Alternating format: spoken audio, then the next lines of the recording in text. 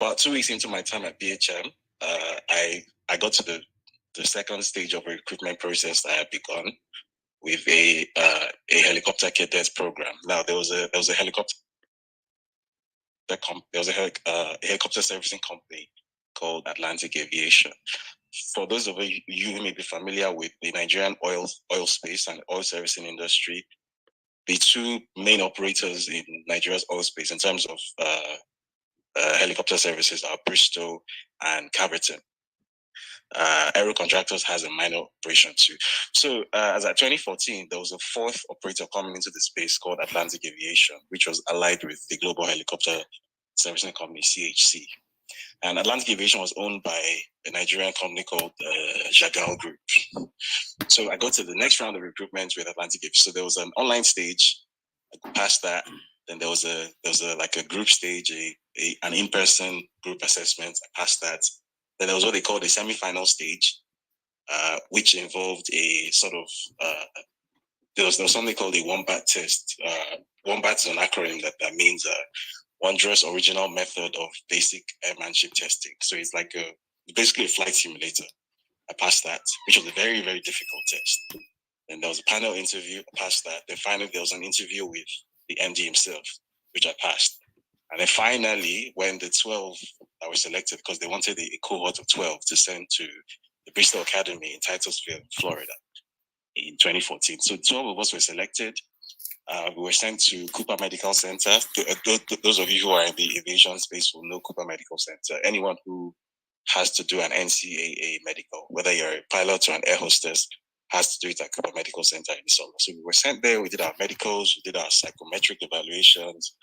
We were measured for our pilot uniforms, and everything was perfect, right? And then, bear in mind, by this time I was already working at BHM, so I was just waiting to get my sort of invite to Bristol Academy, and then resign from my job at BHM and fly off to Florida and become a pilot. And then I got an email on Friday telling me, and the subject of the email was your job application. And then the email said, "Thank you for applying to Atlantic Aviation. We regret to inform you that blah, blah, blah." I don't think I ever finished reading that email. I didn't understand what happened at first until much later I got to find out that, first of all, the company cut the number of people it was taking from 12 to 3 because of the uncertainty regarding the 2015 elections. The company wasn't sure whether Buhari was going to win the election or not. And if Buhari won the election, the company thought that its growth outlook was going to be very poor. So it cut the number of people it was taking from 12 to 3. And then much later on, I got to find out that even the 3 who eventually went never actually got to complete their training, because before the end of 2015, the company completely folded down. Because as soon as Buhari came in, one of the very first things he did was run a tsunami through the oil industry. And I'm sure there are many people who are going to speak today who are going to have their experiences with the oil industry after Buhari came in. So, I faced my job at BHM. I rose from an intern, then I got confirmed, then eventually I became head of content. And I left in 2016 to set up my own content creation agency because I thought I was good enough to do it. I thought I was big. Unfortunately, I did it in the middle of the recession in 2015. And unfortunately, in a recession, the very first thing that always goes is marketing budgets. So everybody everywhere in Nigeria was slashing their marketing budget. So nobody had budget for a content creation team, content creation agency. So by the time I left BHM May 2016. By August 2016, I found myself like sort of just on the floor, like trapped, nowhere to go. So I became an Uber driver. I put my car on Uber. I was an Uber driver for 3 months. During this time, I have so many adventures which I will share one day, but the one that sticks out in my mind was one day. This was at the height of the so-called Badu gang a ritual killing problem in Ikorodu. One day around 2 a.m., I got a request taking me to mile 12 from Lekki. And it was a cash trip. I used to love cash trips. So I took the request. It was a man and his wife. And then we got to mile 12 and they were like,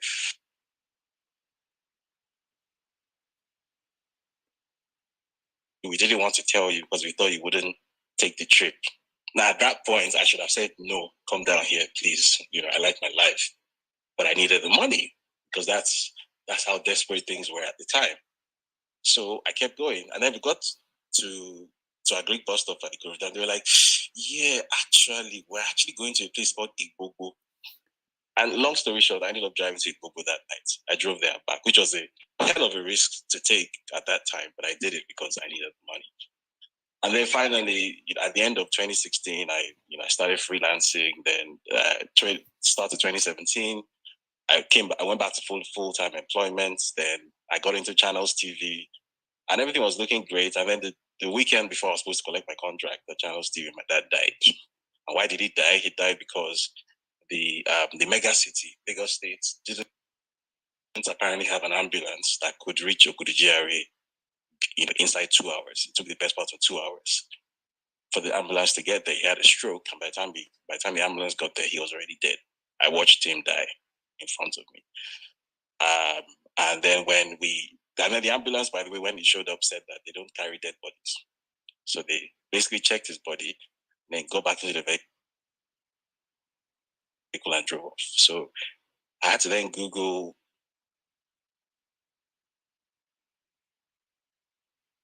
on my phone what private services in Lagos carry. And then the morgue at Bagada General Hospital said they are not going to accept the body because it doesn't have a death certificate. So I had to pay a bribe to basically get a death certificate done in front of me. And the cause of death given was psoriasis, which is ridiculous because that's like saying someone died of eczema. But that's what's on my dad's death certificate because I had to pay a bribe.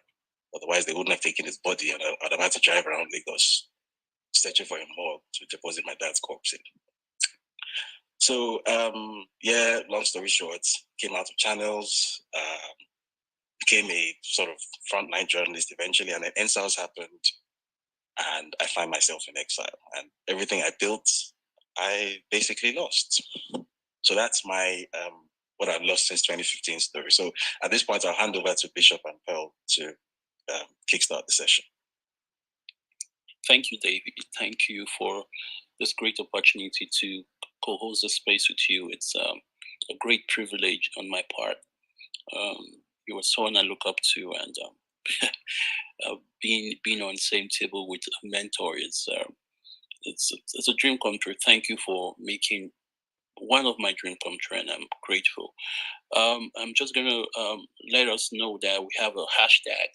Okay, most of you might be mic shy. Okay, and if you know you're mic shy, please go to your Twitter handle and just make a tweet and tell us what you've lost since 2015 with the hashtag lost since 2015. It's spelled LOSTSINCE,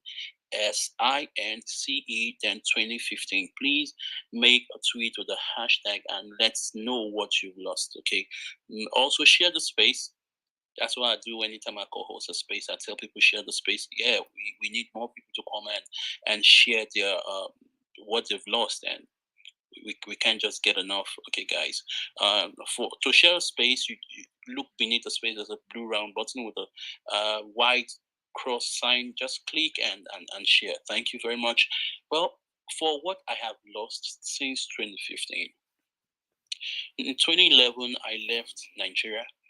I paid a sum of 680,000 naira, and then I left for Qatar and Doha in 2011, and it was really a tough time because I didn't know anyone in Qatar, and I just had to hustle alone and just be there alone. I did so many things. So luckily enough, I started off as a document controller, and I got interested in health and safety, went into health and safety. I built myself by the grace of God from scratch, and God helped me. And I gathered little money, and I decided to invest back home. Opened a pure water factory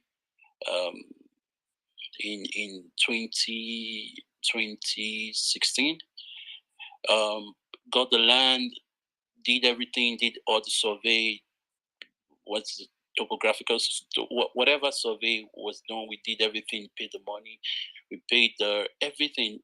I sank virtually 70 to 80% of all the money I saved into that, and gradually we started.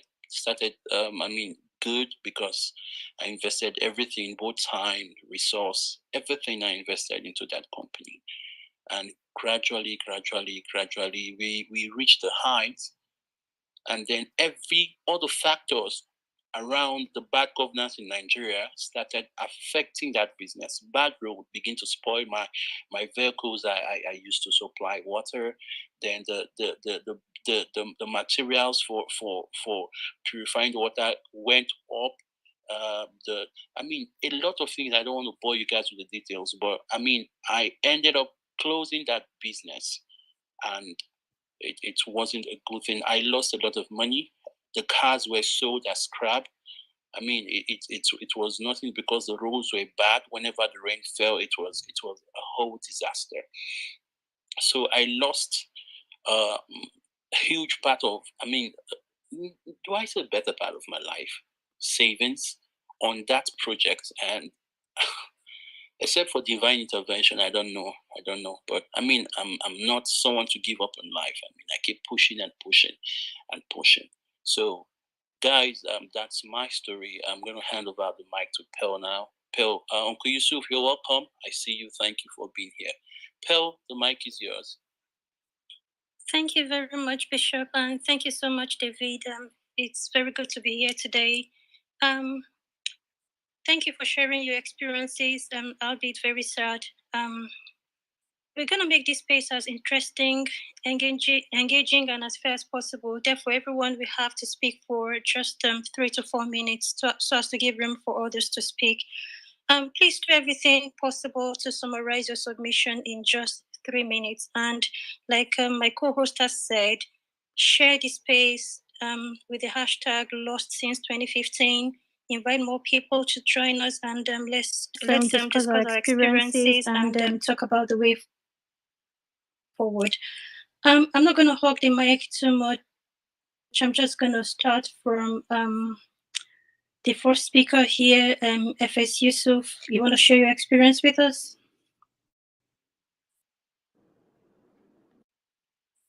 Hi, good evening, everyone. Can you guys hear me? Yes, we can. Yeah, good to be here.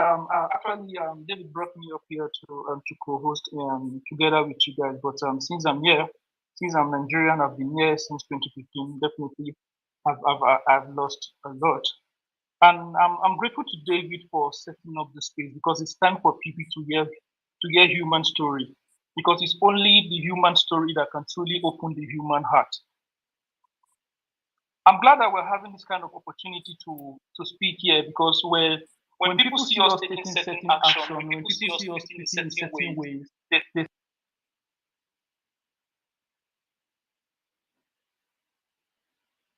we just want to come up here and just type or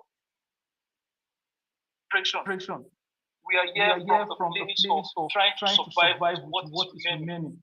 We are here from we come up here from a place of depression, sleeplessness, and anxiety and fear. But people don't see that. People don't see most of what's happening. But they might take it that, okay, you're just there to tweet, or you're just there to trigger someone. And sometimes people react in certain ways that you go back wondering, like, are these people also in Nigeria? Are they listening? Are they really checking what's happening? In fact, when we look at our statistics alone, it's enough to say millions of people have lost a lot. When we look at our economic stability, we look at insecurity, you look at our social economies, you look at human rights abuses, we've lost a lot. I'm from a military family. My dad served in the military. In fact, my dad spent most of his time on the war front than the time he spent with his wife.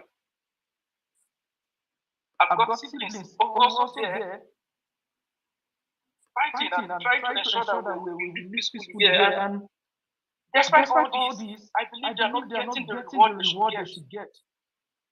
I believe they're nowhere rewarded. So if I'm here trying to speak out and trying to ask for a better system, I'm speaking because I'm very affected. As far as I'm concerned, I've lost 8 years of my life to blatant misgovernance. So blatant and completely unfit for purpose. I've lost 8 years to this nonsense that was brought upon us. And it's so sad that this same political machine that brought this system upon us are not even remorseful. They should be pleading to Nigerians and not even campaigning again. Yesterday, 17 soldiers died, but I tell you, it's not just 17 soldiers that died. 17 families are mourning. 17 extended families are mourning. And 17 families will not get the benefit of their father coming out to lay their life for this nation. They will not get that full benefit. I'm sorry to say that their children might not get the right education they deserve. They might not get that upbringing they deserve. Because their parents have decided to lay their life to a system that is not ready to reward them. But rather, we have a system that wants to reward mediocrity. A system that wants to reward foolishness. But we don't have a system that should reward honesty. We don't have a system that should reward patriotism. And some people will think they have the right to wake up and tell Nigerians to be patriotic. Hey, you don't ask for patriotism that way. You earn it. Government must play its basic role for such government to steer patriotism from the people. If government can play basic role, then such government has no constitutional right, democratic right, moral right to ask for patriotism. What are Nigerians asking for? They're not even asking for Dubai. They're not asking for Hong Kong. They're not asking for the United States. Give us the basics first. Give us electricity. Give us protection. And we can pick up from there. Give us the enabling environment. Because even the basic function of the government. Give us the enabling environment. We have the ability. We have the courage. We can pick up from there. But in a place where this enabling environment is not there, everything will go to shit. I need to stick to the time and just leave the mic to someone else. But the truth is, I've lost family members, friends, I've lost relatives, acquaintance in the past 8 years. And this is a loss that cannot be replaced. The only replacement I can do for this situation is to ensure that a better system starts by 2023. I believe that this is the only opportunity I have. Because as far as I'm concerned, I'm not troubled by any threat that anybody puts out here, because I have a lot of things to kill me already in this country. I can leave my house and be knocked down by a car from a frustrated driver. I can say, okay, let me travel to Kaduna and check my business and get kidnapped. So anything that anybody wants to do here is just nonsense. There are enough things to kill me in this country. So right now, that is not even the issue anymore. I've seen a lot of threats. I've gone over a week shutting down my main line because of the kind of information I was getting. I'll read the mic from here. Thank you very much for the opportunity. Okay, thank you so much. FSU. We have a lot of requests coming in. So please, when you're on stage, after you're done speaking, you may do well to move down. So we bring others up. Thank you. So we'll go through. We'll go the.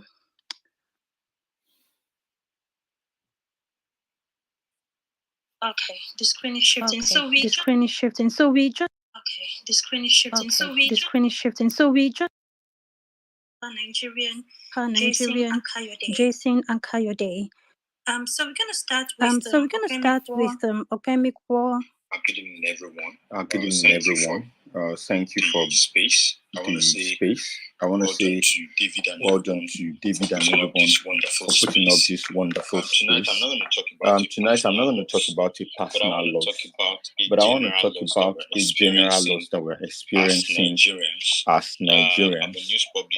I'm a news publisher, and I have access to backing. I have access to analytics. What that means is that I can tell what kind of Nigerians would engage with prior to 2015 or even around 2015. When we write news about killings, about bombings, about kidnapping, any violent kind of news, it used to generate traction because Nigerians were worried. Nigerians wanted to know what was happening. But in the last few years now, it seems that the human part of us has been lost. The empathy part of us is dead. Not just myself now, Nigeria. Today, when we write about bombing, people don't even read any longer. They just scroll past it. Why? Because it's now like a normal news. You understand? Yusuf was talking about the fact that some soldiers were just killed. Sometimes there was a time that the killing was so much that to even report it as a news platform for us was a problem because it was as if that was all we were about. When all that you're reporting is just killing, bombing, kidnapping, and it's as if there's almost nothing positive happening again.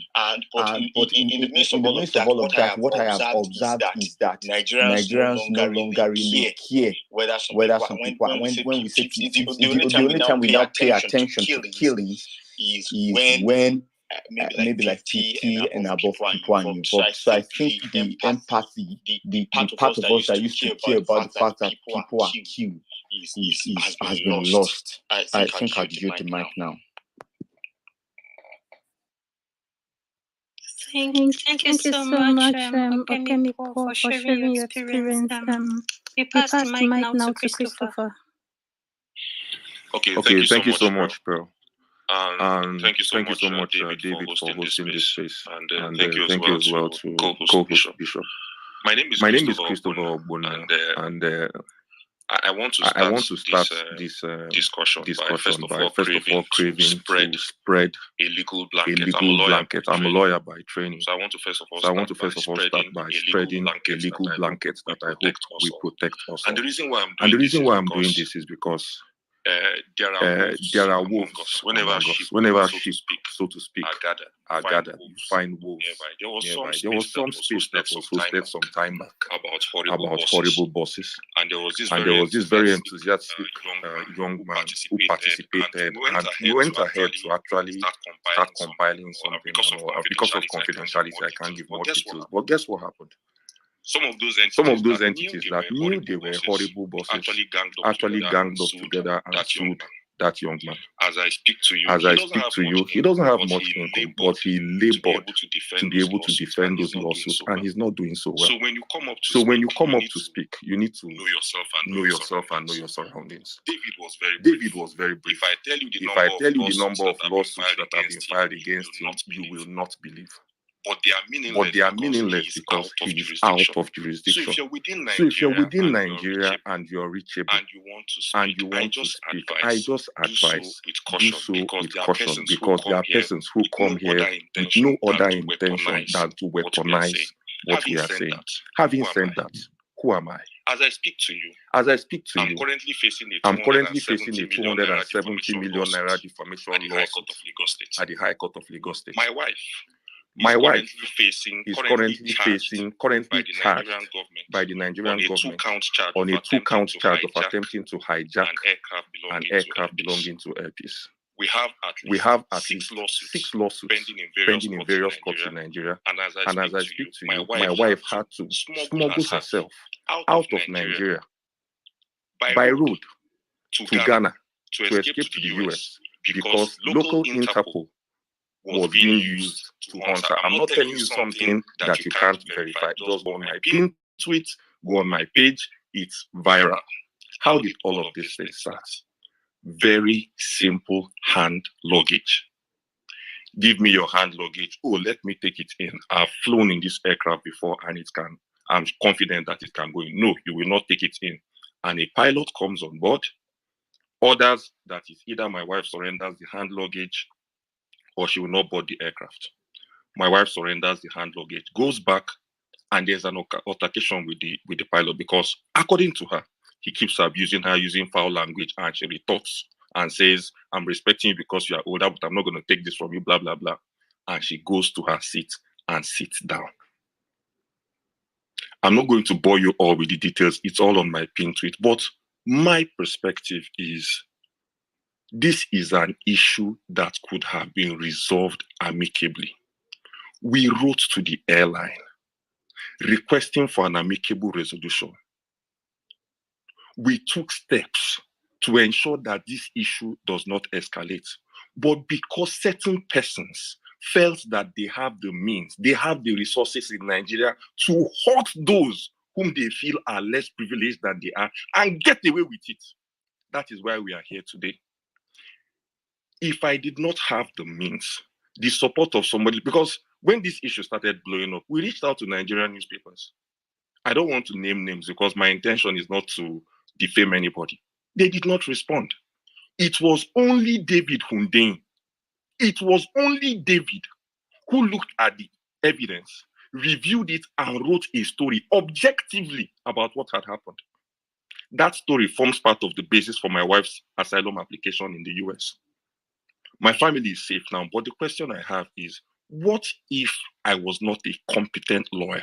What if I did not have the means, the resources? What if I did not get the kind of support that came to me? Where would we have been? My wife would most likely have been languishing inside prison for an offense that she did not commit, for an offense that was not even committed. That is what my family and I have lost since 2015. This incident happened on the 10th of December 2019. It's very long, but because of the time limit here, I can't go into all the details. So this is just the summary I'm presenting. Thank you so much. Thank you, Christopher. Man,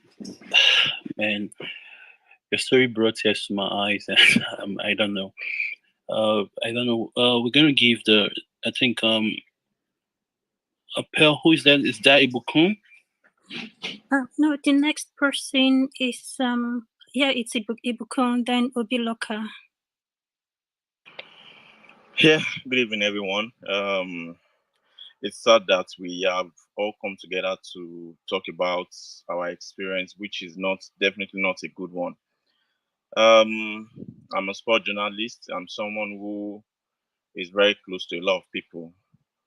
And my personal experience, I will just talk about a friend of mine who came from 100 to 0. Like, when I finish this story, I'm sure a lot of people would maybe want to request for his contact as well.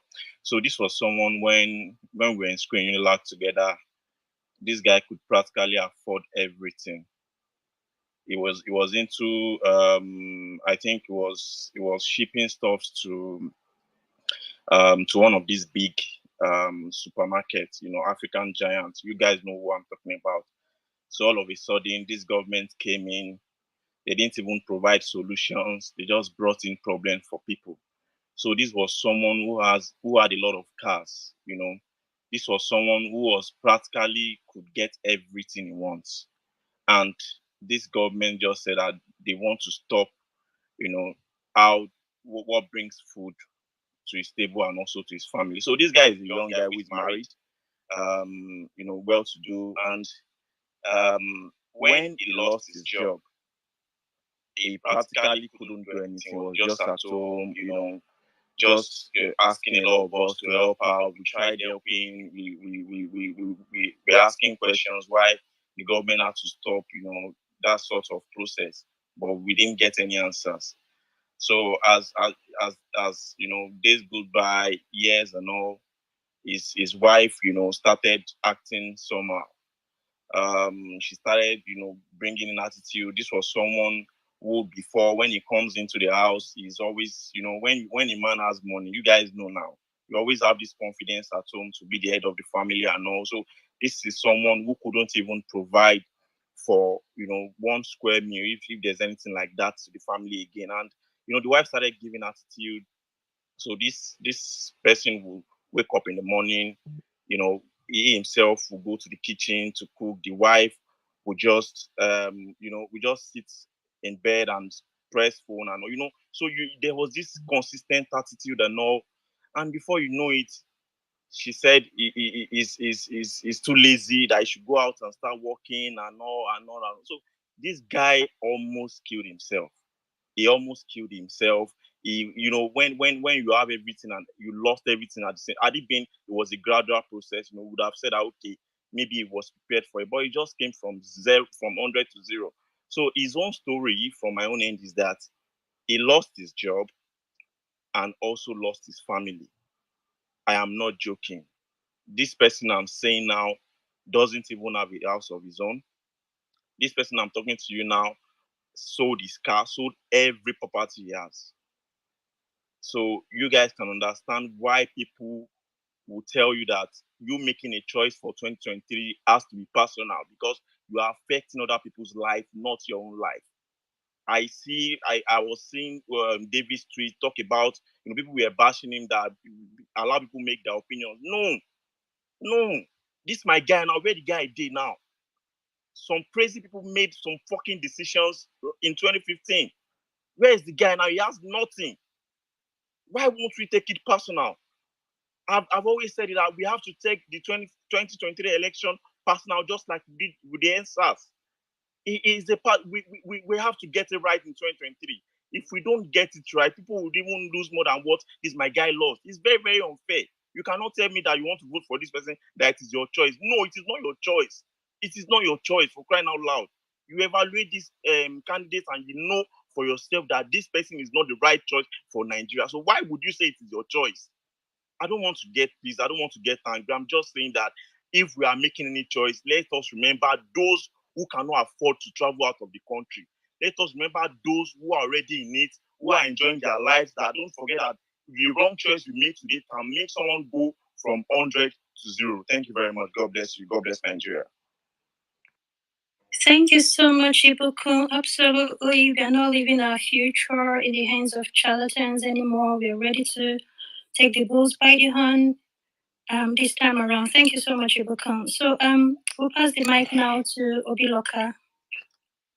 Thank you very much, Bill, and good day to everybody on this space. I will need to quickly make the basis of the little time I have, so pardon me. So I just want to contribute to this discussion by, sharing my own, some of my personal experiences, and also speaking for, how do I put it, my own, let me say my own set. That is those of us who finished school around the time when the 2015 election took place. So, as a young guy growing up, Nigeria was a country that, opportunities were not so hard to come by, because, I can remember when we were in the 100 level, 200, stories of, in the fellowships among our senior friends. You hear stories of people going for job interviews, even as undergraduates. People being poached by people with outstanding academic performances, being poached right from school by companies in different sectors, be it banking, oil and gas. But if you sit back and if you are a kind of person that observes, you will notice that those things are almost. If you tell some people that those things used to happen now, they may not believe. Probably only maybe tech or some very, very few outlier industries are still doing such now. Because why? The economy was utterly mismanaged by the government that Nigerians chose to elect in 2015. And let me just quickly go to my own industry where I relate with every day. I'm an architect by training, and there are no jobs. So fortunately for some of us who did professional courses, we can stand on our own any little and do little things. But what I noticed was that when I was an undergraduate, you will see civil servants, ranking civil servants, be it state or federal. You will see people with small scale businesses, building personal residences, expanding their what's it called now? Expanding their real estate assets, because things were much cheaper than what we have today. It used to cost much between 6 to 8 million to build a decent 3-bedroom bungalow in my own part of the country. But today, if you want to embark on the same project, you need at least 18 to 20 million. And what that means is that, because don't forget that these things are things you do after you are well fed, after you have attended to the essentials like school fees, health, and others. So it shrunk the markets. It shrunk the nowadays you hardly find honest civil servants, honest small scale business people being able to. A lot of projects had to stop. So many people are like, if you join the space early enough, imagine somebody who was running a business and the business collapsed. If such a person has a project that profits from the business we are going into, of course, what happens when is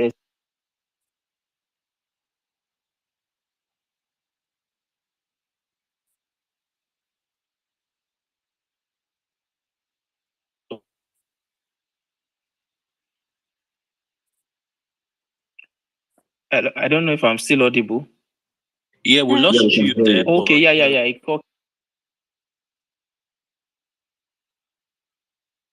Pearl, I think we should take another person. Then Obi, just kindly go down, then request the mic again. Then when you go into, you cannot verify from the comfort of your devices.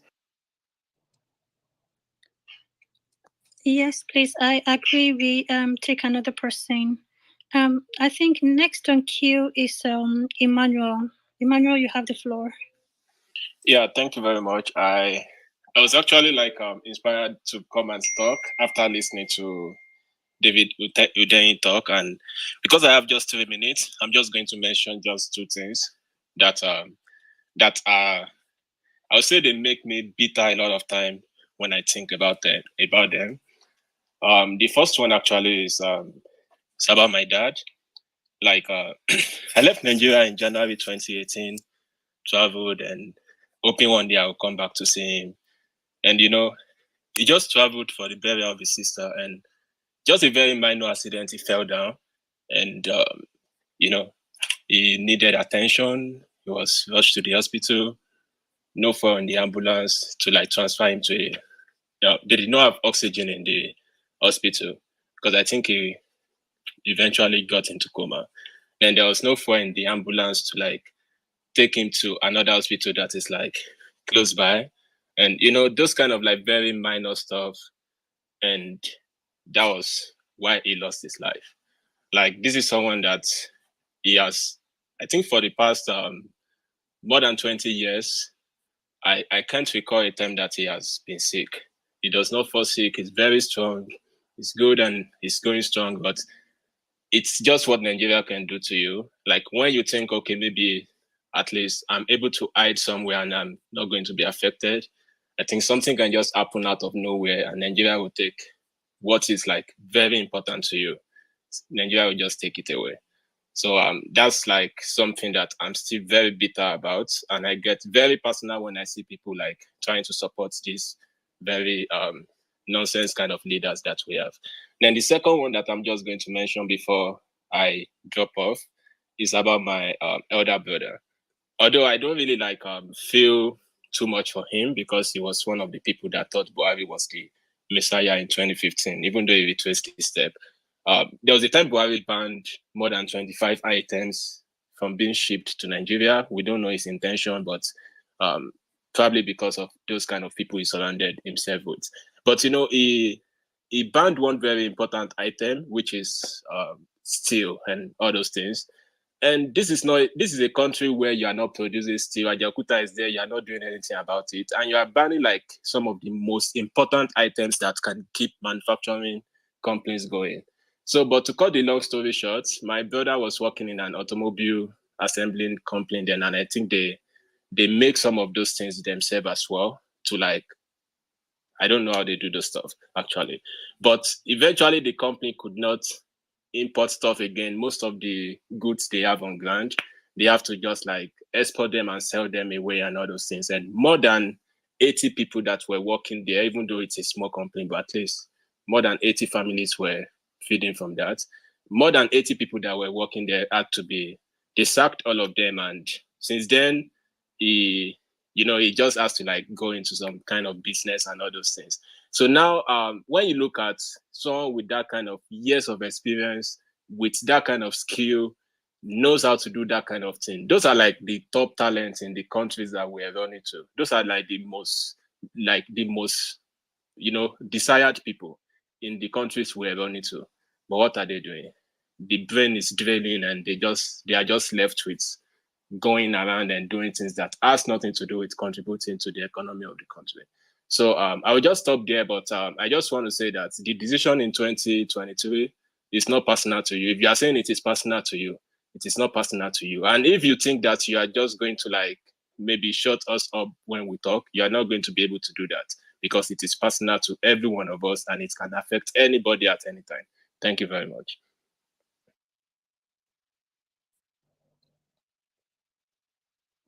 Okay, thank you very much, Emmanuel. Next on the queue is Coco. You have 3 minutes. Hi everyone. Big shout out to David for this session. So I'm trying to keep it very, very quick here. My experience was with the security operatives. It was a very messed up one to get. It was a very, very messed up one, and I know almost every Nigerian must have had an experience with either the police, the military, some kind of maltreating, and we all have that experience. But I think this Buhari's administration, it worsened. It got to a point where you experience first-hand stereotyping from security operatives to just looking some type of way. They could just extort so many extortions, so many things. It's still happening though, but it's one of the reasons I had to leave to get. And this upcoming election is like it's the only opportunity young people have, and the only power you can have is your PVC and your mobile phones. It's good to always record all these things. It's good to always have evidence.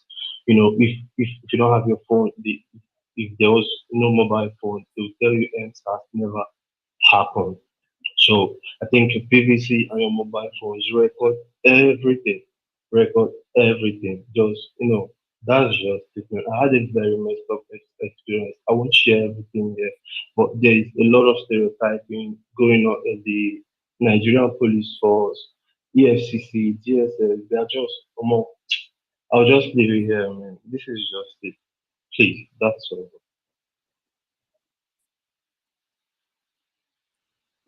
Thank you so much. Yeah, go ahead, Bishop. No, you can go ahead, no problems. I'm here. I mean, the stories we've heard so far, I had to go get tissues. I mean, it's heartbreaking. I mean, it's just heartbreaking to hear what, and these are what we are hearing. What about the ones we've not even heard? Those terrible ones we've not heard. I mean, nobody listening to what Nigerians have gone through would want the ruling party to continue, or someone who is incapable of ruling this country to be at the helm of affairs of this country. No one. And I want to say that, I mean, I share the grief of those who have lost a lot, and we're here for you. Trust me. I think that the space should just go on before I get too emotional. Thank you, Pearl. Absolutely. Some of these stories are very heartbreaking. Yeah, but if we don't share them, how can we learn not to make the mistakes we've made in the past? And I really appreciate everyone who is so courageous enough to come here today to share their experiences. Thank you so much. Next on the queue is Ebo Emmanuel. You have 3 minutes. Sorry, Ebo Emmanuel. Yeah, Ebo Emmanuel, sorry. That's fine. Good evening, everybody.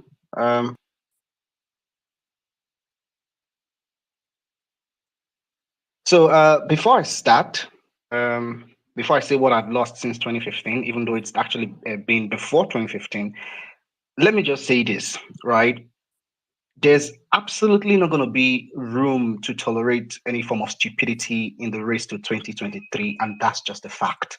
I mean, be it from a pope, be it from whoever. I mean, I understand that there is freedom of speech, and everybody has a right to their opinions and all. But Charlie, if your opinion is not geared towards a better Nigeria, which Peter will be obviously, then keep it short and to yourself. Because me, I will come for you. I don't know about any other person. I will come for you because this is personal to me. Right now, I did write an open letter to Buhari.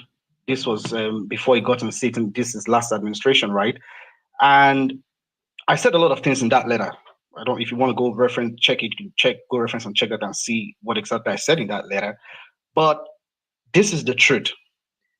People are saying, why are we taking this too personal, or why are we so overdoing this campaign thing and all that? If I personally miss this cycle of election in terms of getting the wrong person on seat, I have totally missed it completely for life. I mean, I'm not gonna go back to the years I've lost or go back to the age I will be after 8 years. Right? Now, it is very, very unfair, and I'm using the word unfair, that somebody, a young person with the right sense of mind, will say, I still don't want to vote Peter. I will use names. I understand one of the speakers said recently that we have to be cautious with what we say and suing and all that. Lagos, you people have energy. I mean, the energy you're using to sue people for saying the things they say or the things that it's actually bothering them, you are suing them. You are a witch. You are a wizard. That is just the plain truth, because you have nothing positive to do than rather want to bring somebody down that is airing his opinion, that is, okay, this is how it's paining me. Right now, in 2011, I registered a company with CAC, right? And that was right after I returned from Ireland. Okay. And after staying in Dublin, Ireland for years, right, and the things I experienced and how life was in Dublin, Ireland, coming to Nigeria, ever since then, my mind has been changed different. Every little thing pisses me off in Nigeria that's not being right. Like, why on earth are we accepting the abnormal? Why is things that are not supposed to be becoming normal for us, right? And somebody was saying something about empathy is dead, because I mean, I like to think that's true, because evil things, wrong things are now the normal things in Nigeria. People are okay with it. People are comfortable with it. And the system has influenced people who further make others lose a lot, right? Simply because they are in a position to do so. So aside the fact that people are losing a lot due to bad system that we are currently living in, there are people that are also further making this loss a huge thing for others, simply because they are above or in a power in place for them to do it. Right now, I registered this company as at that time with less than everything total. These certificates, I got my certificates, everything for the business, less than 11,000 naira. But today that's not the case, and this is 2023. If you want to register a business right now, you're looking to have at least say 20,000, 25,000 and above. And the stress, Charlie, is not here. This took me like less than a week to register. I literally did this like in less than a week. But that's not the case this time. That's not the case like right now. For me, what I have lost, I'm using past by notes. Sorry, Abel, can you round up in a minute, please? I'm rounding up now. So for me, what I have lost is even way before 2015. This was since I came back from Europe. Everything is just not working. And for those that have not been privileged to travel out, for those that have not been privileged to see outside Nigeria, we've lost a lot. We are losing a lot. Like, we literally need to wake up and sit up and say, we're taking it back right now. And if we miss it in 2023, we've missed it for life. There's no, 2027 or 2031. After 8 years, with the current situation we are in now, we miss it, we've missed it. And with that saying, if you're going to have an opinion on this election or on this campaign prior to 2023, and if it's not geared towards supporting Peter Obi, now even for Peter Obi himself, he needs to understand that this election is way beyond him. If he does too much, like Charlie, it's now or never. That's just the truth. I'll yield my mic. Thank you. Thank you very much. Thank you very much, bro. We really appreciate you. I think it was Ebo who spoke just now. So let's give the mic to a lady. Light Ojoma. Ojoma, how are you doing? Hi, good evening. I'm very fine. How is everyone doing? Hi, looking. All right, go ahead, Light. You have the floor now. Speak. Okay. Well, it's a privilege being on this space. I want to thank Mr. David for being the host. Like, I'm very grateful that I get to talk. Well, I'll be speaking on behalf of the common Nigerians, like down to the street. I graduated in 2017, actually. So if I want to talk about what I've lost since 2015 is a whole lot. Like, I'll start with the fact that getting admission was something very hectic. Then you get to the university, the lecturers and all. Now, I don't want to talk too much, but the most painful part of it is in the fact that out there, your book doesn't matter. You just have to be streetwise to get it in Nigeria. My friend and I were discussing last week, and she was like, Ojoma, like, did we get the grades we got to just be business people, while those with the other grades, I don't want to mention, are the ones in offices, and we look at them and the rest. Going around offices with your shoe patched, and you get people asking you, do you know this minister? Do you know this senator? It's a whole lot. Like, it's painful, especially somebody coming from the scratch that doesn't have anybody at all. It's just you, your parents, and some loyal relatives. So I would say this government has done me no good. I wouldn't even want to start from 2015 or 2017 that I graduated, because even till now that I speak, it has to be what we do out there on the street for us to get something to eat and to support our family. So, like the last speaker spoke, I'm not calling any name because I have my own candidates, but if we really want the good for this country, everyone should do what is right. Like, we got to do what is right. And I still want to beg, like, I know this is not supposed to be, I'm begging with the permission of Mr. David and other co-hosts, please, I sell palm oil and I deliver nationwide. I beg, this is the job I do. Nobody want to give me job. So please, you guys, patronize me. I can deliver everywhere. Thank you very much, guys. I appreciate so much. Thank you very much, Ojoma. I think we'll send you the bill for that advert. Okay, thank you very much. Thank you, guys. Thank you all for being here. I think we have a whole 7,461 people listening, and a lot of people requesting the mic. Please, if you have spoken, kindly drop the mic so that others can have the chance to speak. I don't know, can we take another lady? Because I know Mr. David would love an inclusive government. Can we take another lady? Dora Talker, are you a lady? Dora Talker?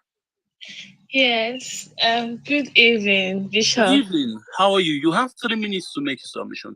Please go ahead and try not to make us cry. I'll just cut it short. I have a friend of mine, a very good close friend of mine. Like, can I call her a sister? Yeah. She had those fibroid issue, and at the same point, she decided it affected her womb, so they have to remove both the womb and the fibroid at the same time. So at first, she never wanted to go for the operation, but because of everyone's telling her, okay, you have to do this thing, just get this thing out of your body, because she was going through pains. Because I was with her throughout the period of time. Each night she cries in the morning, stuff like that. So to round it up, when she decided to go for the operation, because she agreed that she was going to go for the operation, so they could remove the fibroid and the womb together. So at the point where they were operating her, I don't want to call this popular hospital. It was a very popular hospital in one of the biggest cities here in Nigeria. So let me just keep it a secret here. So at the point where they were going through the operation, they took lights in a very popular hospital in this country. They took lights, and at the spot they were trying to fix the light and that stuff. So I didn't know what happened. The next thing, before they brought the light, because I was close to the theater. So before they brought the light again, it took over like 1 hour. So at the point I lost my friend. So since then, I feel that I don't want to talk too much, but it is well. So that's the story. Very much. Thank you. Talker, thank you for sharing. I know it was difficult for you to, let it out, but thank you for sharing. Thank you for sharing with us. Really appreciate that. Let's go to IUFBI. IUFBI, how are you doing today? Hi guys. How are you doing? I'm good, and you? I'm fine. You have the space and you have 3 minutes. Go ahead, sir. Okay, I'll make it as short as possible. Now, thanks to David, I've been a fan for long, and I really appreciate the fact that he brought this up. What I'm going to say is very simple and very short. In fact, the fact that we are here having this conversation about what we have lost since 2015 is, in fact, to me, I really do not think that any sane person, like if you're sane, like Nigerian government banned Twitter for 222 days. And we still have some people, I mean sane people, who are still out there canvassing for these same people. Do you know how crazy it is? Like you took the same Twitter away from people who probably had their own means of livelihood through this Twitter. We had influencers who couldn't do anything at this point. I had a gig at that time that I lost. It was approved, and because Twitter was banned, obviously, no big company would risk doing any campaign or any publicity on Twitter when federal government had banned it. So I lost I think an 8-figure deal to this Twitter ban. This same government opened fire on its citizens. You know, it doesn't even. Sometimes when I see people tweet, I am for leave and let others. But then, like I've forgotten this guy's name. Like what he said, you can have an opinion, but if your opinion is stupid, then I think you should keep your opinion to yourself. These are the same people. This is the same. APC by now should be apologizing to Nigerians, not even saying that they want to field anybody. In 2015, I remember 2014 December, I had $100. I knew how much I changed $100 for. $1 was 178 naira. Today, a dollar is 610. In 2014, before Jonathan left, a pure water bag, a bag of sachet water was 80 naira, 70 naira, 80 naira. Now they sell it the least you can get it is 250 naira. A bag of rice was sold for 7,500. Now today is 32,000, 35,000 naira. A 12.5 kg gas was sold how much? Today, you people are out there going back to Abacha era, buying coal pot and doing all this stuff. So it doesn't even have to be personal, but sometimes you just have to live and let others. But then, if you are here on this space and you are still rooting for these same people who have impoverished Nigerians, like a lot of people during the lockdown. I wasn't a politician. I've never been a politician. But people were literally coming to my house to beg me for food because they knew that, okay, I'm a young person who was probably doing well for himself. I was sharing rice, giving people rice, giving people palm oil, giving people groundnut oil and all of that, giving them one as low as 1K. And these people will pray for you as if you've given them the whole world. It wasn't this. We've never gotten this low. It has never been this bad. So if you see anybody saying that they still want to tow this route, it's very insane seeing someone saying that. What does APC want to offer now that they couldn't offer in 7 years? Do you understand? So Nigeria has taken a whole lot, like a whole lot. You imagine a government decided, someone gave the order that they are constituting nuisance because they are not making money at Lekki to go and kill them. And people are out here, the same people, the same youth are here defending these people that killed their fellow youth. It's a whole lot, honestly. But then, if anyone is here and you still think that APC should be given a chance in 2023, I think you should really reevaluate your life because we have never gotten this low. Look at electricity tariff. Every day, prices of commodities are going higher. Income remain the same. A lot of people have been out of job since COVID-19. 2,000 plus of my former colleagues were laid off. Some of them are literally doing nothing now. And every day, the prices of commodities are going higher and higher every day. Diesel is about 900 naira per liter, and yet you still want to support APC. You see, you can support whoever you want, but then if you support what will be a threat to my life, I'm rounding up. I'm rounding up. If you support what will be a threat to my life, then we can never be friends. Thank you very much for the opportunity. I would leave the space now for another person. Thank you. Don't leave the space. Just yield the mic. Thank you very much. Sorry, I meant the mic actually. No problems. No problems. Yeah. Thank you, Mr. Ayo.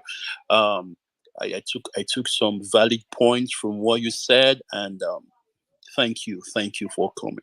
Let's give the mic now to Nigerian president. And the Patriots. You have so many names. Yeah, go ahead, sir. You have the floor now. You have 3 minutes. Yes, thank you. Good evening, everybody. I want to speak to two things: what people are losing generally, and what I have lost personally. Generally, we hear reports of people getting killed, people getting kidnapped, but the reports we don't ever get to hear is the massive depopulation of the file of the Nigerian army.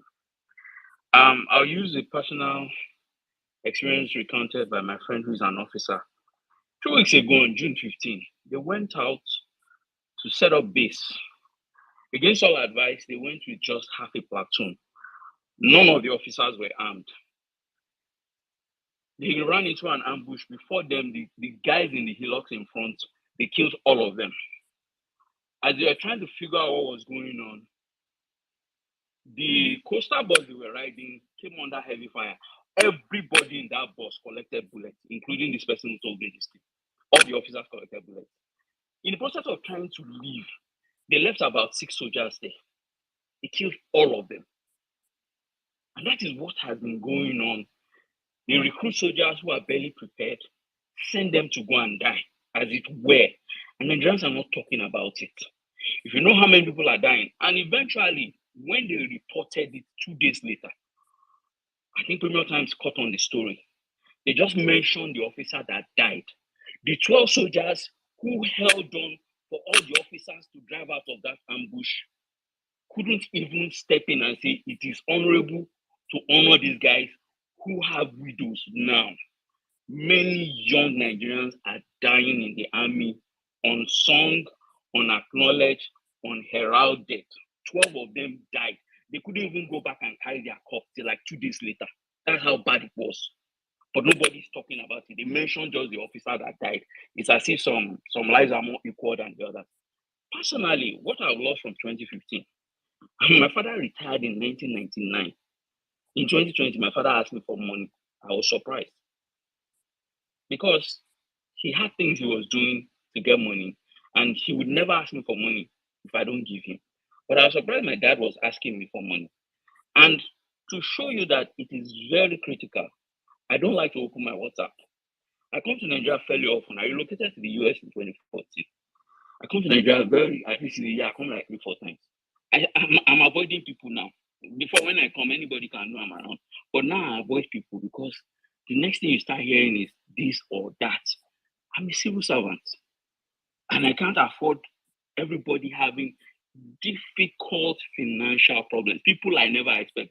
Even one of my pastors asked me for money. I was shocked. Direct. It is very critical. People have been pauperized in these 7 years of low cost. People are going through a lot. There was a guy, my very close friend, who was in the oil industry. Immediately this man came in 2015, everything crumbled. Some of his friends committed suicide. The guy drove Uber, he drove boats just to get back. All his money frozen in the bank, even though he's not a big player. Many people have lost a lot that we can't quantify. And I can't wait for the outgoing government to go out forever. It's the most difficult 8 years in the history of Nigeria. From 1914, arguably. I'm a historian. From 1914. Let me use the mic. Thank you very much for that input. We really appreciate you. Thank you very much. We really I really wish more can be done for men in uniform who has lost their lives, mostly the soldiers, protecting this country. I think more should be done, and I know more can be done. Thank you very much, Dapel. Dapel, how are you doing today, my brother?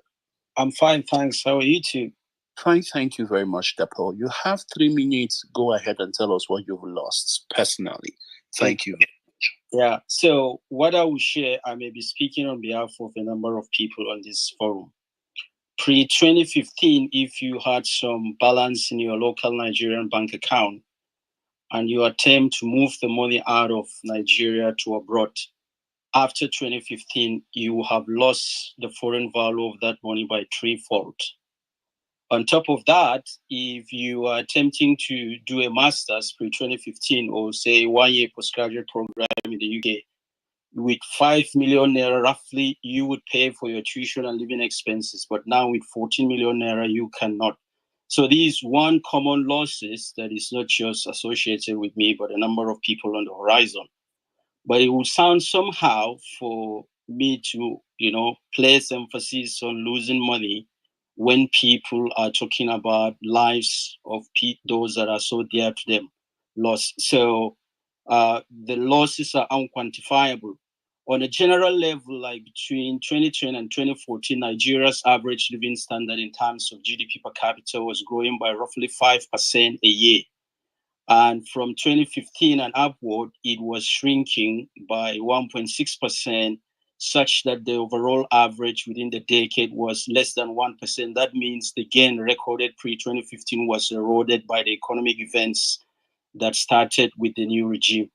Now, to my mind, the biggest reason we are talking about what we have lost, we know that grieving over the past would never undo the past, nor would it really shape a great future. But it has what it takes to reanimate our passion, to push back against the reemergence and reinforcement of bad leadership that generated these terrible outcomes, and to also at the same time propel the government or the leaders we think will bring about a transformation in the economic fortunes of the country. But here lies one problem if we are seeking for a new change. I recently did a poll online and I closed the poll. I was trying to find out what are the main drivers of election outcomes in Nigeria. And to my striking surprise, credibility accounts for roughly 1%. So we see the rise of religion, ethnicity, and money in Nigerian politics. So it ended up creating a government by the people, but not the government that the people want, although the people created the government.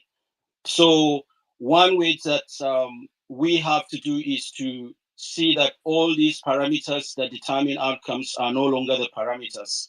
And with what has been going on, there is a fear based on pessimism and the realities on the ground. You would say Nigeria would never have good rulers ruling it, but that's me speaking as a pessimist. But speaking as someone that is hopeful, Nigeria would eventually have someone that is good to seize the key to the Aso Rock and bring about the positive change.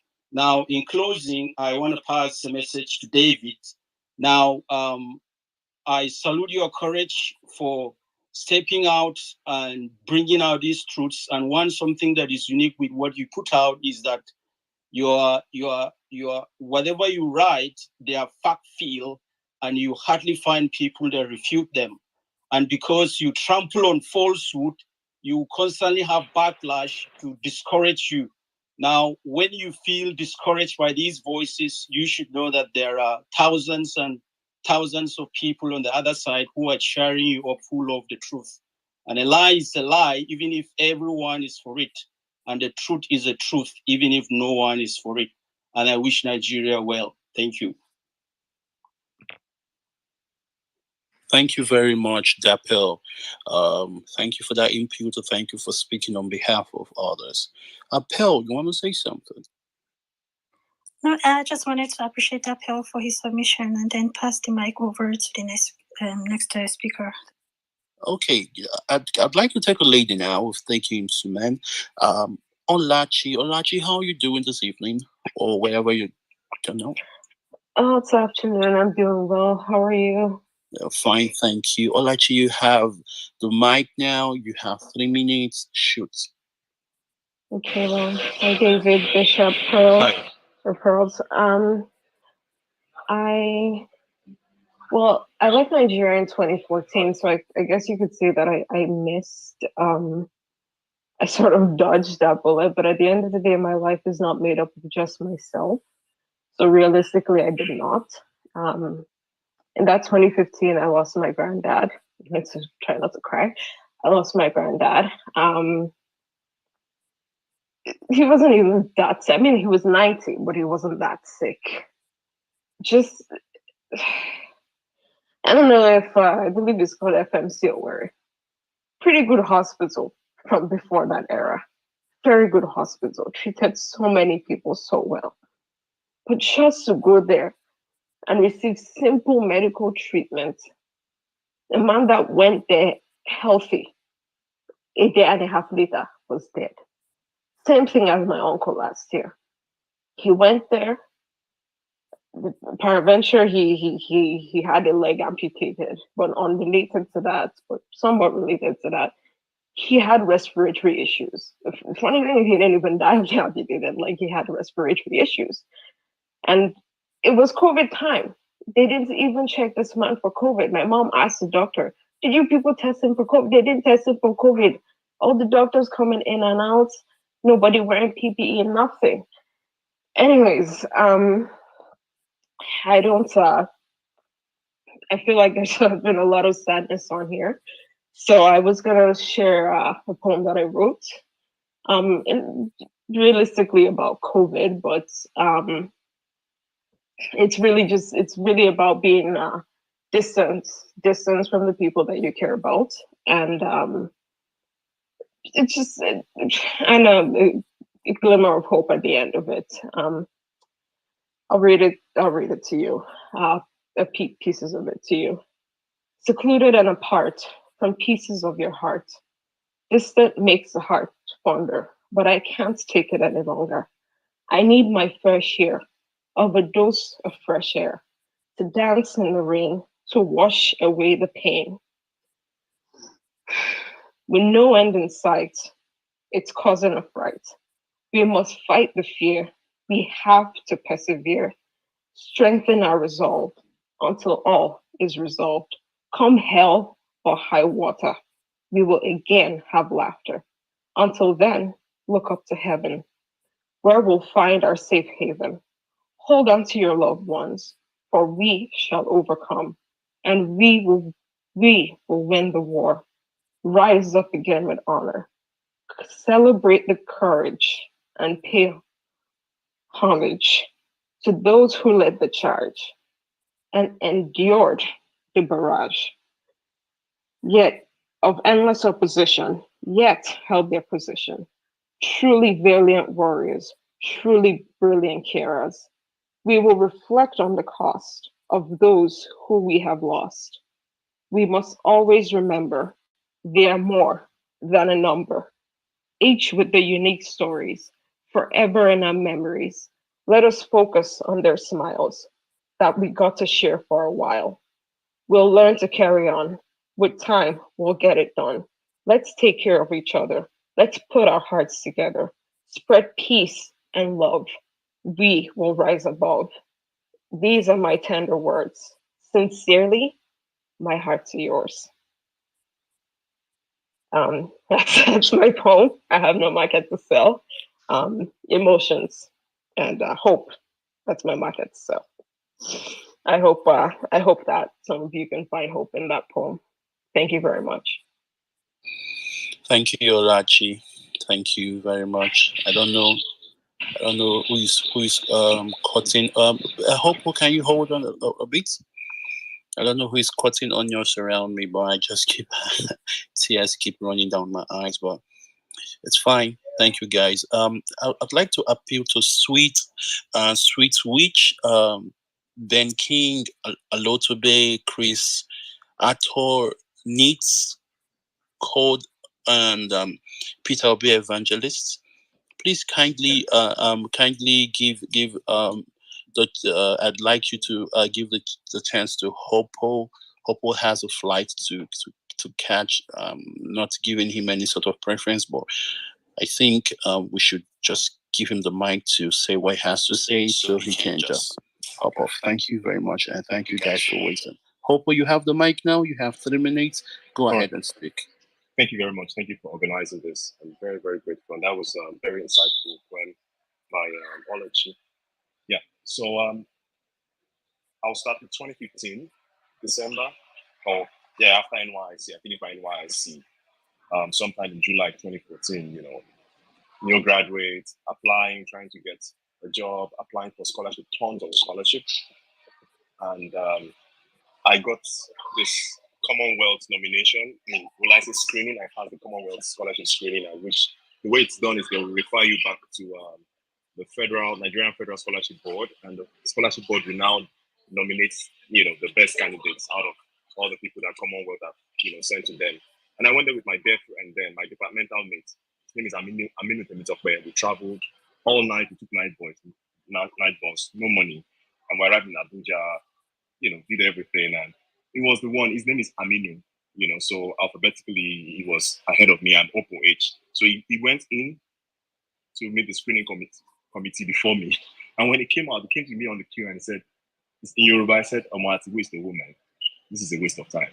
They already know who they're going to choose. So I didn't want that to dull my morale, so I still summoned courage and went inside. My course of study then was renewable energy, and the person interviewing me asked me, why renewable energy? What do you want to do differently? And I said, well, I'm thinking about doing a research in DREA, distributed renewable energy access. And then she spoke Hausa to the person next to her, and they started laughing at me. I still don't understand why they were doing that. They said, then she just said, why are you deceiving? You're deceiving yourself. Why are you here? And I was mute. And that was the end. I never got to know anything about the scholarship. I think after a month, they told me I was rejected, which is okay, which is fine. I mean, if you want to sacrifice meritocracy on the altar of corruption, you do it hidden. You don't do it broad daylight. I still don't know why a screening committee will be interviewing someone who is passionate about making a change, and be laughing at him and speaking in a language he does not understand. As if that was not enough. 2016, I got another scholarship, this time Petroleum Technology Development for National Scholarship, and went to Abuja. It's always Abuja, right? My other friend then, he got a graduate assistantship. He's in Port, we went to study in Port, he did his PhD. He's working with Intel now. And I got this scholarship. I was number 1 in Lagos State, and my admission then was UNSW Australia. And there were a few students also slated to go to, they were awarded to study in UNSW Australia. Awarded us, and after months, I got to hear that they will not sponsor us again because there's no money. To cut the long story short, PTDF strategically reduced people who do not have contact, people who do not know who, from going to study in their school of preference, even though the scholarship that was issued us in our award letter was any school of your preference on the planet. I will not bore you. PTDF boosted 2 years of my life. I resigned from my job because they gave me an award letter that I was going to leave in February. And these guys just kept merry-go-rounding, and it was like they were trying to frustrate people. If you don't know anybody, they would not even make things easier for you. You go to the tower, they're speaking Hausa to you. It doesn't make sense. And I have nothing against my Hausa brothers or people from the north, because the key people that are being used for this instrumental evil are actually not the Hausa people. I mean, most of it was like 80% of the people in those schools in the PTDF are northerners. But there are some strategic positions that it is people from the south that are actually the dogs that do the dirty job. There's a professor, his name is Professor Ajayi. He's from FUTA, and he's supposed to be a consultant for PTDF. And this professor almost destroyed my life. I did admission. They told me to choose between Germany, France, or Brazil. I ended up choosing Germany. And they said I should get an admission. I got admission, 4 admissions. I tendered one. they approved, they will pay my school fees, full scholarship, which is like at least 4 times cheaper than Australia. Only for me to get to Germany just 2 days after my arrival. This professor called, and I was even happy. I thought he wanted to congratulate me. He said, we're not going to pay for that. We are not going to pay your school fee. I said, I don't understand. He said, we're not going to pay your school fee. Go and resume in anywhere that they don't pay school fees. To be an abroad. I said, what? You think it's about coming abroad for me? You know, this is kind of country we have. This is how bad things were for me. So for about 9 months of being in Germany, I was writing emails and telling PTDF to pay my school fee. I ended up getting someone who knows someone who knows someone who knows someone who knows a DG that went to PTDF to speak outside to them, and the man just called me on the phone and said, Victor, in English it means they've spent my school fee.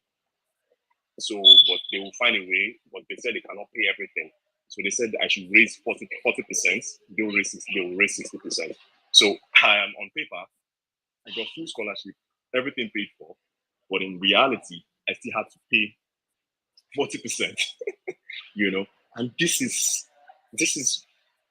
what we call a country. And it's painful. It's painful because I am here. I've struggled, I've finished, I'm working now. But I don't want to be here till I'm 40. I'm going to be 32 in October. I'm in my job, I follow the European Union emission trading system. I wish it was African Union emission trading system I'm following up. We have to fix this thing. It's now or never. And I have to be a little violent. If you are an adult, if you're an elder, if you're on this call, and you think that we are not wise for making decisions of wanting to change strategy or choosing things that will favor us, that would brighten our future, even though all the things you and your generation have done has failed us, I think you are hopeless, you are helpless. I think you need to listen and accept that you guys have done things wrong.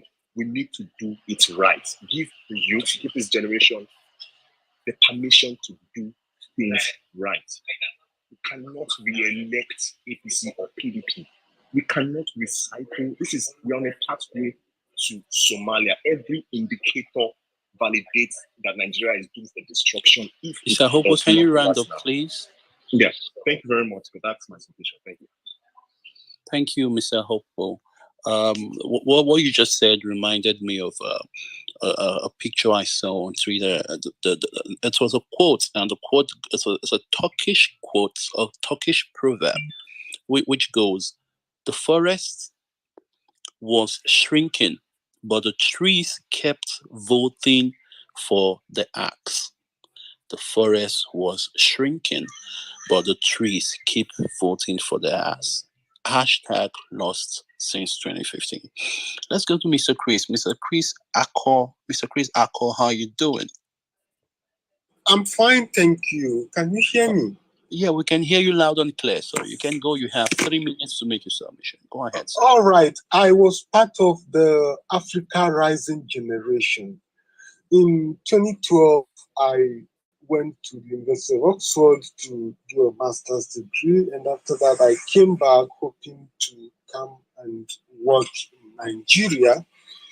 And that was when the whole APC coalition was taking shape, and the direction pointed that they all wanted Buhari to be president. I was alarmed. I studied political science. I am a student of Nigerian politics, and I was like, come on, this man, we know his antecedents now. Why are we trying to bring him back again? Of course, I was shouted down, and I kept my peace. Election happened, and he won and became president. I had to. But then after I became president, I had to make a decision. That is 2015. And it was clear to me what the man was going to do. And I was like, well, I have to suspend my dreams, my aspirations. I have to be among those that will hold his administration to account, even though it will be a very dangerous job. So I suspended my dreams, my goals, my aspirations, and took up a journalism job.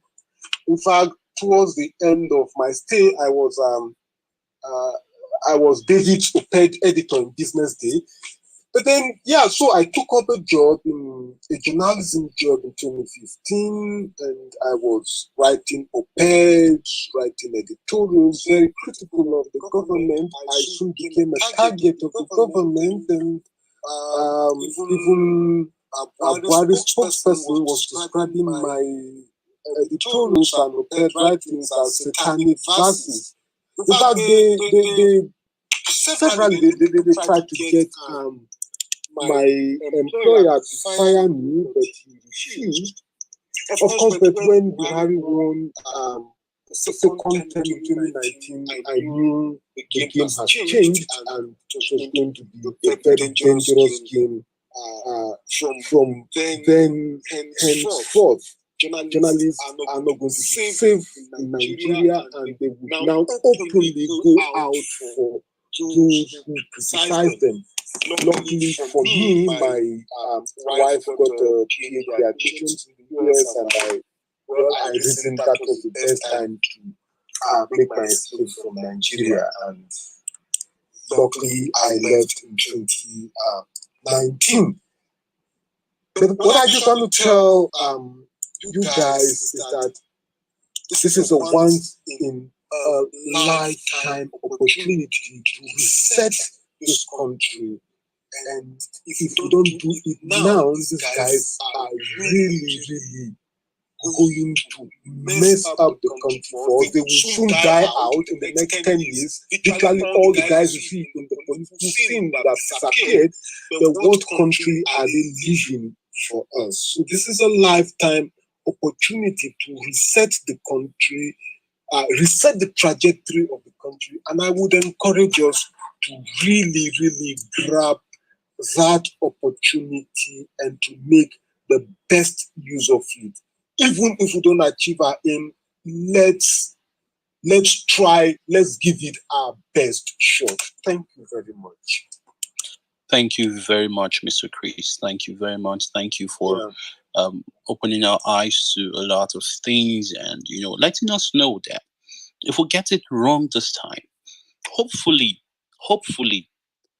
Peter Obi might not even run for president anymore. And oh my God, if that happens, I don't know, because I don't know why would have a country full of graduates and brainiacs, and then we're going to pick people who don't even have certificates. It's worrisome.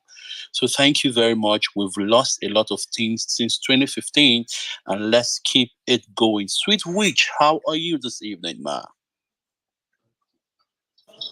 Hi, good evening, everybody. Hello, how are you doing? Fine, thank you.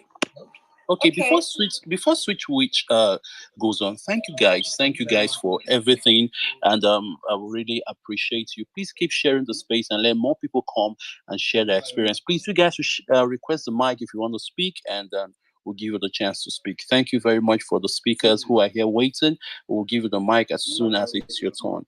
Thank you very much. Go ahead, Sweet Witch. Okay, hi.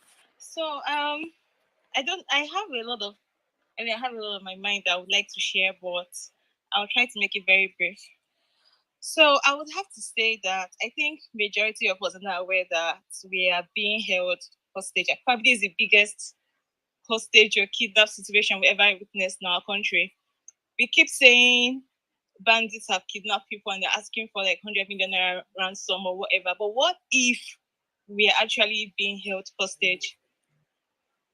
Like, what if we're actually being held hostage in Nigeria? It's so systematic. It's so, I don't know how to explain it, but we can't. The police is underwhelmed. The media is underwhelmed.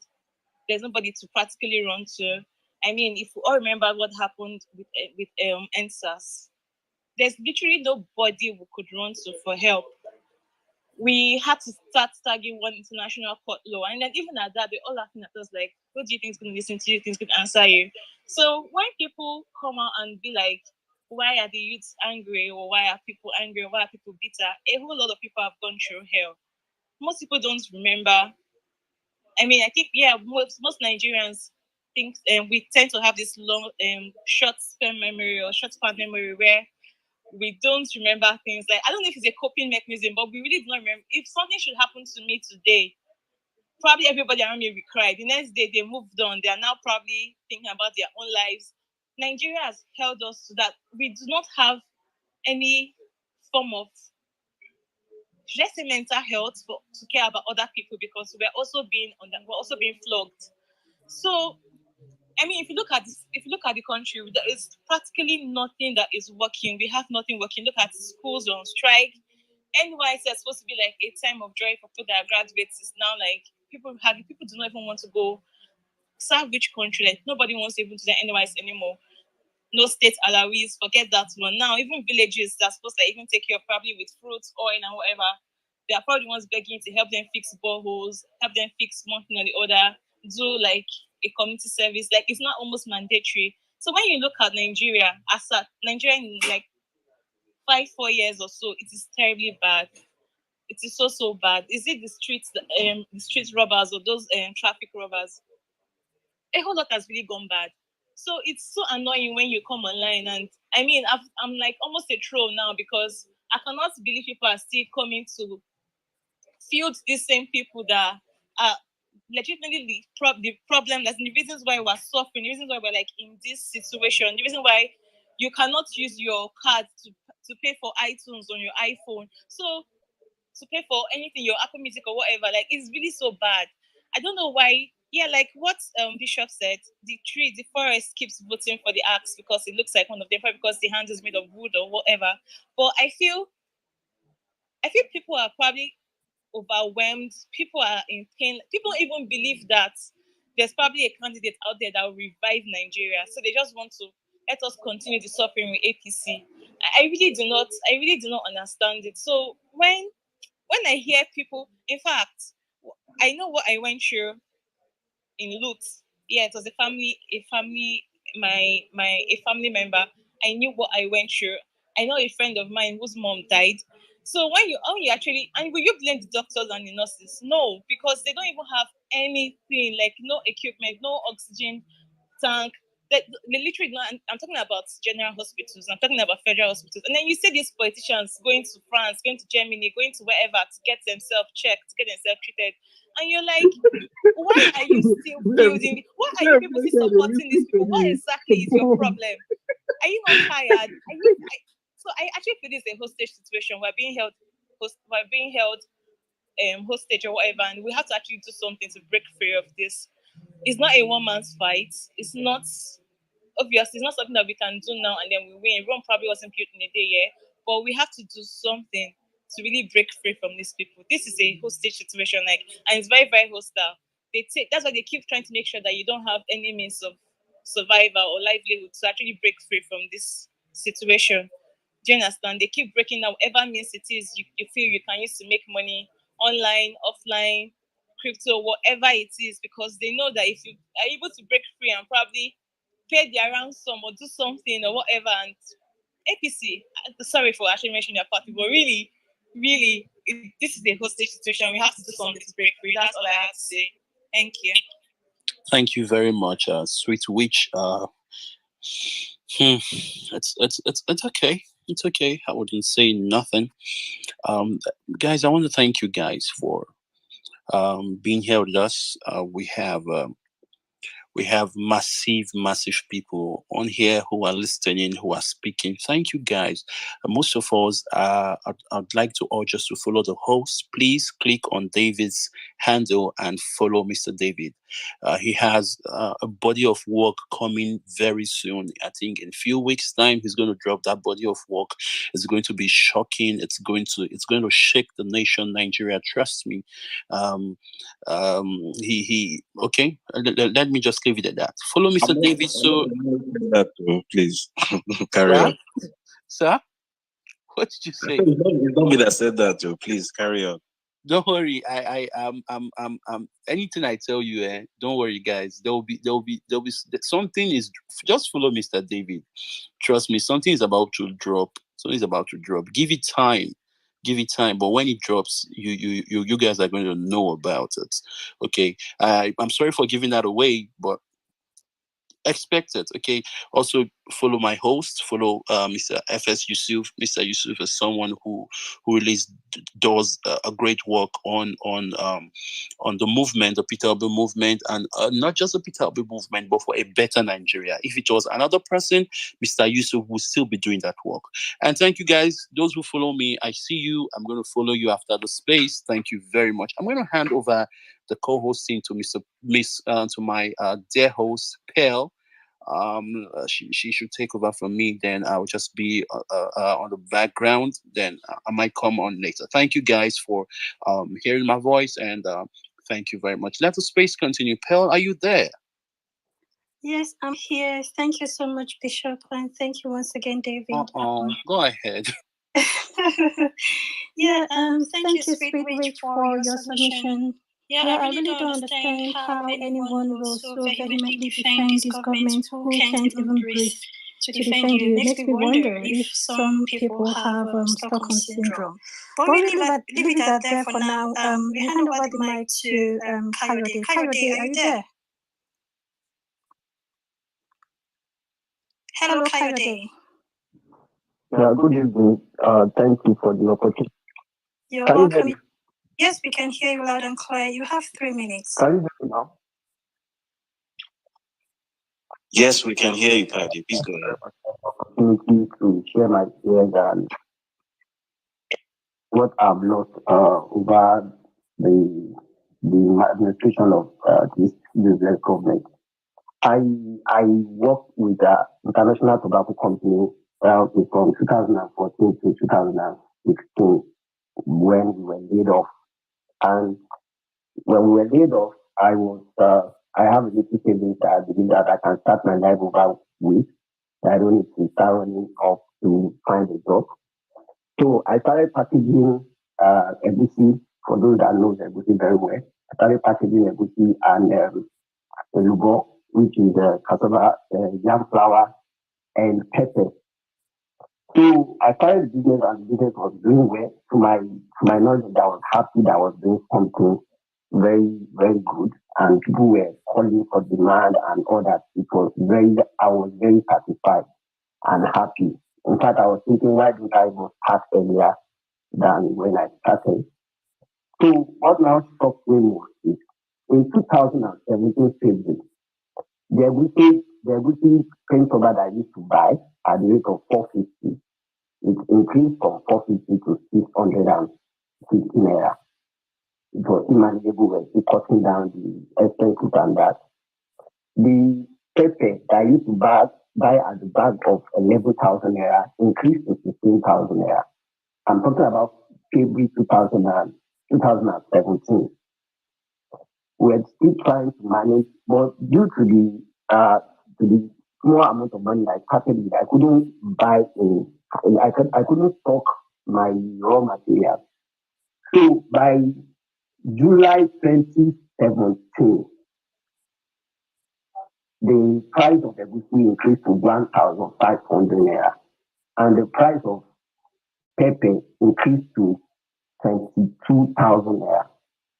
The price of the yam that I used to buy at gram from Kayama increased from 55,000 naira to 90,000, 100,000 naira. I couldn't buy anything again. The money I have is not enough to buy the raw material.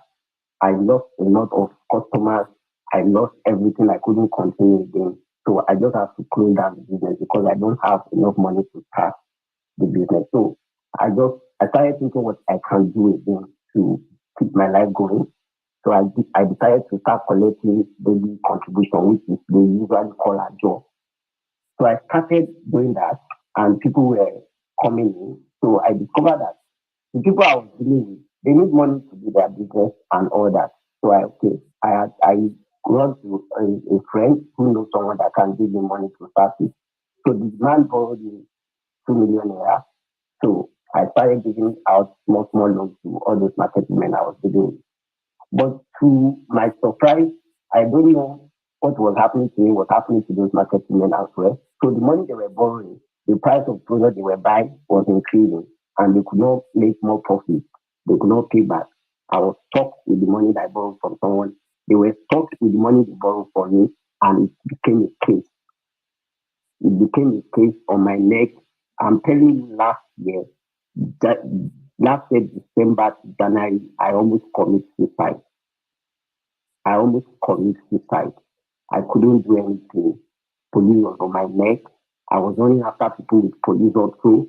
Police was on my back also, going from one police station to another, dragging people from one police station to another too. So everything was lost. I lost everything.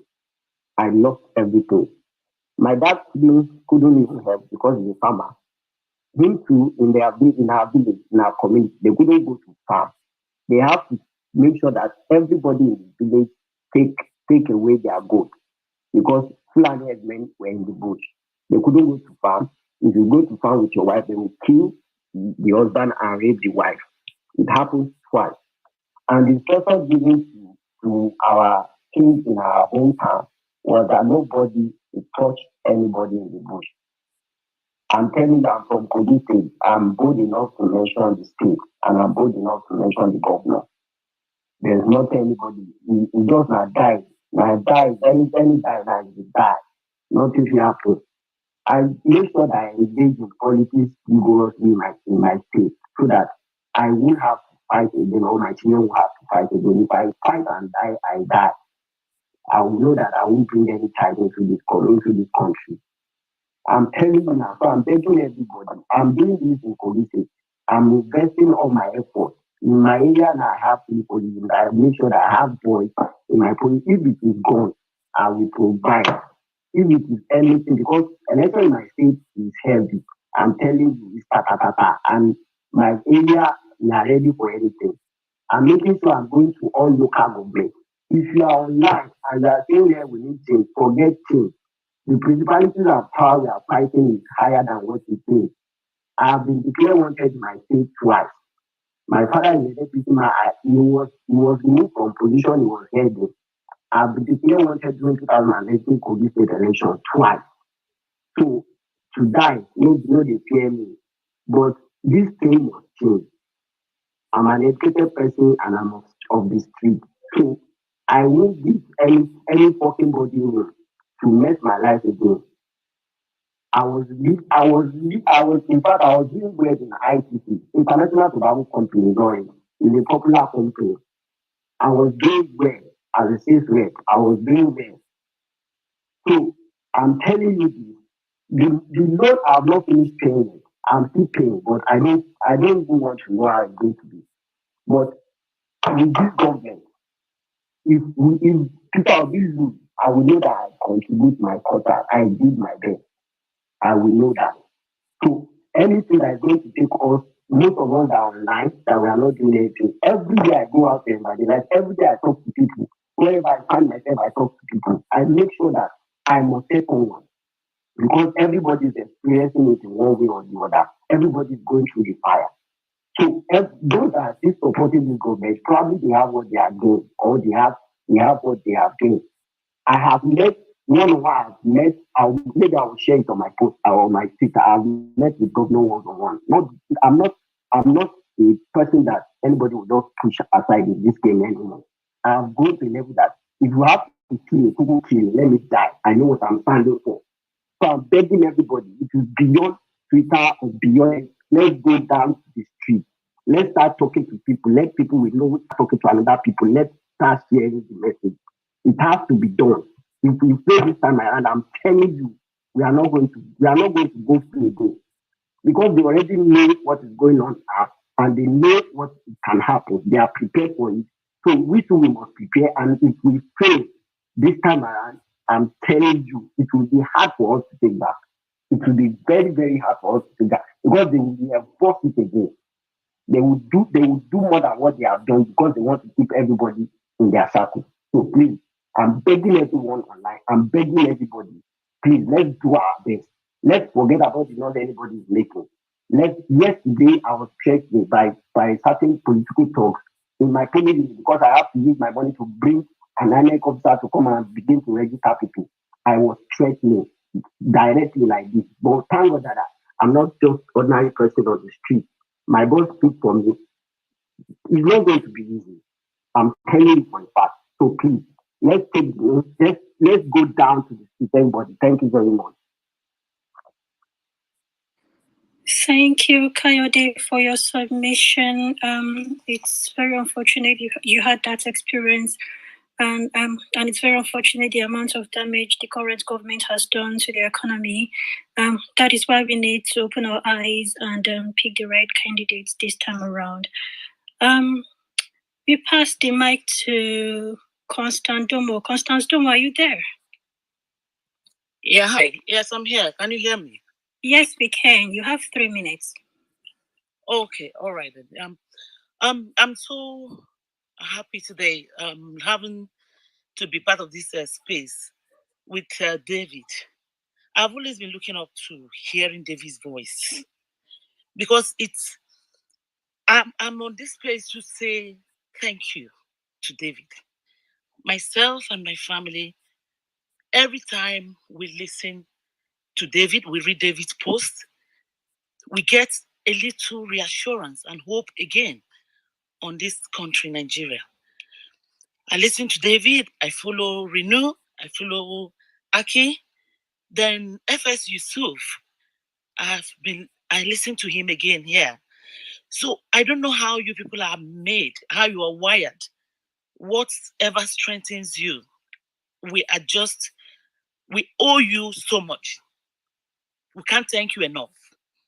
Because at this point in time, Nigeria is on a ticking dynamite.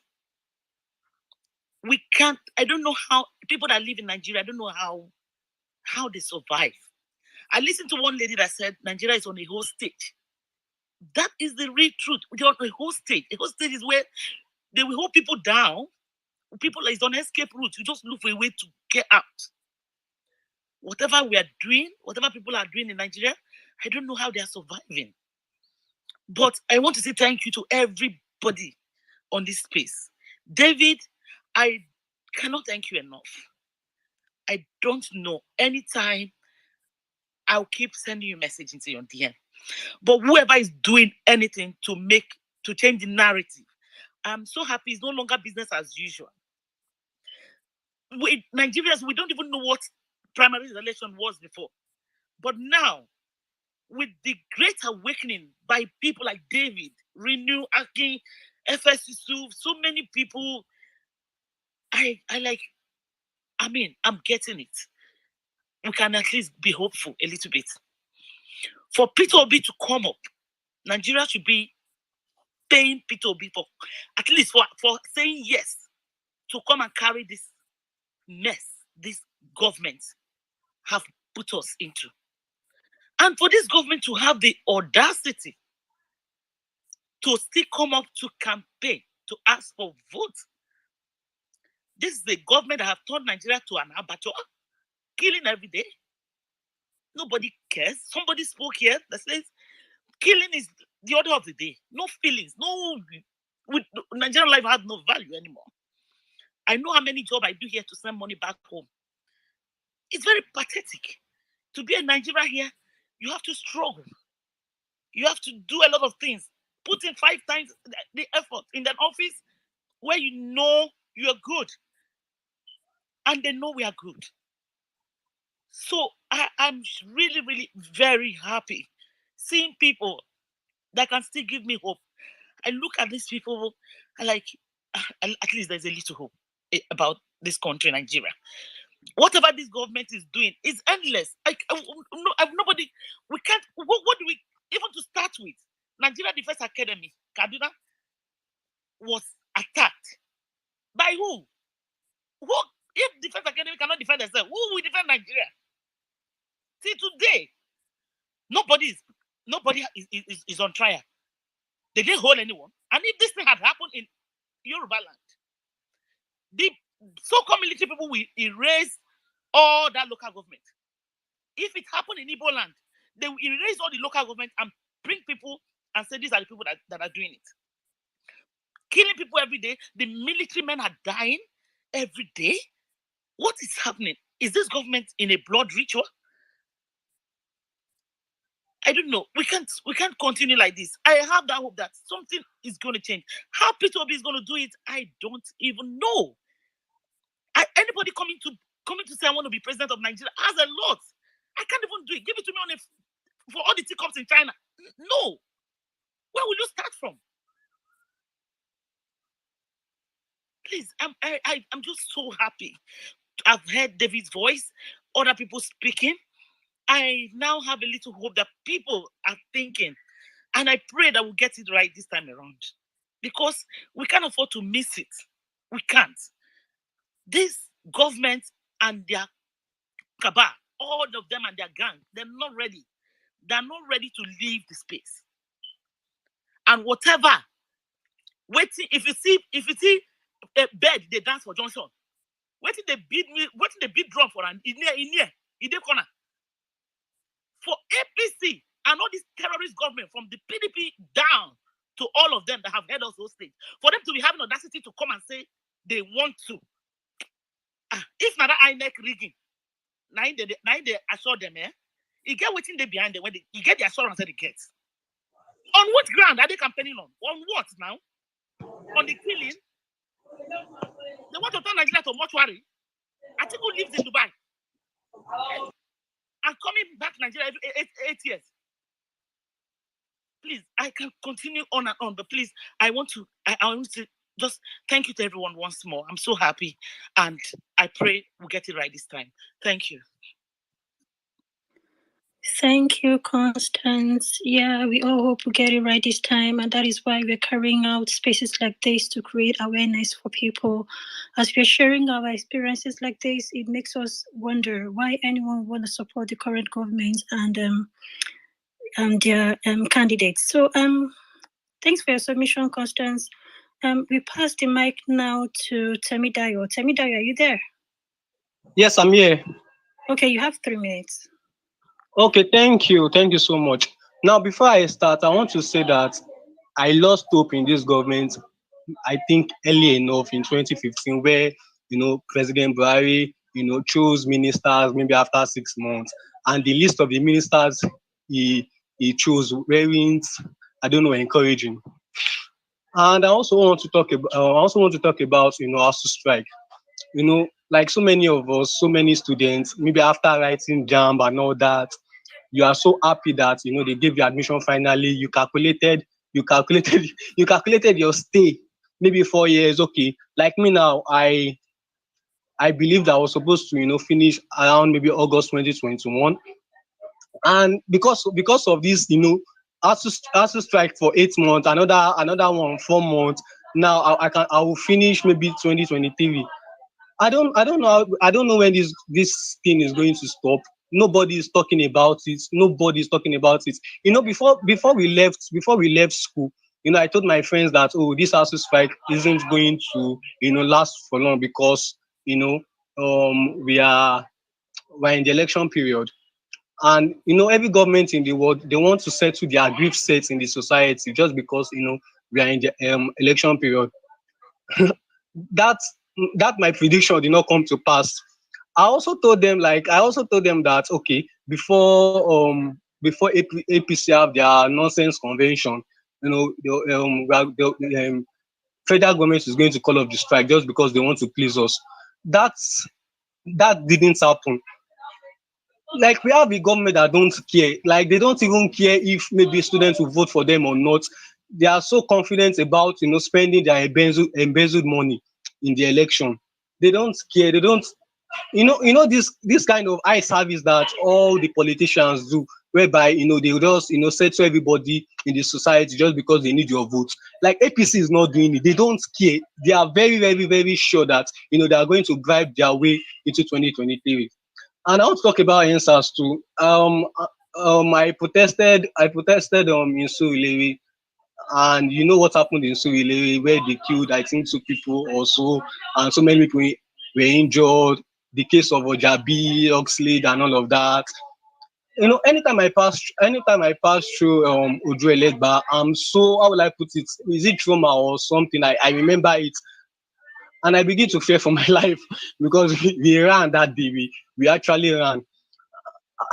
I don't know. Like, I'm not trying to, compare myself to people who had bomb blasts in Kano, in Owo, in Kaduna, train attack in Kaduna. Like, what trauma are they going through? If I can actually go through this kind of, small trauma just because I went to protest in Surulere, it is very, very crazy.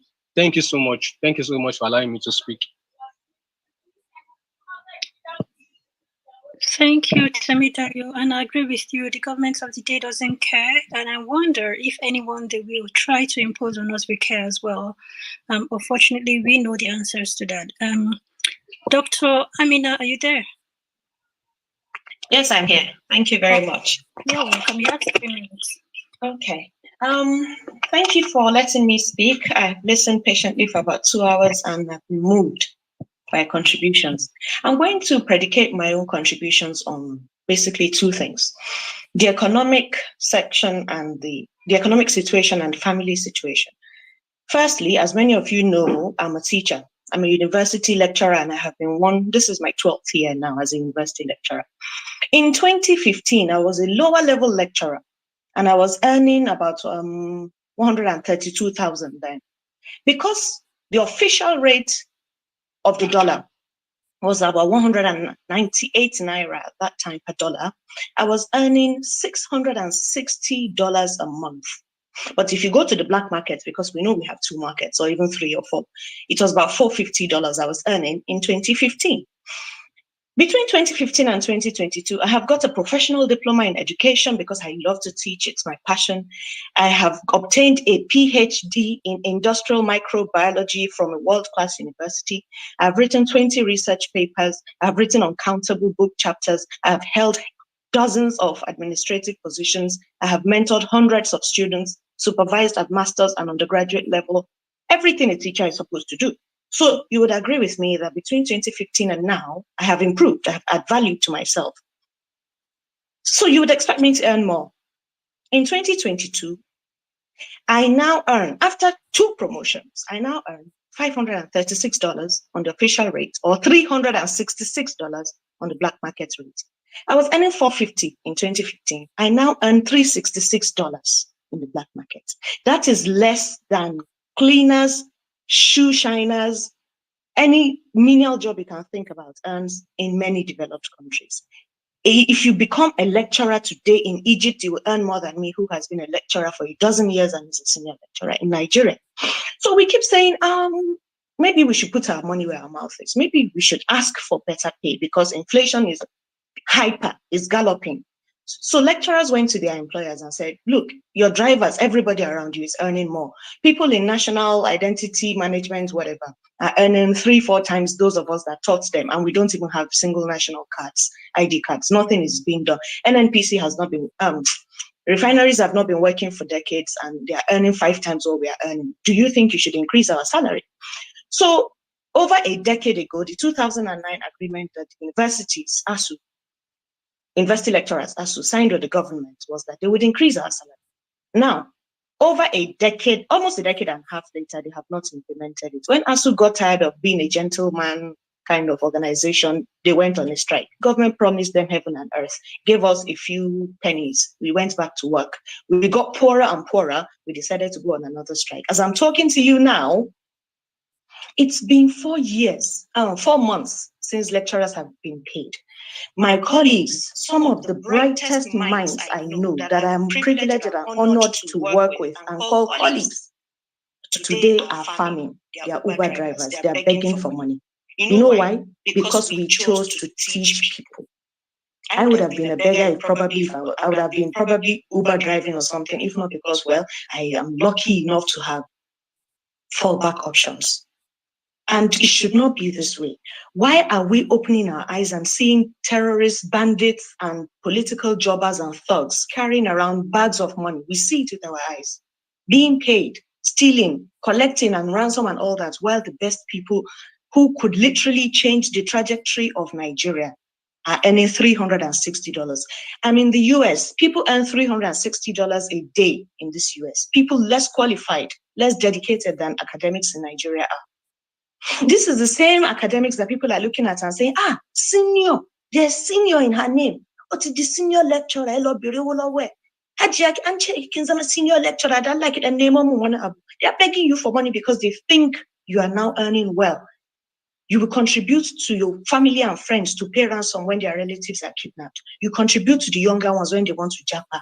We have to run multiple businesses. We are not even concentrating on the academia that we chose, the academics and the mentoring that we wanted to do.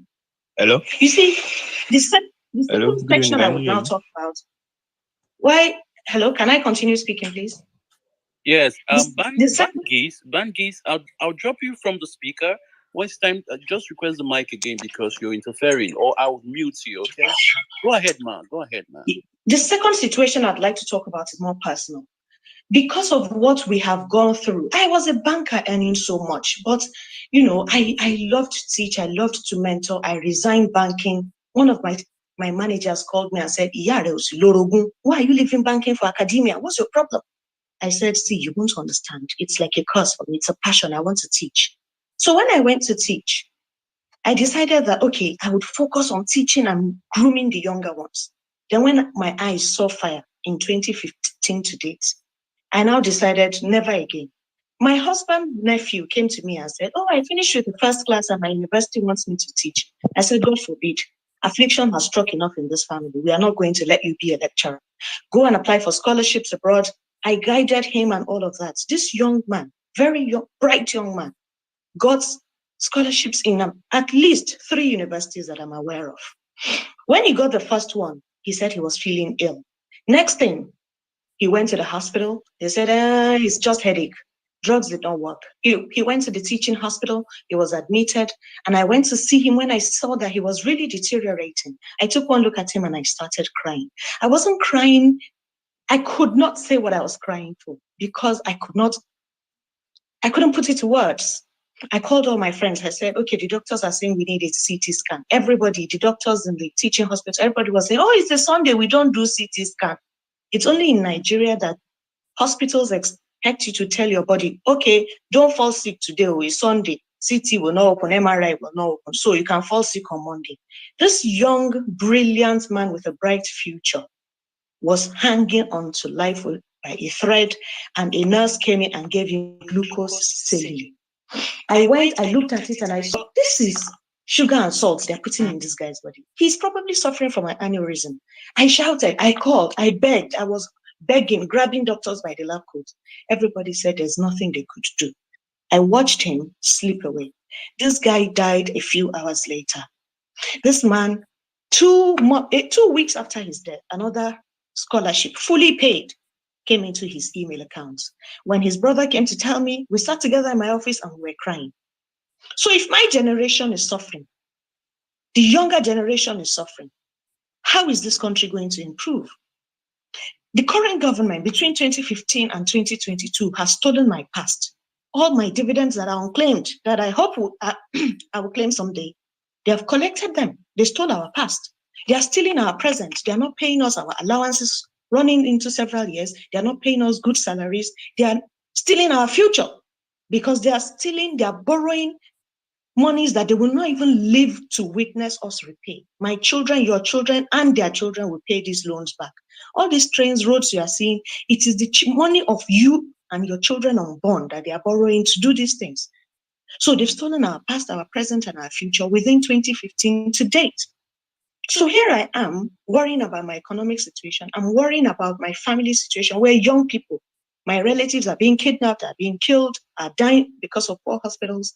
And we still have to worry about our future because believe me, unless we take drastic action for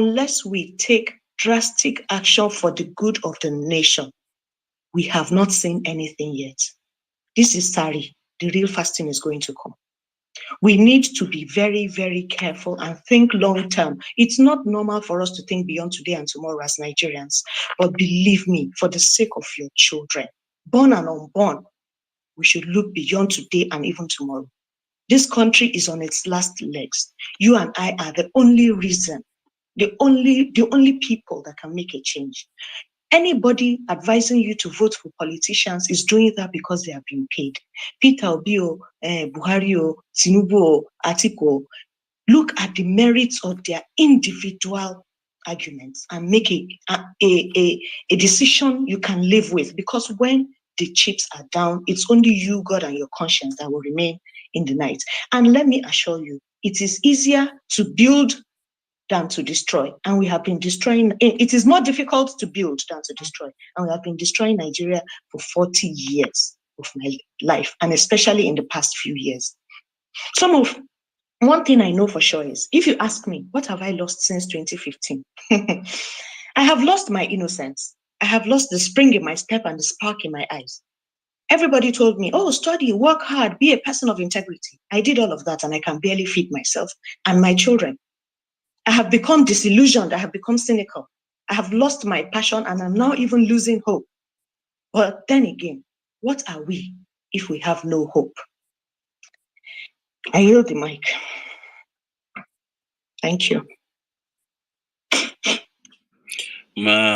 That was deep. I mean, that's something we all can relate with. You just spoke the mind of about 40 to 50% of the people on the space, and we really appreciate you for coming. Thank you so much. Guys, I just want to come in before Pearl takes over. So many people are calling me out, asking me to repeat the quote. The quote is not, I didn't write it. Like I said, it's a Turkish proverb, and I'm going to repeat it slowly so that people who want to tweet or retweet it can retweet or tweet it. It says, the forest was shrinking, but the trees kept voting for the axe. I repeat that again slowly as possible. The forest was shrinking. The forest was shrinking, but the trees kept voting for the axe. Please, you can interpret it as you wish. Thank you very much, Pearl. Thank you for giving me that time. Go ahead, Pearl. Thank you so much, my co-host Bishop, and thank you so much, Dr. Amina, for your submission. That calls for deep thinking. Next on queue is Nate Coder also, and I'm sorry if I don't pronounce your name well. Nate, are you there? Yeah, I'm here. Can you hear me? Okay, sure I can. You have 3 minutes. All right. Thank you very much for having me here. Well, I will start like this. Coming from 2014, I have a very good paying job that I was hoping. I got 2 promotions within a year. Within 2014, I got 2 promotions. So we are preparing for the 2015 election. Let me say, fortunately or unfortunately for me, the vice president was a board of director in my company then. So everybody was like happy that, man, if this man gets in, our company will get this, our company will get that. We are going to be like this, we are going to get more promotion. But after some years down, some months, Buhari won the election, we are hearing something of like inflation. That inflation here, there, they need to downsize. I was like, what is going on? Before we know, they had to cut off the managerial positions because the company could not pay again. We were like, but with the VPs, even the board of directors, I thought they were going to have our interest at that. So we have lost a lot. Living there again, I decided to start my own business to feed my family. But before even the downsizing of the company, I got an admission into a school in Canada, Fanshawe College. I was like, okay, let me defer my admission till 2016 to see what's going to happen after the election, my family, to settle my family too before I leave. But before I know it, dollar rise up again. I could not pay for my tuition again. Since then, 2015, my people have been struggling. Seriously, I couldn't get myself that kind of opportunity I had in 2013, 2014 again. I've been feeding ourselves from one maniac job to the other. I I couldn't get a job that can even put good food on my family's table.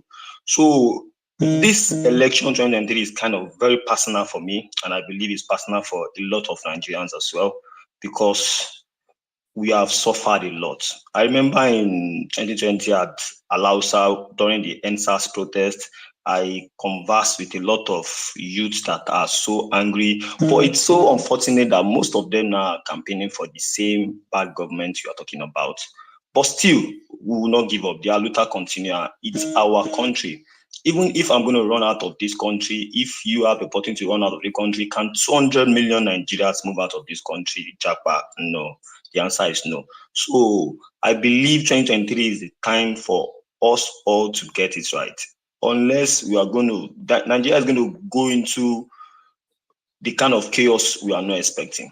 Because the NSAS was something that brought out some kind of fire in people like me, that I am not ready to listen to any dead politician to tell us about how he's going to do this for us. What have you done? How are you going to tackle this? That is the question we should be asking them now. We should not be too sentimental about what we are going to gain from the government or what. And the funny thing is that most of them don't even have their direct contact. They just believe, if I support this man, tribalistic, this man is a Yoruba man, is an Hausa man. We should look beyond that. I believe this 7 years suffering should have opened our ears and our head to a lot of things and see the reality of life. People outside this country, we see the system that are working. They are not rocket science. Nigeria is so blessed that we should not be going through what we are going through at the moment. I am kind of very emotional, and it's so sad that we are in this position we are as a nation. Coming from 2015, our hopes were very, very high that this country is going to take a change. But we failed to ask a question then, what kind of change are we going to? We never knew it was change. It has been change all these 7 years. And I just hope that we open our eyes to remove ourselves from this bondage come next year and make a better choice for ourselves. Thank you for having me again, David. Thank you for having me, everybody. God bless you all. Thank you, Nate. Absolutely, we have what it takes to be one of the best, if not the best nation in the world. But what does it take? Good leadership, which we're lacking right now. Thanks for your submission, Nate. I'll hand over the mic to Empress. Empress, are you there? Yes, I am. Good evening, everyone. My name is Shin. Empress. Yeah, you have 3 minutes. All right. First and foremost, I want to say thank you to David. David is what David has done has, let's just say, shown the light, and I just hope that everybody could really follow and get this right, because first and foremost, I live in Kaduna, and with everything that has been happening back to back, like, it's not getting better. Today you're hearing they killed this set of people. You're just waking up and hearing news, and then there was the shooting at the church, and it's not getting better. Very soon, I was talking to my sister, and I was like, very soon I will just be walking. I will need to be protecting myself. Maybe I'll be carrying fork or something, because I don't even know what's going on in the country. The economy is not even getting better because I'm working, and you can't even prepare for the inflation. Today you want to buy maybe rice, you want to buy noodles, and you're like, okay, I want to pick up by so and so time, and then you've calculated this amount in your head, and then you get there and then it's different, and you don't have a choice. I'm trying to do better for myself, but there are other people that are suffering, and it's not even getting better. It's just getting worse and worse. And then there are other people who can't even see what, looking for scraps every day. Their businesses are ending, going down. There's no hope. And I'm sorry to say, this government have the audacity to they're not even trying to solve the problem. They're not even trying to pacify the people. They just ignored us and just continued on their merry way, and people are still following them. And it's unfortunate, and there'll be people like that, but it's just unfortunate that they are the ones. I just really hope that we can really get it right, because everything is just getting worse. The other time there was an announcement that Zafara will be picking arms. That is one of the America has not even solved its gun violence, and they are giving people arms. I don't know what is happening, but I really hope we get it right. And I really want us to vote Peter Obi, all hands on deck, and well, may the odds be in our favor. Thank you very much. Thank you, Empress, once again, and welcome everyone to this space. Thank you, David, for making this space available for us to come share our experiences of what we've lost since 2015. And thank you, my co-host Bishop. Thanks to all who have made their submissions, and for those requesting to come up, we bring everyone up. We're gonna try to make sure everyone has the opportunity to share their experiences here. But please be patient. Once people are done speaking, we'll try to ensure they go down to give space for others to come up. And like I appealed before, try as much as possible to summarize your submission to make it in 3 to 4 minutes. Thank you once again. Hammer, are you there? Hammer of God. Hi, Hammer. Okay, Hammer is not there. Onyi Boli Oscar, are you there? I'm Yeah. here. Good evening. Just got into it quick. Maybe Onyi should speak. Okay, then Onyi, you have the floor. 3 minutes. Thank you, Mr. Hardy. David, thank you, Mr. Bishop. My name is Onyebushi. I will start by saying, by the topic I see here. Actually, I have lost a lot from 2015 today.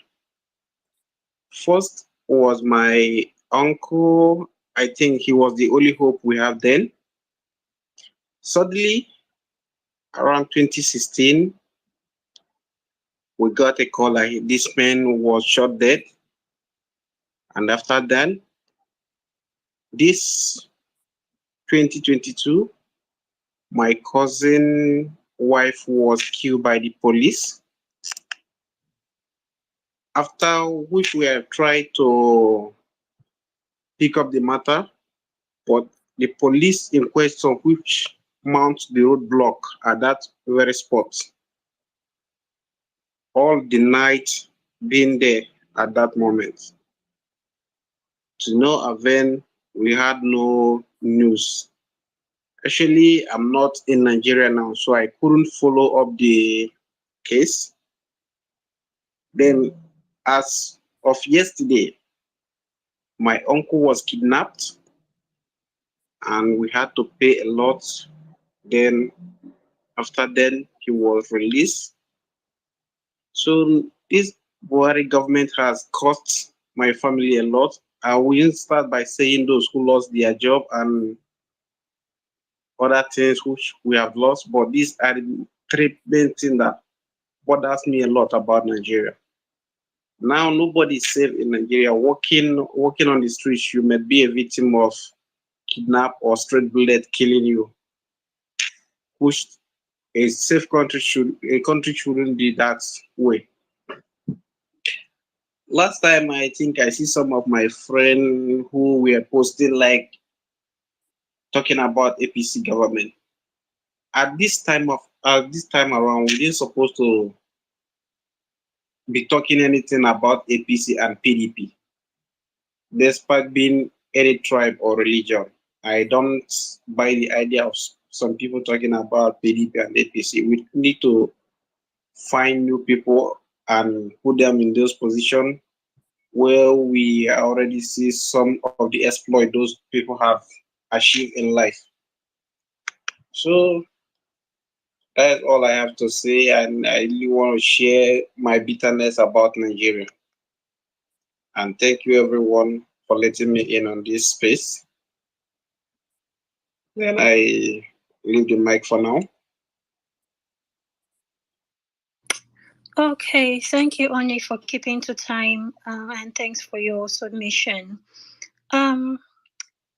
We hand the mic over to Joy Benson. Joy, are you there? Hello, Joy. Hello, I'm here. Good evening. Good evening, Joy. You have the floor, 3 minutes. Okay, thank you. I just want to say first, thank you to the host and the co-host for this opportunity. I think it's actually a good one to give people the time and the space to just vent and also relate with others, and they know that they are not suffering alone. What I'm going to say, it's basically borders on security. It's just really unfortunate that since this era, traveling it's now something that one has to do with fear. I was born and bred in Kaduna, so my parents, my mom, my dad's late, unfortunately, still live in Kaduna, but most of us kids we've left Kaduna. But we can't even travel down to Kaduna right now to see our mom if we want to visit. Between 2015 and today, I've only been to Kaduna once with my family, and that was like maybe 4 years or so ago. My sister who lives in Germany cannot even come. Anytime she's in Nigeria, she stops in Lagos. We have to make arrangements for my mom to come over to either Abuja or Lagos for her to be able to see her. You know, I have my brothers also out of the country, and coming back home and going all the way to Kaduna is always difficult because we are afraid. That's just the tall and short of it. We are afraid. To give an example, just about 10 days or so ago, I don't know if you guys heard about the kidnapping that happened at Ajaokuta. Those people, 7 of them that were kidnapped, 5 of them were like my mom's cousins, so they're like my second cousins. They traveled to go bury their mother, and on their way back, they were kidnapped. And some newspaper carried it, yes, but what they didn't carry after that was they had to pay a ransom of 15 million before they were released. These are just, should I say, innocent Nigerians who went to the village to bury their mom who passed.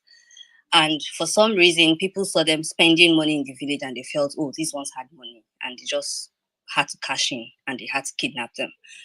And it's just rather unfortunate, to be honest. A few days ago, about 2-3 years ago, I lost a friend, a close friend of mine. She died at Luz. And it wasn't because she couldn't be treated or whatever, but first doctors were on strike and they said they didn't have the facilities or whatever they needed. And we watched this girl wither away and die before our eyes. We couldn't do anything. She died at Luz in Lagos. And these are the issues. It's gotten so bad that, just like the lady who just spoke a while ago, Empress, you're walking on the road and you're afraid. You don't know what's going to come at you. And for me, that's one of the major things I've suffered with this administration. That security has gotten so bad that you cannot even travel freely to go see your mom. When my mom leaves, we are careful to ensure that when we are doing renovations in the house or whatever, we do it in a way that is coded, because we do not want to draw undue attention to the house. About a few months ago, like 6 or so months ago, she called one day, frantic and afraid, saying the community where she stays in Kaduna is called Karji, that the community leader or something received a letter from kidnappers forewarning them that they were going to come and operate in that area, and they were asking for their cooperation if they didn't want to die. That's the Nigeria that we live in today. That you will even be forewarned, So yeah, I don't know. It's it's a sorry and pitiable state that we're in, and I really do not know what we have to do. But I'm up for it. Whatever the ideas are, whatever the suggestions are, whatever it is, I'm up for it. Just for us to just have a sane country. I have kids, and I don't know the kind of country I'm going to leave behind for them. This wasn't what I experienced growing up, but unfortunately, this is what I have. Thank you. That's all I have to say.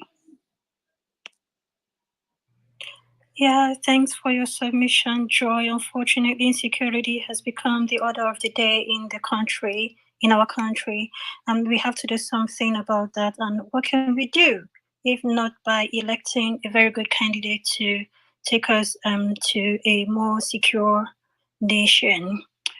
I'm gonna hand the mic over to Ogosa. Ogosa, are you there? Yes, I am. Good evening. Can you hear me? Sure, we can. You have 3 minutes. All right, cool.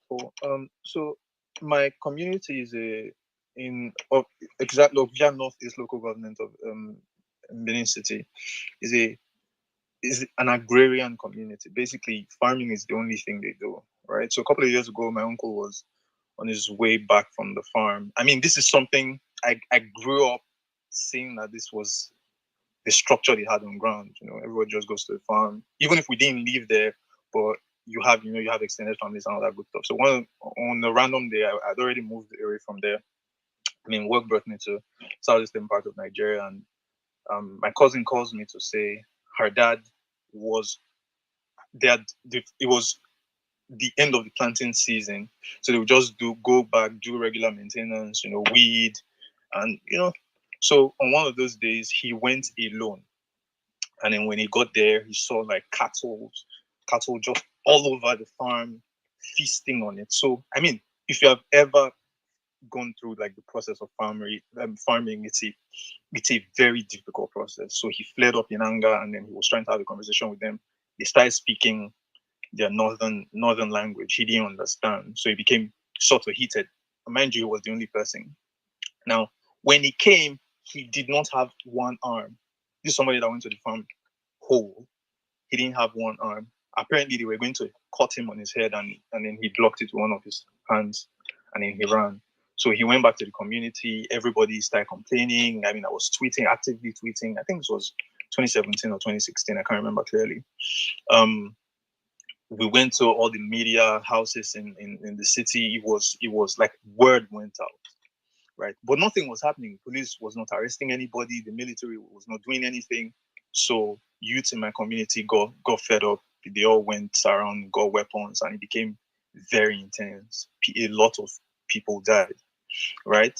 Now, when the head of the community of headsmen in my community then went to report to the same police station that people from my community had gone to report this, because it wasn't a one-off thing. It had happened time and time again. It was just the reason I knew about this was because it had affected a member of my extended family, right? So they went to the police came after and arrested youths in my community for that were basically defending themselves, right? Now, when I started living on my own a couple of years ago, grocery shopping will cost maybe around 20,000. 20,000 I would buy everything. Proper grocery shopping, get everything, and it will last me for sometimes even more than an entire month. As I speak with you now, and I don't think I'm an exorbitant person. I'm not living to please. I'm not an extrovert. I'm all about like me and my personal space, right? So just basic living right now, I spend at least 50,000 naira on grocery shopping. Or is it power? I used to spend less than 5,000 naira on power. Now I'm doing 15,000 naira plus every month. Now, mind you, my salary and every other thing remains the same. In fact, if for anything, it's losing value because inflation is becoming crazy. On the 20th of October 2020, I was at work when I watched young people like me gunned down because they said they didn't want the police we said we didn't want the police to kill us anymore. You ask me what I've lost? Since 2015, my mental health is in shambles, man. I can't talk about I find it difficult to word how I feel when I wake up and discover that I'm in Nigeria every single day. I find it really hard to word it properly. It's not fear. It's not rage. It's a cool aid of every negative emotion because the people we elected to that are in position to make our lives better are making it worse. So what have I lost since 2015? Every single thing. I decided I don't want to live to be negative. I don't want to do anything that will put me not even because of the society or anything, because of my conscience. Sorry, Rosa, you have 30 seconds. 30 seconds. All right, cool. So what have I lost? Everything. And I hope for the sake of everything good that we don't make the same mistake again in 2023. Thank you. Thank you, Rosa. We hope we really don't make those mistakes again. Next on the queue is Clarida. Clarida, are you there? Yes. Hi everyone. My name is Clarita, and I just want to start with thanking everyone who's been at the forefront of this fight. So David, the co-host, and everyone, who's basically putting their lives on the line, fighting for Nigerians. So I grew up in Abuja, and I left Nigeria in 2015. But I would say that I've always been very active, like in the political space. I've always been interested in, elections, politics. And prior to 2015, I was an avid supporter of, ensuring that people don't make the mistakes that we eventually, made in 2015. But long story short, what have I lost? I would say that even though I've been privileged enough to, to not be in Nigeria through the whole, regime that we currently have, one thing that I would say is I've lost my identity. Leaving a country that you grew up in, moving to a new country, having to learn a new culture, having to meet new people, make new friends. It's not an easy move, right? I know, there are people who just, they just want to leave Nigeria and they don't really care about the repercussions of that decision because, obviously it's worse living in Nigeria. But a lot of the people in the diaspora would attest to this, right? It's not easy having to ensure that you fit in, having to ensure that you're saying the right words, you're pronouncing it the right way, having to ensure that you're working as hard, if not harder than your colleagues, working multiple hours more than the normal American, for example, would work just to stand out. All of that, has a toll or plays a role into stripping people of, their identity. Like, where do I really belong? Am I American? Am I Nigerian? And it's not easy. So I try to go back to Nigeria once a year. That's what I've been doing since I left. And every time I go back, it's always one thing or another, like you see situations that you just wonder to yourself, like, how are people coping? How are people able to survive every day? There was a situation where I went to visit family in Cross River State, and I had to take a family member to the hospital. And I saw a man who had been involved in a car accident, and he was in pain, like he was breathing in pain. And I asked, why wasn't he given like any pain relief? Why wasn't he given any medication? And the response I got was, oh, he cannot pay for it. He cannot afford it. So because he cannot afford it, this man had a broken leg and he had to literally endure the pain without any help, without any medication.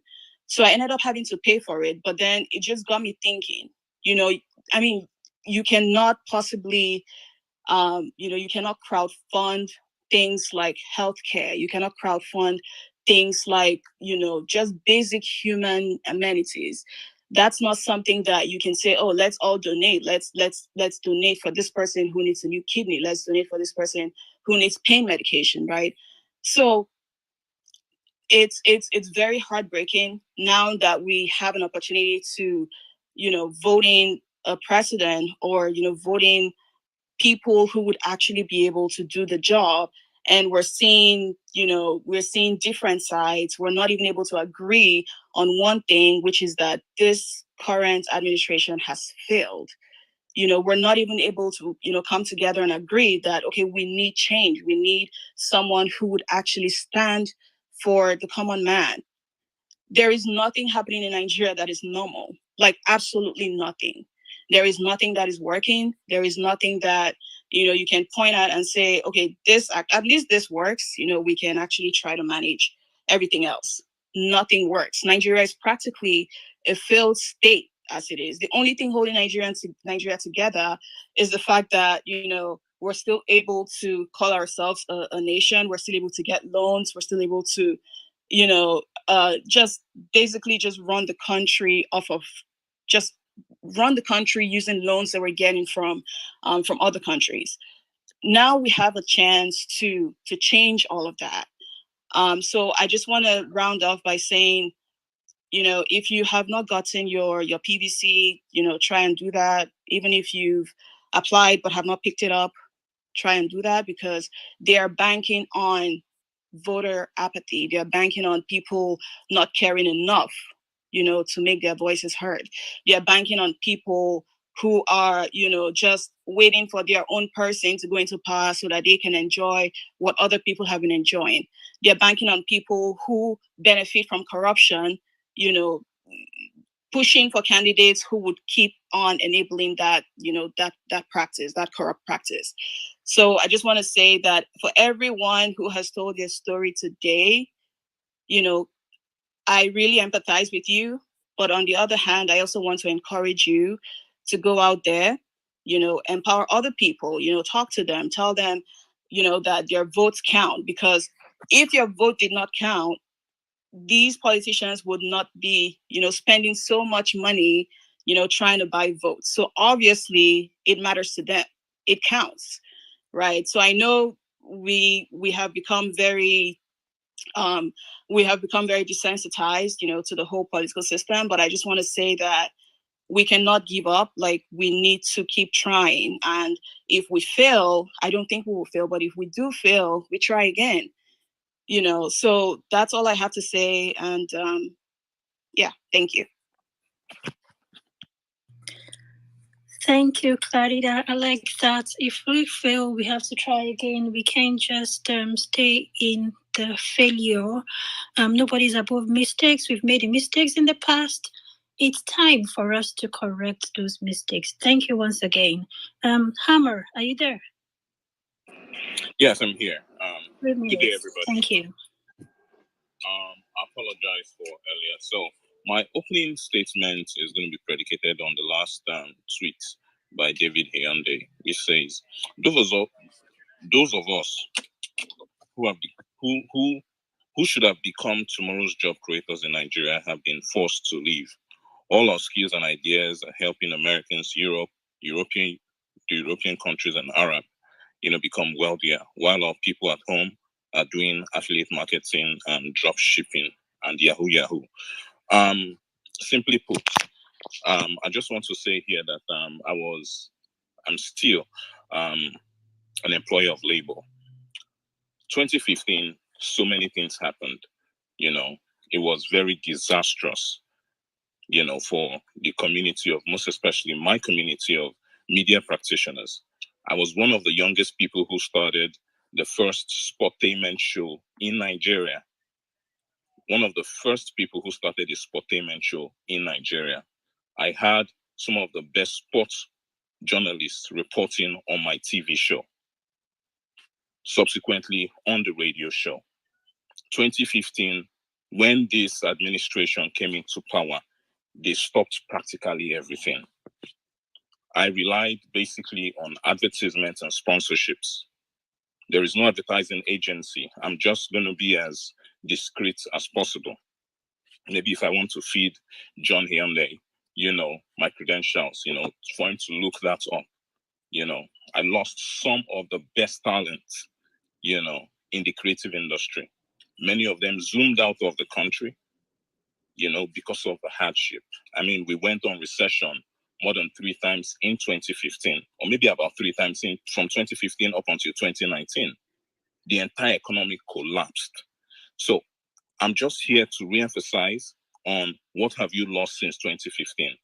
I have been a product of employing people, not just people who have talents, not just people who are graduates, even up to NYNC. We had to get people from NYNC to get people for us to train them. What am I trying to say? A lot of families who could have earned a living working for the organization had to practically stop a lot of people because we couldn't pay salary. One of the reasons why we couldn't pay salary was because the entire industry had to shut down. In fact, to a reasonable extent, at some point, Etisalat, when it was Etisalat, Ethel, when it was Ethel, and all these other brands were spending approximately about 5 billion naira every year on campaign distribution, on both out of home, TV, radio, print, and what have you. At least there is no month that my company wasn't raking in some very good amount of money, creating good content, employing people. But at some point, we had to let these people go. Many of them became very frustrated that they left Nigeria. Some of them claimed they were going to school, but we know they were not going to school. Nobody could stand the hardship. Many companies closed down in my very eyes. Many organizations closed down in my very eyes. So what now became the norm was, are you ready to cut a deal with some big boys? Unless you can cut a deal, that's the only time you can bring in some advertisement into your production. If you can't cut deals, then unfortunately they won't work with you because there are so many people who need this money. It took me some time to really come out and say these things because I thought that, the Nigerian gangsterism style, they want to go after you, The story on Boys, King of Boys, that David posted, I was saying to somebody, I said, the entire people in that story, I know virtually a lot of them. In fact, the people who produced the film, King of Boys, I grew up with them. So my point basically is that we have lost a lot. I have about 7 of my staffs who are here in the United States doing their masters, all because they could not continue. They just had one reason or the other before they had to pay or look for people who could sponsor them to come abroad, to come and do their masters. I know what they had to go through. I know how people had to stop feeding their family because some businesses could not even take it anymore. So we have been part of the people, young people, who came out sincerely to add our own quota, to the unemployment rate in Nigeria. And my journey did not start in 2015. It started as far back when I registered my first company in 2011. I have been in the practice since 2007, 2006. So what am I trying to say? This administration have bastardized the entire economy of Nigeria. And when they came out to say that they wanted to come up with the initiative of ease of doing business, there was never any ideological philosophy behind ease of doing business from that program that they implemented. I was part of an association that worked hand in hand with Emeka Mba, who was then DG of what's it called? Nigeria NBC, Nigeria Broadcast Commission. Thank you, NBC. When we wanted to launch the digital broadcasting in Nigeria to phase out analog, I do not want to mention the name of the association. I was finance secretary for that association for good 2 years and a half. So I know what I have lost. I'm in the United States today not because I want to be here. I'm here because of circumstances beyond my control. I have done so many things in Nigeria that if I start voicing it here, some people will say, but you have this picture on your profile. That's exactly what they've turned many of us to become. So a lot of us have lost a lot. And so when we vent and when we join groups, when we decide to agitate, we know what we're talking about. We've seen it work here in the United States. And for a lot of people, because there are many wolves amongst us that are sheep in sheep clothing. There are many wolves right here listening. I did not come to America because Buhari became president. I've been coming to America long before Buhari became president. I just wanted to make that clear because you know how they try to twist stories, So my point is, we have lost a lot. I don't want to come here and start mentioning. I personally have. I cannot pinpoint something that I have achieved throughout the 7-8 years of this present administration. To a point, I was owing TV stations airtime money of over 20 million naira. Please, sir, you have 30 seconds to round up. Thank you. I have lost a lot. I just wanted to vent and to make sure that people really use their sense when they take certain decisions. Thank you. Thank you very much. Pearl, are you there? Yes, I'm here, Bishop. Thank you, Hammer, for your submission. Can I jump in for like 1 minute here? Because there's actually a question that I'd like to ask to the house and to anybody else who's coming to speak. Now, one of the experiences that I had back in 2015, actually, when I moved out of my parents' house, when I rented my first apartment in Lagos, it was a fairly spacious 2-bedroom apartment in Bariga, right next to Third Mainland Bridge. Right, that area now, that flat that I rented then wouldn't cost less than 1 million now, for sure. But back then it was 400,000. That the basic rent is 400,000. So my then girlfriend and I, we moved in together. Total household income then was about 250,000 because I was making my salary then was 159,000. Her salary was 99,000.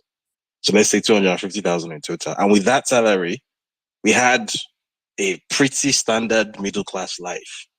I mean, we had a car. We used to go out at the weekends. We used to do all of our grocery shopping at ShopRite. We used to go to the cinema. We did everything you would expect, a young middle class couple to do, on a total household income of 250,000 naira.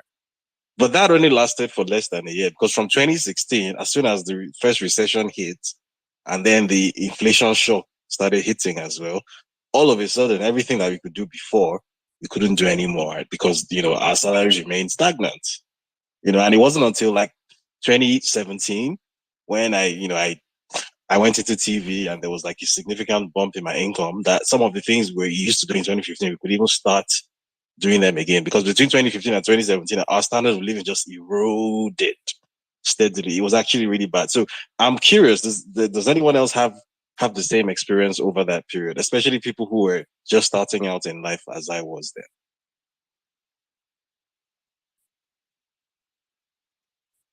Yes, Pearl, over to you. Okay, Pearl. Yes, Bishop, I'm here.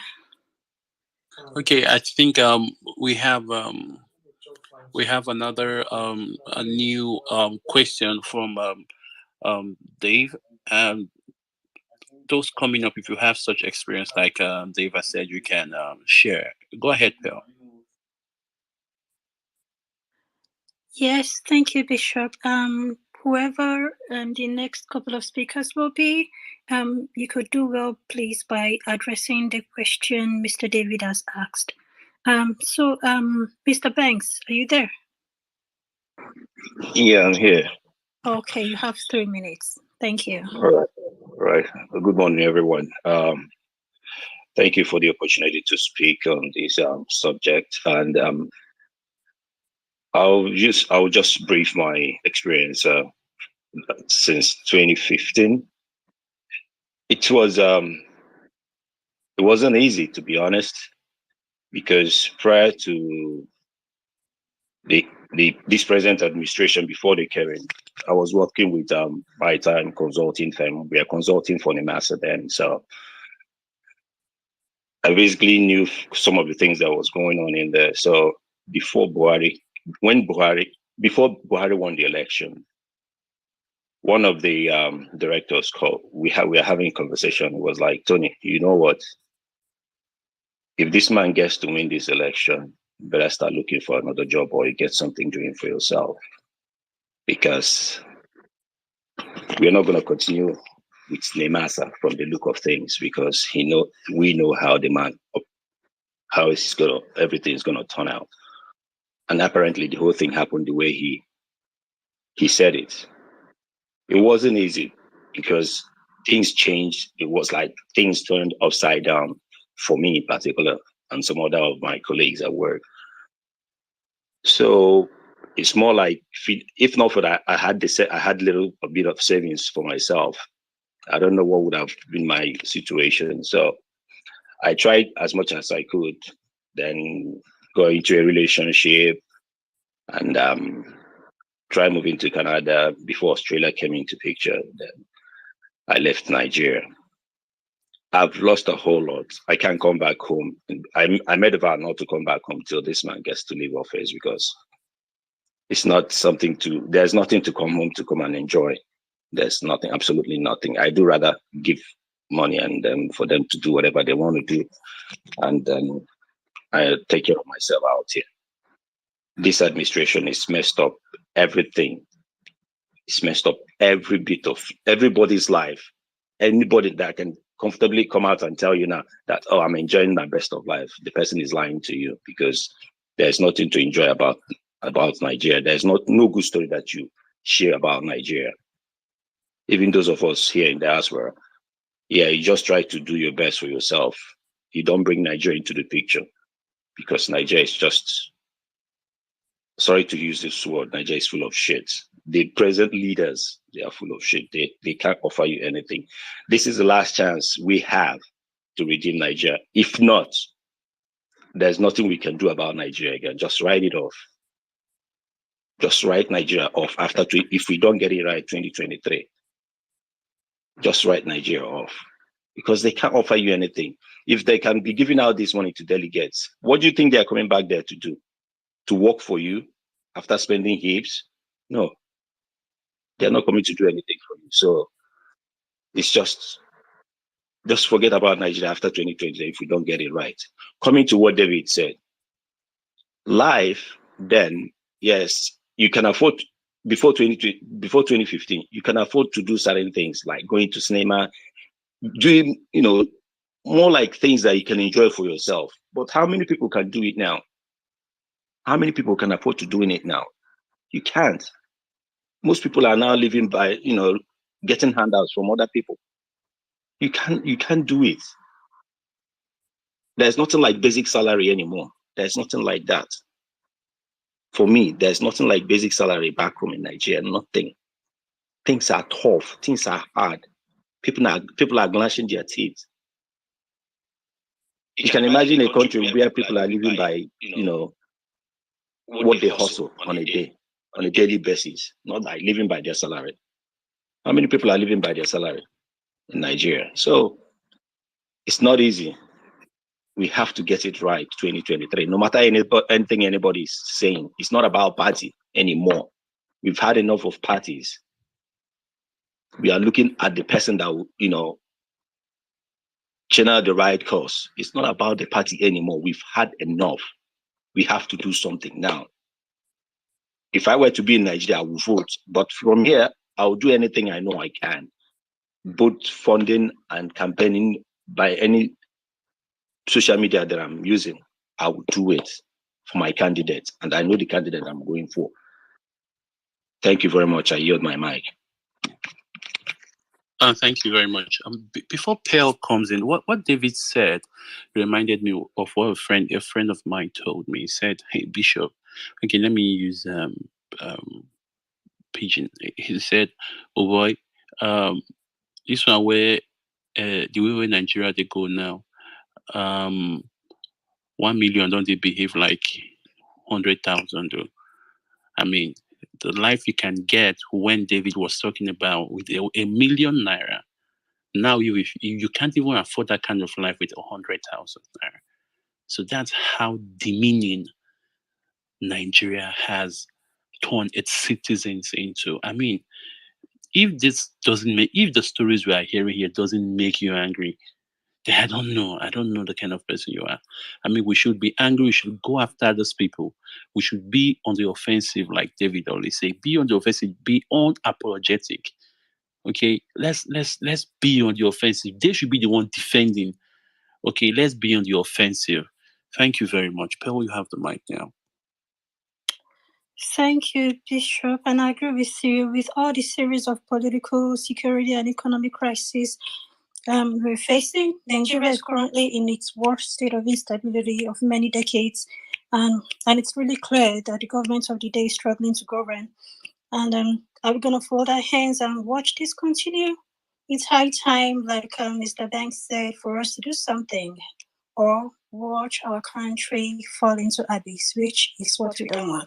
Thank you once again, Mr. Banks, and thanks everyone once again for being patient. I see so many hands requesting for the mic. We are going to try as much as possible to give everyone the opportunity to speak on this space, and that is why I've been requesting that everyone should try as much as possible to stick to 3 minutes. I'm going to pass the mic over to I Speak. Hello, I Speak. Hi, good evening. Can you hear me? Sure, I can. You have 3 minutes. Okay, so I will just go straight to the point. All right, so I'm one of those people who I don't know how to cover words, but I really do not like the president.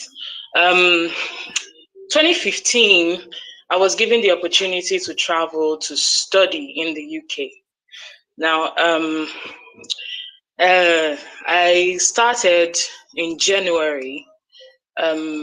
My school fees was, my mom is a teacher, a very proud teacher. She doesn't want to take any other job. So her salary was okay for the exchange rate at that time, and to even pay for my house rent. They pay per month. So 2015, was the time when there was a lot of campaigning, and most of my classmates that were Nigerian. Can you hear me? Yes, we can. Sorry, Okay. Tamara, can you mute your mic, please? Thank you. So most of them that were Nigerians were saying how good luck had destroyed the country. And I told them, I said, Buhari is going to make it worse. You people should prepare. Not knowing that as I was talking, I knew that it was going to affect, I didn't know it was going to affect me that much. So when Buhari won, I was like, okay, no problem. And I was doing well in school. All of a sudden, he blocked Forex. And as at that time, pounds was 250. All of a sudden, it became 630. So my school fees that was about 1.2, 1 point, became 6.9. It was 2M, became 6.9 times 3. My mom said, Nebiko, carry your bag and be coming home, because I can't afford that. At that moment, I was broken. I cried. I cried terribly, because I was doing well in school. I mean, I was one of the best. I used my lab reports to show others how to do it. I was the top 3 in my A levels, and by the time I entered first year was when he had come into power. By the time I entered first year, I was already a first class student as at that time. So coming back, I got very depressed, and my mom said, you have to continue school. And I said, okay, no problem. Let me enter UNN. Oh boy! And when I got into UNN, it was very shocking to me, because I was in the UK where I was using real microscope, and then I came to UNN and somebody is telling me to draw microscope. I mean, it felt like I jumped from the future back into the past. It was terrible. So I was very depressed. I would stay in class and start crying, because I knew that I was in the wrong place, the very wrong place, a place where lecturers are literally talking to only the people in front, and every other person, go and sort yourself out. So it was really painful for me at that time. It was really painful knowing that a student who was doing so well comes back and then she can't understand anything. I suffered depression that period. And that's one. 2, when my mom's church is where there are lots of farmers, during this period, all of a sudden, they can't go to the farm anymore because they're afraid. Her church is in Abuja, but the Fulani headsmen are dealing with them there. Imagine that kind of situation. There was something, my aunt was saying that Nigerians pray too much. We pray for everything. She's in the UK, she's doing good. And my mom said it's because you have lights. Everything is working for you. Imagine in Nigeria, when you come back, you're coming back from home, your car decides to spoil on the road. There's no mechanic. You're calling mechanic, he's telling you something is wrong. Then you now enter bus will now stop on the roads. Then you now come back, you now say, okay, by the time you finally come back, you now say you want to on gen, and the generator has spoiled because there's no lights. It's all right. First of all, let me go and buy fuel because there's no fuel. You go to the filling station, it has increased. By the time you come back, your gen is not working. You just find yourself saying, you know what? Last, I pray, because you know that it's only God that can help you in this kind of country that we're in. Imagine that situation where you are going out and you are afraid that something is going to happen to you. So, man, I lost in 2015. I lost, but I'm grateful to God for the ability not to be able, because I almost died. I'll find myself passing the kitchen and all I could hear is carry knife and cut yourself, because I felt I was useless. That is what this government did to me. But I'm grateful for my family. I'm grateful for my husband. I got married last year. I'm grateful for him for ensuring that I could really calm down and bring out the best in me. So yeah, this is what happened in 2015 till now. Thank you. Thank you, I speak, and thank you for not throwing the part of harming yourself. And I'm glad you see the positive parts of all you've been through. And thanks for your submission. We'll pass the mic over to Duke. Duke of Motherland, are you there? Okay, Duke is not there. Imabong Israel, are you there? Hello, Imabong, are you there? Yes, I'm here. Good evening. Okay, good evening, Imabong. You have 3 minutes. Okay. In 2015, I just left secondary school. I think I just finished school in 2015, and I worked for 2 years. I learned how to bake. I worked for 2 years in a bakery and then got admission to study in the university. I got admission in 2017, and then I started school probably around 2018 because there was a 6-month strike before I started school. And I'm still in school. I was supposed to be out of school with or without COVID, say 2 years ago, and I'm still in school. I recently did my project, my final project, and the labs, I had to pay for a lab to use, and then the strike came in. We had to move from the lab to another place. I had to find another lab outside school. Spent money, time that I wasn't supposed to. So I spent 4 months. So even in the strike, I was still going to school because my supervisor was not even available to supervise me to do my work.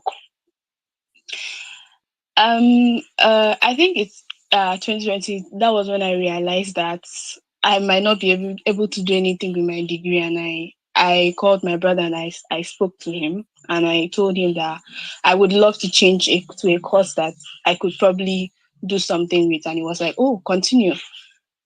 And I was in year 3 then, and I'm still waiting for them to call up the strike to finish school. And then finally, whenever they are willing to now release you to go for service and all that. In between that time, I had a business that I ran. I live in Uyo, that's Akwa Ibom State, where we received the highest allocation, but we are the state that unemployment is at the highest. Then I think there was a particular product I had that I sold for 1,500 naira, and I was making profit from it. Now I cannot sell that for 4,000 naira. The cost of living has gone so high that throughout from 2015, I knew I had jobs from my crafts, and I'm not a very exorbitant person, so I saved up. So now I'm living from my savings, and I had to go. Finally, after struggling, I remember then at 2020, my brother asked me to go and get a passport, and I was like, "Get a passport for what?" Because I don't live in Lagos. I wasn't that exposed.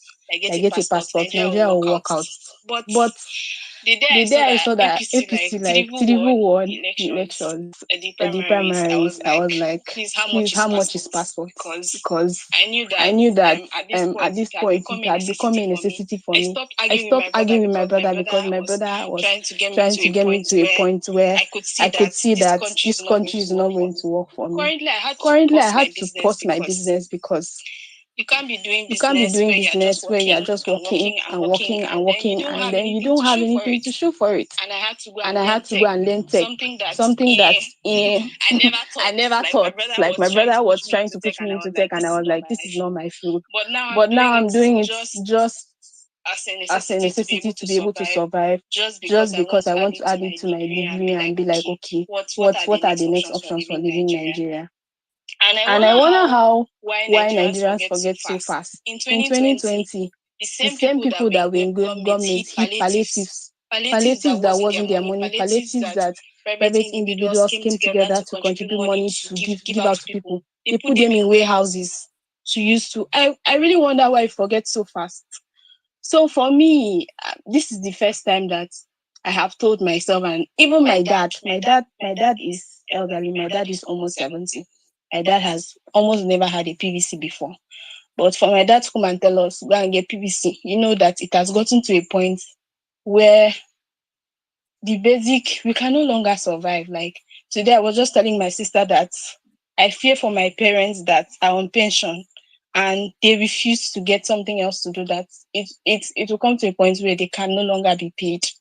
And basically, that is the fear that is pushing me to find something to do so that we can support them.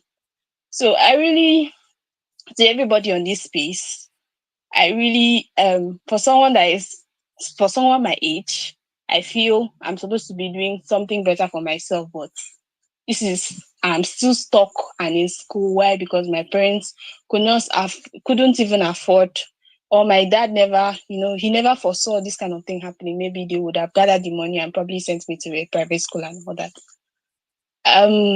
After 2020, 50,000 naira. Sorry to interject, Imabong. You have 1 minute to round up. Oh, thank you. After 2020, 50,000 naira could stock up my house.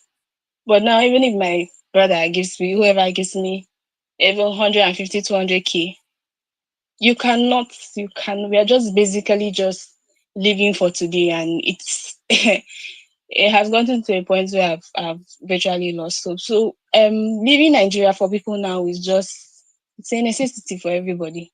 But you can't say that everybody is going to be able to leave. You're going to have to. You can't take everybody. We have family here. You can imagine people cannot even travel by road anymore. And that is how bad it is. So for everybody that is instigating religion, tribe, and whatever, you just have to know that insecurity does not look at your face. Poverty will not see whether you are Christian or Muslim. Poverty will not see whether you are Igbo, whether you are a Bibio, whether you are Yoruba. It doesn't see any of that. It will eventually get to everybody. Like, I went to buy gas today and I was like, God, where are we eventually heading to? Like, where are we going to? So I'm just appealing that for everybody in this space, I feel that you should take it personally. Even just the people in your household. Even if you cannot reach, you can translate, you can explain to people in your local dialects the impacts. Because I feel that most of them do not understand, because they don't understand how the economy is being run. But if you explain to them in their local dialects why they should not sell their votes, it's going to go a long way. Thank you very much. Yes, thank you very much, Imabong, for your submission.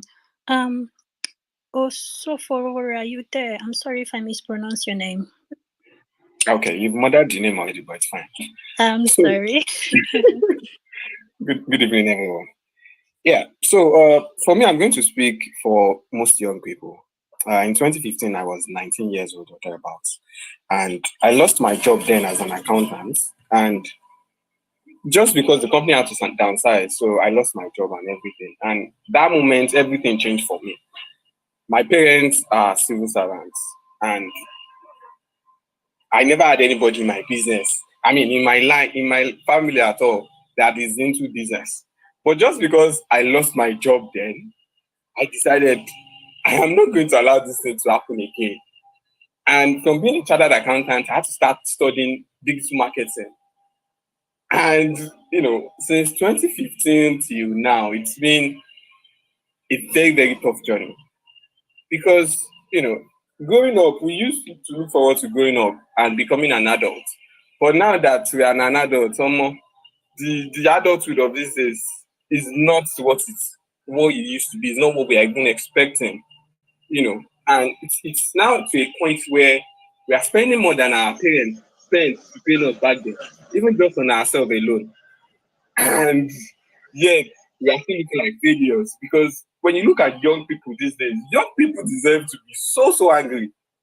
Because young people, for example, everything is just bad. Like, we did not even have it. Anything easy. Nothing is easy. ASU strike, you cannot even provide internet for yourself. There's no light.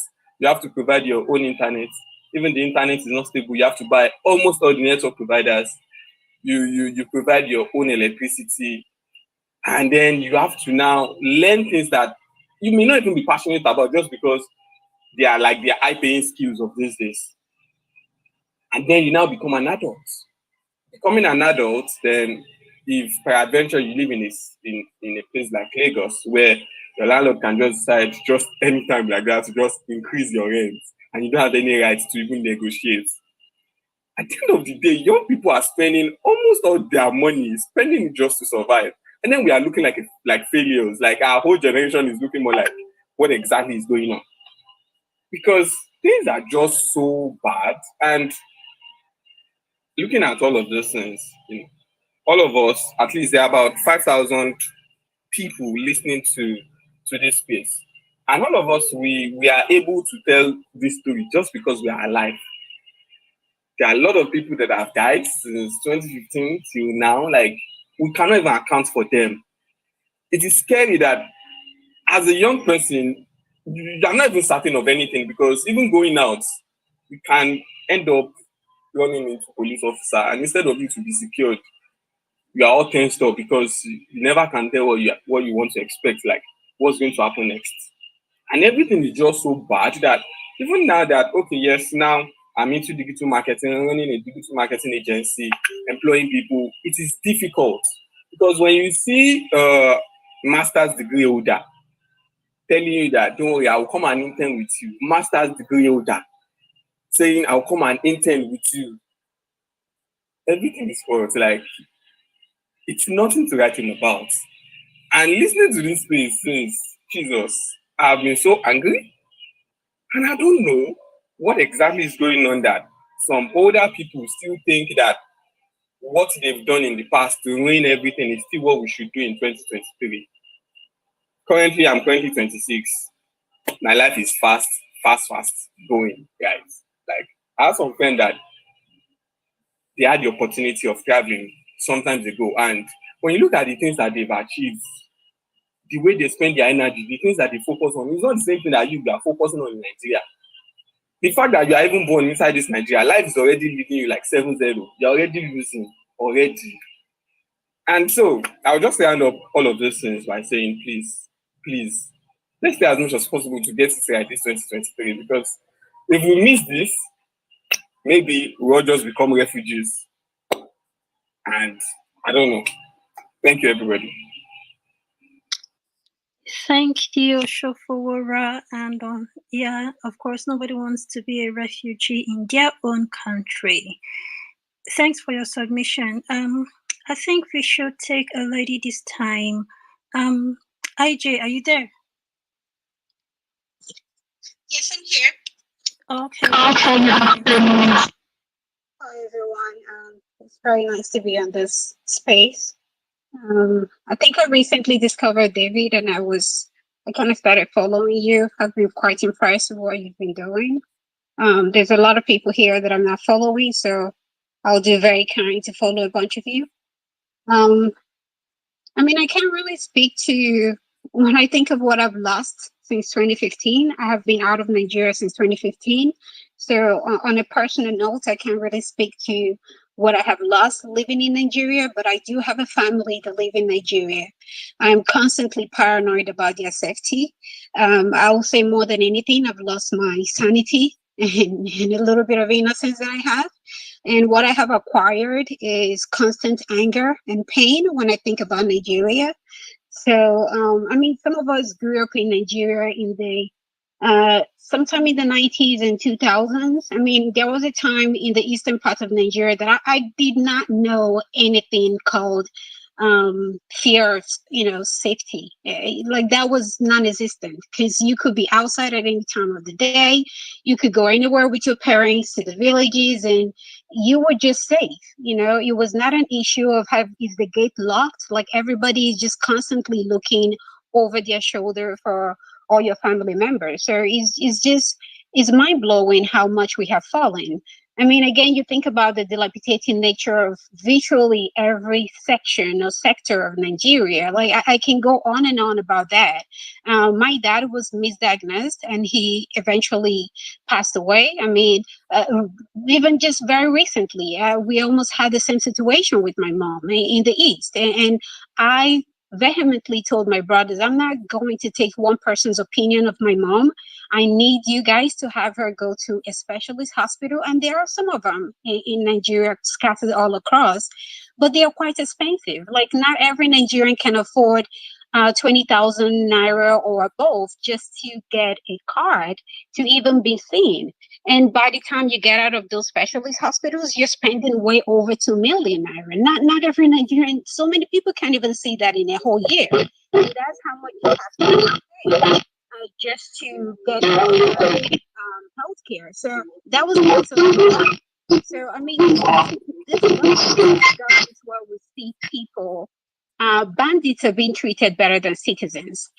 We have laws that are basically protecting henchmen and their cattle more than they're protecting human beings. We've never heard of a single accountability.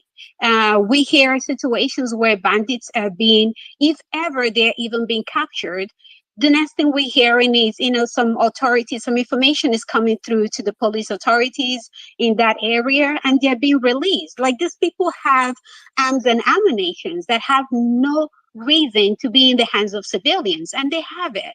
They have every equipment, they have everything they want. So my question sometimes is there is a difference. People need to understand there's a difference between an incompetent government and a government who is really out for blood. I feel like Nigerian government is not just incompetent, which they are. Obviously, none of them have a basic education, but they are also out for blood. These people are evil. That's in my opinion. And I've heard a couple of people here talk about how they don't even care about your voting. And I think they do not. So we really need to wise up in this upcoming election. Because, I mean, when you look at people like APC, I absolutely believe APC has zero interest in the vote, in the actual vote. APC has no interest in that. And the only reason PDP seem to feel like maybe they want to get some votes from some areas of the country is because they know they will be beaten by the money when it comes to who can outrig the other, who can buy the vote more than the other. APC seem to have already banked all the millions in Nigeria, settled and waiting for this election. So PDP know they cannot fight them money for money. So they perhaps want a little bit of vote. But APC has no interest in that. And I'm absolutely sure about that.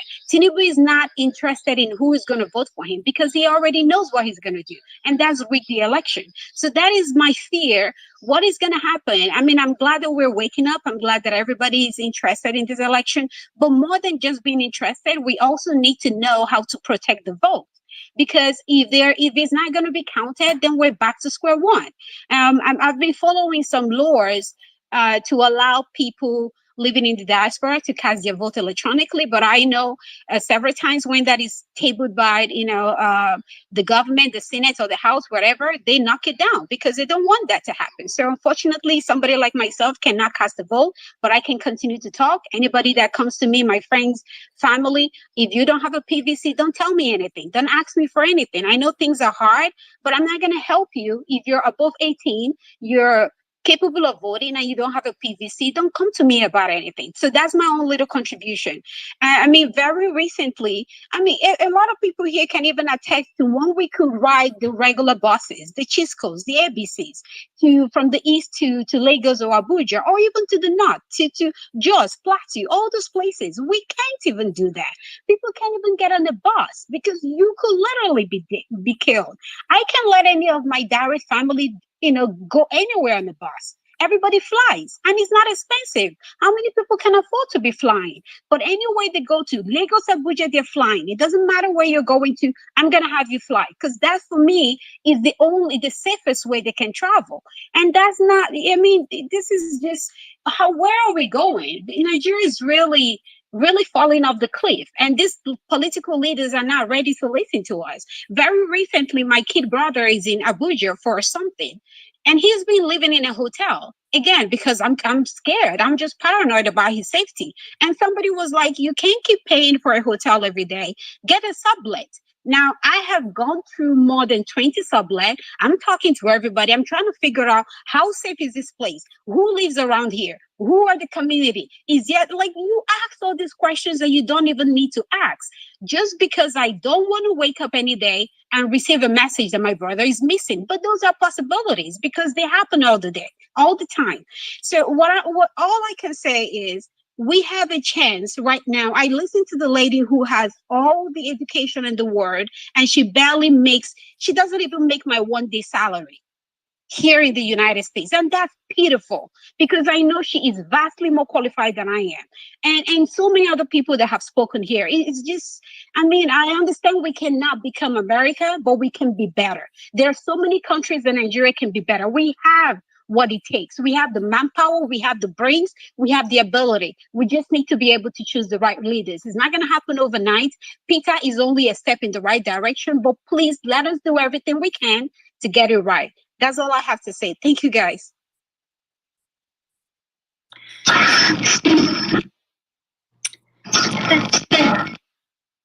Thank you, IJ, for your submission. We're gonna have to stick to 3-4 minutes so as to give room for other speakers. And please continue sharing this space with the hashtag Lost Since 2015. And share it as much as possible. And I'm really sorry for all the DMs I've not responded to. There seems to be so many of them, and I'll respond to as much as I can. And for those requesting for the mic, please be patient. We'll try as much as possible to give everyone the opportunity to speak here. Now I'm going to hand over the mic to the Idea Junkie. Hello, Idea. Are you there? Yes, I am. Good evening. Good evening. You have 3 minutes. Okay, I'll just be very fast about it. I'll just go straight to the point. I have a narration, about me and my friend. I'll start with my friend before I get to me. Someone I know came to Jos to serve. I live in Jos, Plateau State. Came to Jos to serve. I met him and I tried to convince him to stay. He's Yoruba from Lagos. And what happened was after service, he kind of liked the North and wanted to stay back. And to a very large extent, he started supplying grains, I think, to some companies like that. And in one of the occasions, one of the guys he was working with, one Alhaji Usman, actually attempted to kill him just to take over his 1 million naira. This thing happened last year. So the full story is on my timeline. I think I had to retweet it because of this opportunity so that people can read it in details. He contacted the police. He went to court. He's the only guy. He's like a pin in a haystack. So there was nothing he would have done. As I'm talking to you now, the culprit is walking free and the case is not being talked about much. And I tried to mention as many people as possible so that they can get justice for this guy. Even if it is just his money, he has lost hope. This guy is depressed. I had to use my timeline, drop the story. I told him to narrate it, screenshot it. It's on my timeline. I had to, bring it back. So Nigeria actually happened to him very, very sadly. And it's because it was totally relatable to me. Let me explain. I'm a farmer. Most of you might not know that strawberries grow in Nigeria. I'm a strawberry farmer and it grows in Plateau State effortlessly. Now, in the whole of Plateau State, it doesn't even grow like everywhere in Plateau. It grows only in Jos South local government in Plateau and in a particular village called Chahais in Vom. And that village, the fertility, the relative, whatever humidity, the weather, everything is just perfect. So it grows there effortlessly. So we have like hectares of land. I think I've been featured on CGTN once on a global TV to talk about the challenges we have. And I talked about security. Now, last year, in fact, the thread is on my timeline again, where Fulani headsmen came, brought their cows, to the farm and they ate everything, And when they ate, the ones that the cows could not eat, they brought a sickle and they started harvesting them, So we've had these incidents come and go. The village has been impounded with a lot of insecurity. In fact, we go to the farms broad daylight, and we don't take our cars or vehicles there because we know that these guys can just invade broad daylight. I mean, shining sun. So it's a paralytic situation that when you're trying to plant, it just keeps getting terrible by the day. So this country has happened to me. I lost a couple of millions. In fact, I had to. I'm someone who will not put an account number out there, but I had to sold my car just to try and raise money to continue, because we are in the season of strawberries. I supply strawberries in Lagos, in Abuja, in Port Harcourt, and imagine, even if the security is okay, right? Transporting strawberries that has 72 hours shelf life is pretty hard in itself, because the roads are bad. If you go to the airport in Jos, only 2 airlines, Max Air, Arik, and if you don't have those strawberries will perish. So imagine the losses, and it has been a consistent loss since 2019. COVID came, we lost a lot of money. 2021 came, then there's invasion of these people. So it just tells you a lot. It actually got so many of us to say, we're not doing this thing again. And there's a man who got a loan of 3 million naira, and this thing is all gone, and he has 6 children. I'm lucky I don't have a wife, so it's a little easy on me. So it actually happened to me. Now, the last thing I want to talk about is in 2016, just to mention how 2015 till now has affected me personally on a personal note. In 2015, I read industrial chemistry. I have an MBA, master's in business admin. I used the principles of sciences, right? How we coat iron with paint so that we can reduce oxidation of the iron, right? So what I did was that, because of my strawberries, I wanted to try as much as I can to increase the shelf life of strawberries. So I did a little concoction, a biological process in my kitchen. And I brought out an innovation and an invention that was literally covered on an international TV again, that can preserve fruits for up to 40 days without refrigeration. Now, I tried to get funds to push this forward, right? It didn't actually do well for strawberries, because strawberries, just like cashew, are the two fruits that has their fruits outside. They have their seeds outside the fruit. So it was pretty much very difficult. But then I was able to preserve oranges. I was able to preserve apples. I was able to preserve tomatoes for up to 40 days. There's no refrigeration.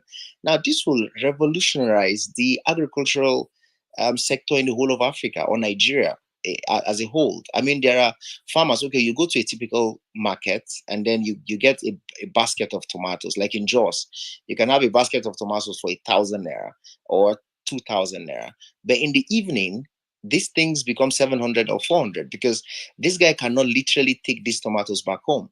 But with this kind of innovations, what would happen? He can preserve, just sprinkle this pigment, which is 100% edible.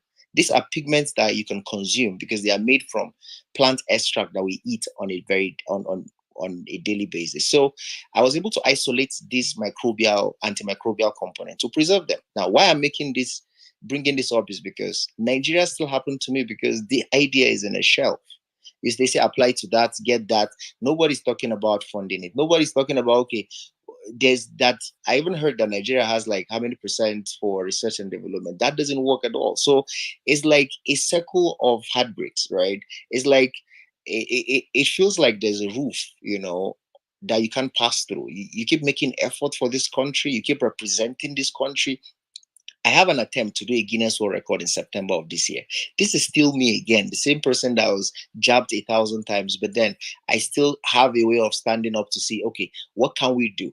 I started a hiking group in Plateau State just to synergize the Christians and the Muslims. I was featured in Waterloo University in Canada because of my effort to see that unity and peace and coexistence are there, in Plateau State especially. And we're able to do a hike where myself and my team gathered 3,811 people. Now we're trying to do 5,000, which is a Guinness World Record. The government don't care. Nobody's talking about it. It's still in my own.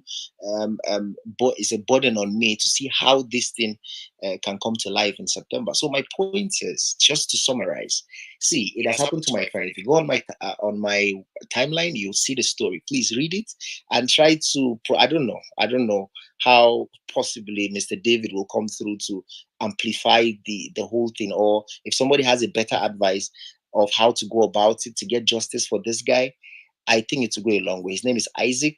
The story is all there. He wrote to the AIG, the court cases, the pictures. He recorded conversations in the courts. He has every evidence, but it's not holding sway for him.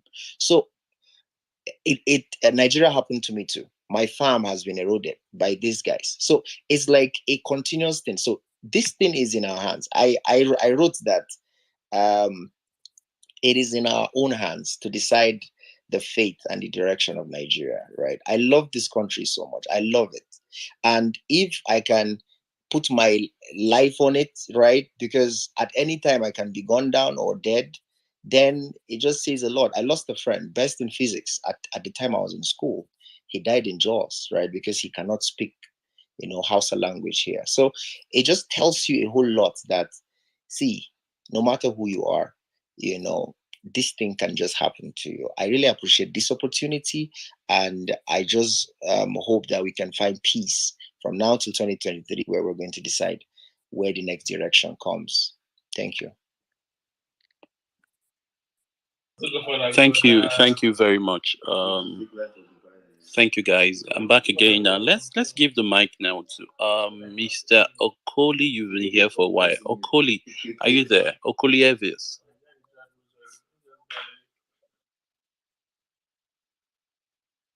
Mr. Okoli, are you there? Okay, let's Daniela Reggae go. Daniela Reggae, you can go now. Okay, good evening, everyone. Thank you, David. Thank you, all the hosts and everyone here. I want to start by saying how this particular government has caused severe hardship. Now, I used to work at a microfinance institution, and believe me, I have seen poverty at its worst, because these market women, these people, formerly, when they borrow money, they borrow it to put into business and get to grow their business. But now they are borrowing money just to survive. And when you borrow money to eat, you are getting poorer and poorer every day. Now, microfinance institutions are closing daily. Like in a week, you just hear about 2 microfinance institutions has closed. And these are the institutions that give employment opportunities to many people. I actually resigned from my former company because I had so many issues. You are supposed to maintain a particular a ratio of debt. If not, you are not doing your work and they'll fire you. And honestly, almost everybody cannot meet that ratio again. Why? Because the hardship is too much. Everybody is suffering. Now, 2015 till now, as of 2015, I worked for a startup and I was earning 50,000 naira. That 50,000 naira was enough for me, even though it wasn't enough to get a car, but at least you have your 3 square meals complete. You have everything. Yeah, like you are okay. But now, what can 50,000 naira do for you? Is it will even you are not even talking of rent or anything. So, and this is the situation we find ourselves now. So it's just so sad. And with the trajectory of, if APC mistakenly gets this power again, gets into this system, like there's no plan. These people is like they're living in another world of their own. They don't even care about anything concerning the masses.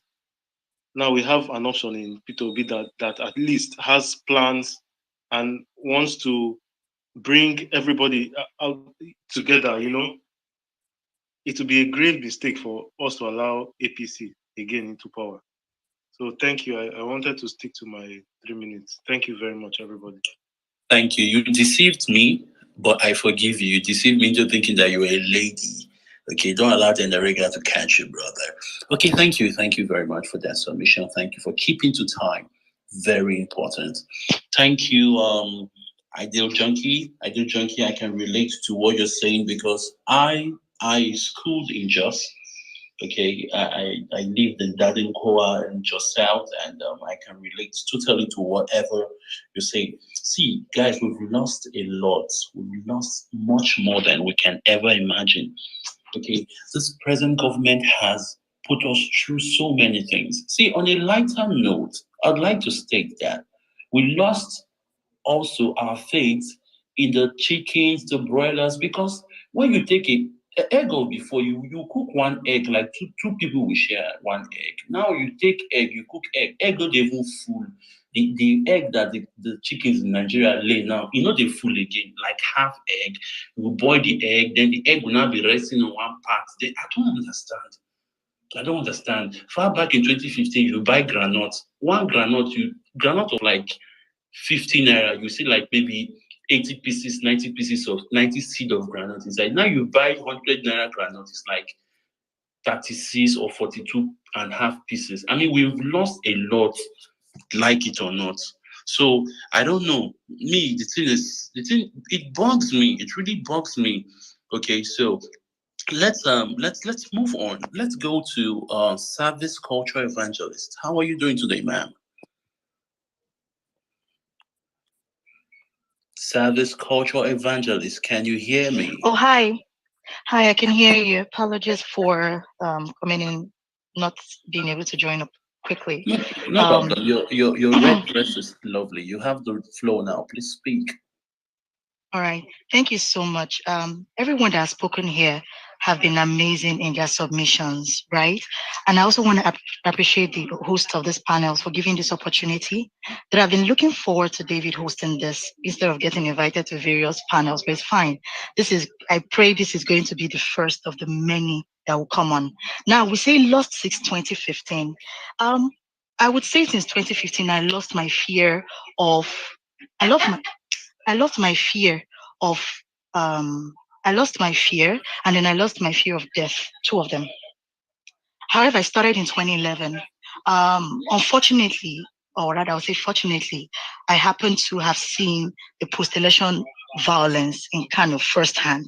I say firsthand because I was CLO of corps members in an Air Force base in Kano. So I got to see displaced corps members, I got to see displaced people, I got to see people who left with just their boxers and those who also left with their life. And we had a corps member that also used her hand to save her neck. Like her hands were literally hanging on by flesh. Okay. So this kind of made me feel like, okay, 2015, the same person that instigated that violence was given an opportunity to become president. And it was packaged in a way to make him look like a messiah. I'm like, oh, what the heck? Okay, 2015, I was like, okay, let me cool down on this patriotism stuff and mind my business, drinking water. Thank you, Dr. Aproko Doctor. So I do that. Sometime in 2016, decided to do something in Kano. However, I don't speak Hausa, but I just happen to love doing stuff. And then we did a street cleanup in Kano, street cleanup campaign. And do you know that the most support we actually got, apart from those who were already member of the team, were the youth? That was when I realized that there was a gap between the youth and those who were their parents or older. It was so bad that a parent chastised his son to not join in the street cleanup campaign, saying we volunteers were paid and that we should go and do our job. Meanwhile, we left our houses from our various jobs to come and volunteer on that street. So that didn't surprise me when what happened in 2020 happened, because I had seen that coming. There's this disparity. It makes it look like maybe this Nigeria that we're in is for some people, or maybe the youths are just doing too much. And now we are seeing it play again in 2020, where even the body language that was being put out there when these youths came out to protest obvious bullying, killings of youngsters. My little brother was like at the time 16 years old. So we gave him a phone, just a basic iPhone that one of us was not using anymore. you change your phone, you give it to the small boy in the house, we'll take. And do you know that this small boy, while walking in the midst with his friends, he's really tall. He was accosted by SAS police on the streets, in the house, like on the streets, being told that he's holding an iPhone. What does he do for a living? And he said, oh, it was gifted to him. And what saved him was that they were coming back from church and he was holding Bible. And then some other people saw and then they came into the plane. My dad was going to drop me off at the airport when I came visiting Lagos from Kano. And on the way to the airport, on that Egbeda axis, or one of those Akowonjo streets, SAS in no uniform stopped us again. Now, these are two different incidences. Stopped us and tried to extort my dad, and it became a fiasco. Meanwhile, I had a plane to catch.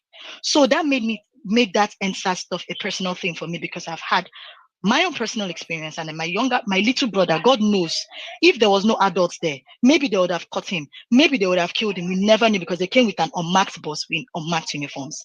Now here again we are in 2022.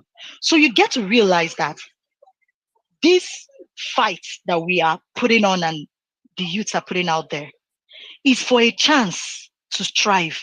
Now, none of us grew up being given handouts, but you hear stories of the same elder people who tell you that Nigeria cannot change and nothing can change. We tell you stories about how they get into the university, all they have to do is graduate. It doesn't matter the paper. And my dad will also tell stories about how he was changing jobs left, right, and center. Please, with your PhD, with your MSc, you don't get to change jobs like that unless you have a very good network. So what am I saying? Since I lost my fear, since I lost fear and fear of death, it has given me this boldness to be able to put myself out there. I'm a professional. And you have a lot of people saying, oh, you're putting yourself out there. I'm like, see, I have seen a lot of situations where you are minding your business, drinking your water, stray bullets came to kill you in the house. In your house where you were minding your business. So if you are busy minding your business at this juncture in 2022, unless you have opportunity to gather visas for all your village people, because even when you travel, you would still have to hear news from Naira land. If you open the internet, somebody just been killed carelessly. How about the doctor that was killed in a train a few days before she was scheduled to leave the country? So this is no more about minding your business situation. It's about fighting the bully. You know, things about bullies, they don't stop until your spirit is broken or they are tired of you. Apparently, they are not tired. We cannot wait till our spirit is broken, like the spirit of those before that take anything that's been given to them. Our spirit cannot be broken because it's our last chance. Me, this is a personal thing. For anybody telling me I'm a mob, yes, I am a mob. According to David, David say own it. I'm a mob. I'm a terrorist. I'm any freaking name you want to think about. I am, because even though I'm able to afford my own basic feeding, I no longer can send my grandma in the village 20,000 anymore. For her to be able to have her own basic lifestyles of her drugs and everything, it's 50,000. From where? It doesn't stop. So that's what I've lost. And I know a lot of people have lost other things as well. And I'm saying we cannot keep on losing it. The people that are making me lose it, they don't have two heads. They are going to die. Like someone said earlier, in the next 10, 15 years, they're going to flush. What kind of country are they going to leave for us? Somalia or Sudan? Before you know, we start having North Sudan, South Sudan, wars everywhere, and every other kind of disconnected country. This country is the only one I have. And even if I travel out of the country, there's no 200 million visas to take everybody out. This is the only one we have. And they don't get to choose how it's going to be played. So thank you everyone for listening. And thank you, David, for hosting this space. And every single person that shared your story. I'm touched. I've been here from the beginning and I intend to stay to the end. Thank you very much. Thank you very much, Service Culture Evangelist. Okay, David, go ahead. Mr. David, we can hear you. Go ahead, sir. Okay, so did you mean Joseph? You mean? No. David unmuted his mic, so I was trying to give him the chance to speak. So kindly mute your mic. Okay, thank you, Joseph. Kindly mute your mic. So I'd just like to share something with us. when I in the year on 1999. Sorry, 1 minute. In the year 1999, I arrived in Jos, and then few years later, one of the most organized markets in West Africa, which is a terminus market in Jos Plateau State. Those people from Jos can bear me witness to this. Got bombed. Millions and millions were lost. I lost a friend that day in that bomb blast. I mean, we could see the fire. I mean, you guys can go and look it up. The terminus bombing, the terminus market bombing in Jos. Terminus was, I mean it, the most organized market in West Africa. I lost a friend. Forward to 2015. My cousin's sister, who was in Jos, was about to go to school the next day. So I was staying in Dadinkowa in Jos. So she took a bus from Dadinkowa to Terminus to buy foodstuff. She was schooling in Nasarawa State Polytechnic. She was supposed to go from the next day. So she went to buy some foodstuff at the Terminus Market opposite the Jute Hospital. If you stay in Jos, you know the Jute Hospital. She was busy buying things she was going to take to school. She was only 17 of age when a suicide bomber came and detonated a bomb, and almost everybody within that perimeter died. We had my uncle had to go into the Jute mortuary to identify his daughter. It was one of the most devastating points of my life because this girl was bright. I mean, such bright star just got extinguished by terrorism caused by bad governance, and Buhari was president.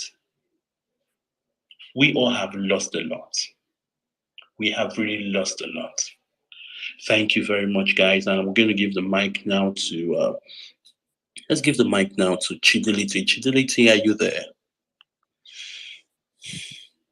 Okay, Chidility is not there. Let's give the mic to Uncle Dabo. Uncle Dabo Bakari, how are you doing today? Dabo Bakari, are you there? Yeah, good evening, guys. Okay, go ahead. You have 3 minutes, sir. Okay, I'm just going to be straight to the point. I don't think I can boast of having lost a lot in the last 7 years, partly because I left the country in 2016. However, in the spirit of comradeship, I identify with every person that I've said one thing or the other here about what they've lost. They are my brothers, they are my sisters, they are friends. Some of them are parents and younger ones, and their loss is my loss. In just last year, if I would mention one, a friend of mine, okay, the husband to my friend is a senior friend. She was 50 when she passed. She passed last year, very sadly. Just wrote me and said, your friend is ill, and we need to. So I live in Germany, by the way. Moved to Germany in 2016 after about a 6-year career in banking. So he wrote me to say that your friend is ill, and we need to, at that point, they were not, it was a Saturday, they were not sure. They still were not sure what was wrong after several tests in Ilorin. And then we need to find a solution. So he was like, can you help us to come over to Germany? I mean, in a space of 15 hours, I reached out to doctors I know around, because even our case file was not clear. They've done 4 tests, they've gone to 4 or 5 places to do tests, and they still were not sure. They just knew she had pains in her stomach. So I'm telling you, this is Saturday. By Sunday, they were able to move her to Lagos. By Thursday, my dear friend passed on.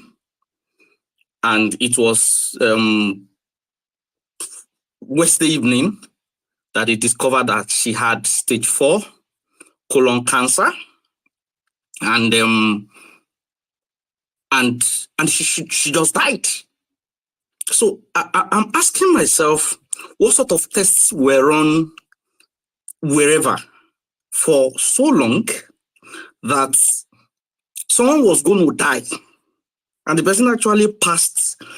So the medical center where they were able to do the tests was relatively new, and it was a good place. I've forgotten the name now.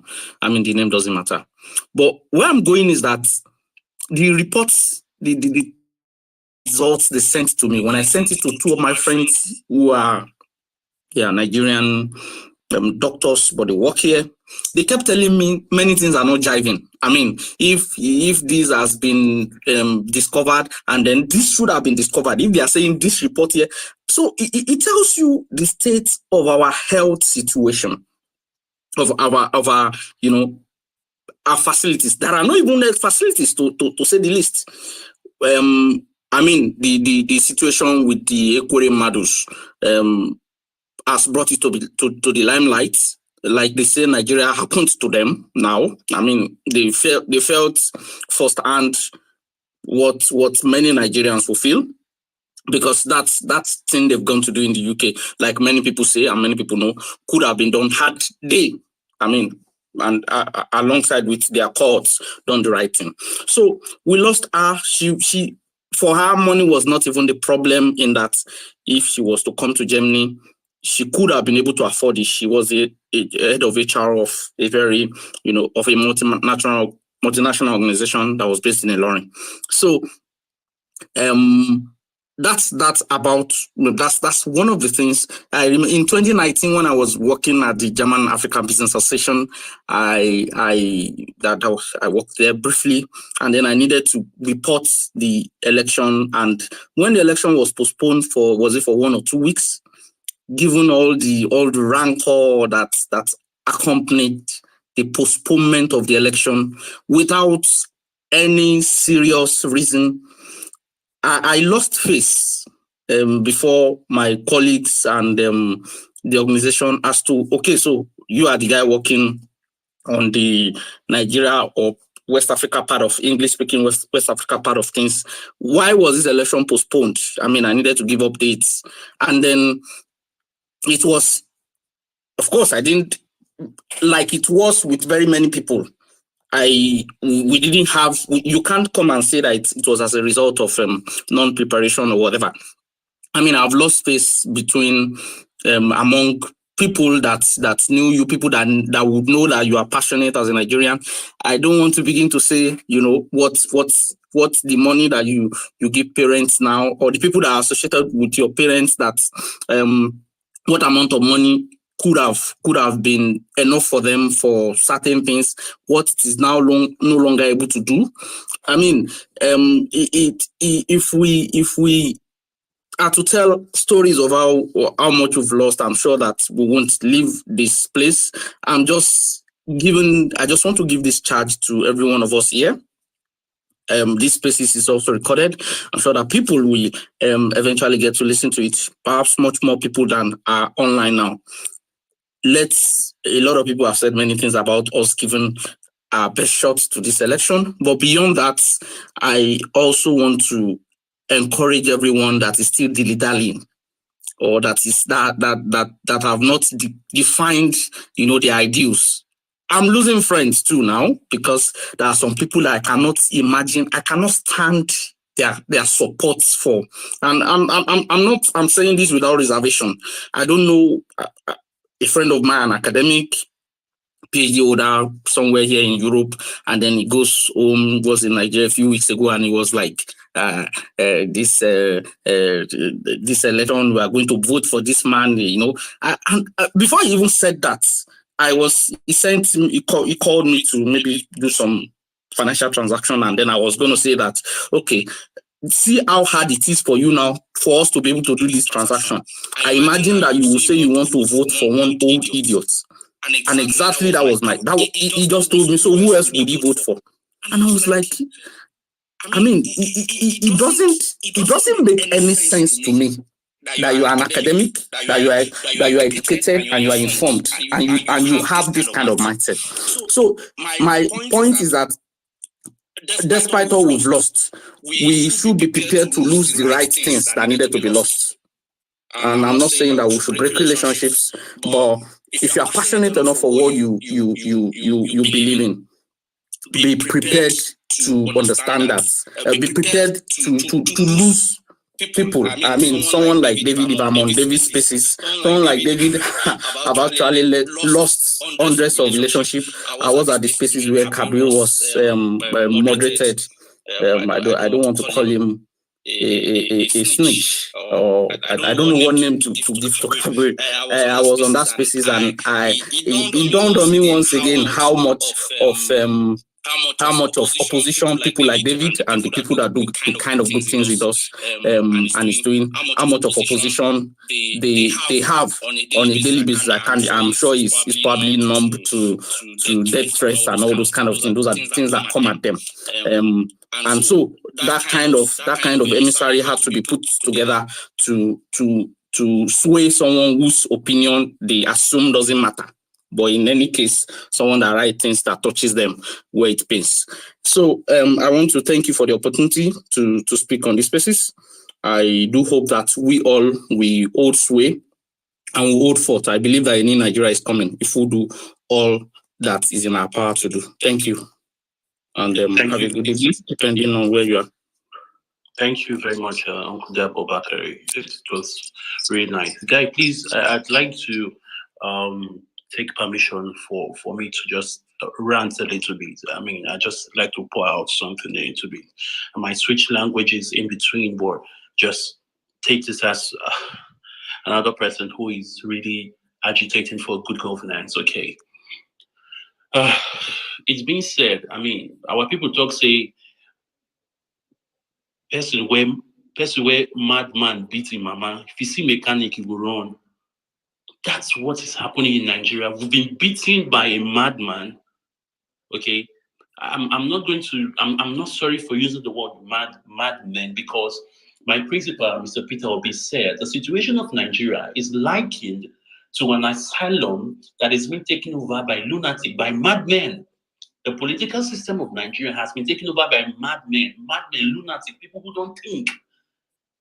People who don't really think, people whose thinking capacity has deteriorated to a stage that they can't even think for themselves. I'm telling you that we have to take this country back. If not, the stories we are hearing here today, it's just a tip of the iceberg.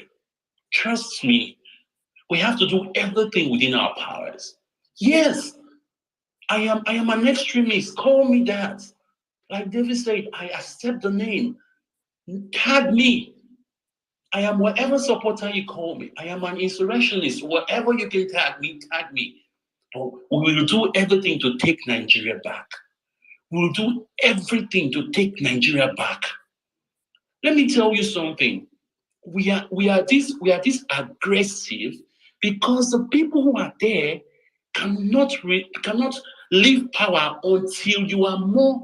If there's any word like murder, or if there's any word like more crazier than they are, these people will never release power to you. I am telling you the truth. And another adage go, and this is in pidgin English. He say, if old woman sit down open leg, they know they tell her make it close leg, because they know when they take receive breeze. We have suffocated enough. Let us take breeze. We are tired of this rulership, of this. In fact, this is not even a democracy. This is a shame. A shame. If you are not angry, I am. If you are not mad at what you've heard, this heartbreaking stories, my brothers and sisters, I am in Nigeria agitating for a good governance. I am Bishop, and I support Peter Obi for good governance 2023. Thank you very much. Now we're going to move to the next speaker. Let's give it to Duchess. She's a lady. We are gentlemen here, and let's give it now to a lady. Duchess, how are you? Hi, I'm good. Please, you have Thank you 3 for the minutes. You have 3 minutes. opportunity. Try not to make us cry, okay? Okay, thank you for the opportunity to speak. I'm glad that 2023 is around the corner and we have another opportunity, to make a difference. I started my life, my early 20s in 2006 in Abuja as a copper. I finished school in the Southeast and I went to serve in Abuja. And as a copper, I was serving with a capital market operating firm at the time. Normally, when we use a marketing card for like 6 to 10 years, they auction it to staff, starting from the least person, the gatesman, coppers, everybody is allowed to bid. I got my first car as a youth copper, a Toyota Corolla, for 250,000 naira from that organization. And after service, they retained me, and I started with a salary of 120,000 in 2007. I did that until the global meltdown in 2008 and 2009. So, I left. But Nigeria was good then. If you were employed, you get on pension, contribution, you get FHA, which is Federal Housing Authority contribution from your employer. And then banks were all over the place, Bank, PHB, Intercontinental Bank, Oceanic Bank, begging you to take consumer loans. Life was easy. And then when I moved to Lagos in 2011, although I grew up in Lagos, but when I moved back to Lagos in 2011, I had just had my baby. I started to start work all over again. I had worked in Abuja in another firm where I was earning 300,000. I had risen to that level. Then came to Lagos in 2012 and decided to start work again after my maternity and everything. Only for me to get an offer for 50,000 naira. I took it. I started life afresh. And, rose again to 150,000 naira job. I never got any job that paid more than 150,000 naira again until I left, last year. So, what am I trying to say? Things began to nosedive. In 2015, my parents in their 70s, 80s, we relocated them back to the East because, of course, it was time for them to go back home and relax. But we have had to move them out again. 2019, I was doing PR job in Lagos all these years. I was in PR, media, public relations for 6 years. And then a lot of companies began to leave Nigeria. Multinational companies, PR firms could no longer pay salaries. It was so bad that in 2018, I resigned my last job in Nigeria and then took up a job from a Ghanaian firm, managing their clients, their Nigerian clients. 2020, 2019, these same clients of the Ghanaian firms in Nigeria left Nigeria. So automatically I was out of job. Contract could no longer be renewed. I said to myself, okay, I've worked, we don't do. So I registered my own firm to start doing my own thing. Then October 2020 happened. I followed that live on Instagram. As a single parent, with 3 kids between the age of 9 and 18. That night, I could not sleep. I lived around Ogba. And then the events that followed the massacre at Lekki Toll Gate, they were burning houses at Fagba, killing people. I was following these events on Twitter. I was traumatized. It was just me. And all of us, my kids are girls. My help is female. I myself, female. There's not even a single male or an adult in the house who could, we could join heads together and comfort each other. So it was just me and the kids. That was when, and before then I used to travel to the UK, do 4 days, come back, to the US, 7 days, 11 days, come back. And my friends would be like, what are you coming back to do? I say, we were some of the people that believed so much in Nigeria. But October 2020, I said to God, if I find myself out of here, because I had just returned in March 2020 from the US before the lockdown. I just said to God, if I find myself out of this country again, I'm not coming back. What you need to do for me is just let my children get their visas and we are out. And he answered that prayer and I left. It was traumatic. I have never wanted to leave Nigeria. Never have I ever thought that I would leave. But I had to. December last year, I took my things, my company, everything, I abandoned everything and left.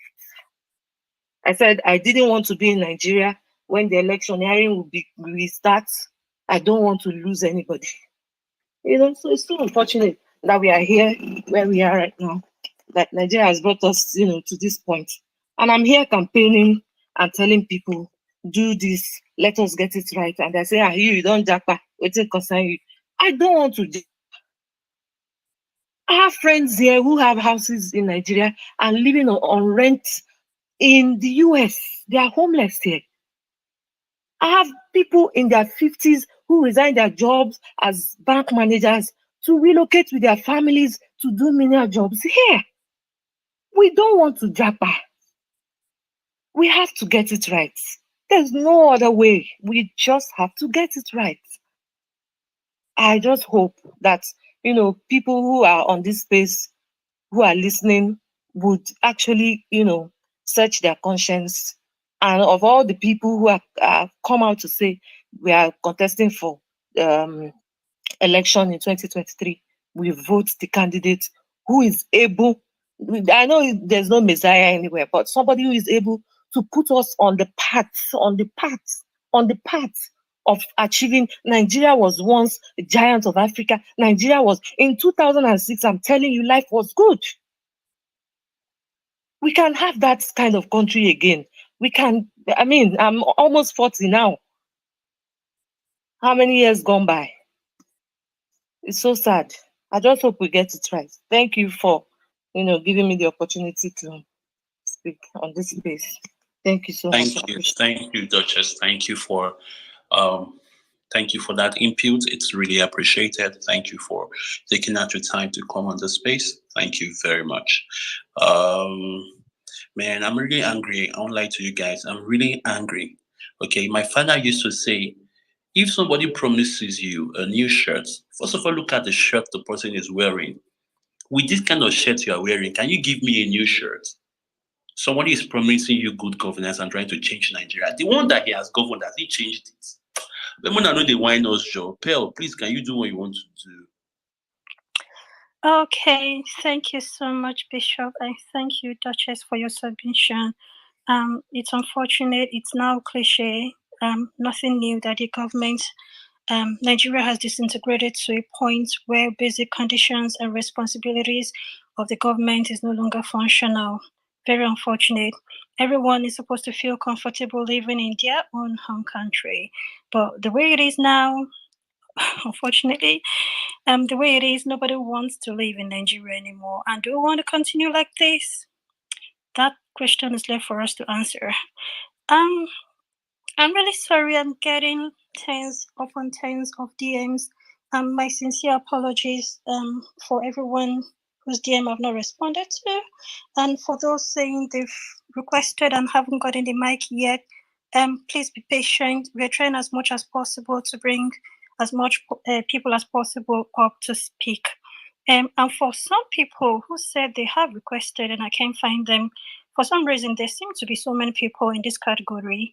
I don't know what's happening. Maybe there seems to be a glitch somewhere because I keep searching and I can't find some of you who said you have requested. My sincere apologies for that. Maybe with time, when some more people have spoken, you will have the opportunity to speak and maybe I will be able to find you then. Thank you so much for your patience. And thank you once again, David, and my co-host, Bishop. Thanks to everyone as well who has come here to share their experiences. Yeah. So I would like to hand over the mic now to Emmanuel Ajalie.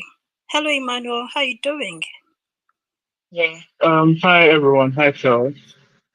Let me just say thank you to you guys for the space. I think it's something that is needed for almost everyone.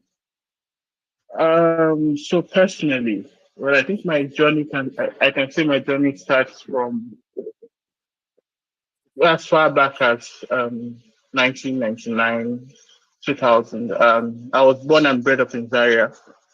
So till date, my parents still live in Zaria. Um, and we grew up. I grew up in a neighborhood where you had all sorts of people.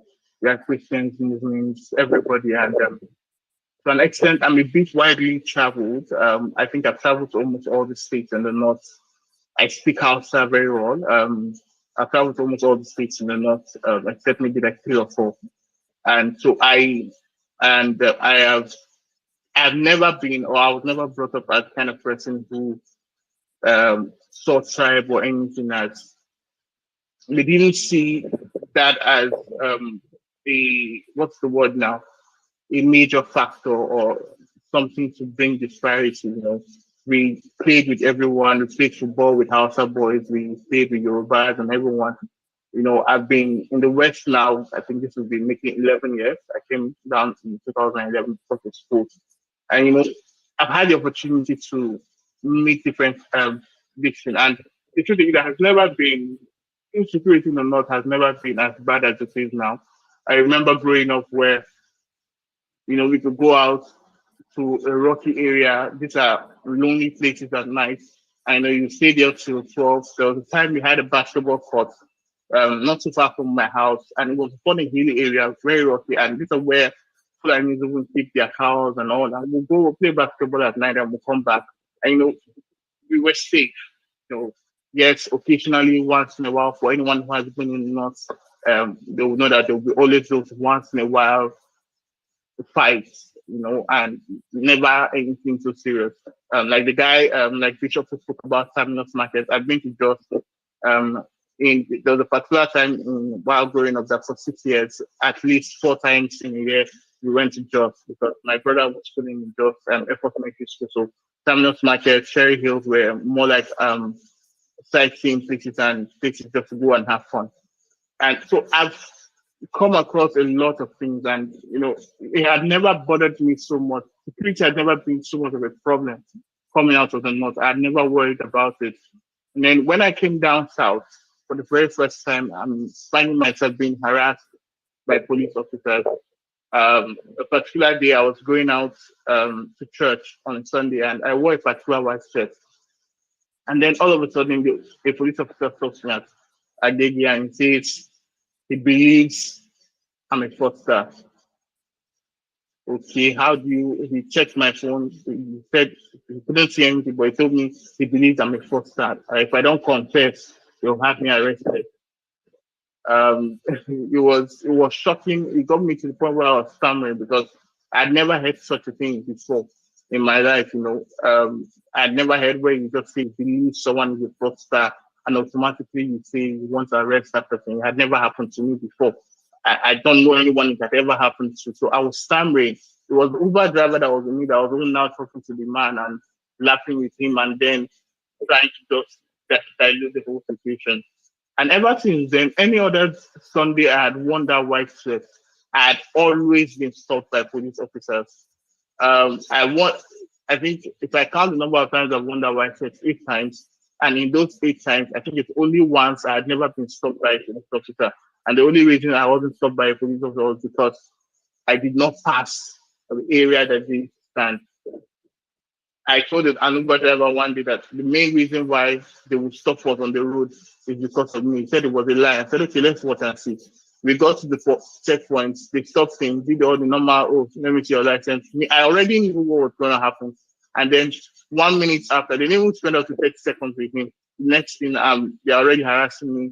Who are you? Show me your ID card. Show me this, show me that. It's so bad that even our police officers don't even know the difference between a voter's card and a voter's card and a national identity card. I had to be showing them that this is actually a voter's card, not a national identity card. I had to explain these things to them. And there's been a lot, if it's in terms of security. If I go back to some of the issues that happened with my family as a whole, I've seen where the whole matter of leg issues, what you can do. My elder brother was in the military, and he was wrongfully dismissed from NDA because someone who had a father who was a general and was from the north lied against him, said he brutally injured him when there was nothing to touch.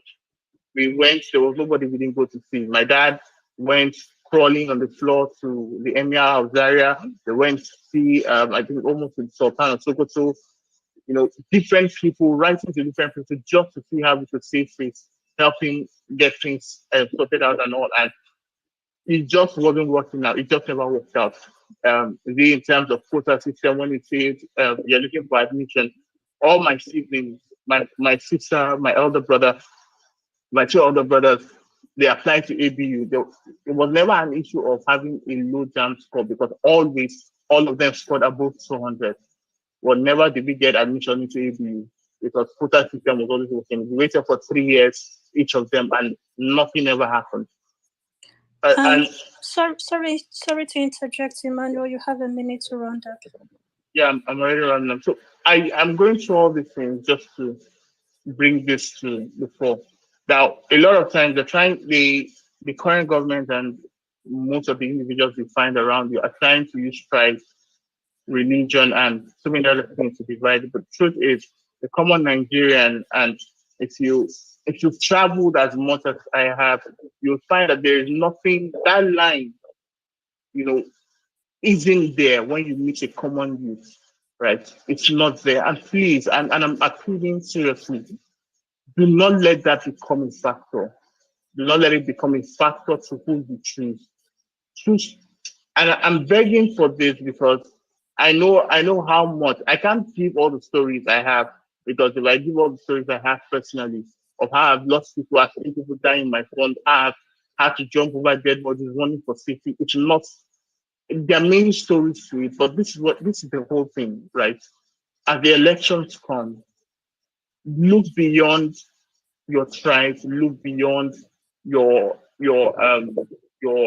religion, look beyond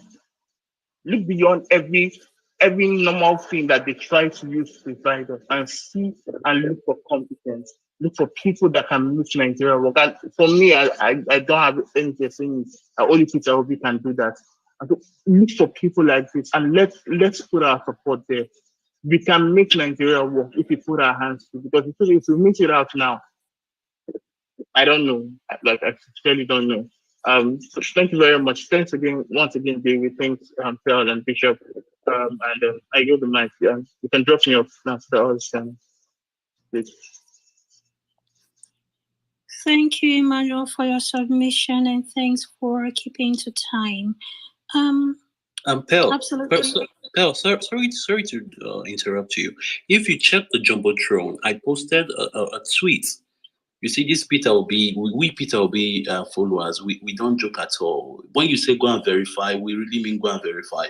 Someone went to buy granite of 50 naira and he counted it, and you see, I wasn't lying. Look at it on the Jumbotron. Go ahead, Pearl. Very unfortunate. Thank you, Bishop.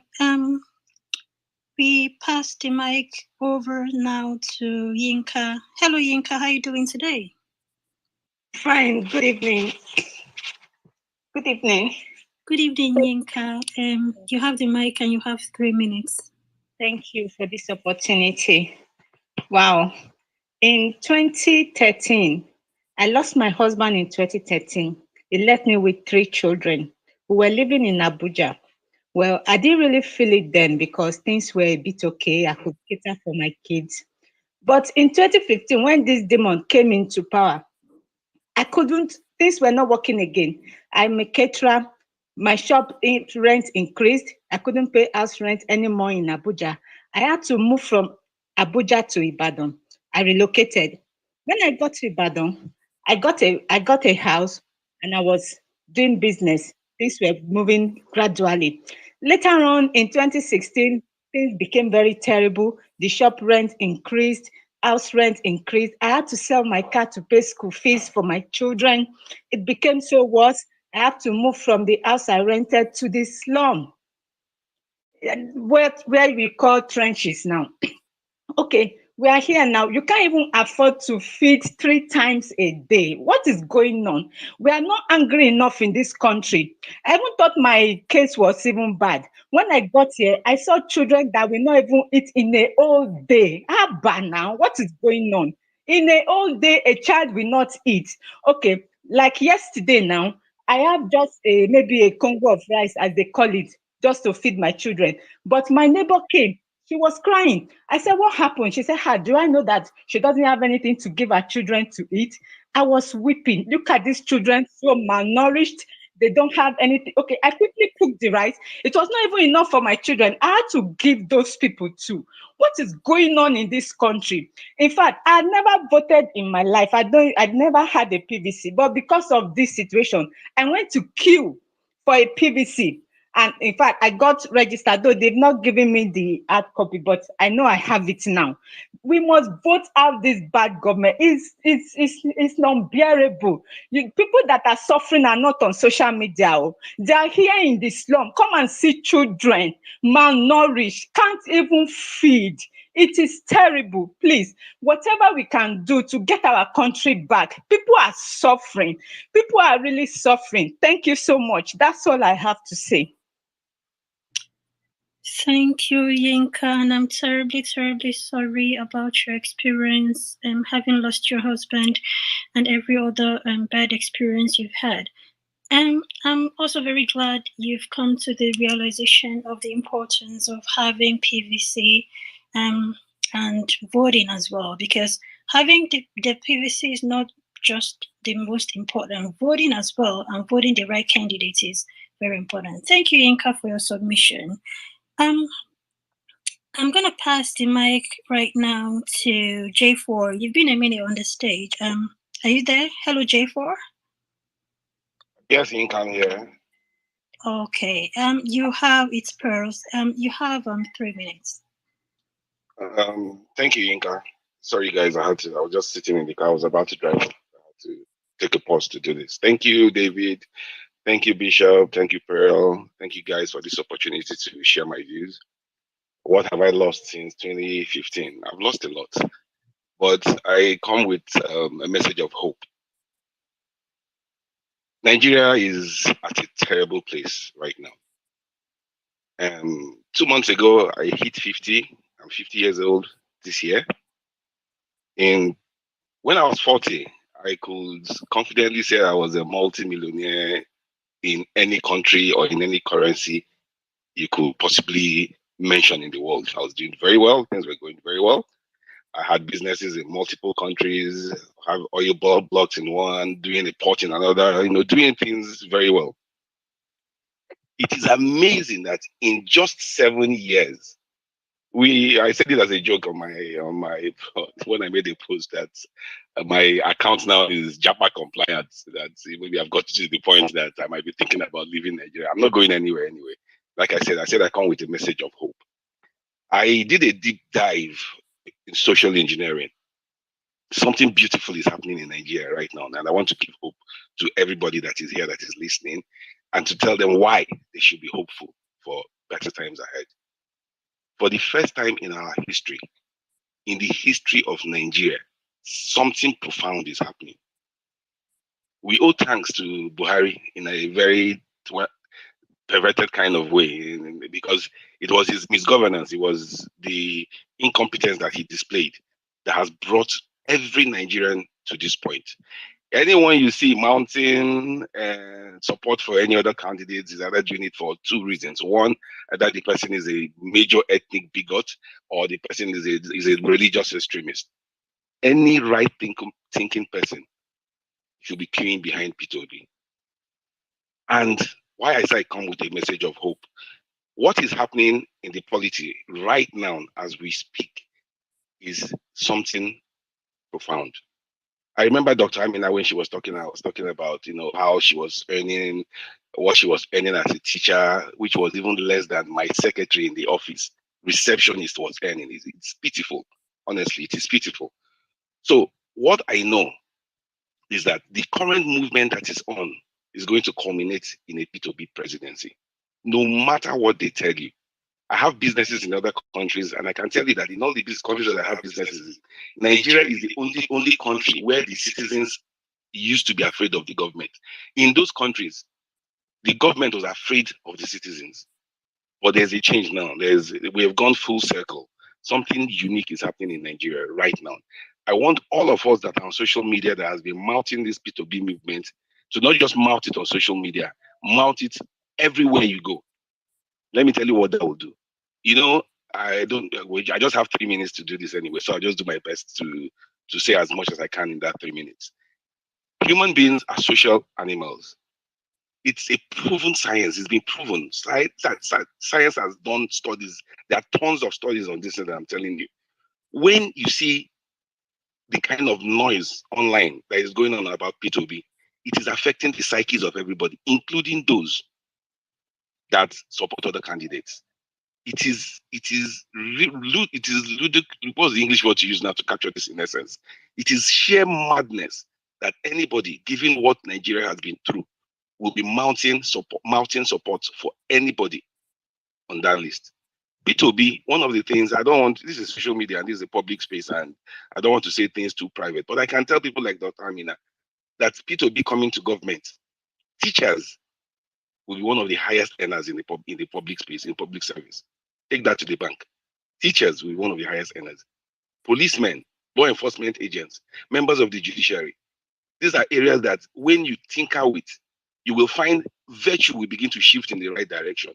Why on earth should someone that has the kind of qualifications that Dr. Amina have be earning the kind of money she's earning in the same country where members, illiterates and fraudsters in the House and in the Senate earn much more than that? It is not acceptable. What you're telling people is that is the way to live. You understand?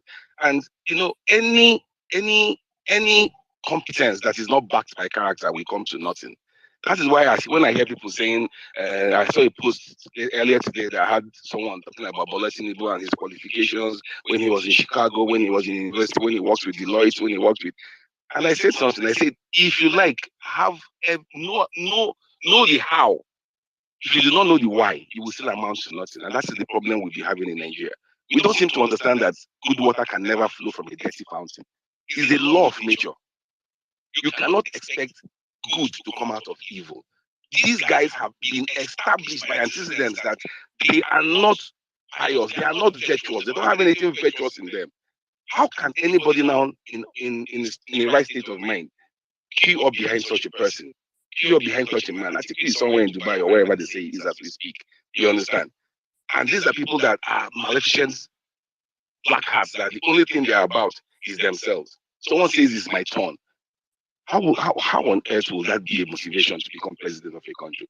P2B is the man I know that I've had dealings with in the past. And I can tell you guys for free that the man is a man of solid character. And he has fantastic ideas. They are mounting manifesto here, manifesto there. Where is P2B's manifesto? Any egghead can solve Nigeria. In fact, Nigeria's problems have been solved on Kakaki and on channels and on Arise TV several times over the years. But what is happening in real time? Until virtue assumes office, we'll keep swimming in the dark. And I believe strongly that virtue is going to come into office come 2023. Let's all keep up the faith, keep fighting, refuse to be intimidated, respond to every single. David, I like the way David has been giving it to them. I am so proud of him, honestly. I'm telling you the truth. Because he's doing something, he understands the principles of social engineering. You keep quiet. Cambridge Analytica used it to swear elections in different countries before they were caught. They did the same thing in 2015. They did the same thing in 2019. But this time around, they did not anticipate the emergence of the candidacy of P2B. And that emergence has ignited a fire in the hearts of Nigerians. And something has shifted in the spirit. I guarantee you guys that if we keep up this same tempo as we have now, trust me, those that are mounting BAT article, they will collapse and find out that the greater majority stand with this man. They will just keep behind, I'm telling you. Including the cash reviews that they have sponsored online, that came online. I was talking rubbish to try to create and direct and position the narrative in the way they wanted. They've seen that it cannot work. P2B didn't call anybody to fight for him. But these people just simply found themselves being motivated to do the needful. Do you understand, guys? So we have something good happening. Let's keep it up. And I guarantee you guys that come next year, Peter Obi will be president. And when he is president, there are virtues that I know. There are things that I know will change in such a dramatic way that ultimately virtue will come into office. Any nation that does not stand for anything cannot come to anything. We do not stand for anything as a nation.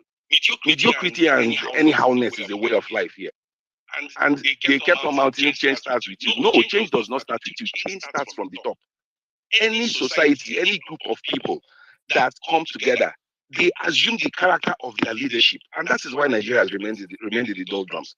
But if we get the right person in that office, trust me, other things will begin to fall into place. Thank you, guys. I yield. Thank you so much, A4, for your wonderful submission. Absolutely, we really need the right person to take over as captain of the ship right now. Again, I apologize. I sincerely apologize for everyone who keeps sending me messages about them requesting to speak, and I can't find them. Maybe there's a glitch somewhere, and I'll keep trying to find you, to bring you up. At this point, we hand over the mic to Mayday. Hi, Mayday, are you there? Hi, good evening. Good evening, Mayday. I like your voice. Thanks for joining us on this space today. You have 3 minutes. Thank you so much. First off, I want to thank you for organizing this space. This is like a free therapy. I mean, who doesn't love a free therapy? I've always wanted to rant because I've had the worst week, but I'm really grateful for this space. I'd like to start by saying I never wanted to leave the country. I grew up as a very patriotic person. I told my mom that I would never leave the country, but I found my dad telling me that I should never come back to the country, that he'd rather me get married outside the country and he not attend than me coming back to the country to say I want to do something else. This is the country we are in right now. But even leaving the country doesn't make anything better. I mean, Nigeria affects you everywhere you go. Nigeria is literally a blessing and a curse. I am like 30 minutes away from Singapore, estimatedly, but I can't just waltz in and out of Singapore because I am a Nigerian. So you can take a ride to Singapore, right? So when you're in the bus, they check your visa and like your passport and everything. And when they see the green passport and the name and the nationality, they tell you to come down from the bus. They tell you to come down from the bus. They tell every other person in the bus to go. So they leave you in the office, the border for like 3 hours for nothing. You have like complete documents and stuff. They'll come check you and out, check you and out, and stuff. And then maybe after like 3 hours, they tell you, you can go. There is nothing we wanted to ask you. We just wanted to be sure that you are not coming here to do something fraudulent. And you can't find your way into Singapore anymore because there is no bus to take you. So you have to. It's a nightmare. Also, I left schooling. I left my degree in my 5th year in Nigeria because I was in the public school. And there was the whole ASU thing and everything, and I just had to take that bold move to leave. It felt like now secondary schools are not even safe anymore. There's the whole bullying thing. There's where children are killed for nothing. There's the innocence is no more there. There is no. I mean, the secondary school we knew was the secondary school where you play games, where you do the whole 10-10, you do like everything. But now you're afraid of bullies. You're afraid of suicide. Like it's like a whole world on its own. And then I grew up thinking, I'm not smart. I am really dumb. This is how I grew up, and the trauma is following me. I don't have money for therapy. I get up every day telling myself I will live, I will survive, no matter what happens. I'm here struggling because I know I am smart, but it feels like I have to prove who I am. I look at Nigeria and it's such a pitiable place because when you look at the things that are happening. Sorry about that. You can go ahead. Sorry about that.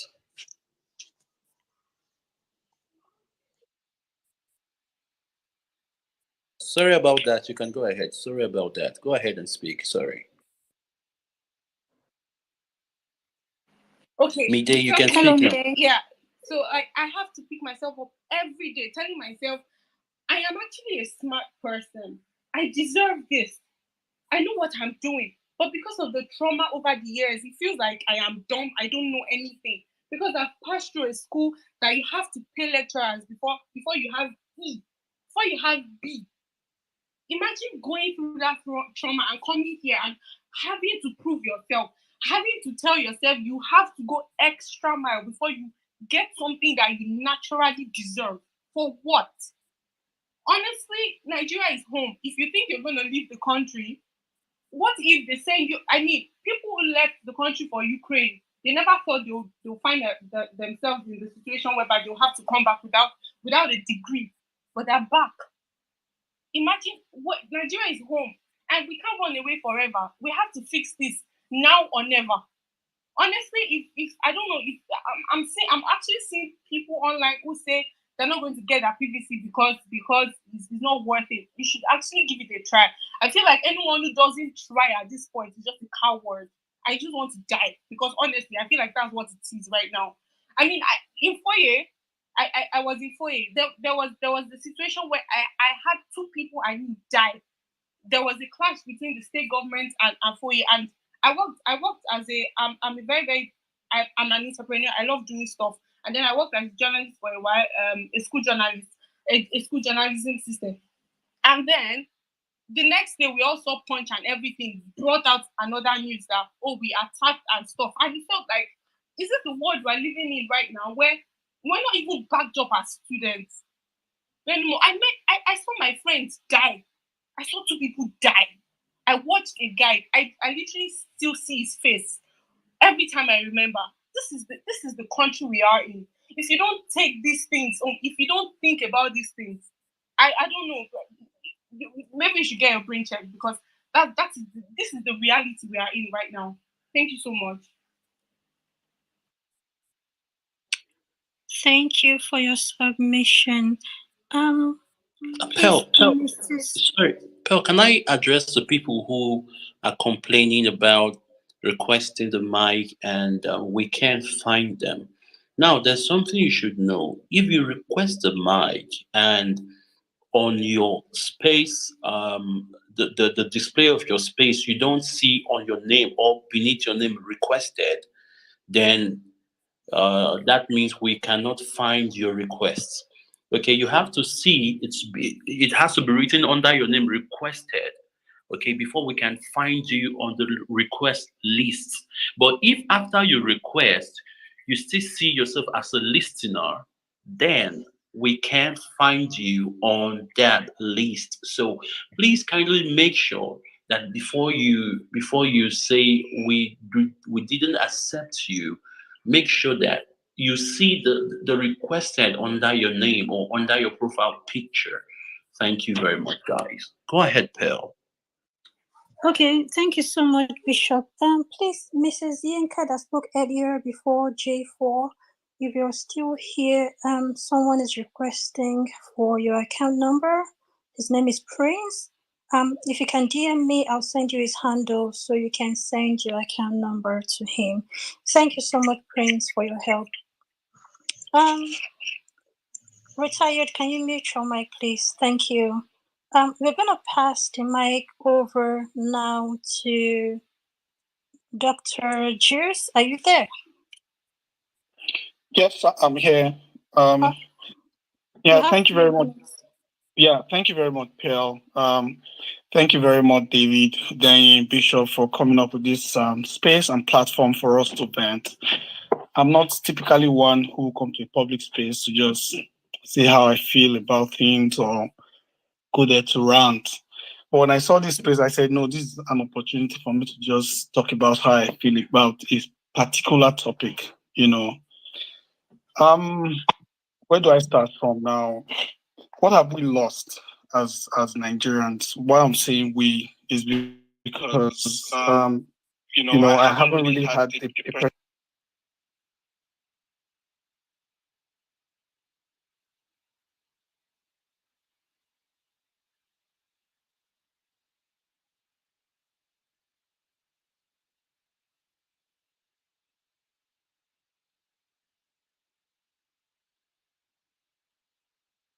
and was only one Nigerian who plays for Nice.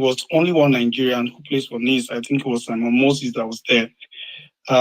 This used to be an award where you have a lot of Nigerian players being nominated. So a lot of things is, wrong with the country right now.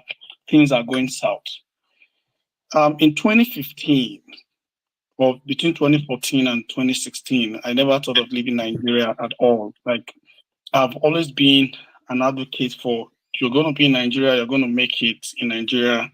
When I was in medical school, as far back as 2008, 2009, 10, the thing used to be that when we're graduating from medical school, we want to be like our seniors, we want to be like our professors, go through residency training and become consultants.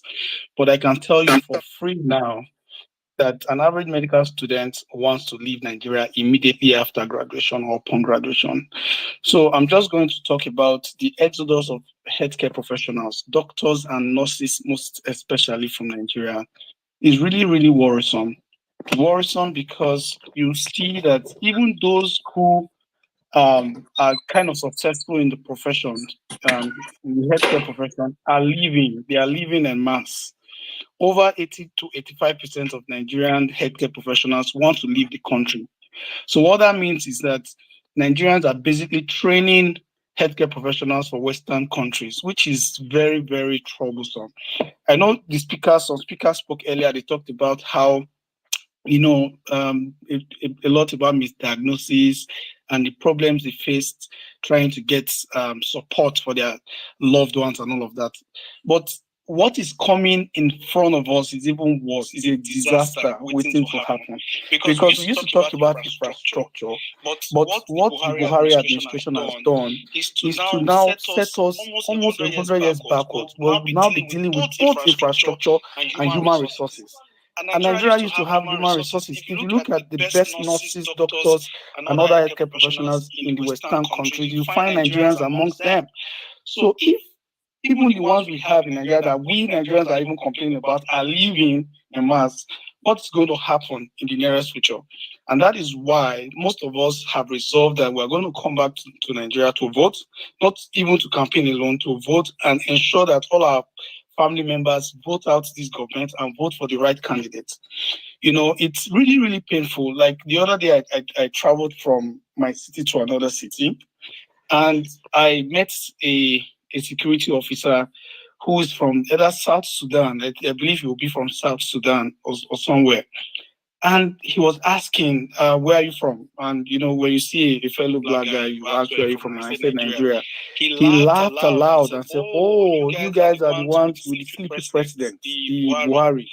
Buhari is the worst president ever in the history of Africa. I'm not talking about a Nigerian, somebody who has never been to Nigeria before, who has never, perhaps visited any place in Nigeria, is talking about Nigeria. You should see what this guy was saying about Buhari and Nigeria. I was ashamed, and there were other people there. I was just ashamed of calling myself in Nigeria at that point. I was ashamed of everything. I was like, wow. So this guy even knows so much more than some of us who are from there.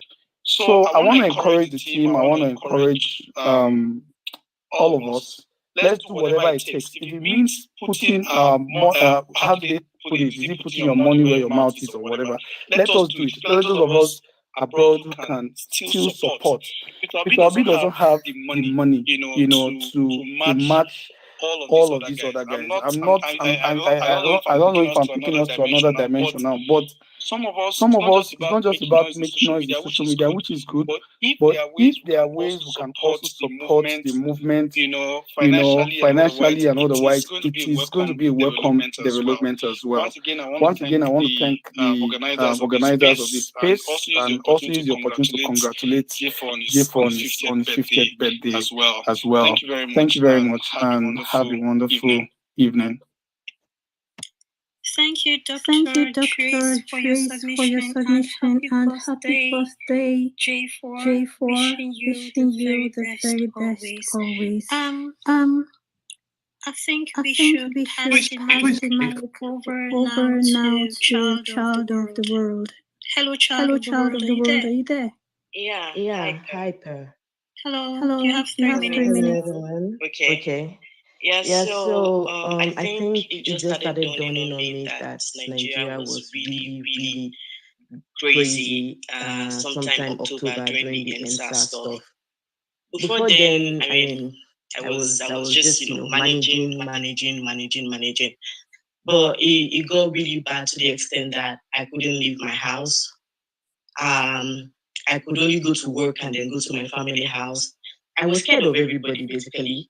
I'll see policemen, I start sweating, I get really scared. I see random people going about on their stuff and I'm scared. And I think, I don't know how, I keep thinking, is there something we could have done? Is there something, there was a way we could erase what happened and maybe elected somebody else? I don't really know. But the insecurity was what finally drove me out of the country. And when I mean drove, like drove me out, I didn't willingly want to leave the country. I had to leave for my sanity. I had to leave because I was scared for my life. I was scared for my daughter's life. And it just got to that point that I felt, okay, so I'm not thriving here anymore. It's not about the financial aspect for me. It's not like I was doing really, really well, but at least I could afford to feed myself and take care of basic needs. But it was because I was just existing. I was just waking up each morning. I could not do anything. I was just really scared. And for this year, it also brought it to a head because things have just been so difficult for people this year. I've had people who have never ever looked at me for a dime, had to swallow that pride like I could. I could feel the embarrassment that they were asking me for money. People that were doing well, that I mean, they not like they were rich, but they were doing well. And then they had to swallow their pride to ask me for chicken change. And that is what Nigeria did to them. That is what Nigeria did to people, grown-ass men who can't feed their families anymore. And even for those of us that are outside the country, we are not sleeping so well either because we are scared. Apart from people that have all their whole family, I still have immediate family members in Nigeria. I'm still scared when they don't pick their call on time. I'm scared when they have a headache because I'm wondering what if it was cancer and they missed it? What if it was this and they missed it? And that is it. That is the fear. That is what 2015 and 19 has done to us. The fact that we don't sleep well, even when we are not in Nigeria. It is even in the random fact that I just walk about here in a reasonable, sane society, and I see people just walking on their own. But because it is night and it is dark, I start running. Because I still start running.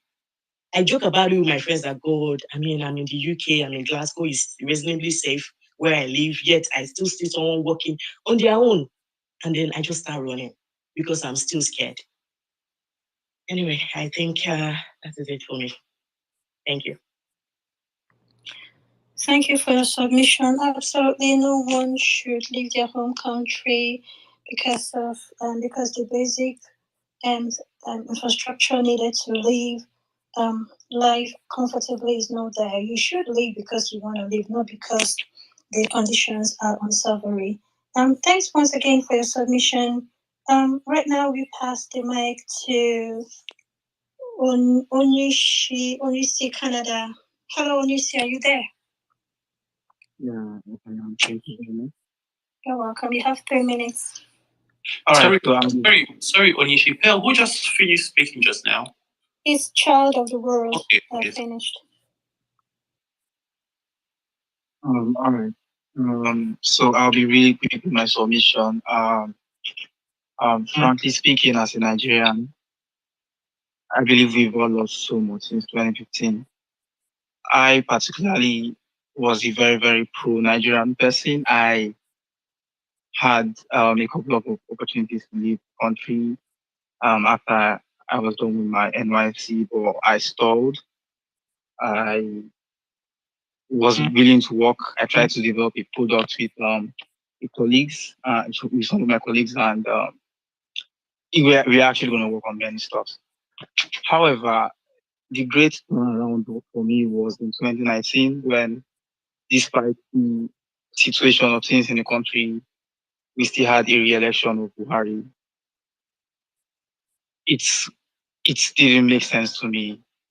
I was wondering how it was possible for a nation of 200 million people, where we have so many intellectuals, would go around to possibly re-elect someone that was that bad.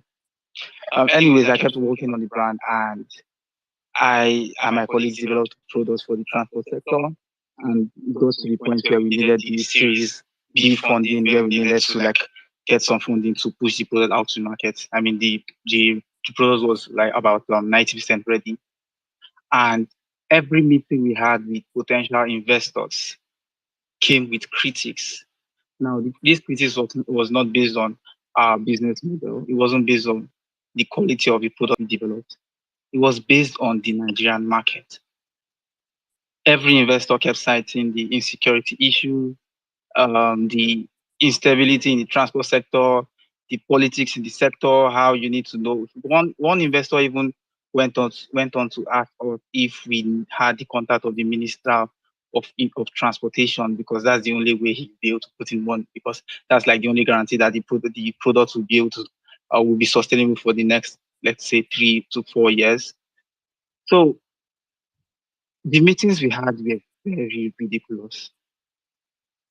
I was actually on the side. I was working in the crude oil sector.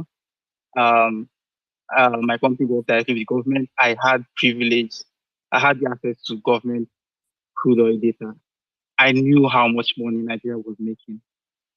And trust me when I say this, the amount of money that Nigeria is making through crude oil is at a tangent with the pace of development in the country.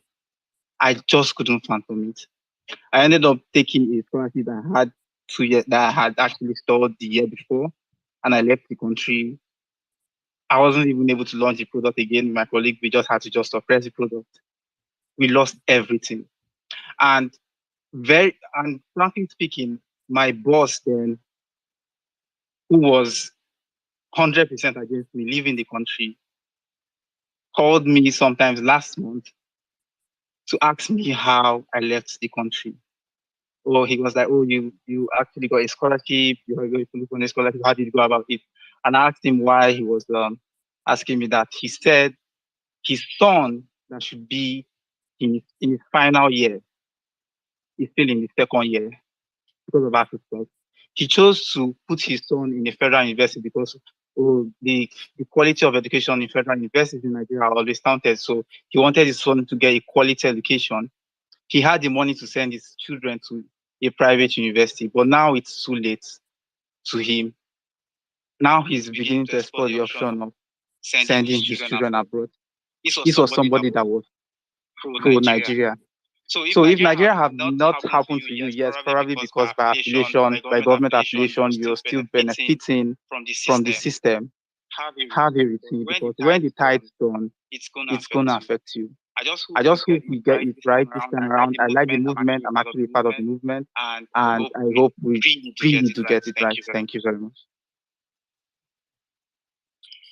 Thank you, Charles, for your submission. Absolutely. Everyone is hoping we get it right this time. And what can we do is what we can do is not just by speaking.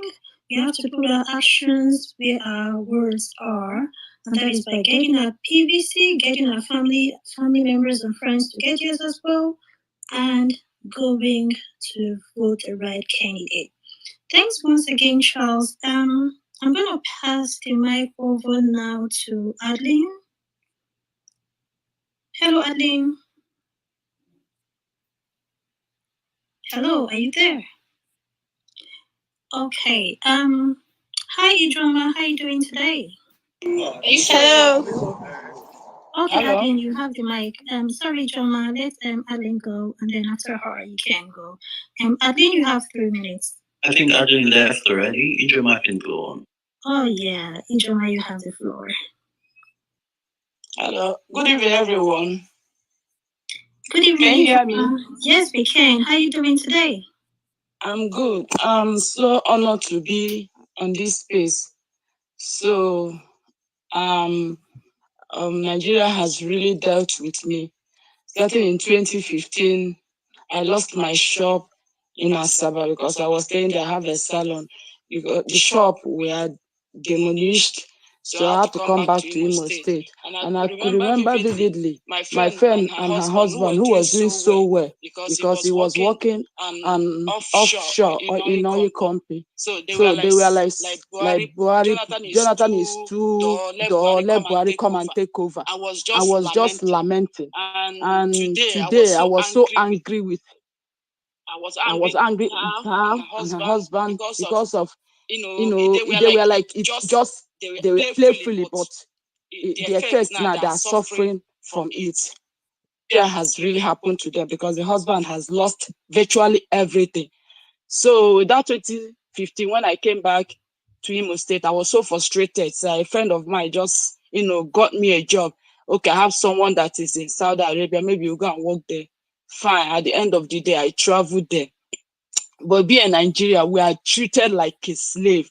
We are being paid 900 riyad, which is equivalent to 80,000 naira for a month with all the suffering and all the subjection we are going through. They don't care about us. Just worked and work like a slave. So after the contract, which ended in that, I was supposed to come back on 2000.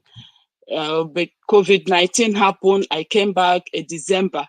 As I was in airport, Nigeria, we did COVID-19 there free, but they collected the small money. Nigeria collected the small money we worked for, say it's for COVID test, which they didn't even carry it out on us.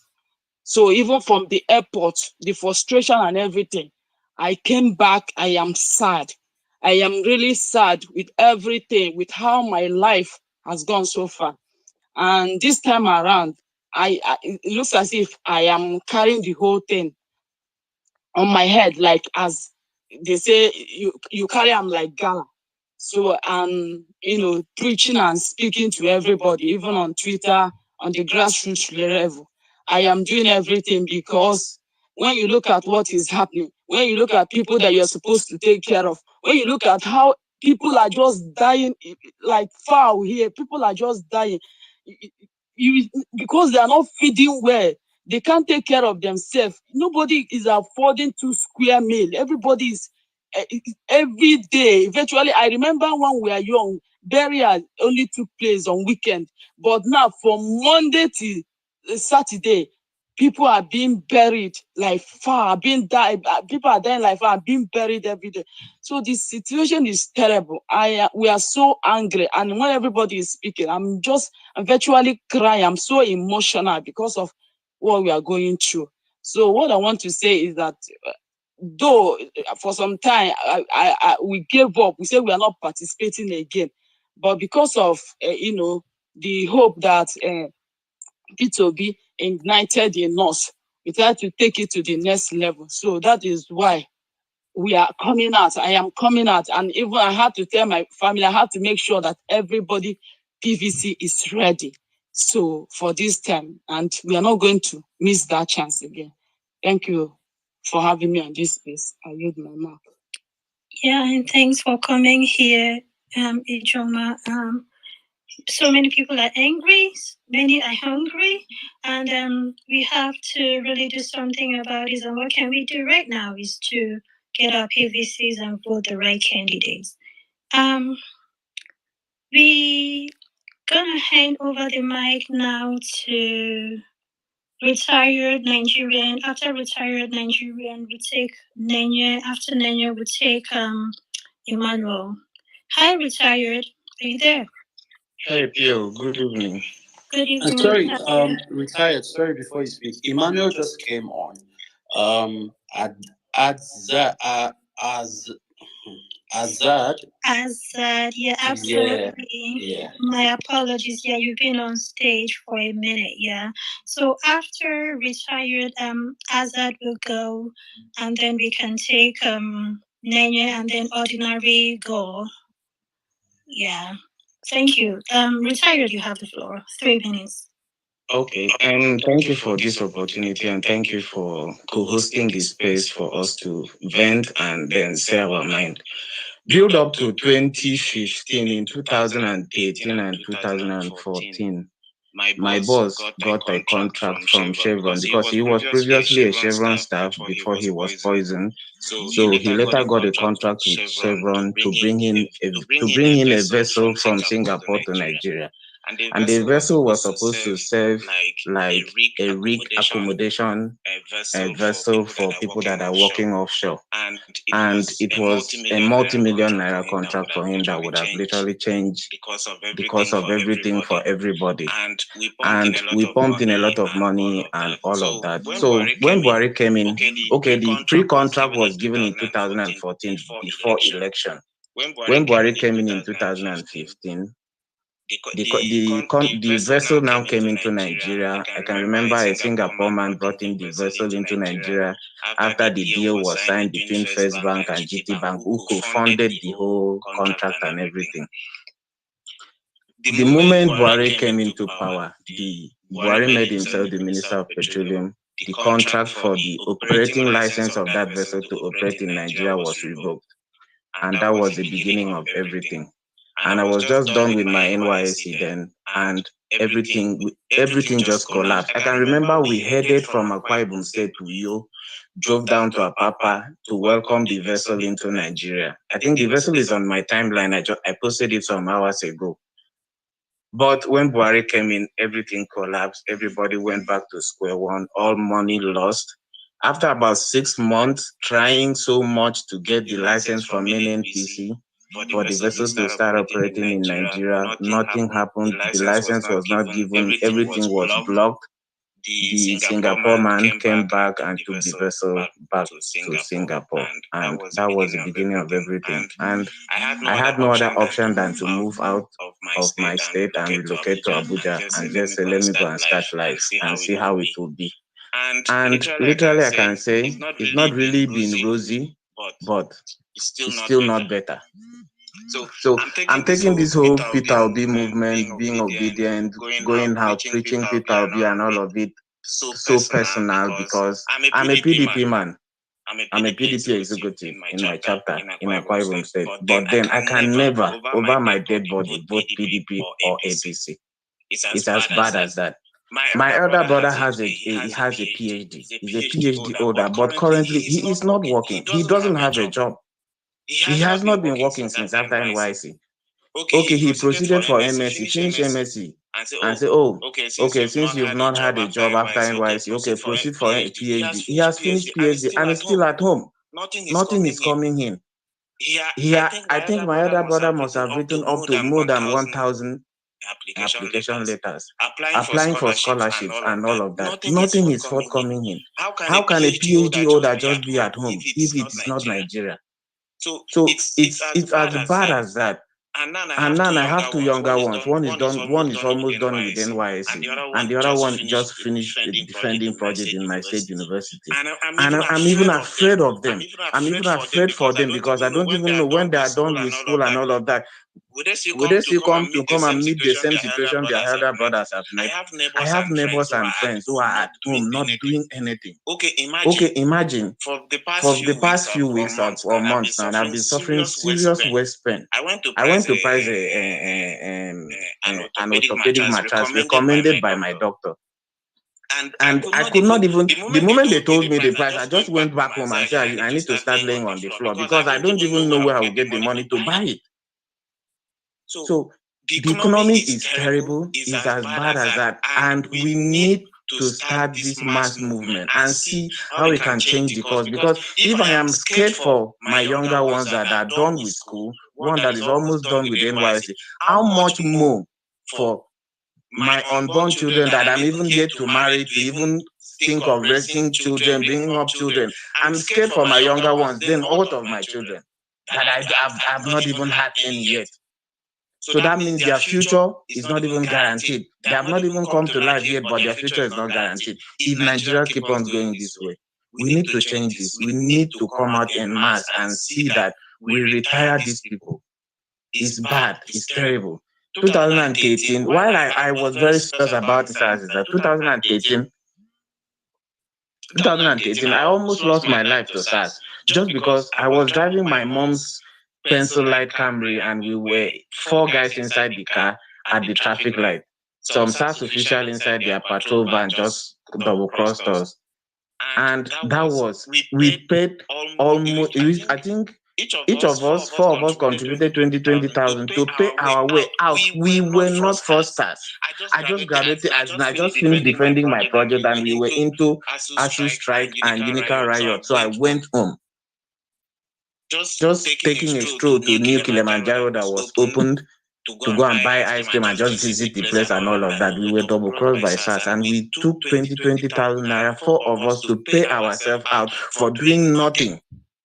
So it is bad. Imagine Nigerian police has about 370,000 police officers, but more than half of them are attached to VIPs in the country. Then the rest of them, police is supposed to protect us, but half of the police force in these countries are attached to VIPs, which your safety is not guaranteed. I'm managing life in Abuja. I barely feed. I don't even know what my next meal will come. And I can't even travel home to go and see my parents because I can't use the road. Thinking of going via flight, you can't afford it. So you're stuck. We need to take this whole thing seriously and make sure that we change it, because if we lose it in 2023, we don't know when we might get it right again. But anyway, we will still keep on trying. Thank you. Thank you for your submission. Hello, Azad. Are you there? Yes, I'm here. Hopefully you can hear me properly. Thank you, Azad. You have 3 minutes. Sure, I'll try to be brief. So thanks for hosting the space and engaging everyone in these discussions. For me, I think since 2015, the biggest thing that I have lost is hope. Although it's my fervent wish that this changes in the near future. As someone who has previously been a heavy advocate for moving back to Nigeria, I remember when I finished university in the States, I wanted them to cut my visa early so I didn't have an excuse to stay and do OPT and all of that. But now that I had come back to Nigeria and all of that, it just became apparent that Nigeria was at odds with my dreams and was actively working against my happiness and peace of mind. I recognize how privileged it is, to have the view that I do have. Simply couldn't fathom living in a place where the best case scenario at the end of the day, is surviving with what should essentially be the bare minimum. You get home and you're grateful that, oh, I'm still alive. They didn't shoot me today. There's electricity. I haven't been stuck in traffic for 8 hours. Things that would otherwise, essentially be considered the norm elsewhere, right? And I think lockdown, just because I moved last year. So lockdown really brought a level of clarity for me. Because in my opinion, the truth is that the Nigerian system has to be, or apparently seems to be, working as intended. Not that there's something wrong with it, because the level of education or lack thereof, poverty and insecurity, it just keeps us all distracted while the country itself is being pillaged by those who do not have our best interests. And it's truly sad because I can tell you that the country can no longer even maintain itself as a competitive landscape. For example, I remember now we have developers or designers who are now working for countries remotely. And those countries are just seeking cheap labor. But then when the minimum wage in the US is essentially going to mean that someone who has just come fresh out of school and can code can earn 500K. I mean, how many companies can pay 500K to a fresh graduate? So it just makes things increasingly difficult to acquire new talent. And then addressing the question that David posed earlier regarding the change in the value of money. And one of the common things we usually ask within our circles is how many of us can afford to send our children to the same schools our parents sent us to? And it's a really saddening discussion, because now the caliber of individual you need to be able to do that has been raised significantly. Not by virtue of schools just wanted to be more expensive. It's just accommodate for things like inflation, economic mismanagement. It just has gotten us where we are. And we've gotten to a point where the average Nigerian, and for a lot of us, if you know the actual statistics, that's not you or me, will soon be unable to afford to live in Nigeria due to that economic mismanagement. And what do we think will happen then? Like, insecurity will obviously rise because people aren't just going to wait to die. And then when you have your top established professionals who are then willing to upstage their lives and leave to start again from the beginning elsewhere, then what do you do then? So, I'll spare you the stories of people I've lost over the last few years due to one issue or the other. I think we all have a story along these lines and know the problems all too well. From a laptop in the hands of an individual who is not even 30 plus gang, coming across as a national threat to police or medical negligence. It's honestly just way too sickening to start recounting them all.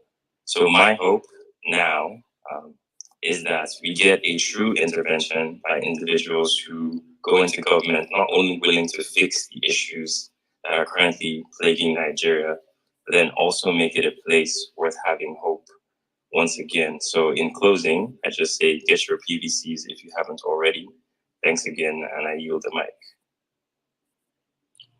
Thank you, Azad, and thanks for asking those very important questions.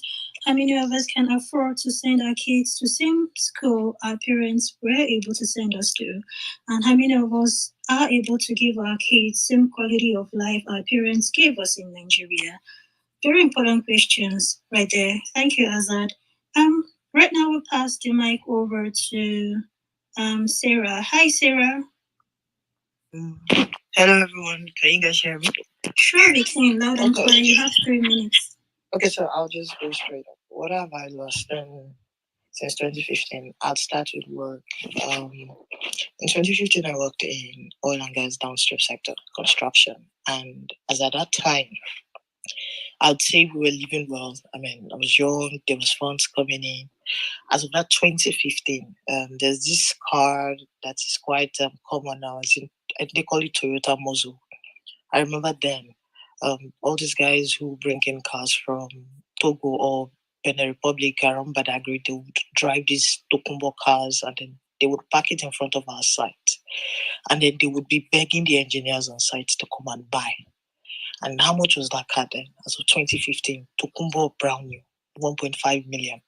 That same car, as of today, is 3 million naira if you want to get a clean Tokumbo of it. And that's like 100% inflation. I know some people say there's inflation everywhere, but is it by 100% everywhere? Is that how it is? We buy cars of 2008, 2009, and then you see people going to church to go and do Thanksgiving over cars of 2008. Or is it the fact that some people, like I know senior engineers who worked with me then, who when Buhari came in 2015, contracts just started dropping. Like my company lost a lot of contracts. Their companies lost contracts, and from being someone who could from being someone who could take care of themselves, feed their families, send money back home, they became jobless. And then it became, who do you know for you to get a job? And if you know the oil and gas sector well, I'm sorry to say, but if you do not belong to a certain sector, or if you're not from the north or something, you cannot clinch anything, not even maintenance. And these people who were senior engineers have now ended up, from the little they were able to save them, you try, and now most of them are now off to the UK doing care jobs. People's fathers, people who were senior men in their own land. If the country was going through the proper trajectory should have gone to, these engineers would not be outside the country with all their experience, all their skills. Now doing care work, now doing garbage pickup man because they have to pay for masters. When you go to masters at age 50, you now have to pay for masters and you have to now work because your country has failed you. Or when we talk about things of loss, what about those of us who are experienced as civil servants? The average civil servant person, if you have any parents is while they were working, they were saving, building one small house in the village with the hope that when they retire, to go back to the village and they go and relax. I'll give you an example. Now, my mom has built a house, but she cannot go to the village because first and foremost, how do you go back to the village? Is it by road? It means that if you're sending your parents on the trip to the village by road, then you have like 3 million naira to pay for kidnappers ransom, or be ready to pay the exorbitant money for flight. Then what about your safety even back at home? The idea is you build your house, you retire. Then in the evenings you can take a stroll around the village to go and greet your cousins, your nephews. Can you try it now? Go to that village and see if in 2 weeks they will not call you that they've kidnapped your parents. Now the house is on lock and key. They saved all their lives to build that house. And now they can go and enjoy that house. They can't go to the village. The village has to come to them. And for those of us who were able to pack our bags and even say, oh my, I will not die in this country, and you left Nigeria. Anytime you're saying, Mom, maybe I should come home, you will get 10 causes who will tell you, don't try it. Nigeria has now become like this diseased place where everybody tells you not to come home.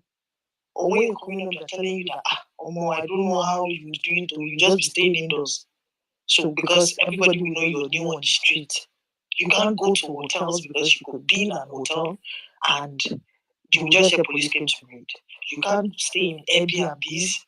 Okay, let's say you don't even want to go to your family house because you're scared of maybe bringing unwanted attention to the family house and putting them under danger. So you want to get an Airbnb and stay for the 1 week you're going to stay. You're scared. Is it safe? Are you sure nobody's going to come and raid?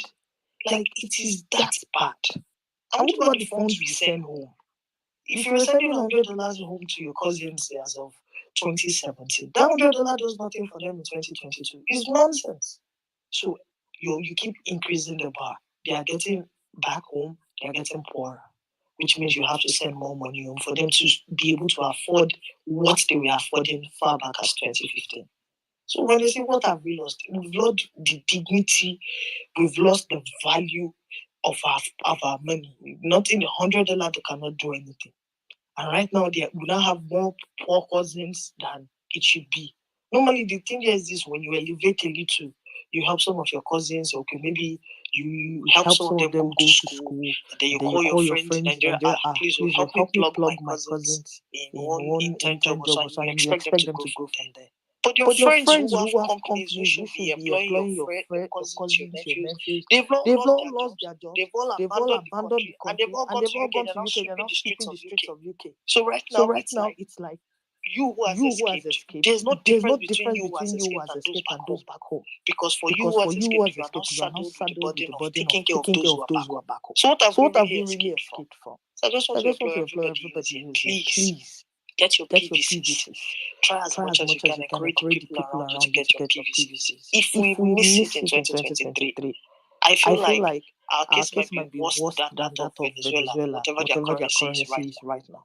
Because it makes no sense anymore. Every time you go to the market, every time I call my mom, it's like an item she buys today. By tomorrow, there's 700 naira increment. By tomorrow morning, there'll be 700 naira increment. If you go in the evening, you might see a difference of almost 1,000 or 1,300 naira increment. And you start asking yourself, I bought this thing like 9 a.m. in the morning. I just come back from market, and the new price is it's getting worse.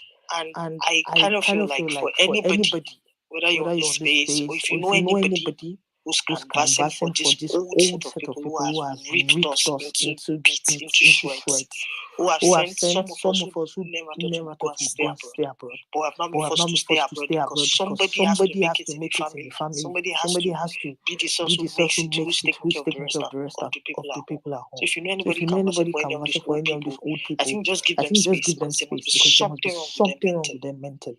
And a large number of them don't even have access to these people they are canvassing for.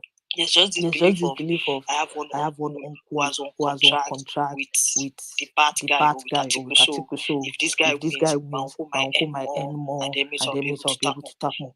It's just selfish interest. They don't care about you. They don't care about us.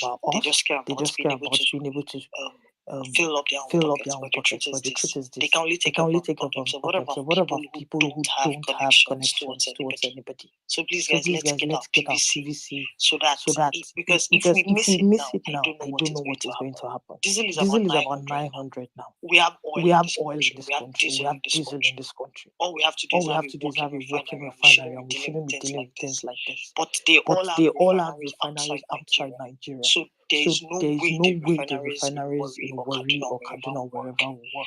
We're talking about bringing in Atiku, whose main business is owning a generator company. Do you expect him to come in and fix the electricity and kill his own personal vehicle? No. We need to pick on people who want our collective interest to grow. And that's my submission. Thanks, everyone. Thank you, Sarah, for your submission. We appreciate that. Once again, I'm really sorry for everyone who is unable to come up here to speak because maybe because any of the co-hosts or the host himself cannot find them. We are terribly sorry about that. We'll keep trying to bring in as many people as possible. And I'm sorry for the DMs I've not responded to. I've got close to 100 of them. I'll respond to as many as I can while this space is on. If not, I'll respond after this space. I'm terribly sorry about that. Thanks once again, Sarah. Hi, Ernesto. Are you there? Yeah, I'm here. Okay. Thanks. How have you been today? Wonderful. Excellent. Okay. Best. You have your mic. You have 3 minutes. Many thanks. David, say wonderful. A lot of thanks to you because I really see you as a one-man soldier, a one-man army, a one-man, a lot of things you've done. So appreciative of how you go back to research and get a lot of heaps of stuff to open the side of people. Really appreciative about that. But what has Nigeria done to me? What have I lost? It's very funny. It's quite fundamental to me. Why I say that was in December 2014. I went to the US. Went for holiday, then to come back to get back to UK. January. It was supposed to stay about 2 weeks. 3 weeks. 3 weeks. Lancaster Hotel in Houston. So when we got into the hotel lobby, got in at the time like we got about 3 whites, and we are the only blacks there. So the whites were ushered straight to their rooms. We were down there trying to make payment before they came out. But then Nigeria was still good, so I shelled out my debit card for my Naira Mastercard. And I just did it. Well, the Naira card, not like a dumb account. And it went. I paid and went in. Then dollar was about 150, 160. So then, because I was in the UK then for a master's. Along the line, we had a call, and they brought facilitators from the industry to come and speak to us, Enterprise for Construction. I met one of the facilitators. He was in the 30s, a very young group. Nigeria is heading into election. What are the things you see? I say, we're just about 14 in the class. And you're telling us, what do you know about Nigeria? She's been to Nigeria a couple of times. If the new government comes in, if there is a change in government, and the new government comes in, she will give me some. If they don't support the agricultural move, where they're able to give seedling and fertilizer to people and rather give money, and we stop our agricultural move, it's going to get worse. If they're unable to arrest the security situation, it's going to get worse. And if those things happen and we don't sustain our oil production, within the first tenure, the dollar could slide up to 1,000 naira. I said, what is it? So at the end of the day, when I came back to Nigeria, I shouldn't have come to because all my friends then were either facing Australia or Canada. Then I came back. And when I came back, wow, everything was like, that was in September 2015. Everything was the other side. I looked at it. What picked me was the security situation was getting worse by the day. The dollar started picking up. Dollar started picking rates like something else. It was mad. It was running on full steam. So we started looking at things. Wow. By 2016, no one told me. I was the person now looking out how to get out. Because this team of the speed at which the Naira was collapsing would be mad. So at the end of the day, found way got out of the country. But a little bit unfortunately, even by the NSAS period, I observed something that I'd left Nigeria, but I was still in Nigeria because more than 90% of the people I have known in my life that I speak with on a daily basis are back in Nigeria. So I was like not even insulated in any way. So long story short, I keep coming back to and fro. Okay, so now I'm in Nigeria. I've updated my voter's registration. I've changed it to where I am. Hopefully, I'll be in Nigeria to vote. Now the thing is, there is this how much the dollar has been eroded. There is this tropical sun crunchy peanuts which they sell in Nigeria about 2,350 naira. That same thing, like the one that we used to import, we cannot import it into Nigeria again. But the one that is sold somewhere in Australia, for example, it's being sold for $3, 3.50 Australian dollars. And now the question when I got it in Nigeria was like, how can what is the earning power in Nigeria? What is the minimum wage? 30,000 naira, which is below 1,000 Australian dollars.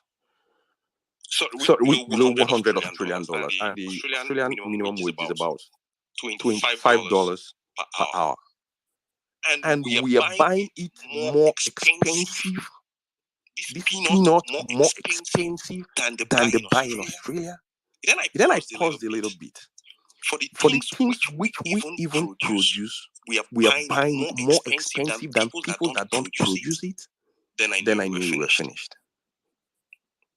With earning power, even if someone is, for example, if I can beat my chest to tell anyone economically that if I earn $1 million naira in Nigeria and someone earns 500,000 naira equivalent in the UK, in the US, or in any of these developed countries, they'll feel better off because the society already has the mechanism to take care of them.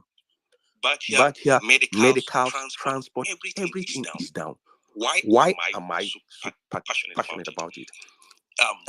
If we do not get it right this time, it's very bad. On my own, what can I do? I talk to any person I see to talk to on the street. I'm riding on Uber. I go to cut my hair in a salon. I want to pay anyone. I try to, even if it's a 2-minute chat, please let's do our best. Even if it's 3 minutes chat, 2 minutes chat, say, look, this and this, you are not happy. Are you okay with it? Yesterday I went to get a haircut. I was happy that the person that did my haircut a week ago has been able to go and register for his PVC. I had to give him a tip for that because someone by his side has not done it. I gave him that tip to encourage that person to go. I told him, look, you know what's good for you. If you vote, at least you can take responsibility. But when you don't vote, you give the people that vote the authority to make decisions for you. So you must vote. So we should please. It's bad as it can be because people out of this country, most of them do what they shouldn't do, like slaves.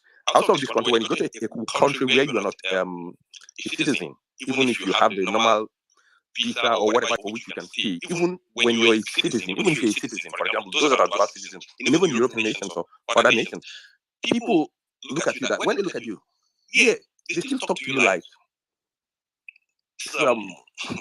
racism is subtly there. It's not written in their legal codes, but it's there. You can see it. They speak to you. If you want something, during the Black Lives Matter talk, for example, I was in one of the Western countries. A vehicle, not in the US actually, a police vehicle passed me 3 times. I was talking with my friend who was in Nigeria on a walk, and I told him, look, I need to stop the call 000. That one of the I now looked at the squad card number on it. I was to call 000.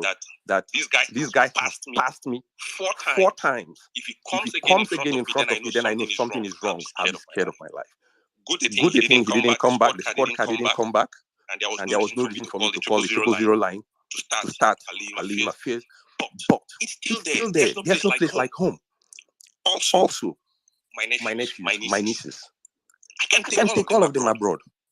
We want a functional system where we can put in our best, and also God help us, P2B comes. That's the beginning of the job because we need Nigerians. We need us, as we honestly talk without knowing each other here. We need to honestly look at it in our closet, in our street. Can we be people that support integrity, honesty, doing the right thing? I don't want to say the right thing is what benefits me. It mustn't benefit me at that time, but it should benefit the people that are putting the effort in. I'm a Nigerian. I want every Nigerian to be happy, safe. not a situation where to get out of my house, I need to think 1 hour, check social media, go to the street, come back before I get a cab. Thanks a lot. That's all I have to say at this time. We should all do our best to make sure we vote. The people within that we can influence positively to vote, they vote. And we should make sure that this resident evil doesn't persist. It should just go away by 2023. Because if it continues, we will find ourselves seeking people, Nigerians, blacks like us, will find ourselves seeking sheep for us to just enter. It will be better for us to be slaves than where we'll be slaughtered like we are not even humans because they don't care. The other one is in Dubai, the other one is gone to France. They don't really care. They've never cared at the absolute truth. But at this time, hope is there that the youth have come out in mass and we are to a large extent awakened. Let us do our best that this opportunity don't slide by. So within our lifetime, we'll see that Nigeria indeed is moving forward. Thank you. Thank you, Ernesto, for your submission. Hello, Njenje, are you there? Yes. Hello. Good evening, everyone. Good evening, Njenje. Good to have you here. You have 3 minutes. Yes. I'll make it fast. So this is like, I think the person who said this is like therapy. That's the right word for it, because sometimes you just have a lot of things weighing on your mind, and you just need an avenue to be able to just vent and say what it is that you're frustrated about. So what has Nigeria taken from me? I remember vividly in on October 20th, when the whole shooting was happening. I was awake all through the night. I had left the country earlier that year, like January, but I was awake through the night. I was crying. I was like, I had to, I think for the next week, I didn't even go to class because I had to send an email to my professors to say, I am not mentally okay. I am not going to be able to take any courses for this week. I'm not doing anything this week. I need some time. And I remember that morning calling my parents, because I have 5 siblings in Nigeria. I'm the only one here, right? And 4 of them are younger siblings. And I have 2 brothers. Like when I was watching the video, all I could think of was, this could have been Emmanuel or Christian. It could have been any of them. And I remember calling my parents and my brothers. I'm just a student. It's not as if I was already working. But for you to see how traumatized I was saying, even if it means borrowing money, I'll move you guys to Ghana. That's how bad it was. When I said my dad laughed, it was like, no, calm down. It's not that bad. I said, Daddy, it's that bad. Do you know what I was like? So honestly, I don't want to say that I lost my mind. I didn't lose my mind, but it was mentally, it was very, very traumatizing.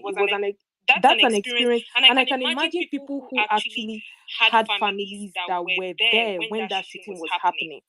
So, and then you're talking about the unemployment rate, you're talking about the inflation, you're talking about my siblings. I told all of them. I think somebody who spoke earlier was talking about remote work.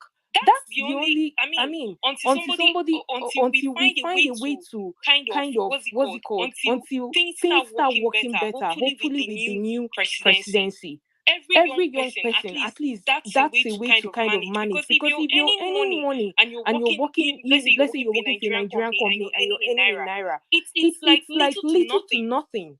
Even if you're someone who used to be comfortable before, it's like little to nothing. I remember encouraging my elder sister to say, okay, you've been doing this banking job for 4 years, and your salary has remained the same. You need to quit this job and get a skill that is marketable globally, a skill that you can use to get like a job in a company that will at least pay you better. And she did that. She was at home for like 3 months. She wasn't working. But that's a sacrifice she had to make. And at the end of the day, she was able to get a job using the skills that she had learned. So what am I saying in essence? Nigeria, things are bad. Things are terrible. Even on a day-to-day basis, I have friends. I have even strangers that call me, tell me, oh, the other day I was talking to a girl. She told me she had graduated. She no job. She has 5 sisters that she has to take care of. She has like there are issues everywhere. And the truth is, I wish I had the money to help everybody, but I don't have the money. So what I can do is to point people to say, okay, maybe help as much as I can with money. Then say, okay, do this, learn this. This is the way to go. But honestly, I'm happy with the movement. I'm happy with like the way youths are coming together, and I'm also encouraging my younger ones that you guys need to be active in this thing that is happening, this movement, because it just means that everybody is tired and exhausted. And it's like the older generation, like I'm sorry, but our parents, they don't understand the gravity or the impact of what has happened. It's as if it's not that bad. It's that bad. It is terrible. People are not eating. People are not eating, and that's like basic human rights. Shelter, food, water, basic human rights. People are not eating. People don't even have where to sleep. This is not to say anything, but I remember one man last year. My younger sister was telling me she met the man in the bus stop. He was crying. A grown-ass man, like 40-something years old, he was shedding tears. So she needed to have a conversation with him. And I told her, okay, I'm a student, I don't have much, but give the man my number, let me talk to him. I was on a 1 hour call with that man. It was as if the thing about therapy, I feel like Nigeria, we need therapy. Like we need group of people to come together, therapists to come together. Because I think that sometimes even just a platform to be able to say what you're really going through, it's not even there. For over 1 hour, the man was crying. I even joined him in crying in the call. And after everything, he told me how he's homeless, and I had to rally around, called my friends. I said, please, you guys contribute. This is what I have. And we're able to get him a place. Now, I'm not saying that I don't have enough, but this is just to encourage to say, wherever you are, in whatever capacity you are, as we're agitating for good governance, be kind to your neighbor. If you have 2 plates of rice, give your neighbor 1 plate of rice. Because the truth is, I'm not saying we shouldn't save for rainy days, but my point is, let the people that are already here, let the people that are alive now, let them even see what let them live to see another day. And like that, we can keep looking out for each other, and eventually, hopefully by God's grace, we'll get it right this time around. So let me just yield the mic, because if I start saying stories, so many things have gone wrong. I don't even know. But yeah, let me use the mic. Thank you so much, guys. Yeah. Thank you so much, Njenje. Absolutely, we have to look out for each other. We have to show a little kindness to our neighbors and try to point people to the right direction always. Thank you once again. I'm gonna hand over the mic right now to Ben Cubo. Hi, BO. Thank you so much. I've been waiting for a while, and David, thank you for the platform to speak. Alright, so in 2014, I was as foolish as many of the people who were supporting a change of government. But my foolishness always give it the opportunity for people to contest and put reason to my head. And 2 events really flipped my mind to say this is not a direction to go. I was doing a master's in that period, and I was, well, not overtly, I was just in my mind thinking that when Buhari comes, the propaganda was high then, that things would be a lot better, there will be no more corruption and so on. But 2 things happened. I spoke to a guy who came from the north to do a master's program with me in Benin, University of Benin, and he was just worried that we are so much enthusiastic about the Buhari's government. And I needed to sit down and listen to him talk, and it put a lot of sense to me to say we need to not vote because of this propaganda, but we need to vote because we want to leave. And well, I didn't take him so serious until one time in church. I have a pastor who really speaks about politics, but one day I think that particular conversation was for me, and he said, people were excited about Buhari's presidency in 2014. He just said something all of a sudden and said, there are three ways a people will get a leader. One, God gives people a leader to rule them. I mean, it was taking some parallel from the Bible. And he said, secondly, a people can choose their leader.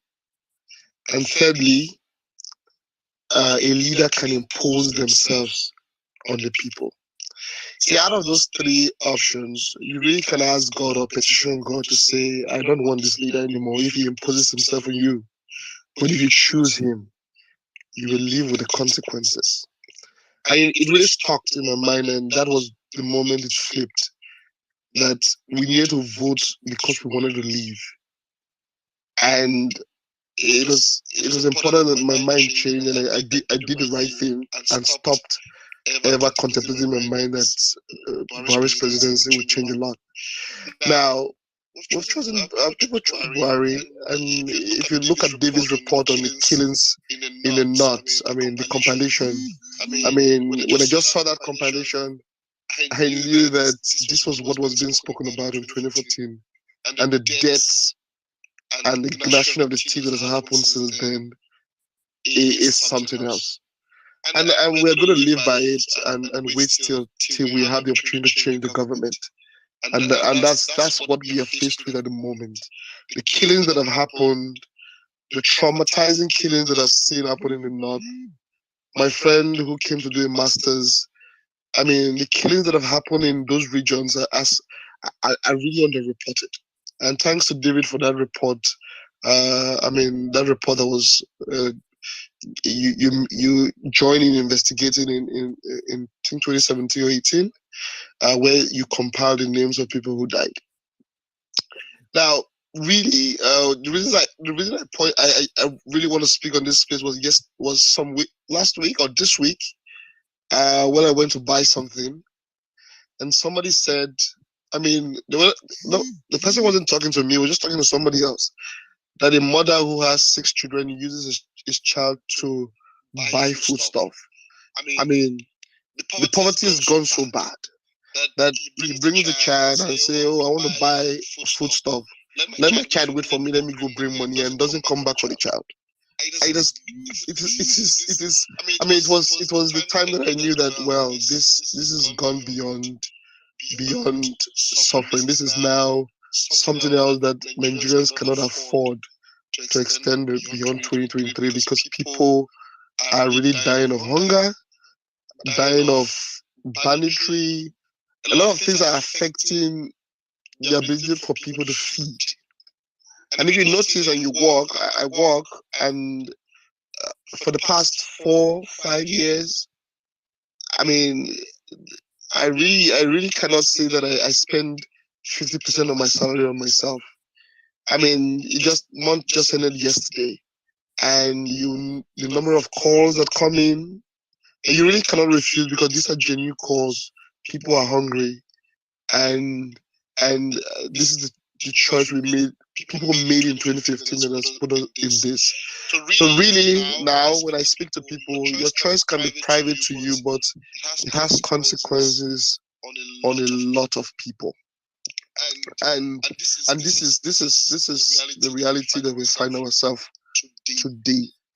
And lastly, I'm a tech person, and I have some friends in consulting companies, and sometimes when I call them, one of them who works with KPMG said, people have left. I mean, the office is empty. The brain drain this period is massive. People have left Nigeria. And you could see it even reflect in ITs and banks. Things are failing, and you would think things are failing for the best brains have left the country, and we are seeing the effect right before us. So what I'll say in essence finally here is, if we don't make the right choice on voting the right person in 2023, it will look like the October 20th, killings. I mean, you remember that scenario that you saw after the shooting, the Lekki massacre? It would be exactly the way it will look the day the best candidate that we all know and nobody's all easy regrets. I mean, it will be as sad as that. And I mean, the exodus from this country, I'll tell you, it will be in epic proportion. But God, I believe, has given us another chance to choose, really. And we need to make the right choice in 2023. Or I'll just stop there. Thank you. Okay, thank you, D.O. Yeah, God has given us brains so we can let Him rest and use our brains. Thanks for your submission. Hello, Ordinary Girl, are you there?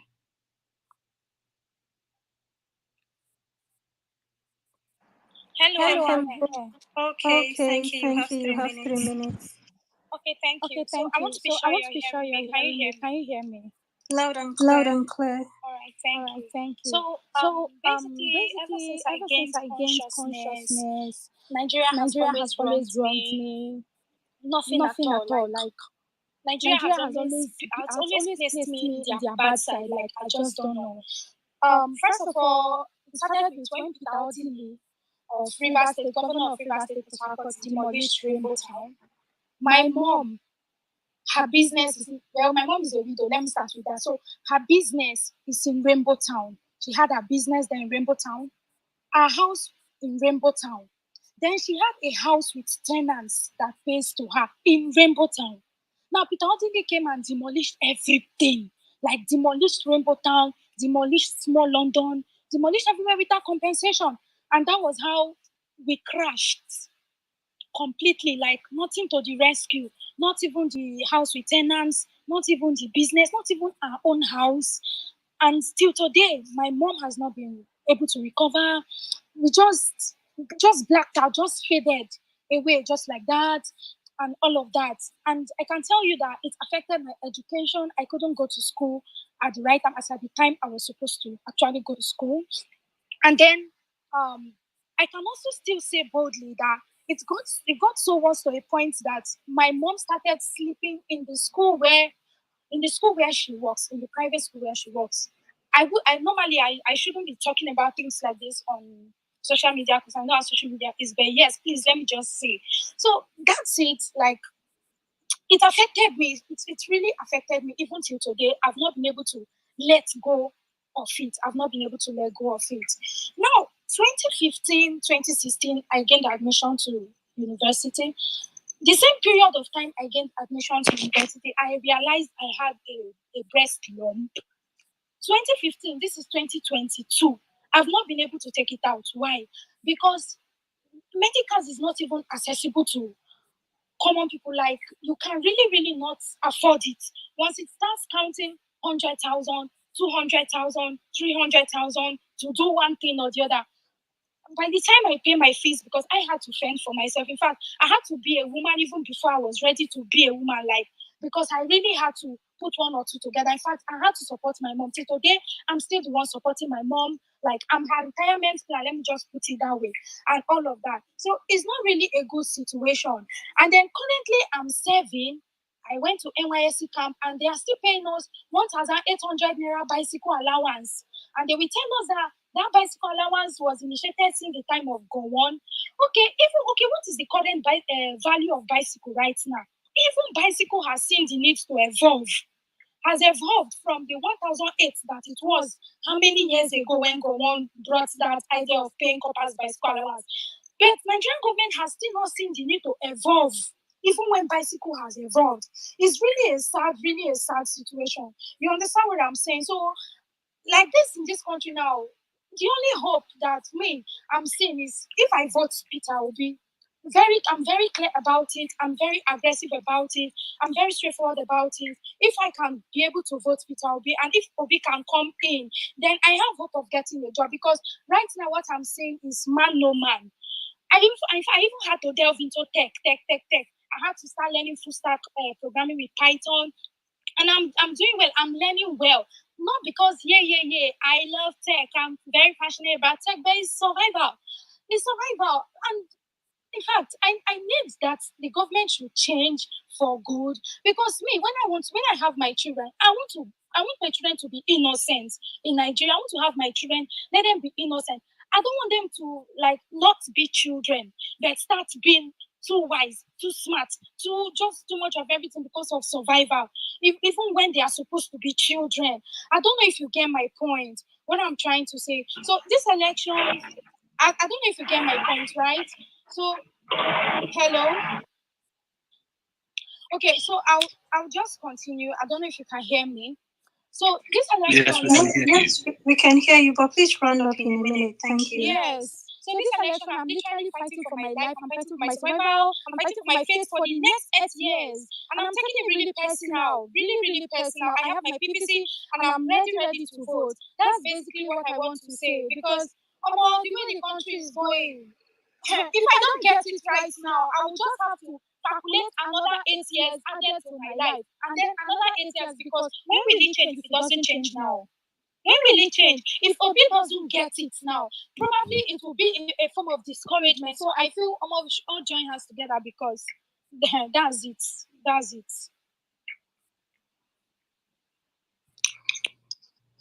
Thanks for your submission, Ordinary Nigerian. Please send me a DM. Thank you.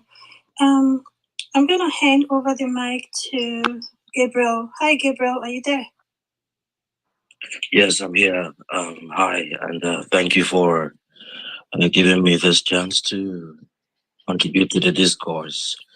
Last year, I had about 20 hectares of land I was cultivating, and in different sizes. One was about 2 hectares. The other was about 14, and the other one was the two other farms. And I guess the sesame farm was completely wiped. It's about 2 hectares. Initially, there was a kind of testing. I would say I was at the farm one day, and I realized that nearly 2 acres of the nearly 2 acres of the 2 hectare was already chopped off. I mean, these things are just germinating, but looks like the cows have come into to eat them up, so they cannot get anything from it. And when I left it because I was like, maybe I can get something after from it. Then when it was due to harvest my rice, about 14 hectares thereabout, we harvested and all, but while we were waiting for the bulk of the farm to dry,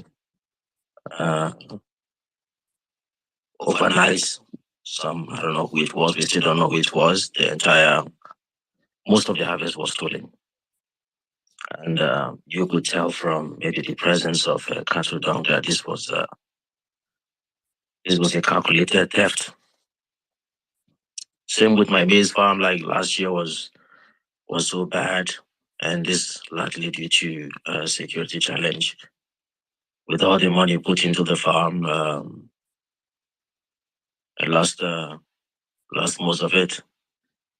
So Nigeria happened to be the first time, I would say, and I would like to indulge everyone. I'm okay now, right? I have a company I run, but that was my personal, thing, and insecurity took that away from me.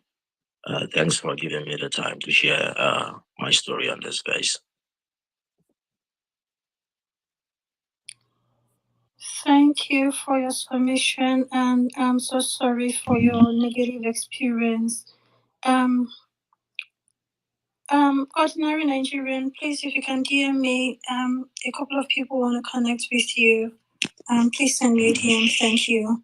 I'm gonna pass the mic over to Judith. Hi, Judith. Are you there? Yes, I'm here. Hi, can you hear me? Sure, I can. You have 3 minutes. Okay. After Judith, can we take Emmanuel? He's been here for a while. Remember you called him up before. Yes, I did. My apologies. Yeah, after Judith, Emmanuel, you can go. I'm sorry for that. Okay, thank you so much. Yes, so I guess what have I lost since 2015? We've all lost a lot.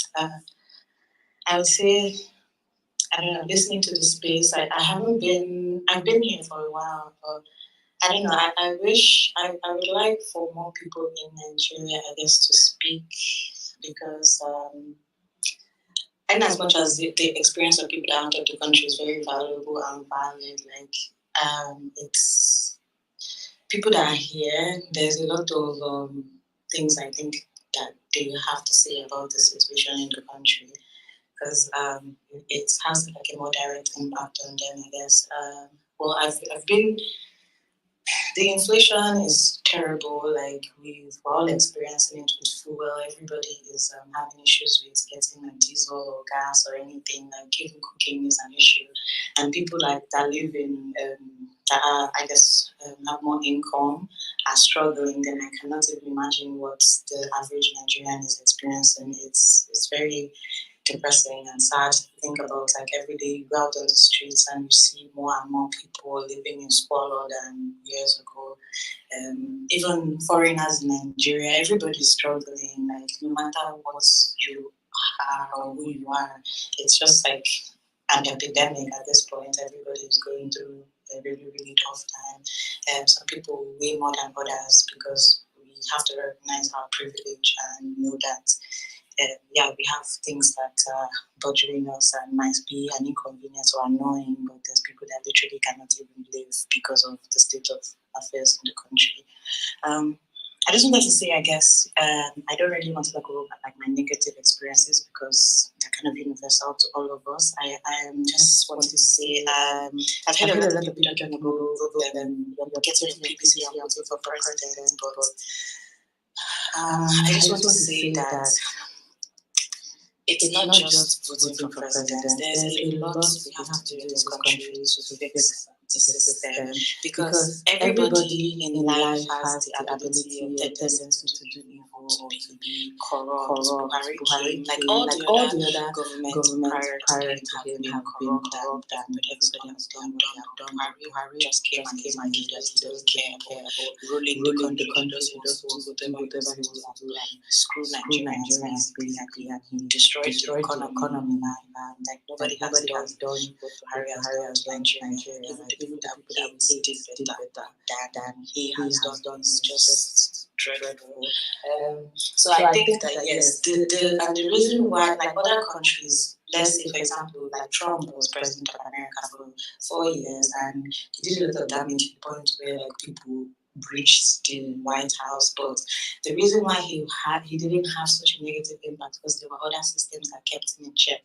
There's House of Representatives, there's the Senate.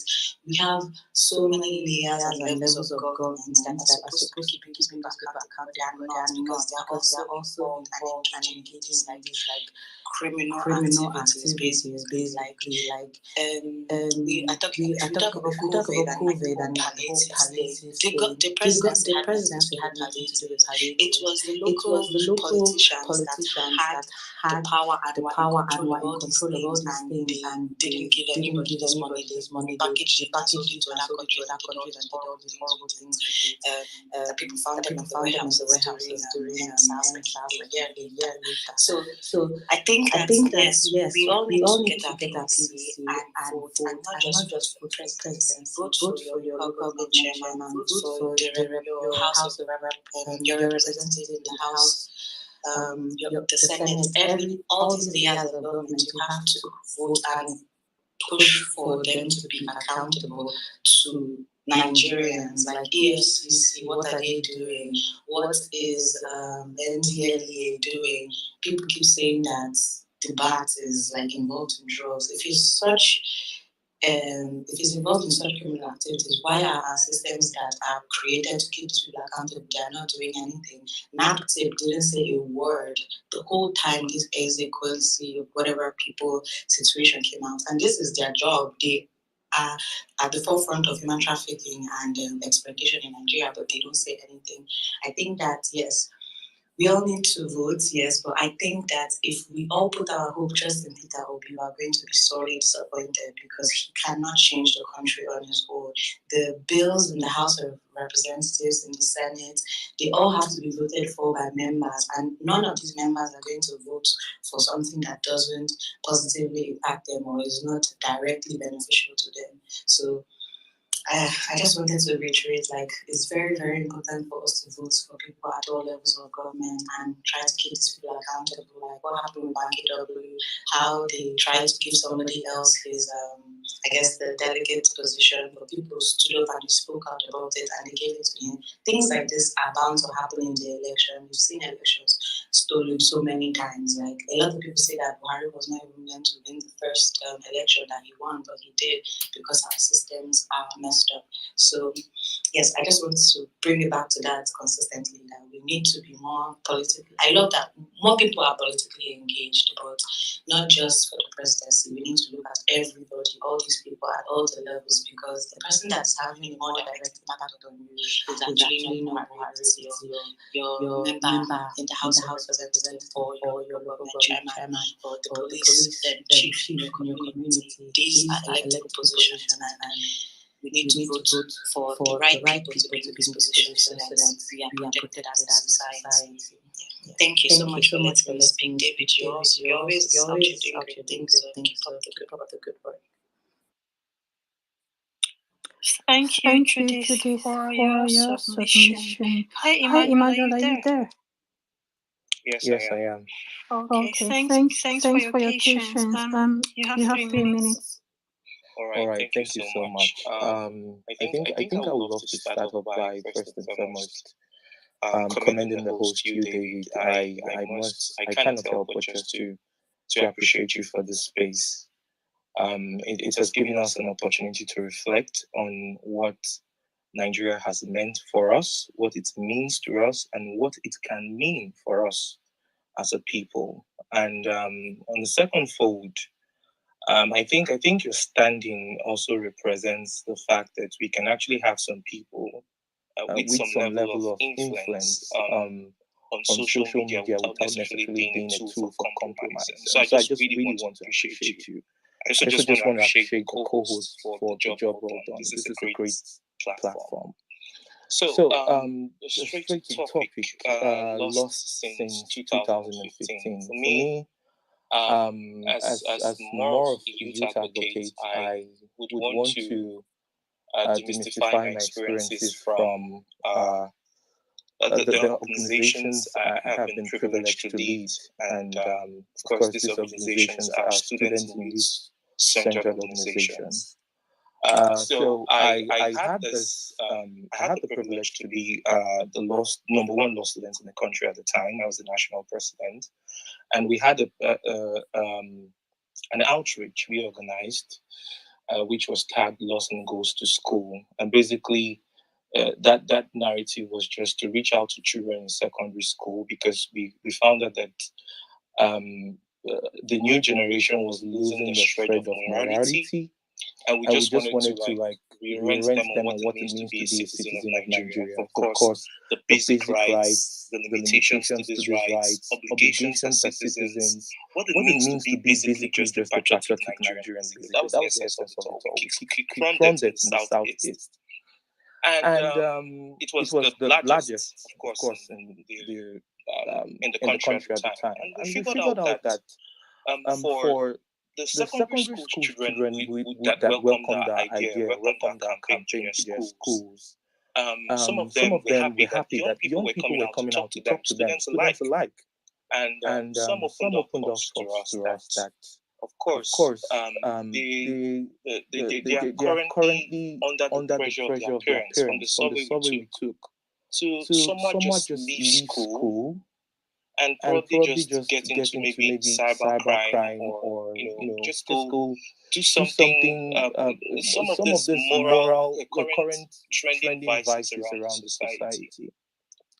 And I saw that as a concern of commons for all of us, like for the new generation, because I felt like what we are dealing with was no longer just a thing for us. It's becoming a thing for the future.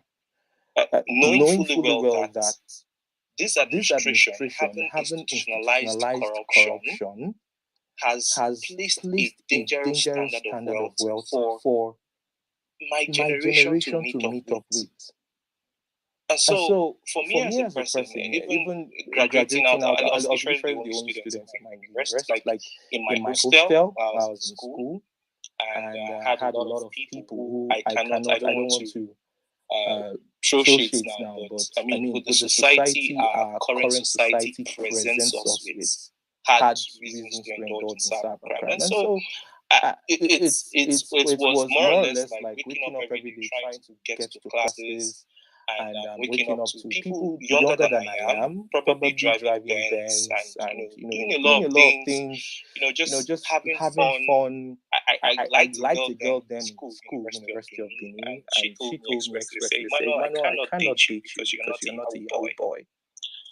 Amongst many other things. And so I think one of the fundamental thing we've lost, my generation has lost, is that we've lost the last. In fact, we've shredded the last layers of our morality, and it's unfortunate as a result of this government. It's a government that has not taught us. It's a government that has not set the right example in any way. I'm not saying it justifies crime in any sense, but this is something that is just as fundamental as it is. Secondly, although at the end of the day, we proposed that idea, we escalated that idea for it to be made a national project. Yemi Osibanjo welcomed it, but when we pushed beyond, say, okay, let the guys with short P come up. We are willing to teach them. Let them know that bail is free. Let them go out and teach these guys in secondary school about their basic rights. And it just died in natural death. Secondly, one of the things I think we've lost is our abilities to confront evil, like to challenge at the face of evil, to just stand up and practically challenge. I don't mean on social media. I mean on ground. I'll take for instance the elections that the primary elections that we had from the two ruling parties, the PDP and the APC, was one of it. And so there was a new electoral law, which was assented to by Muhammadu Buhari, that criminalized vote buying by virtue of section 121 and virtue of section 127 of that same act. And seemingly, we had two prominent parties. One chased out Peter Obi, the other disgraced PYO at the chariot of. I mean, these two parties have often set standards that it's not based on the content of your heart, but based on how much you've been able to loot, that we can give you our party tickets.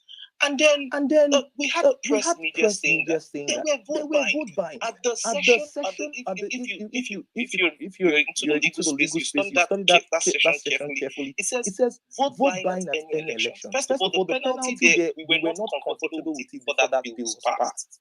The penalty was for 500,000 naira. And we wrote to the National Assembly to say, you cannot be criminalizing vote buying for 500,000 naira in a country where people use billions to buy votes. It doesn't make any sense. At the end of the day, it was passed. And then when this whole thing happened and the media came up with the reports, 1 billion to governors, $25,000 to candidates, amongst many other things, I spoke to someone I used to see as a mentor in the legal space. I said, sir, this case, particularly, I'm interested in it. What can we do? And guess what? His reply to me was, he mentioned the number of Leonard Silks that has left it unchallenged and said, did you see anybody coming to this case? I said, no. He said, Emmanuel, I admire your passion. You are currently still in Nigeria. You have a lot to do. And so just the way those people up there has left it, just also leave it. And so I was disappointed for a number of reasons, not just necessarily because it's a sad story, but because even to those I looked up to, seemingly issues rising to the occasion on issues like this, on menace like this. It's so just sorry to interject, Emmanuel. Can you round up in a minute? Thank you. Sure. And so I think on these two folds, like it's something that has utterly shifted in every front of it, in every way you try to look at it. And I think summarily it calls for us to rise up to the occasion. I mean, I love the resolution, the revolution, the mindset shift I'm seeing all around. And I feel like a lot still needs to be done to make this work if we must rise to the occasion. And we shouldn't just stop at nothing, because this is the time for us to get it right and to get things right for our future. Thank you. You're welcome. Thanks for that wonderful submission, Emmanuel. Hi, Adeline, are you there? Hello. Yeah, good evening. Good evening, Adeline. You have Good evening, Adoma or someone else. I thought you were. Okay, go on. Okay. So, I've been here for a while and I've heard what everyone has said, and it's really a sad situation. On my path, what I've lost since 2015 really is my sanity. I mean, I got into school in 2014 to study law because I really had passion for this course. I liked the idea of defending people and helping them get justice. But this is me as a full-fledged lawyer. Right now, I'm not even sure I still love this job because there's literally no hope again in the legal system. With this administration, orders are flaunted. No one has respect for the judiciary. You hear a policeman telling you that he's going to gun you down and nothing is going to happen. And yes, nothing will actually happen. So there is no passion. And I didn't want to come out of school and start looking for side hustles, probably in tech. I really wanted to do this law thing, but the way it is right now, it's more like my passion is dying because what I actually wanted to do, the administration has taken it away. There is no justice system, let's be frank.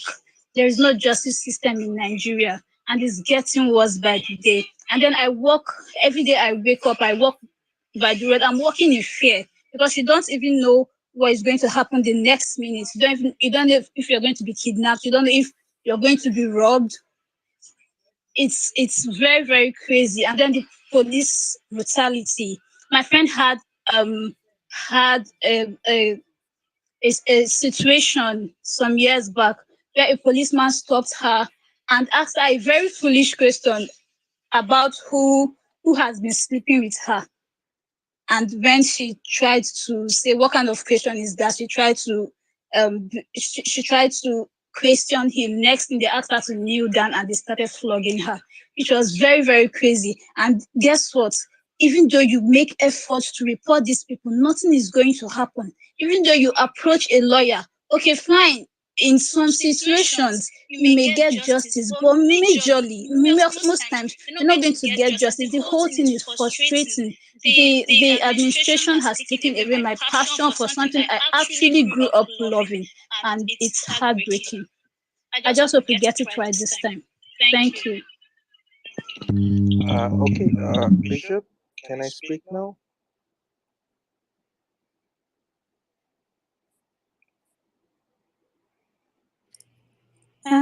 Thanks for your submission, Adeline. Sorry, who is speaking? I can't see you on my screen for some reason. Oracle.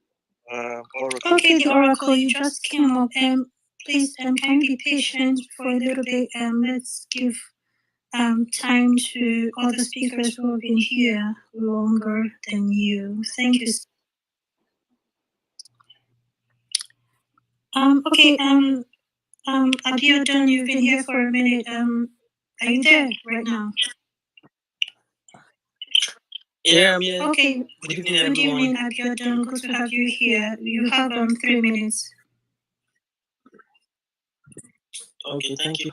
I'm gonna go straight. Firstly, I wanna appreciate everyone on this space, and mostly I will appreciate Mr. David and the co-host, Mr. Bishop, and peers as well. Huh? I don't know where to start my story, but I think everything started going wrong since 2015. I started living a decent life from 2013 to 2015. Immediately, this administration was sworn in, they took over, everything started draining from my work life. Everything I started working for started going backward. I was not even making wave in anything I'm doing. On the long run, I was discouraged to the extent of I nearly committed suicide around 2016. Yeah. And as of 2015, I was 20 years then. So I was making some cool money because I was working in a cosmetics company as a supervisor. But on the long run, I could remember a man was telling me, instead of working as a supervisor, why can't I just go into this and make it as a profession? So I heed to the advice then, not knowing that immediately this APC administration took off. It was not going to even last long because I was thinking I would work while and sponsor myself to school as well. Because everything was not going well in the country, the company folded up. So I started working for a man around 2016. Towards the ending of 2016, the man told me he's going to do this, do that for me. On the long run, I know things were not working for him as well because he was using loan to service the business. Someone who has 4 kids is going to pay house rent, is going to pay for the space he's using as a production place. And I was working for him as a production manager. We employ few staffs. On the long run,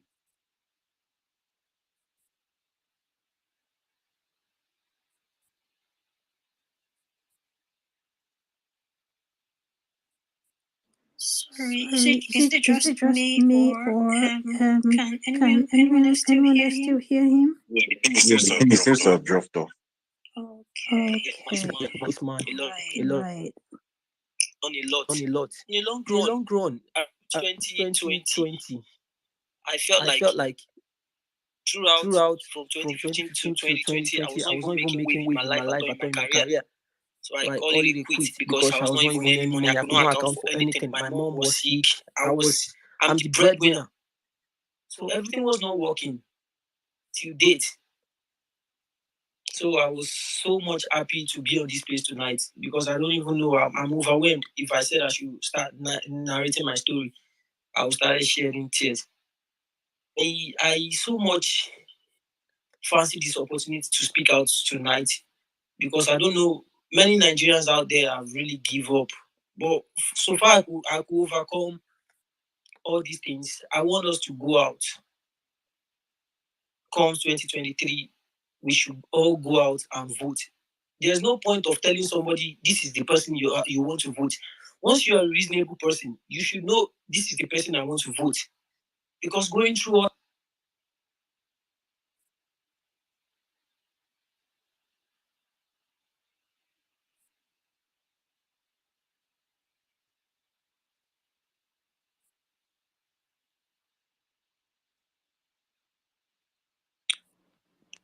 Hi Abiodun, are you still there?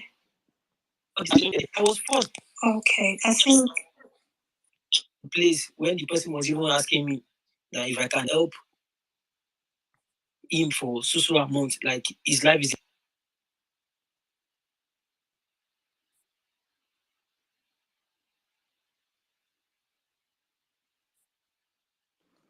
okay. Abiodun seems to be having a bit of network issues right there. Sorry, David, you have something to say?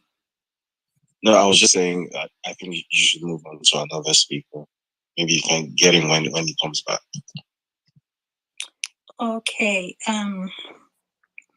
Okay, we're gonna pass the mic over to Obi, the hype man. Hello, Obi. How are you doing today? I'm very well. Good evening. Good evening. You have 3 minutes. All right.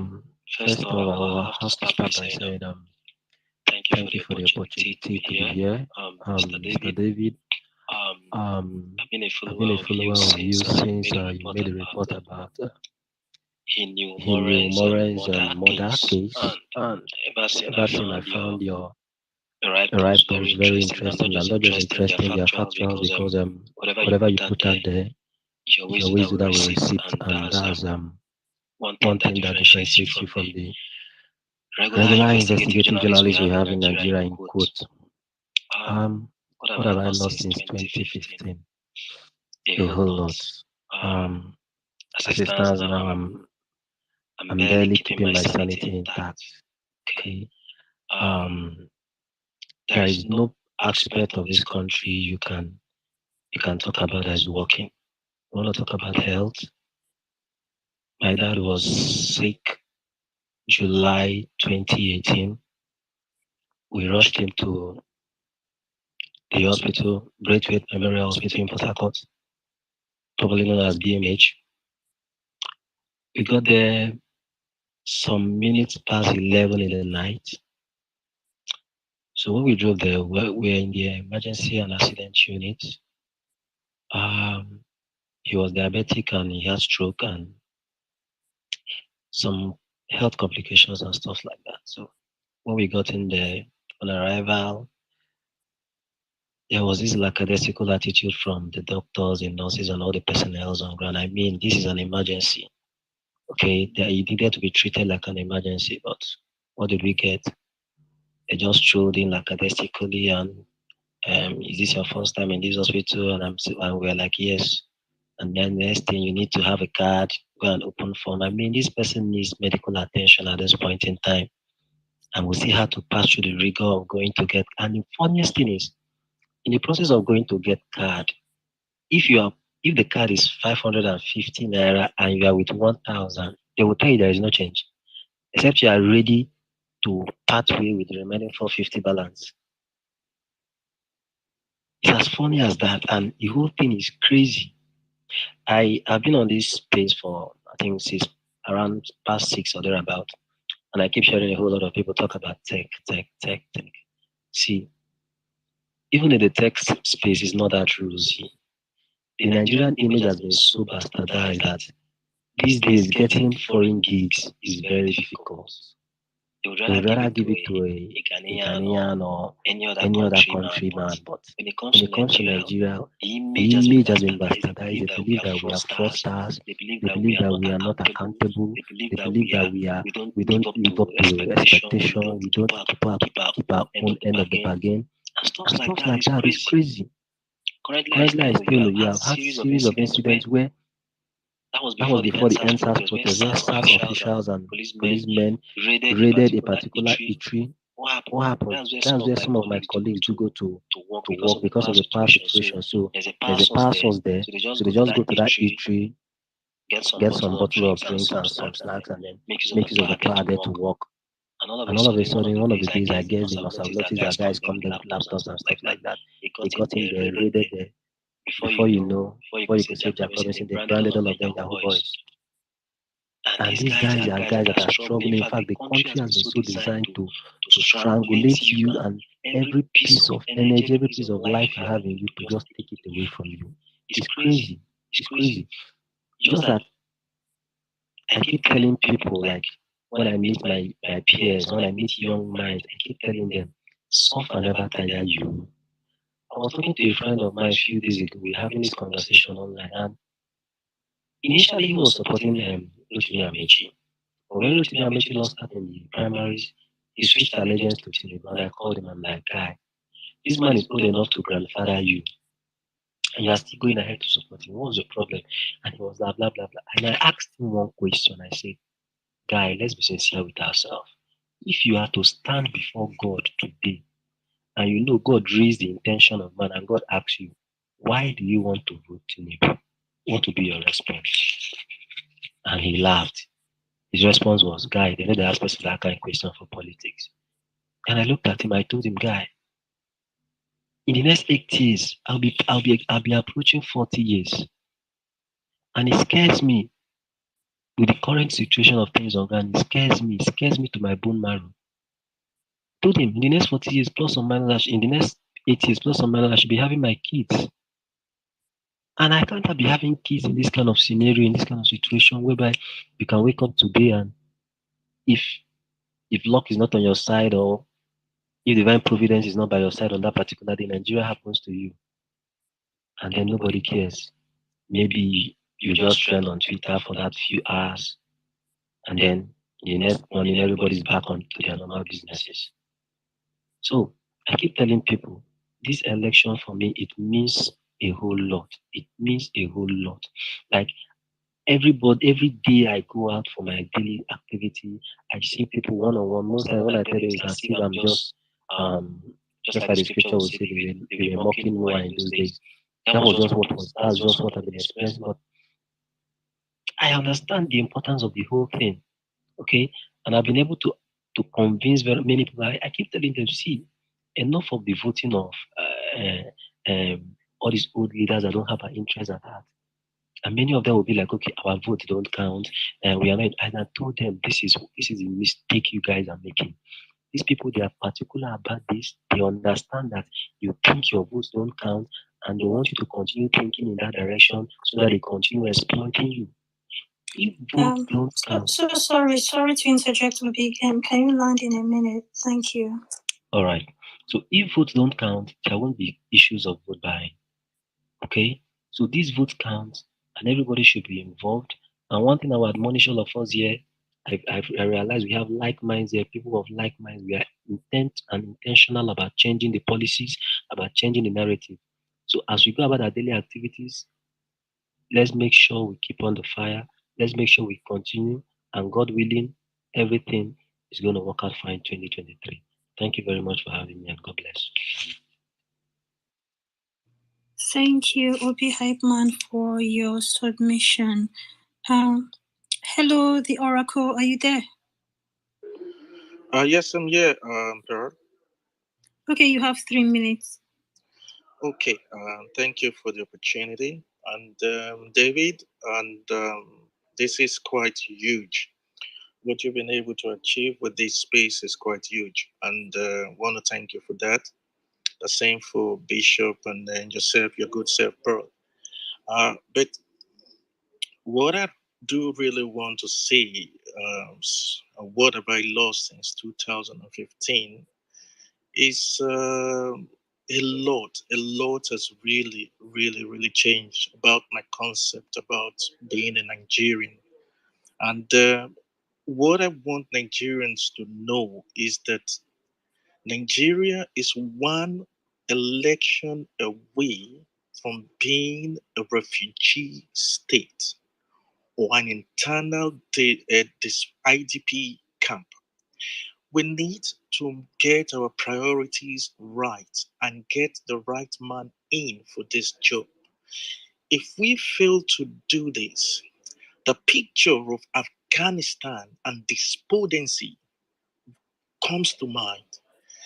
It is you could picture that point where everybody picks to flight when they know that the Taliban is coming, and you could see it in their eyes when you find that hope, when hope turns to despair, and mothers, father, children, parents are giving up their children for them to have even the chance to survive. I think we need to see ourselves as these evangelists, as it were, or the torchbearer, as it were, for us to get it right 2023. We must see this. Be stingy with your help. If you need to hear this again, be stingy with your help. Let the people know that you will not be there forever to help them. Let them know that if you help them, they need to put on their thinking cap and make sure they get to vote the right person that will make it possible for them to thrive. We need to question those who we are helping. Make sure that we are stingy with the help so that we let them get the PVC and let them vote the right person in. I mean, I've been an expert for like the last 18 years. My first brush with this, the state Nigeria came in 2011, 2012, if I'm not mistaken. That was when he lost. And with a young engineer with NMPC there, back then in Mina, I could see how terrible it was. I was cut off from my family, a woman with two girls, one child that is still in infancy, and I couldn't even find or tell where they are because I have to take refuge in an army camp. So the situation is not the situation is dire, and we need to realize that this dire situation requires everybody to put all hands. If you need to talk to one person every day, keep telling one person. The cost of being a Nigerian president is not more than the structure, the people. The cost of being the president in Nigeria is the structure, which is the Nigerian people. And if we do not get the right people there, nobody will do the job. Thank you. Okay, thank you, the Oracle, for keeping to time. I think you're one of the very few speakers tonight who spoke under 3 minutes. Thank you so much for that. I'm gonna pass the mic over now to Japanese Mango. Hi, Japanese. He's been here for a minute. Are you there? Yes, I'm here. Good evening, everyone. Good evening, Japanese. You have 3 minutes. Okay. So I've listened to other people speak, and what have I lost since 2015? Okay. So I'll start from the year 2014. In 2014, I was taking Spanish classes online, and the dollar was around 165 to a dollar, and 165 naira to a dollar. And to pay it myself.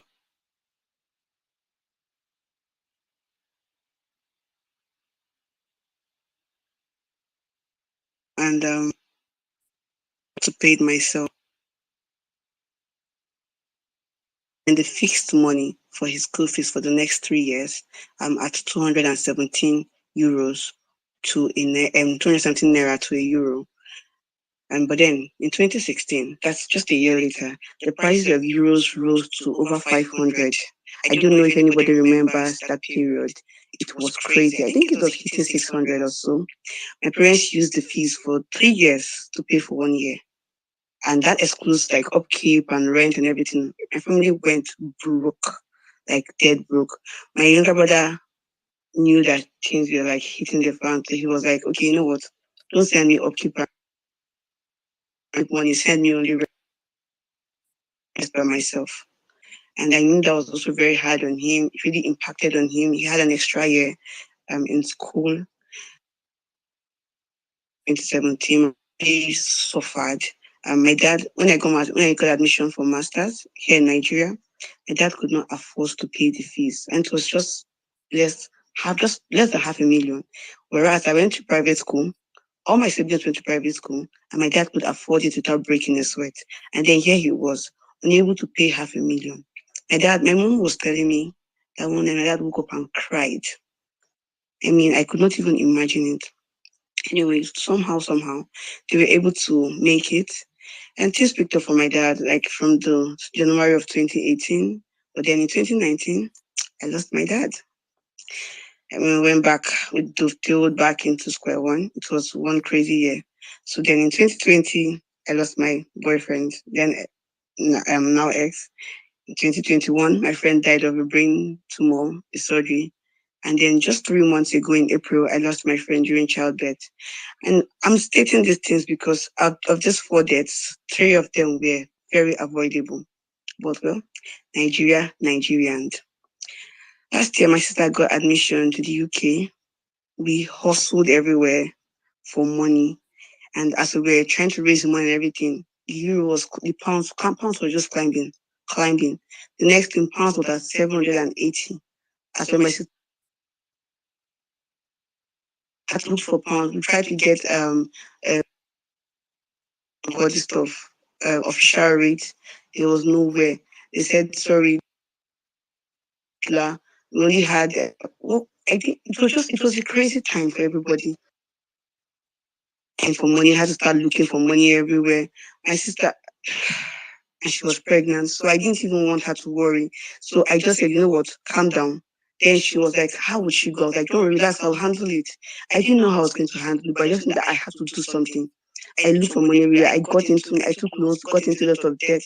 The day my sister left Nigeria, I was standing at the airport. I stood there until I saw her flight in the air. The moment I saw her flight in the air, I started. I was so excited. I could not believe that she actually left. But I think that was one of the biggest year because it saved us a lot of stress. So now, I'm a civil servant. I've been working for the civil service since to work my ass off. I know people say, oh, civil servants are lazy and everything, but I am my friends who are civil servants. We work extra hard to get an extra penny. And the funny thing is, we try our best because, like I was telling my friends, the moment you start taking bribes or taking all this kind of cutback and everything, you're already compromised and it's going to be hard to stop. So if you want to continue maintaining it, like now is the only time you can do it. So you cannot imagine like in Nigeria, it's shit. So you cannot imagine what I've had to put up with. And then just like 3 months ago, so my mom retired. So all of the financial burden sort of fell on me in the house and everything. I mean, I'm not complaining concerning taking care of my family and everything. I don't mind. It's just on some days I'm actually really tired. I'm overwhelmed. Like on days like I went to the market. If I could finish buying anything, my salary was done. Money. And the funny thing is, she's also like a caretaker for her family, also her mom and her siblings. I had to give her from it. Like everything was gone, everything was done. So what we are asking, what did we lose? Is what didn't we lose? Like I heard someone say she lost her sanity. I lost my dad. I lost my life as I knew it. I lost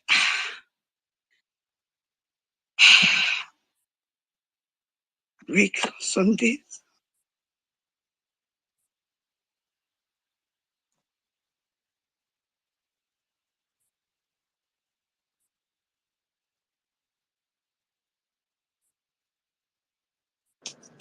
Hello, can you hear me on Japanese? Yes, I can hear you. It's well. Please don't cry. Okay, please don't cry. We know you lost a lot, but please don't cry. Okay, please, please, please. We're so sorry for everything you've lost, and we really sympathize with you. But please, please, we beg you, don't cry. Try to get hold of yourself and be strong. Okay, just be strong. We're going to see this fight till the end, and all tears will be wiped away. Okay, we will see this till the end. Thank you very much. Thank you very, very much.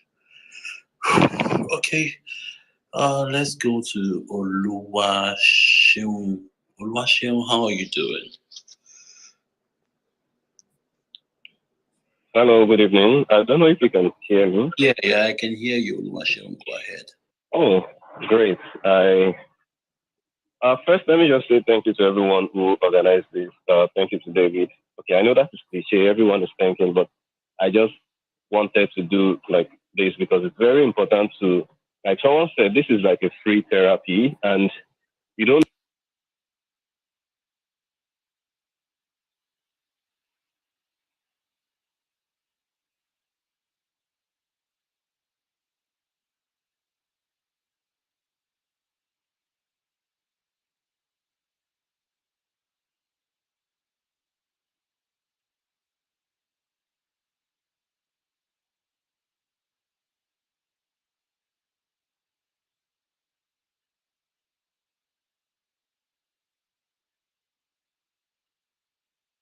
for his sake, I hope that Nigeria gets it right this time. I'm so sorry.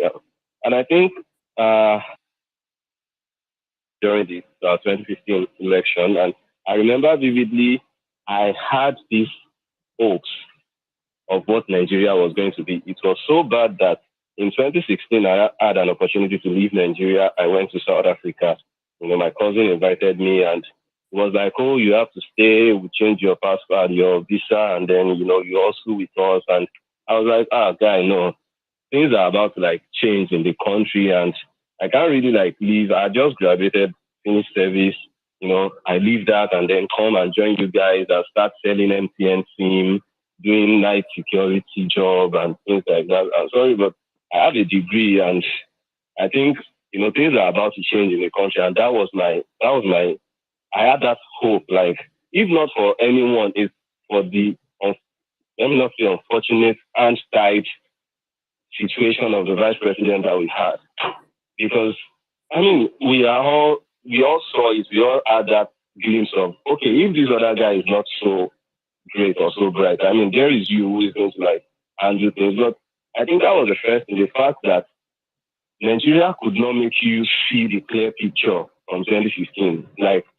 You wake up the next morning, you can't even see the clear picture. And, I really thank God for, people that have left the country and, try to put you through, make you see things. It took a friend of mine who left the country and then told me, dude, these things that you are doing, you can't, I feel like you can do better than you are, but Nigeria is not making you see beyond your potential. I'm like, oh, guy, it's going to get better. I'm doing my fashion business, I'm doing all this.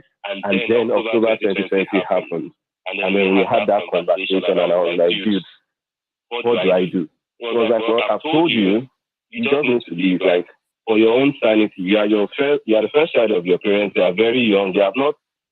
You have to do something, bring them out of all of this, and then you can help others get out of this. And that was how I found myself out of this. So my clear thinking as a Nigerian in Nigeria was chopped out of my brain, so to speak. I could not, days I wake up, I don't even know what's next. Yeah, in no man's land. My parents call, they talk about insecurity, they talk about, the situation of buying and, selling and business and all that. And then I imagine what it's like. I'm here. There are days the time zone is quite different. And I had to, this is 2 a.m., but I really did not care. I have to stay up to listen to this at least till I'm able to. But it's summer, I can go out at this time of the day and I decide I want to play volleyball or play basketball or do whatever it is that I want to do. I can walk blindly from the front of my room and just tell, switch on my Google map and say I'm going somewhere and tell someone to blindfold me literally. And I will take every turn and every step and I am sure nothing will miss from my body. This is what it takes to be in a country that is yours, where you are confident to say, okay, I am from this country. And that is what Nigeria has shoved out of many of us. We don't know what it's like to live in a sane environment. You come here and you start being excited over things that people find as basic amenities. You are excited, oh, there's power, oh, I don't need to charge my phone. It's those things that Nigeria has made us lose as young people. And it makes it even more difficult for us to compete outside Nigeria because you are not exposed to what it takes to be in a sane environment. And it's quite sad. And this is actually outside because a lot of people have talked about people that they have lost, which I can't even count. I don't even try to look at that part, but talking giving people hope. And I think it's important to also say this. There was someone that said earlier that, oh, it's not enough to vote the president, so it takes local government chairman, if it's not enough to vote the president, who should be comfortable with having a Lagos governor under his armpit. But what is he fighting for, the presidency? If it's not worth it, if it's not going to change anything, if someone being up there does not matter, if it's going to take a local government chairman or the House of Reps to change Nigeria, no one will take it this seriously. Please let us get that at the back of our skull. No, it doesn't.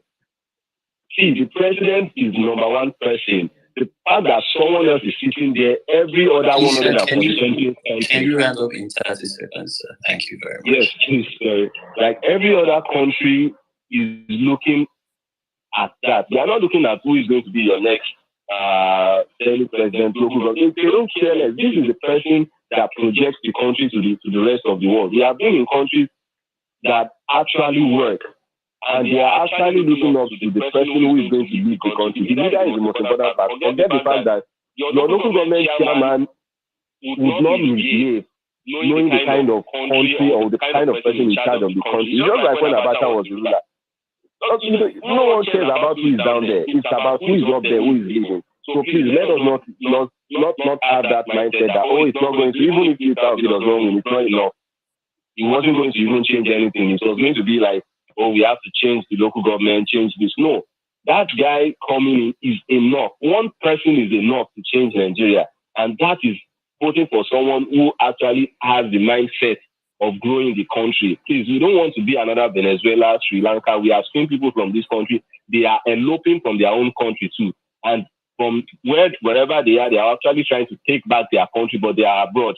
So please, it's difficult enough for people. So let's not have that mindset that, it's not going to take it out. So thank you once again, everyone, for having me. And peace be on to Nigeria. Peace be unto you too, brother. Thank you very much, guys. Thank you all for being here. We really appreciate you. We really thank you for your time. Thank you, guys. Please, you would do us a great favor by also sharing this space. I don't know for how long we will be here, but for as long as we're here, we'll try to give everyone a voice. Okay, people must listen to what you're going through, and then we hope that those undecided voters will really be decided for good. Okay, thank you very much, guys, for hanging in here. Thank you for sharing those things you face. I mean, we really sympathize with those who are mourning, and we also mourn with them. So moving forward, let's give the space to Saddam. Saddam, my brother, how are you doing, sir? My brother, Bishop. How far now? You have the floor, my brother. My heart. I've been on the road, come back from work. Sorry. I just hear people's story, man. I just, God. I'm touched, and at the same time, I'm very, very, very angry. As in, when I look at the way, when I look at the way and things Nigerians have passed through over the past year, I have my own fair share of the story. I lost my dad in 2016 to that same nonsense system, and I never in my life envisioned or saw myself as someone that would leave the country. I've always been this Niger guy, man. I had things going on for me back home, but it got to a point that you could just see that there was no direction. There was nothing happening in this country. It was on a free fall. It was on a free fall, and if you have so many people in Nigeria don't have the opportunity most of us have, that gave us that opportunity to leave the country. So many people are back home. So many people see in the country I'm in now. If I tell you, so many people I meet here, they were like, "How did you come over here?" How? There's a lot of Nigerians are going through crazy means to leave the country. You guys don't understand what's happening. If you follow, there's what's happening right now in Morocco and the Spain border, where they killed a couple of black guys just a few days back. It was on video. As in these are Nigerians are more of those numbers. The Nigerian guys are following the sea to come to Europe. Nigerian, if you come and see the camp over here, if you see our brothers and sisters over here, they have to run away from Nigeria. People are walking through desert. There's a slave market going on in Libya. Our fellow Nigerians are being sold like clothes. Because of this government, because of bad governance, people are running away from their homeland. It is, and I come up on social media and I see people trying to downplay the pains and anguish of these people yearning for a good government, I get so mad and angry. As in, I've been on a couple of spaces and I see people go out and say the P2B supporters are this, P2B supporters are that, and you come out to a space like that, you're seeing these people speak and tell you their one-on-one experience, what they've gone through, what their families have gone through. You see young girls and young boys taking up responsibilities that are meant never to. This is their formative age. They are meant to be doing things for themselves, or having a good life like their mates, going on vacations and doing anything, but they're now custodian of their families. And you expect these people to normally you expect these people to be to come out and see you tweet and P2B has no chance, and they should have these people are, as in I really give it up to P2B supporters. You guys are really calm, because what I am seeing, the stories I've been hearing here, normally or in normal, we suppose when they burn people, as in, they suppose if you talk anyhow, you go block your page, as in people are the anger that from the stories I'm hearing here, what people have passed through. If you can translate it to anger, all these gaslighters on Twitter should have left social media by now, because there is no reason why on earth, any person, any sane human being, any sensible human being should be talking about these same old men coming back to power again. There is no damn reason. I just try to, as in, picture the threshold of Nigerians. Like, we are really enduring. We understand, are suffering, as in, God. See what people are passing through. See what boy has put people through. And you have the God for everybody to gaslight people. Man, people of these supporters are the calmest people ever on earth. I give it up to you guys. Everybody, I've heard your story tonight. I don't even know where to start from. I can't even. It is. Thank you very much, David, for this space. I think everybody have been on this space for all these hours listening to people's story can now understand why people have been angry. Can now understand why people to be supporters are supposedly always coming after you, because they see a man that shares their dream. They see a man that understands their pain. They see a man that they don't call a savior, but a man that can bring us back to that trajectory of a system that works. Because where Buhari has taken this country back, I'm not even going to start talking about the civil service. Buhari has destroyed Nigeria. Buhari, people we don't understand it right now. Maybe when you leave, you're opportune. I tell people in Lagos, you're in Lagos, try and go to Benin Republic and see. Just try and cross the border over there and see. And understand where Benin Republic was 7 years ago and where they are right now. That's your nearest cross border. Then you understand where you are as a country. We're just living on vibes in Nigeria. I just keep telling, please, I hope we can transfer this energy, transfer this anger, transfer whatever it takes, whatever you know you're passing through right now, transfer it, sustain it till 2023. Anybody that tell you your vote does not count is a liar. They will not go to a pit and buy votes if vote does not count. They will not be saving up trillions of naira now to influence 2023 election if your vote does not count. They are seeing this movement. They are seeing what is happening. They are seeing the surge in INEC registration and everything. They see it. And that's why they're sending all these their pastors and everybody to gaslight you guys. Please, keep this anger burning. Keep this passion. You know what Nigeria have done to you. David, I hope you can keep up this kind of spaces coming up. It is very, very essential. It's like a reminder for the people, because Nigeria, people in Nigeria have a very short memory. Our memory is very short. The next thing that's happening, we are forgotten about it. If we can keep this coming, so our Nigerians connect to remember where we are coming from and where we should go to. Man, I beg. You guys are doing a very great job. Thank you very much, sir. Thank you, my brother. Always very insightful, and the passion in your voice when you speak, it's really motivating. Thank you for giving us your time out of your busy schedule to come here and share your own 2 cents. We really appreciate you guys. Thank you very much. Now, moving forward, let's do a lady. Let's go to Nengi John. Nengi, are you there? Okay, we don't have Nengi. Let's go to Ijoma. Ijoma, how are you doing? Hi everyone, good evening. Good evening. You have 3 minutes, Ijoma. Go ahead. Okay, thank you. Oh my God. Okay. They say, what have you lost since 2015? I've lost my both parents to Nigeria. This is very emotional for me. So I'll just try to be very audible. So 2017, September 15th, my dad was at home, had lunch with my younger sister, drove out to call the plumber because he had to fix something in the house. On his way, he had a heart attack. It was literally like 10 seconds from the hospital. He was rushed into the hospital and they refused to let him into the hospital. He was still alive. They refused to let him into the hospital because, according to them, they were not sure if he could pay his bills. They didn't know him. And they sat down there, laid my father out there on the floor, and watched him die. Before the police could pick up his phone and try to call, and so somebody in the area actually came in and she was like, "Oh, I know him, I know his family, they can actually afford to pay his bills and stuff." Before they could reach any of my siblings and I, my dad was dead. 2017.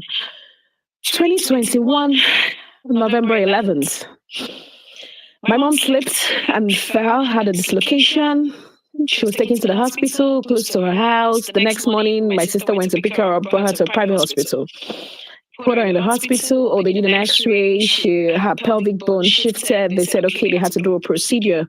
But the orthopedic doctor wasn't on sit, so he was going to come the next day. This was on a Friday. So I was there. My sister was there. My brother, we stayed with her, like she was fine. It was just supposed to be a procedure. It wasn't something they were going to operate, like cut open her body or something. They said they had to shift the bone back to connect and, just, it was simple. My mom was gisting. She was okay. We wanted to spend the night with her. She was like, nah, you guys should go home, go back to your families and all that. And then we left. My sister came back the next morning as early as 7 because they said the procedure was going to be by 7:30 a.m. So she was there. I spoke to my mom on the phone. I was hearing her gisting with the nurses. Then my mom goes into that theater and never came out. What happened? The doctors, the nurses, they didn't bother to check. Someone who had been on the bed for like 2 days, they didn't run a check to see if she had blood clots in her legs, due to being in one fixed position. Nobody checked anything.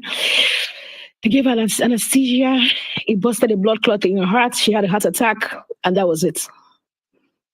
It was crazy. It wasn't, I don't know how to explain it. My mom had come back from the US September before this happened in November. And for the first time in 10 years, my mom had a clean bill of health. Like my mom had been, off and on sickness and stuff. And then for the first time in 10 years, we all celebrated, they did a general checkup on her. My mom was 100%, 100%, and I don't know, the hospital tried to cover it up as usual. They said everybody was pushing, you guys should sue, take this to the law court. And I said, suing is not a problem. I can afford to pay a lawyer, but we know the judicial system in Nigeria. We know how long this thing is going to take. And the fact that this case is going to be open and somebody's dragging me up and down, I haven't healed from the death of my mom. I don't want anybody dragging me up and down. Like, I don't know. I've listened to people on the spaces and, people talk about, there's no money and all that. I'm not bragging, I'm sorry, that's not the purpose here, but I'm trying to let you know that even when you have money in Nigeria will happen to you. I could have afforded to take my mom to anywhere in the world for her to be treated. Do you understand? But the basics, it's I don't know how to explain it. Like, your money can't even save you from the Nigeria we're in right now. That's what I'm trying to say. Like, it can't. Nigeria is in a situation whereby it's like, I called my kids the other day. I have a resident permit in a European country. I lived there. I've lived there. I was literally living there. I just came back in September. September I came back just before my mom passed. I had come back to spend some months in Nigeria and go back as usual. But after my mom passed, I was just having a lot of PTSD. I had to bring my kids back. I couldn't scope abroad because I needed friends and family around me. And I tell people that everybody says, okay, run. Jama, leave Nigeria and run if you have the opportunity. And I tell people, do you really think it's that easy? There's no place like home. There's no place like home. I have lived abroad. And I can tell you that categorically, I have friends who live abroad and they would give anything to come back to Nigeria if Nigeria is good. There's so much happening. People don't want to share all the negativities they experience abroad. No, everybody tries to. In compared to what you see in Nigeria, to be honest and to be fair, it's better out there. But living abroad is not the best option. We have to make Nigeria work. We have to make, for the first time in my life as being an adult, I went to get my PVC some days ago because I told myself, I must vote. As in, we have to get it right this time around. I don't know about any other person, but like I've listened to everybody here say, this election is very personal to me because I know what I have lost in the space of 7 years. Being an orphan at 35 because of negligence. Like I don't have any business being an orphan, to be honest. My parents deserve to be alive, but this is me. And it can't be reversed. It can't be changed. Nothing can be done about it. I told my kids the other day, I said, election year, I'm going to ship you out abroad. Go and live there. Your mother has to stay here and vote because it may sound like it's just one vote. I've been seeing, I have to come back on Twitter because of the election, because I know this is where it really happens. This is where people are talking about it. And I've been seeing how, the non-P2B people go about telling you, your one voice, you don't have structure, your one vote doesn't count. You guys, I'm like, you know what? For the sake of my conscience, I would use my one vote. Even if you feel like it doesn't have any impact, I will know that I tried my best. I did my best. I sit down when I look at people who are campaigning for the other candidates, and I'm confused because, okay, these people have come out to tell us, why do you want to be president? One person wants to be president because he feels it's time. That's his only reason. He doesn't have any other thing he wants to do. It just feels like it's his birthright. And the other one is a serial contestant. Comes out every 4 years because he has a lot of money, throws dollars about, people picks up on tickets, does what he wants to do, and goes back. And you people actually feel like it's okay to vote for people like this? See, if Nigeria was in a good space where, everything was working, we could gamble with our lives and say, okay, you know what? Maybe the person who said it's time, maybe we should allow him. We're in a good space. What's the worst thing that can happen? Let him enjoy the cruise for 4 years and then we can. But we can't afford to do that. I've been telling everybody who gets to listen, we can't take that risk. We cannot afford to gamble with this election. It's like a life and death thing for every one of us. The past 7 years, we've all seen. I have so much domestic stuff that I don't even need. And why am I doing that? Because it's like my way of helping people. People are suffering. I don't know how else to explain it. I may not be experiencing suffering, but I'm seeing suffering. And then there's this general insecurity, anxiety that people. I, for one, for instance, my kids are back here, and I have to put them inside a school inside my estate because I cannot risk letting them go outside of my estate to go to school. My kids going to school, I'm having a panic attack. Like, there are some days when I listen to the news. I remember the day they said, that there was going to be the Okada ban in Lagos. I didn't leave my house. Neither did my children leave the house that day. Because, as usual, I expected a worst case scenario. They'll be burning up the whole of Lagos and things will be happening. That is the system we live in. So I don't know, how do people think this is okay? It's not okay. Please, I don't know. I'm just pleading with everybody. Like, people may say, why do we think Peter B is a messiah? I don't think he's a messiah. But I think he's somebody who has his head in the right place. And guess what? The fact that this is the crowd pushing for him to be president means that he's indebted to us. What do I mean by that? If he doesn't perform as expected, in 4 years, we have the ability to take him out and put the next person there. Please and please and please let us. I don't know how else to explain it. I don't know. We can't all, like someone said earlier, we can't all take all 200 million of us out of Nigeria. We can't run away. This is our homeland. This is our country. This is the only place where we can be first class citizens, irrespective of whatever dual citizenship or other colored passports you have. You would always be a second class citizen in that country. Let us try to make it work. Let us do our best. Thank you guys. Thank you so much. I wanted to cut you off, but what you were saying made so much sense there. I just wanted people to hear you, and the passion from your voice also really helped. Thank you so much. Let's go to Proud Ijo Boy. Proud Ijo Boy, how are you doing this evening or this morning, wherever you speak? Hello, good evening, everyone. Good morning, depending on your location. First of all, I want to say a big thank you to David and the co-hosts. You guys are really doing a great job. Thank you for the listeners. Thank you for everybody that participated in this space. You guys are the best. What have you lost since 2015?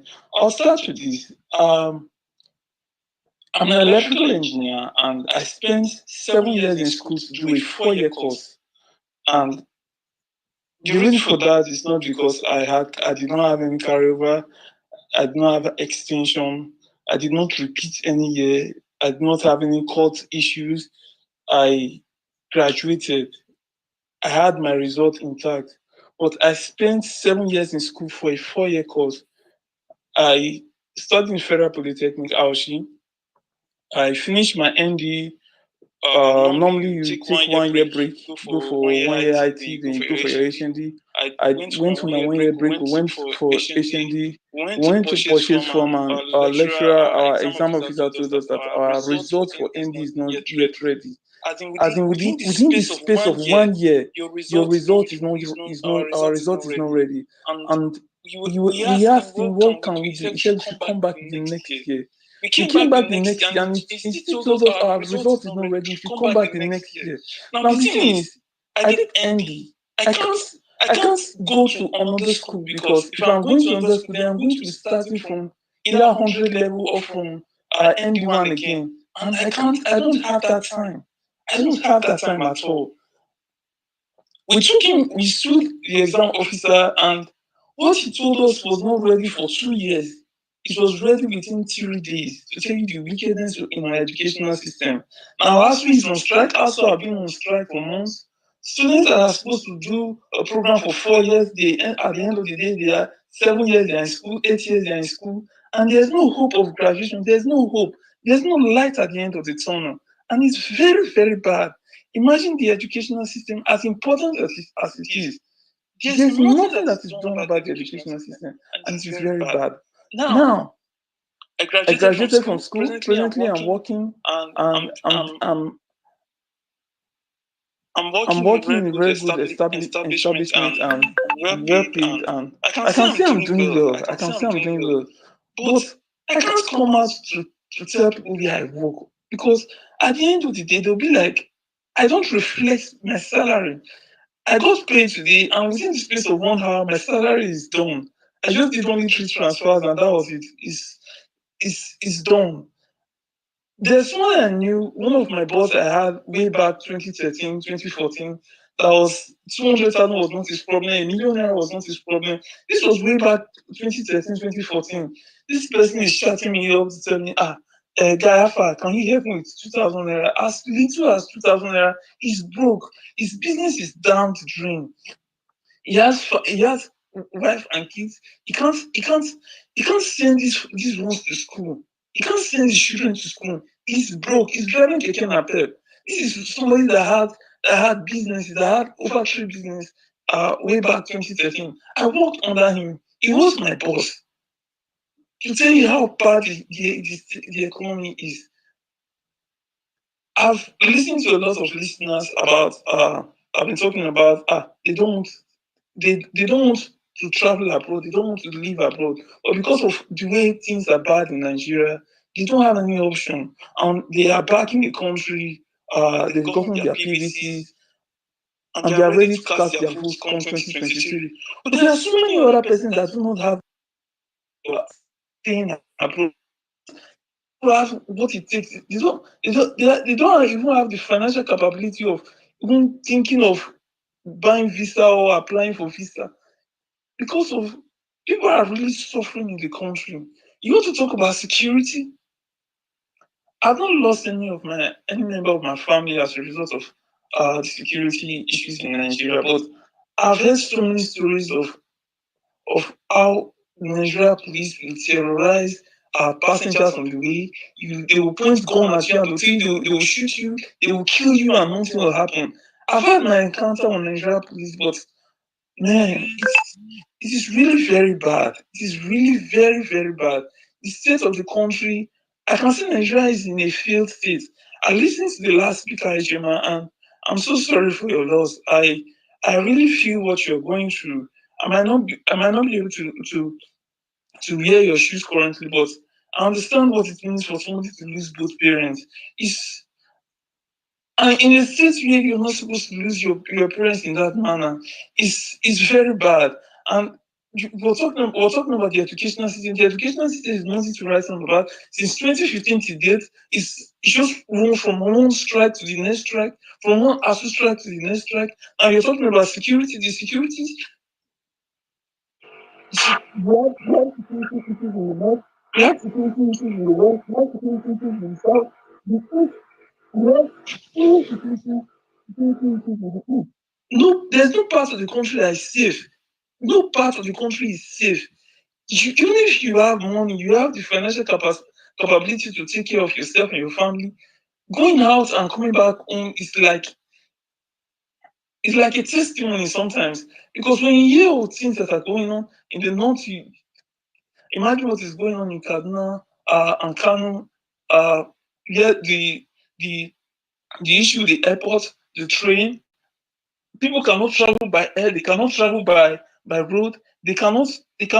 You can't even stay in your house peacefully without expecting police harassment. We had issues of police coming to harass people in their homes. As a young guy, you can't walk around with two Bro, phones. can you please round up in 30 seconds, please? Okay, thank you. I'll do that now. As a young guy, you can't walk around with two phones and not expect police harassment. Police harassing you to search your phones, searching for something that they did not keep in your phones. You can't walk around with laptop. You can't go and chill out even if you have the money to do all that, you want to go and just relax somewhere, but you can't do that because because of the fear of harassment from police officers.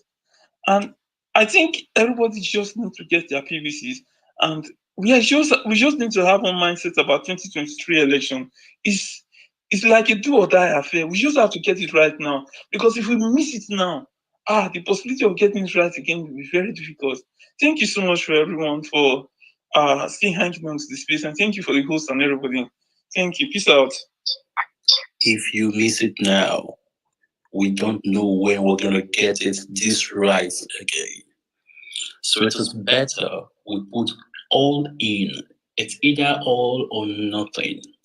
We have to go all in. We have to go all out for a better Nigeria. The better Nigeria is not for me, it's for everybody. Because if we have good governance, you, your children, me, my children, my neighbors, my friends, family, my loved ones, and the bad supporters, we all will have good governance. So we are fighting for a good Nigeria. We're not just fighting for our stomach. If Tinubu has helped your family or paid your school fees, carry your family and go and thank him at home. Please don't come and don't come and what's the word now? Don't come and trade the destiny of others on the help someone rendered for you, and you know that person is not even capable to rule the country. Please, guys, wake up, don't sleep. Collect your votes. Jimasu, stand up. It is time for us to stand against this madmen, lunatics. let's go ahead before I do it. Let's give it to Boje. Boje, how are you doing today? Oh God. No, I came in at you. I'm talking about Boje. Boje. Uyi Boje. Why don't we try Zang? This guy's been here. Okay, Boje is not available. Let's go to okay, Akiyemi speak so we can move on. Akiyemi, you have 3 minutes, please. Thank you. Go ahead. Yeah, thank you, David. Thank you, Bishop. Thanks, everybody. Thanks for the host. I'm happy to be here in this space. Nigeria happens to me in 2017. Before 2017, I was working in an organization. It's inside the University of Lagos. It's known as YMS, a very popular store over there. So when the government started in 2015, by 2016, they had the first recession. So it's affected me. So my boss cut my working time. So I was doing 3 times in a week. So I did that one for like 5 months. Me and some other people. At the long run, some couldn't some couldn't wait. They have to left the organization. I keep my hope that one day everything's gonna be fine again. So I was able to redeem again. By 2017, everything has lost. I had my first daughter. I borrowed money to do the naming because by then things are not working very well. So after I did naming, did everything, 8 months later, I lost the job. So my baby was just like 8 months.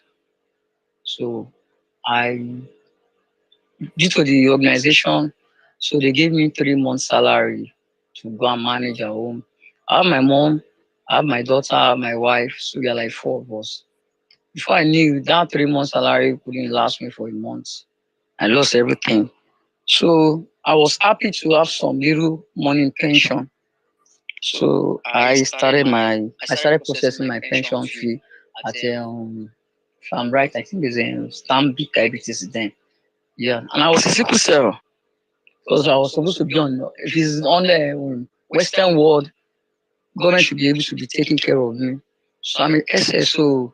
By and large, the lady told me I should come for help based on health status. So I came on based on my health status. So the fund was given to me, so like 400K or so. I did some businesses, couldn't work. I lost those money. So I have something left, be like 200K. So I started learning how to drive Marua. So after that, I bought my first Marua. Since then, I've been trying to survive. I have sisters. I couldn't take care of my mom, my wife. I couldn't provide my daughter. Sometimes I'll pay school fees. Sometimes it was my help that was able to pay the school fees. A lot happens during those periods. Up to now, it's still going on because the people that live along axis of Barriga to Gate, if you come to that area, you find it very difficult passing because that place is so worse. I couldn't drive in Marua, everything got spoiled. I had a counter with police, a rally. So a lot of things that not imaginable. So I've been in this place, I hear a lot of people saying a lot of things. But with what I'm going through, it's more pathetic. But I believe that we could take back this country by His grace. Thank you, everybody. Thank you, Akinyemi. Thank you. Yeah. We're so sorry for whatever you've lost. Mr. David, you want to say something? Okay, Mr. David, no. All right. We're sorry for whatever you've lost, and we sure know that you will be restored soon. Okay, just hold on, keep pushing, and let's all fight towards good governance. Thank you so much. Okay, let's go to Edu. Okay, no. Let's take a lady. Let's take a lady. Zeng, you have to hold on, okay? You're gonna speak, okay? Please, Zeng, hold on. You're gonna speak. Let's be gentlemen and let's take one lady. Let's take Zainab. Zainab Yakike, how are you doing today? Lafiya alo. Good evening, everyone. Ashe kina jin Hausa? Sosai mana. To, ki ci gaba. All right then. Hi everyone. Thank you to the host. Thank you, David. So I'm going to be very brief because if I have to give a history of what I've lost in 2015, I don't think 3 minutes is enough. So I'll start by saying my sanity. Here's my sanity. So I know a lot of people had mentioned that, but my sanity. I've lived my life basically. I'll say Kaduna, Abuja, London, and I've realized that no matter where you are, you won't be you like your sanity is totally off. Why do I? Because even when I'm in London, I hear, oh, there's an attack or something.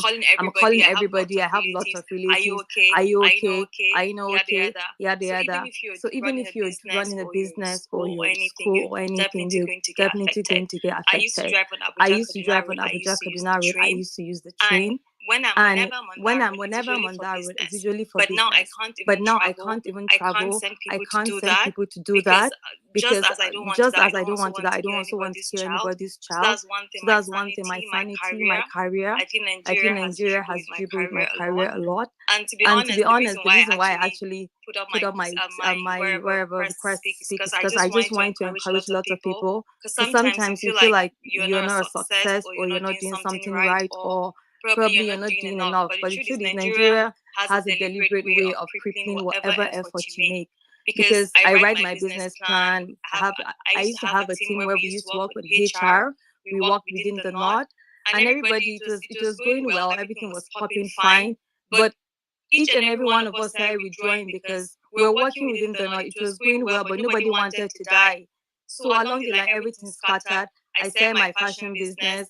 I went abroad. I got investors. 2017, attack here, bomb blast here, bandits here, kidnapping. Everyone started withdrawing. And you can't blame them, right? Because they want to live, they want to survive. You have to be alive to be able to run a business. At some point, I got frustrated, but it also made me very prayerful. So I just want to thank Nigeria has made me a prayer warrior. But that's the point. Like, you can't pray without putting effort, right? So basically, I'm just here to encourage people. I've listened to so many things. And to be honest, 3 minutes wouldn't be enough for me to spill out what I've lost since then. But I know that Nigeria has a way of taking away your sanity, making you feel like you're not good enough. And then it keeps affecting your business. And when I see people saying, oh, I'm doing this, I'm doing that, the truth is that it's not about money. Even with money, it's difficult for you to live or to survive or to do whatever. I knew when you travel, if you live in the North, you realize that you're not even saving because every family has a problem and then you can't be around people and not help them. So Nigeria took away my sanity. It's dribbled with my career. It's taking away, I can't say it's taking away my purpose, but the truth is that Japa is not the answer. So I just want to say, everybody, please get your PVC and vote rightly. We all know when we say vote rightly, please vote rightly. So that's it. Thank you. Thank you very much, Zainab Mungode. Thank you very much for that input. Yeah. Let's move over now to Zeng. Zeng was here before, had network issues. He came back, he left again, he came back, he left again, and now he's back. Zeng, what's up? Hello, everybody. Good evening, good morning, good afternoon. Please, you have 3 minutes, okay? Go ahead and make good use of your time. Okay, thank you all for the time. My name is Iudalo. I'm from Edo State, and I live in Nigeria. So, I would say since I was born in this country, I've never experienced good leadership. Not only 2015. I'm not a supporter of PDP or APC. And I've never voted in my life. I've never had so much love and passion to vote. But I have my PVC. But this time, I saw a man that actually connect with the youth. And I keep telling people one thing. There are two things I really trust about Peter Obi, which is education and the economy. That I wish I know the power sector is already set. And I believe no nation can survive without the youth. That is one thing I actually love about him, is the way he connects with the youth and how he wants to build the nation. So prior to the 2015, another Buhari time, though I'm the first child, Yeah. So I remember 2017, I tried to venture into fish farming, which is that was October 2017.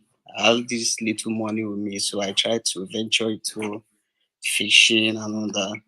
I remember January 2018, I lost everything.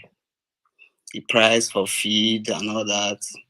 Then that 2018, I lost my grandma, which I grew up with and all that. So just small sickness, we rushed her to the hospital. Before we know, she gave up. So ever since then, I really lost my fear. Like, so mostly if I see people complaining that this generation, we don't have respect for elders, the thing really pissed me off. There's one thing I believe in this life. Every generation learn from those that come before them. If really those other older generation have actually laid good foundation for us, I believe this country, with the younger generation, we have enough work to do. You understand?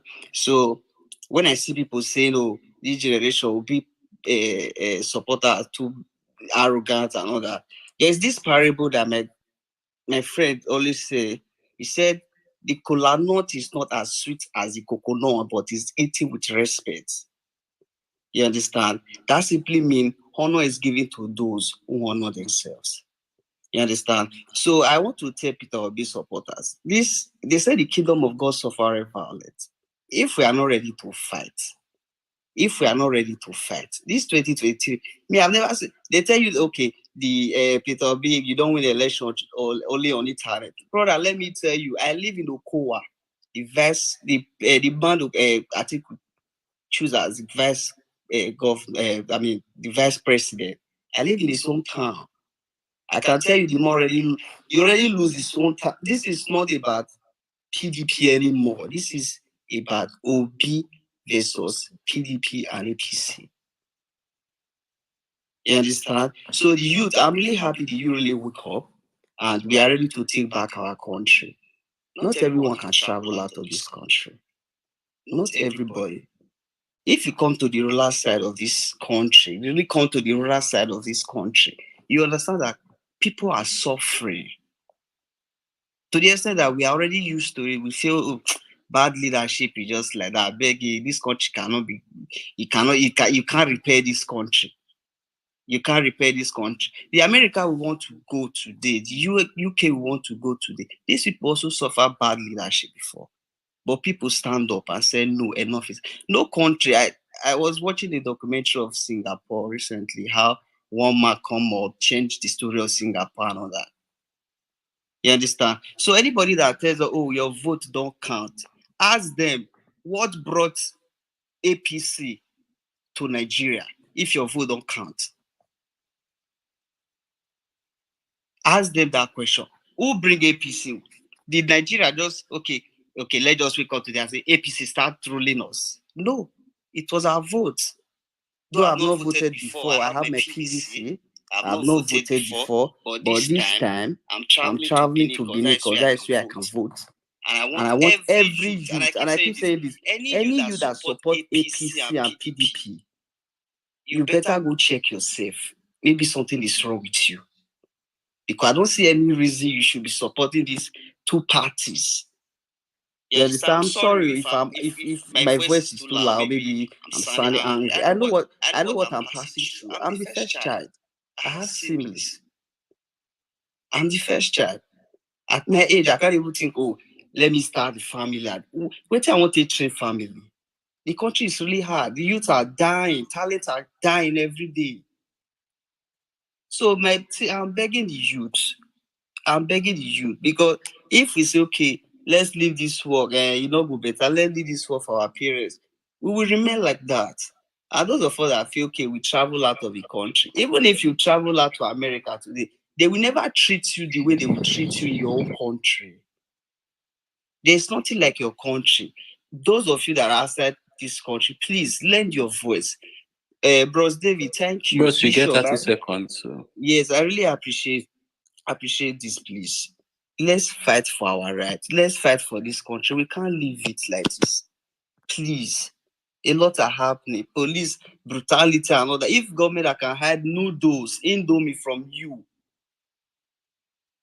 government hide noodles from you, you believe these people have any good thing to do for you? Peter Obi gave us hope. He told us we are the structure. We are the structure. So please, let's vote. Not just get your PVC, please. Let's vote. Let's vote. I'm begging. Let's vote, please. We need this country to work. And no country work without the youth. Please, the youth are begging because our parents, they don't have anything to lose anymore.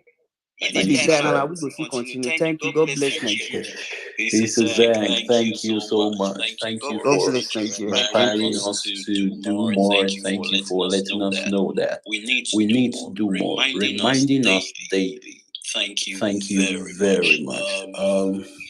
It's been a great time. It's been a great space. Thank you for those who follow me. I see you. I'm going to follow you after the space because I tried following you guys, but apparently Twitter has blocked me from following more people. So I'm going to follow you later. My co-host is back. Pearl, how are you doing? Hi, Bishop. I'm so sorry, everyone. I got knocked out by a call, and then it took a little while for me to be able to come back here. Thank you so much again, David and Bishop, for this wonderful space. And I'd like to appeal again to everyone who has the opportunity to speak here. If we can stick to 3 minutes so we can give every other person opportunity to speak.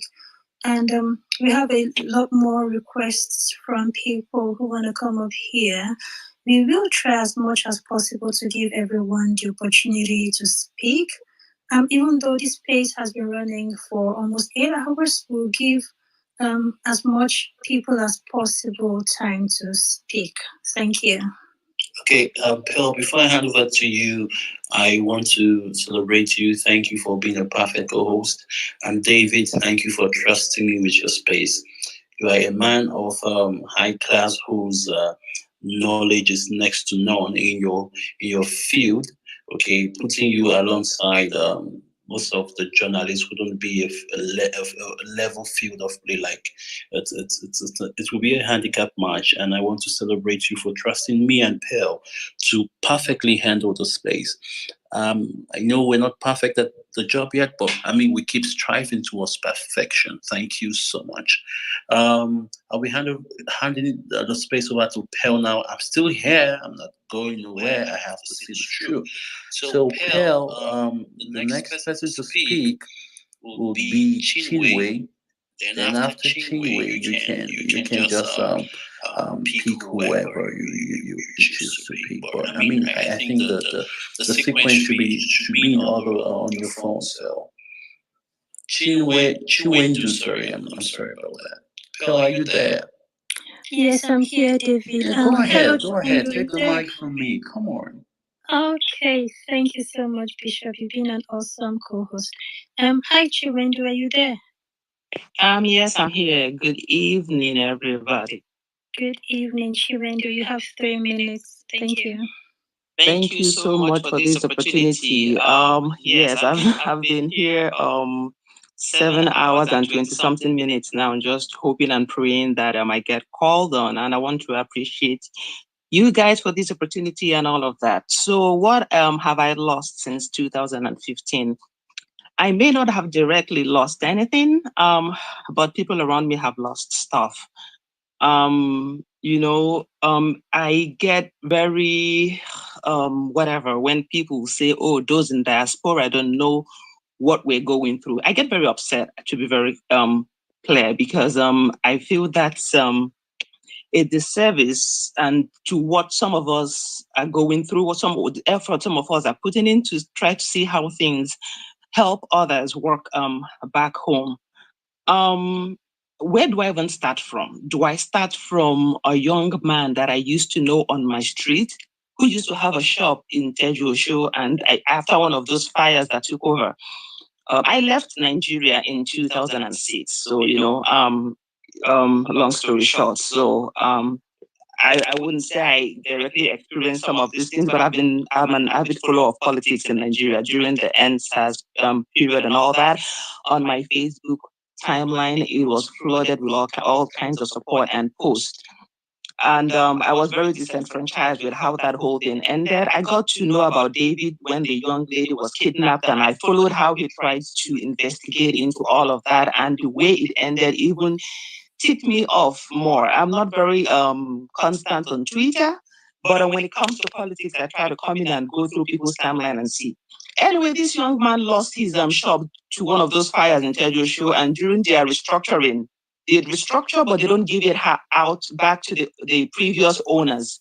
They now resell it at exorbitant price to new owners. I don't understand that system. I mean, you've paid for a number of years to own a shop somewhere, fire happens, then they rebuild it, and then you lose your spot.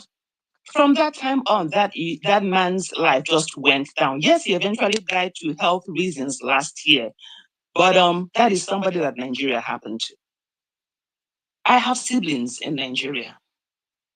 I have tried to help every one of them, one way or another. Is it paying for Fashion Academy of over 200,000 naira and all that, but nothing comes out of it? Because it's not just about getting the skills and training, but do you have an enabling environment for that skill that you have acquired to thrive? It's not there. I have friends that are here. I have my husband died this February. I know the amount of concern calls that I got not to bury him in Nigeria. It was massive because, he was from MBC. People talked and talked and talked out of concern for me and my kids, out of fear for our lives. It's not about IPOB. It's not about whatever. It is the Nigerian factor because the governors in those states have just left their states loose to run amok because of what they stand to gain from their larger cabal or whatever it is that is going on there. Thank God. I told them I can't not bury my husband. I already sent his body back to Nigeria. How can I not go and then, have that funeral conducted? And it happened just right about after the military couple were killed. One called me and said, please, even if you will go, do not take the kids to the funeral venue. I'm one person that swore that I will never fly a domestic flight in Nigeria. I always travel by road. I love road trips, the sceneries and all those things, buying things on the road. But the last 3-4 years I've been traveling, we've had to fly. We've had to fly. Sometimes we fly, then my husband will join us by road. 2 years ago when we traveled, or rather last year, he flew out of fear. I mean, what kind of country is this? I don't get it. I have a friend here who just does not like to go on his WhatsApp because of the constant pleading for help from our people back home. He told his wife that, look, it's like, I'll start forwarding my calls to you. That one told him, please don't forward anything to me. Is it me that heart attack will now kill? People are doing 2-3 jobs here. And the life we live here is not even what we desire it to be. You can't compare it with our African American friends, co-workers, Jamaicans, because they earn their money, they go on vacations. We earn our money, we're supporting people back home. It's not to brag, but this is a space that has been created for us to vent and understand the reality of what is about to happen next year. And I'm shocked with what people are doing on social media and taking it like it is cruise. This is not cruise time. We bought a brand new car last year. I sent they call it muzzle, I think, in Nigeria, Camry back home, just with 80-something thousand miles on it, to my younger sister to go start Uber, whatever. I had paid for all kinds of training, different. Nothing seems to be working. I said, okay, take this. Go try Bolt or Uber, whatever they call it. And as I'm talking to you now, it is still not working. It is always one complaint. This, that. The other day, the person she gave you to drive said he had a burst tire. Some young men approached him, "Oga, you need help. Before he knew, in broad daylight, they took his phones from him, and he said they were putting some bank short codes, looking for how much balance he had on his phone to rob him. And I got so mad, and I said, couldn't you scream?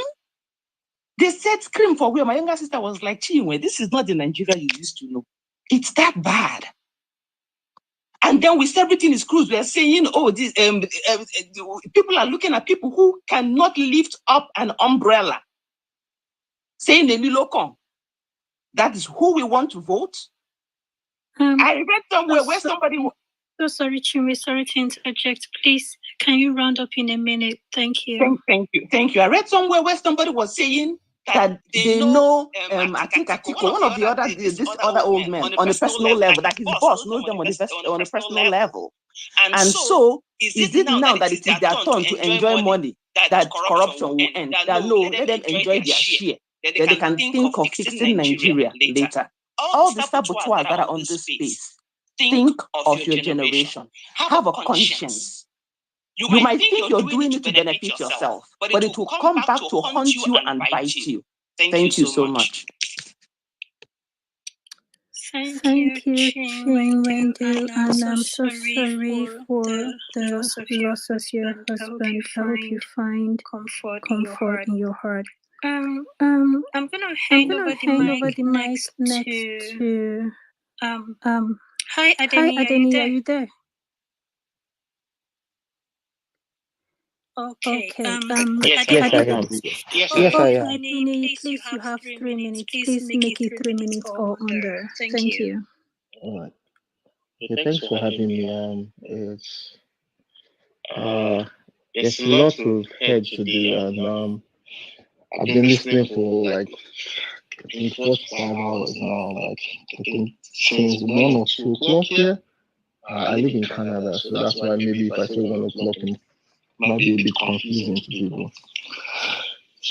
It's just deep what Nigeria has gone through. But people think it's only those in Nigeria that has lost. I mean, the lady before me just gave you an example of the things we lose. I mean, you can't go for holidays because you are thinking of people back home. You have to support people. There's so many things you want to do, and you always have to think of people back home. Let me give you an example. I have a classmate. No, I had a friend. We worked together in Child Plus before I left Nigeria. He's a pharmacist as well. Before we left the country, and before I left, we were talking about opening a pharmacy together. But I told him, I don't think there's any even, I don't even have a desire opening a pharmacy again. I just want to leave the country. And he looked at me as if I was stupid. That's how he looked at. But he is an entrepreneur. He always wanted to do something on his own. And I left the country, and he stayed back to open his business. I can't remember what year he called me, but this is someone I know that I don't want to say I can't say he's proud, but he has self-dignity. He has never asked me for anything in his life, and we are very good friends. And he called me and said, "Nee, can you please send me $100?" Look, see, a lot of times people ask me, I don't even answer because sometimes I can't kill myself. But you see, and he called me at a time when I needed money that time. I think I was in school then because I was doing public health in school then. I had to send it because I know he has never asked me. And the way he asked me, you could tell that he needed the money like yesterday. This is a pharmacist that opened a pharmacy. And it's not like we're working together. I know him, he's very hardworking. It's not as if he's lazy or anything. He's asking me I couldn't just imagine how bad the country is if a pharmacist can be asking me for money that has his own business. Like, we don't seem to understand how bad it is back home. We think it's just a joke. Like, I don't know how to explain it, but I just want, because we all be saying the same thing. Let me give you an example. I woke up this morning. My daughter woke up this morning. Today we're celebrating Canada's Day, right? And the first thing my daughter did was wake up and sing the national anthem in Canada to me. That's the first thing she did. She didn't even say good morning, Dad. She just sang national anthem of Canada. She's just happy that she's in Canada. You know,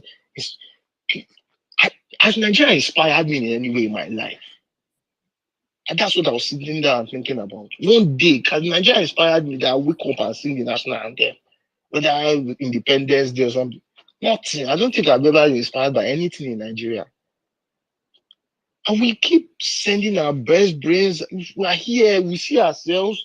I play for a soccer team here in Canada. There are about 6 doctors. We're about 3 pharmacists in the team. All of us were just my seat partner. back in school, Nigerian Navy secondary school. He's here with me. He's an engineer. How do we keep chasing everybody that is good out of the country? Like, it makes no sense to me. I can't understand. Like, if you check anybody that is in Nigeria, either wants to leave or he can't leave because he can't make the monetary aspect of living. But anybody still in Nigeria, that is still in Nigeria, wants to leave. And if you can't leave, it's because of the money. How can we have a country run like that? How can we have a country that I'm not sure that country is working for more than 50,000 people in Nigeria. I'm not sure it's working for up to 50,000 people out of 200 million. I'm not sure it's working for up to another 50,000 because they're in politics or they are in charge of they are eating the money through politics. Those are the only people that won't complain about Nigeria. Even Dangote complained about Nigeria, about how he was losing money. So tell me, what is the country working for? We should stop deceiving ourselves about how bad it is in Nigeria. It is deep, but it's just, I don't know how to say, but it's just beyond my understanding. It's too far how far we have depreciated and fallen. And they asked these idiots in power, they said we're bringing in foreign exchange. For goodness sake, are we not paying taxes here? Who makes more money from us? They say we're sending money back home. It's just sad to hear that this is how far we have gotten to. I mean, you talk to people here, they just wonder why Nigeria is so bad. When they meet Nigerians, all of us are we all excel here. None of us is not doing well here. When you go to Nigeria, there's almost nobody excelling. If you're not stealing money, you can't make it in that country. It makes no sense. Where do we start from? Where do we go? Where do we want to start? I can't just understand. And people think, because we are abroad, no, it's not. We're not better. Yes, we are better off, yes, but we feel this pain because we know where we should have been if we're in Nigeria. Do you know how far? Because when you come here, you have to start all over. I left in 2015, just before Buhari entered power. You have to start all over again. All the things you would have gone through. I had to come back here, start writing an exam. I wrote over 5 exams. We come to go back into pharmacy practice. If people think we don't want to leave that country. I had 3 friends. I'll just round up now. I had 3 friends. 3 of them, they never wanted to leave Nigeria. One of them was my classmate in Helmbridge. It's a lesson in Sulere, something like that. It's a very outstanding lesson. I think we run by Catholics. I had another one in class, and I had another one in university. You see, these 3 people, if I could bet my life that they can't leave Nigeria, they're out of Nigeria. So what are we talking about? It's just so sad. So I just give the mic over because I know everybody has something they have lost, but it's how to express it sometimes that is the problem. Thank you very much. Okay, thank you so much for your submission, Adeni. I'm gonna pass the mic over now. Pearl, can we? Yes, please, Bishop. Can we reduce the timing to 1 minute because this space ends in about 12 minutes? Can we reduce the timing? Absolutely. Sure, we can do that. Hi, David, you have something to say? Does the space end in 12 minutes? Yes, sir. By 1 a.m. Nigerian time. Is that like an automatic thing or is that a you thing?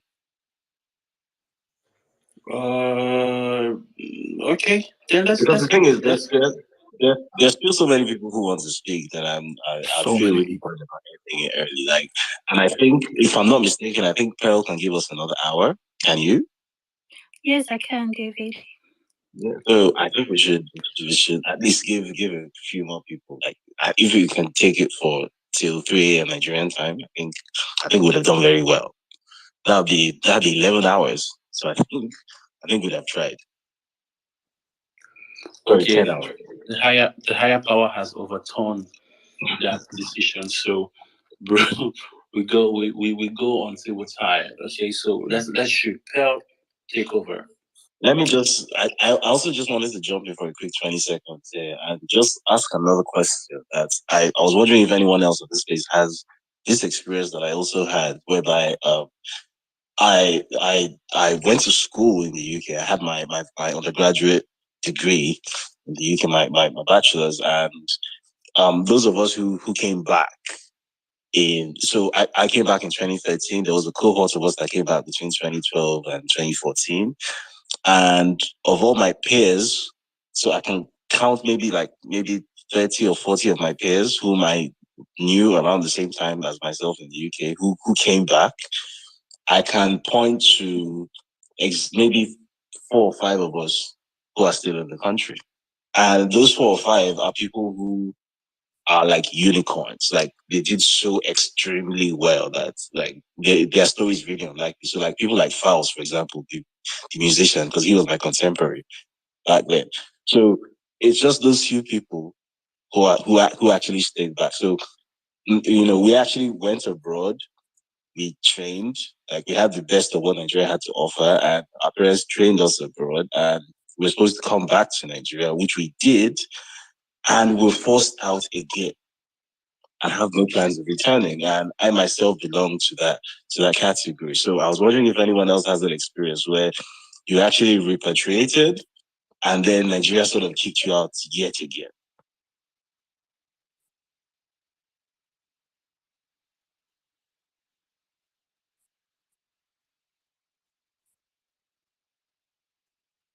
Huh? Okay, sorry, I thought I was unmuted. Yeah, that's a very important question. If you have answers to that or you've had that experience, please feel free to raise your hand and then I'll prioritize giving you the mic. Graceful, are you there? Oh, yes, I'm here, Pearl. Okay, you've been here for a while. You have 3 minutes. Please ensure to keep it 3 minutes or under. And if you can, sorry, before you go ahead, if you can address the question Mr. David has asked, that would be wonderful. Thank you. Yes, I was going to answer to that, like briefly before I get into my 3 minutes. Okay, so my younger sister, she's a lawyer, and she had to go to the UK to do her masters, and then she came in 2014 back to Nigeria after her master's, and then she was in Nigeria for a little while, and then she couldn't cope. She had to relocate, and she's in Canada. I'm also in Canada. I want to first of all thank all of you all who are still on this space, especially those who are tuning in from Nigeria, who are still awake up to this time. I know it's late in the night, and I want to extol you all, the strength of the youth. Yeah, Nigeria actually happened to me, and then what I had lost since 2015 when Buhari came in. One of the things I lost was I know it was when he came in that the IPOB, extremism came on, and then unfortunately my husband was one of those who were caught in the web, and then my marriage was never the same. And aside that, I was working, and I was working in the oil and gas sector. I was doing well, just okay, And in 2018, I got a job, to another oil and gas company. I had to resign from my other job. Like my company was like they needed me. I was based in Port Harcourt, and they needed it because I was like the company rep in Port Harcourt there. And then they were like, "Why did I have to leave?" and all of that. So I told them I just needed to move ahead. And you can't believe what happened. That after I got my offer letter, my job description, just a day for me to resume, I got a call and an email from the company I was going to work for to say that the job has been suspended, kind of like I can't even comprehend, and that it's on hold. And that's where we are till now. I've not got anything from them till now. I remember one of the staff in that company having to tell me that, like, if I can go back to my old company, like, where is it done? And that was where I got hooked up. And then, incidentally, my sister was in Canada then, and then she was the one that kept saying, "Oh, sister, can't you relocate? Can't you relocate?"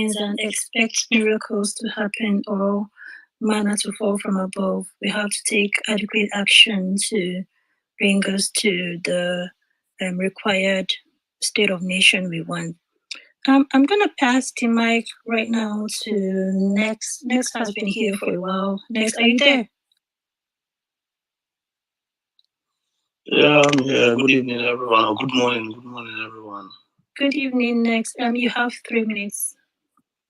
Okay. First of all, Mr. David, I want to say thank you very much for such an opportunity to listen and speak out our mind. Nigeria has actually happened to literally all of us, like we've been hearing, and some of us have spoken. I'll start from saying that Nigeria happened to my sister, to my family, years back. So she got sick. I was like 7 and she was 9. So she got sick, but there were no hospital in Delta States that could treat her. So my dad took her from all the way from Delta to Ebony State. She died. She died on the way. She died in Onitsha. So it was quite sad. And ever since then, I was like, is there anything we can do to make sure that every state in Nigeria has a good facility?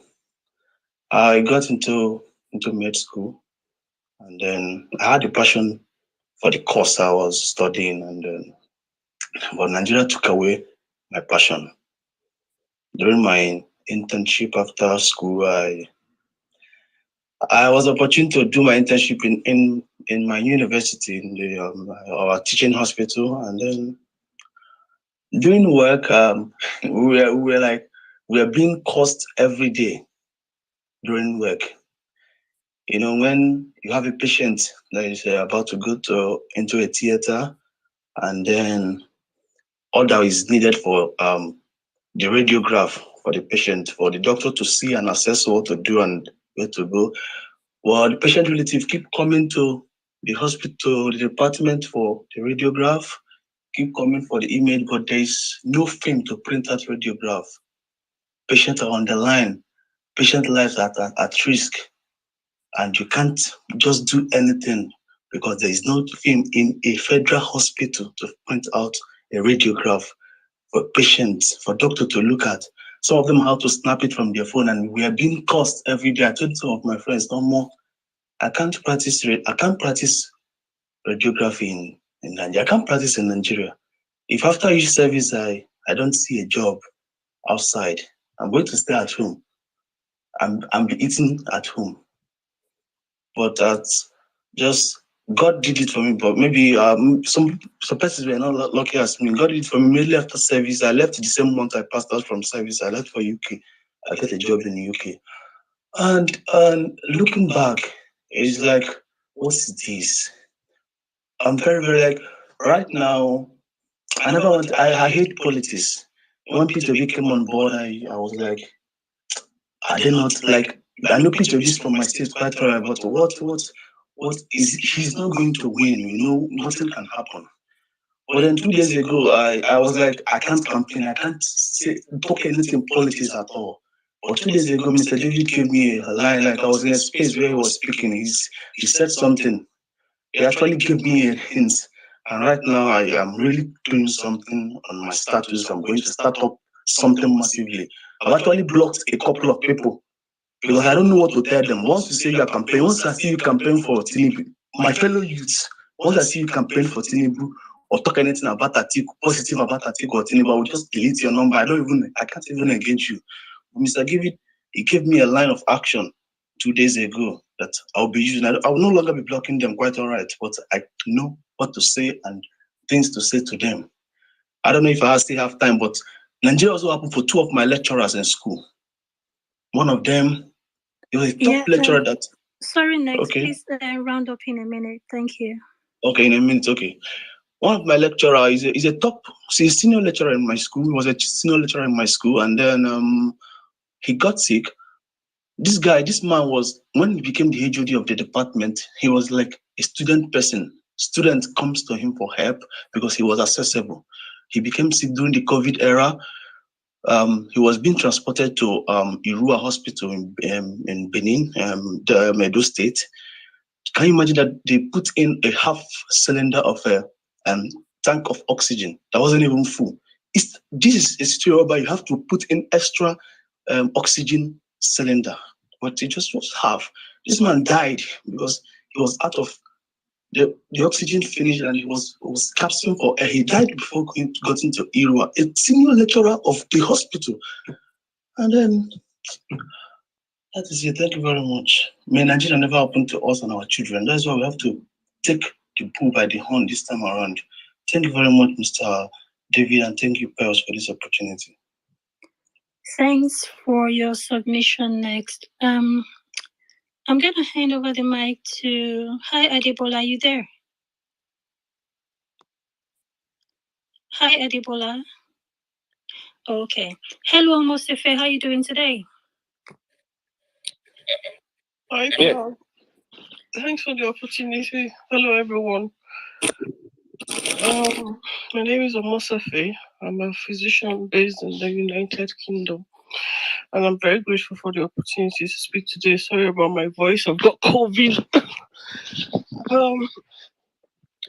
So it's very difficult to quantify, to actually state how Nigeria has affected me. But it was in 2017 I moved over to the United Kingdom after my residency in internal medicine. There were about 7 or 9 of us doctors that completed our training at that time. And among the 7 of us, the best graduating students were there. And it's just one that's left in Nigeria just now. Every other person has either moved to the US or to the United Kingdom. It's really sad because I'm very sure there's none one of us that ever dreamt of leaving Nigeria to practice in the UK or the US or wherever. Was always dreamed to remain, to become consultants, to practice our subspecialties in Nigeria. But since coming here, it's even more painful to see the disparity between care that's obtainable here compared to what you find in your own country. The pain I feel every time is seeing myself give emergency medical care to patients and get stories back home of people dying due to non-availability of basic infrastructure, basic equipment, no blood gases. Doctors are not trained to perform CPRO, to provide emergency care. And you will think that over time things will get better. We just have to see how things have spiraled and it just keeps getting worse. Since I've moved here, I can't count the number of doctors that have also left. As soon as even before they complete their training, they're already making arrangements to leave Nigeria. You still have family there. You're still very concerned about your relatives, about your friends. Still very concerned about all the lack of amenities, lack of infrastructure the hospitals in Nigeria back home don't have. I remember the first time I came to the United Kingdom and I had to request certain tests, and I was always shocked how very fast and very how the facilities are available. Like tests that will take you days to perform or to request in Nigeria could be done in minutes down here. And I wonder why it was always so impossible for us to put things right, come together. I mean, some of these equipments I'm talking about are not really expensive. Like the blood gas analyzer I'm talking about, it won't cost much for teaching hospital to provide them. But I will tell you, in the whole of the South, practicing in Nigeria, those equipments were never available. Some of them under $100. And up to now, nobody's even making arrangements. Nobody's thinking things through, trying to provide these things for the ordinary person there. It's so sad. It's so sad. I've been on conference calls, video calls, seeing my relatives die, especially during the time of COVID, because oxygen could not be provided for them. Like the last speaker said, I watched my own father die, watched my own colleagues' parents die. So I don't want to go into much detail. I think we have a unique opportunity of putting things right at this point in time, and to be a big waste if we do not get it right at this time. So if there's anybody that still has any doubts in mind about who to vote for, I think you should just think about how things will be in the next 5 years if we think it's too difficult for us just to put in the right person at this point in time. That's all I have to say. Thank you for this opportunity. Thank you for your submission, Omosefe, and I wish you a very quick recovery from your illness. I'm going to try Adebola once more, and if he's not there, then I'll pass the mic to another person. Hi, Adebola, are you there? Yeah, good morning, Pierce. Good morning. You have 3 minutes. Thank you, Mr. David, as other callers have been saying. Well, personally, I can't really say personally that Nigeria has happened to me. I've lost anything. I've based on God's grace. Not that I'm perfect for my family. Presently, I'm in Nigeria, although I have siblings abroad. But to me, I don't think running from one country, that country, make one a better person, or how will I put it? But back home, I think what me I believe I lost might not be personal, but it's a trust I think I have in this country. The trust in the authority, no trust for the authorities, no trust in the police. I mean, you see police coming and you'll be scared for your own life. Like literally, I'm scared of the police. Like when I see a policeman in a uniform, I'm scared. Like I'm scared for my very life. I'm so scared. Most times I'm tempted to hide my phone. Just seeing a policeman, I'll hide my phone. It's as that bad. I think I'm not the only one in this net. Everyone, every youth is suffering it out there. You're scared of a thief. You're scared of reckless driving, of drivers. You might get knocked down by some careless driving. And then you're scared of thieves robbing you. You're scared of headsmen. You're scared of police. You're scared of wrong leaders and all that. And in fact, the country is just, I don't like cursing my country. In fact, I don't like the only thing the country is messed up and all that. I don't like saying those things because I'm here. I have siblings in the US and the UK and Italy, any of them, but I think we are losing our best brains to the Western world. And these people don't give a fuck about, they don't care about us. Ordinarily, I don't think those countries care about us. If they care about us, they open the border and ask everybody to come in, or eventually they intervene in the government of the day. But they don't really care. So the best brains from our countries are doctors. Look at everybody that have come on this space now. They're either professionals from different fields, going abroad to do some menial job. The ones that got lucky continue their own jobs and their line of profession and all that and all that. My immediate elder brother, he finished with first class. He went abroad, got a scholarship abroad, and then after schooling, came back to Nigeria. He offered him some jobs, and then he went there. I think University of Lagos or something. I don't know what they're asking. They're asking who he knows or something. Somebody got the offer, and then you're asking who he knows. I don't know. I don't want to go deep into that. It doesn't take. I think it didn't take more than a week.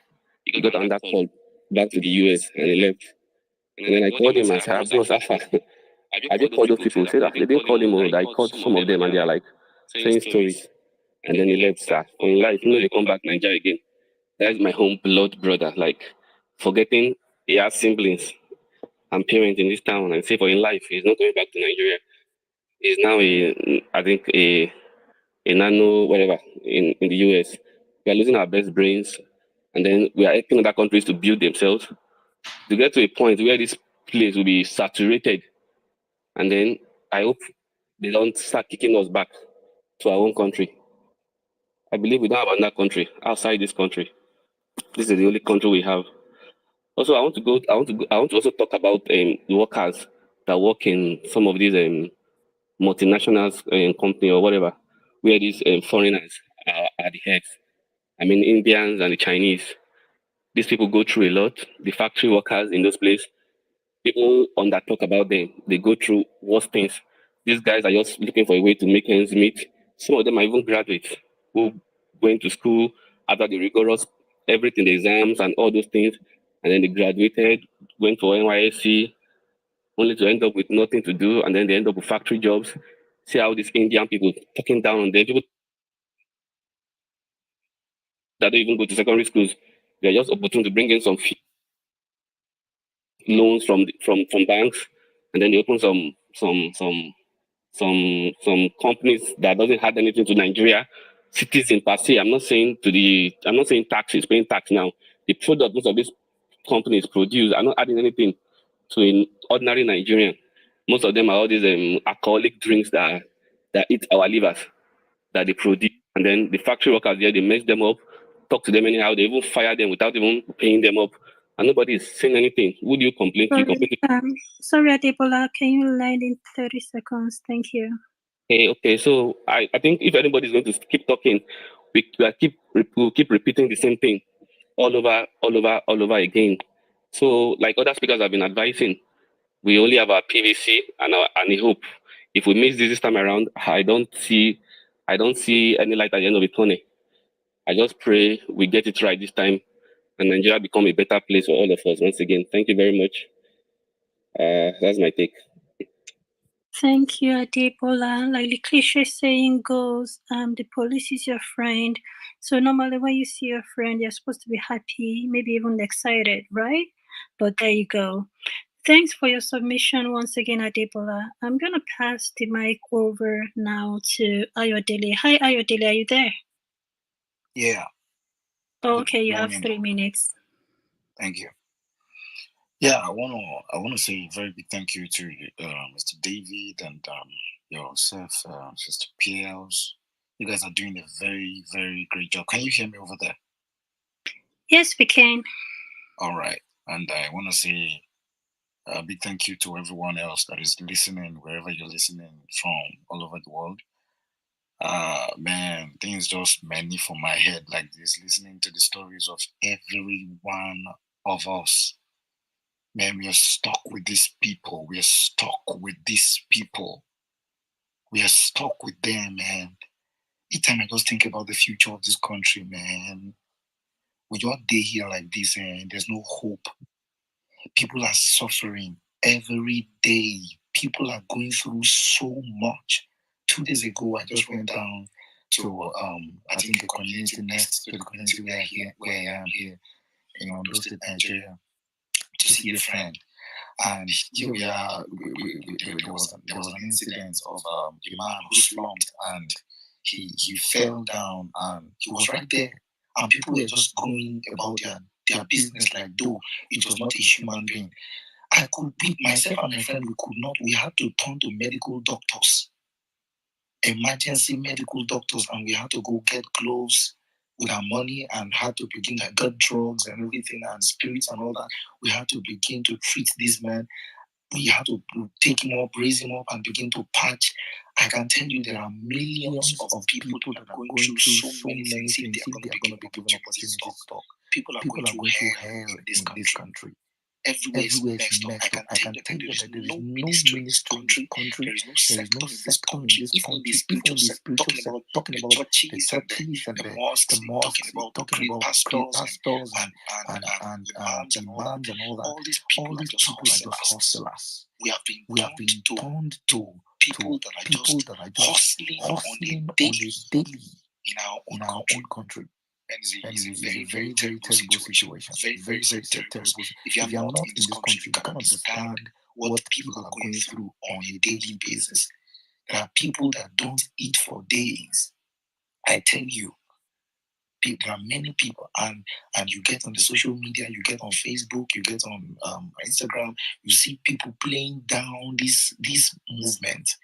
They talk about it as though it's actually nothing. That these guys are actually, you guys are wasting your time. You guys are actually, please, I want to beg each and every one of us, those that are in diaspora, those that are abroad, please, I beg you, anytime someone asks you to send them money this time around, tell them that they have just one condition.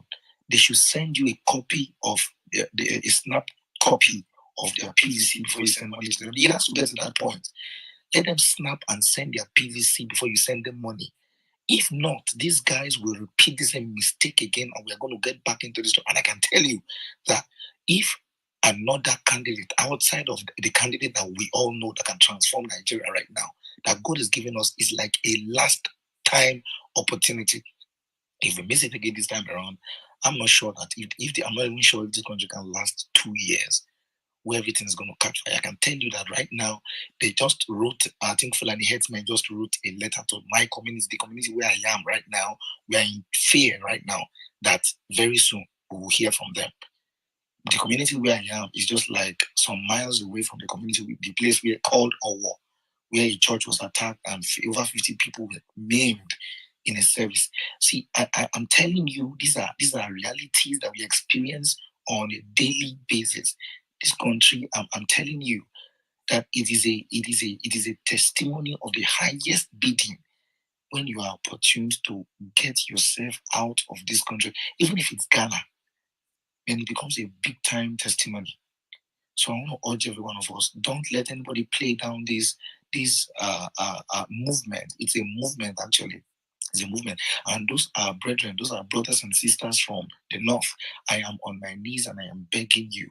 You guys can speak Hausa language. Talk to these guys in Hausa language. There is so much. These guys, there is poverty, and these guys, they understand the game so well. And I'm talking to you now. Atiku is not in Nigeria. Tinubu is not in Nigeria. Even our president Buhari is not in Nigeria. These guys don't give a damn. They don't give an ounce about what you guys, everybody is going through. So I want to beg each and every one of us, please, let's do the right thing. Use all your platform, use all your talents, your skills, everything that you have this time around. Let's keep these animals, these vampires, these blood-sucking demons, these I don't know what else. I don't know what to qualify these people with. Let's take them out of government so that we can fix their head and focus on the body. Thank you very much.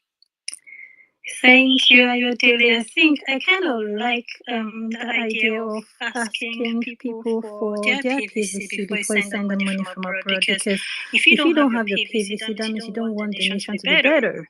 So how do you expect someone from abroad to keep sending you money when you don't want to vote to make the nation better? Thanks for your submission, Ayodele. Tongs, are you there? Tongs talking billionaire, are you there? Okay, I'm gonna pass the mic over now to New Nigeria. Hi, New Nigeria, are you there? Can anybody hear me? Yeah, I can hear you. I can still hear you. Okay, New Nigeria is not there. Duke of Kwale, are you there? Yeah, good morning, everyone. Good morning. You have 3 minutes to make your submission. I want to thank the host and also thank you as well, and WSPO for your I've been on the street since 5. So first, I need to speak on, we're talking about what we have lost, but I need to just generalize certain things. I'm going to focus majorly on food. Pre-2015, I'll put certain things which are similar. Pre-2015, we're buying the little noodles we have in the motor, which is popular, 45 naira. As at this morning, I went to buy this morning and I asked how much for 120. That is over 300% increase. I wanted to share tears, I couldn't because I was outside.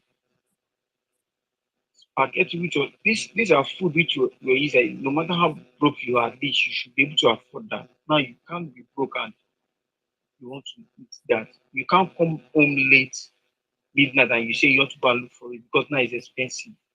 Two, I'm a photographer. I just encountered certain things recently. A colleague of mine bought a camera of the camera as a 2020. He bought it around 450, 500,000, 450,000. This 2022. This same person wants to sell the camera over 500 due to dollar rise. A camera he has used for 2 good years. 2 good years. And he wants to sell it for the same amount. Over same amount he bought it. Just last year, just this year, something was 40,000 naira, is now 65,000 to 70,000. Just this year. And by the time I priced that, it was around May. So these are the issues. We are majorly talking about, yes, it has happened, but look at it. Now people can't feed themselves. I'm bad, my sisters, just speaking out together did that. Imagine if she was not working. How bad it was. Just telling me, husband is working. But imagine she does not have a business of her own. How would they work? How would they be able to feed? Because things are fucking expensive. Some people just don't want the millions and everything. Some people just want to eat, take care, and the little that they can live. is just what majority of us want. And we are sick and tired of government and the action and inactions of our fellow citizens. Citizens. This is very bad. We are suffering and we are still enabling them. So this 2023 election is a do or die affair for me. I can't just start saying things have gone, things have lost because there's no much time. I've lost a lot. But when I see it, our suicidal thoughts would have come and I just thank God that I have that strength to keep up. So that just I have to, because of there's not more time, I just have to stop there. Thank you. Thank you, Duke, for your submission. I think I'm going to let the lady speak now. Hi, Adora, are you there? Hello, Adora. Okay. Hi, New Nigeria, are you there?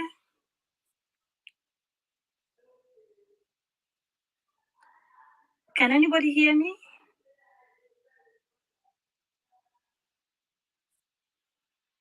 Yeah, I can hear you. I can hear you. Okay, Duke.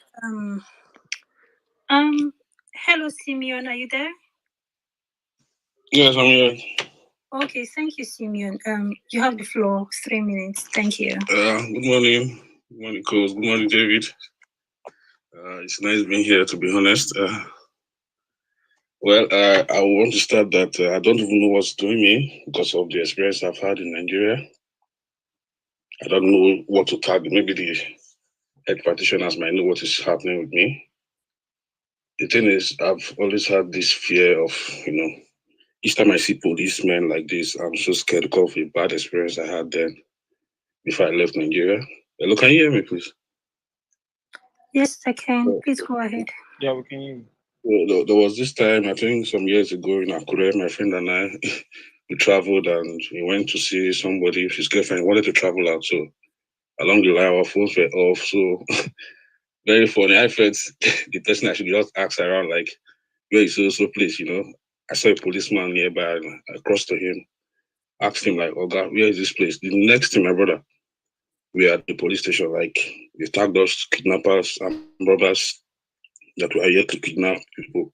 Jokingly, we slept in the cell that day. Our phones, we couldn't call the person who came to see, obviously. So when we got to the cell, we now saw some persons there, we borrowed their phones, collected it and charged and called us, so see what happened. The next day they came to bail us, wrote our statements down, and that was it. Since then, I've not been myself. Even while I was in Lagos, I do this talking about business. I take cars from Lagos to Delta and all, I encounter a lot of policemen on the road, and each time I get to them, I'm so scared. Like, these are persons that are supposed to protect me, but at the end of the day, each time I see them, I'm scared.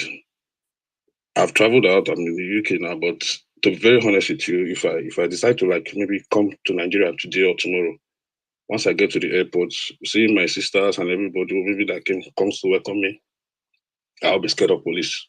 I know that for a fact. Like, not as if I have anything on me, I'll make them hold me or anything, but this issue has just been there, you know. That's what Nigerian policeman has done to me. The other one I quickly want to share is how bad the system is. I experienced something then when my mom died. The experience was so bad, in Delta State to be precise. Let me just cut the story short. We were trying to do something anyway. So in the process, trying to get an ambulance for her in a Delta State hospital, we couldn't get an ambulance. I don't know if the media is still in the picture is still in my media, but along the line, we had to call this one, call this one, call. To God who made me, I'm not lying on this space. The call has to go to the governor's daughter before an ambulance could be released to us to take my mother to another hospital. The next minute, they just approved the ambulance after she has called the governor's daughter. My mom gave up like that. Everything just happened so fast. She's among these people that have not been paid pension. I don't even know what's happening with that money right now. I don't even want to talk about that. I don't even know if I'll get it. probably if that money was available, would have done the surgery that she needed. Those are the things I've really faced in Nigeria. I just want to encourage everyone. I know how hard it is over there. I just left a few months ago, and to be very honest, my phone has been blowing up. Messages, billings, and all. I'm happy I could, do some things for them because, to be very honest with you, when I was in Nigeria, nobody would have called me like, guy, yes, okay, maybe do 2K for me now, stuff like that. But since I came here, I have been trying my best for my sisters and my loved ones. So it's been okay. But I just want to encourage everyone, you guys, if you can, please get the PVC. I'm sure you all know what to do. So that's all, bro. Thank you, David. Thank you, co-host. Thank you for your submission, and I'm so sorry about your mom. May her soul continue to rest in peace. Hello, Duke of Kwali. Are you there now? I'm so sorry. Yeah. I may have to. Okay. Yeah. Sorry. Before you go, I may have to start moving some people down. If you request for the mic, please be available to speak because we still have a lot more requests from people who want to come up here. So please, thank you. You have 3 minutes, Duke. No, I've spoken earlier on. Okay, you spoke already. Thank you. Can you go down, Yeah, please, so I can bring more people? Yeah, do that. You can. Okay. Hi, Cyrus, the creator. Are you there? Cyrus is not there. Hello, Joel. How are you doing today? Joel, are you there? Okay, I'll move just right to Demco Star. Hello, Demco. Are you there? Sorry, am I audible or? You're audible. Okay. I can hear you. Okay, Demco, are you there?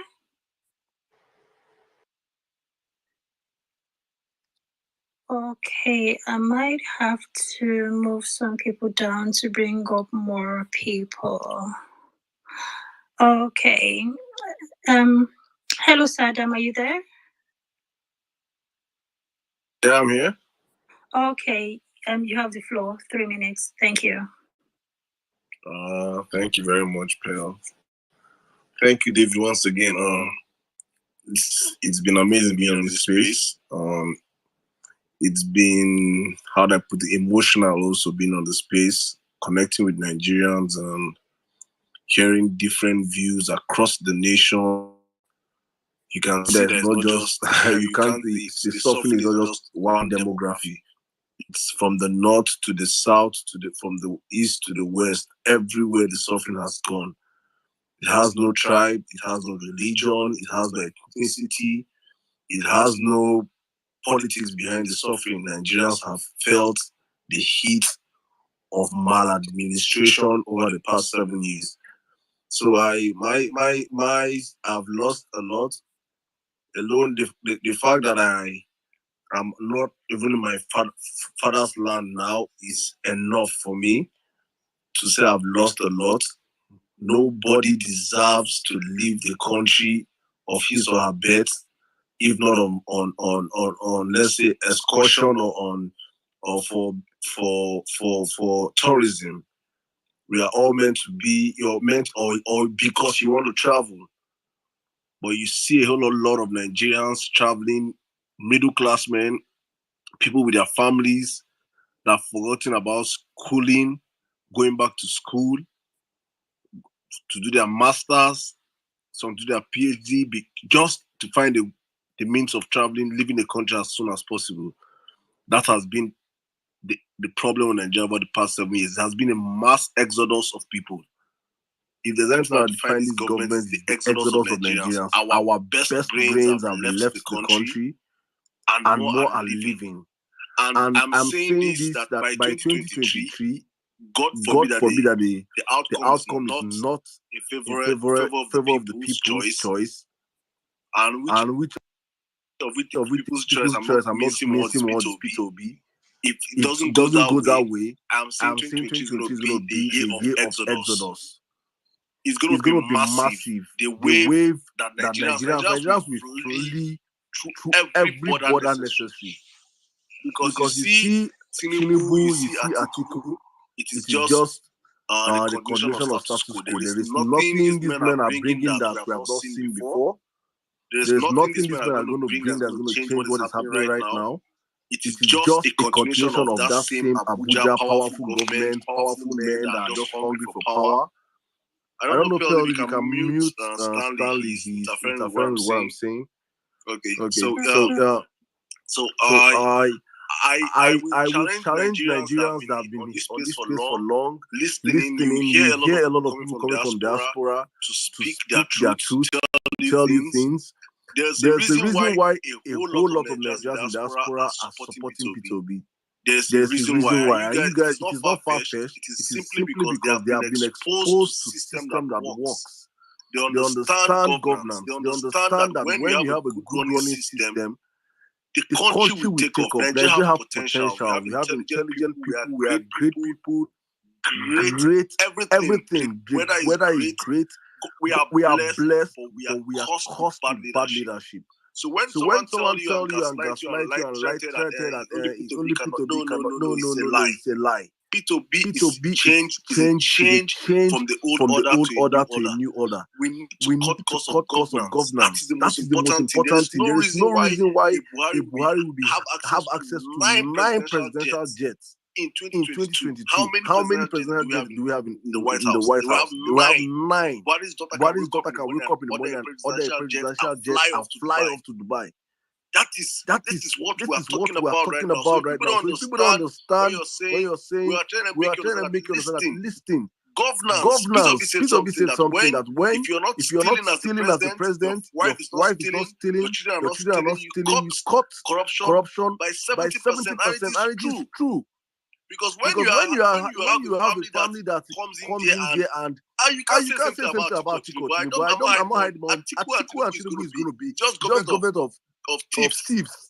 Thieves going back there, going back into power to steal and empower their friends and cronies. Why the masses continue to suffer? You can't see any of them on videos or interviews, granting interviews. Have you seen Tinubu going on NTV channel to grant interviews? Have you seen Atiku go on NTV channel to grant interviews? It is their cronies. The Dinos, the Segas, and the rest are going to grant interviews on their behalf. Because of what? These are people that intend to benefit from their government, not me and you.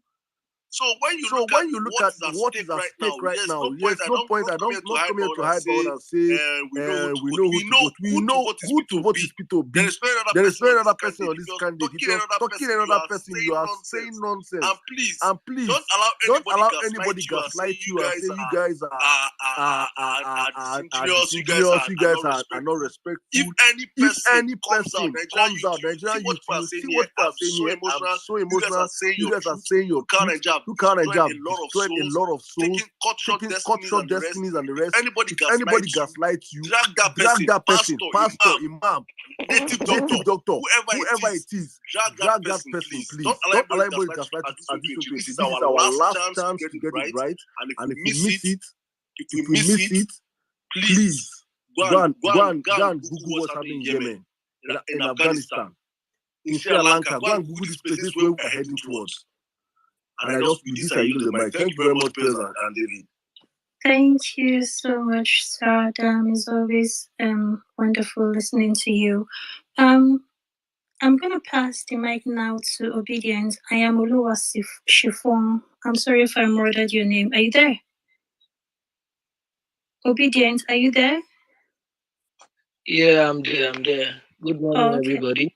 Good morning. You have 3 minutes. Thank you. All right. Well, my name is George. I reside here in Akwa Ibom, and I'm a student of University of EU.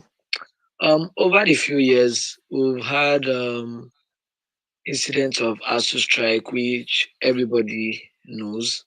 After my first degree, now I'm going for I'm a master's student. Since 2020 up till now, I've had only one semester. If it's not strike, then tomorrow maybe the school will be on riot.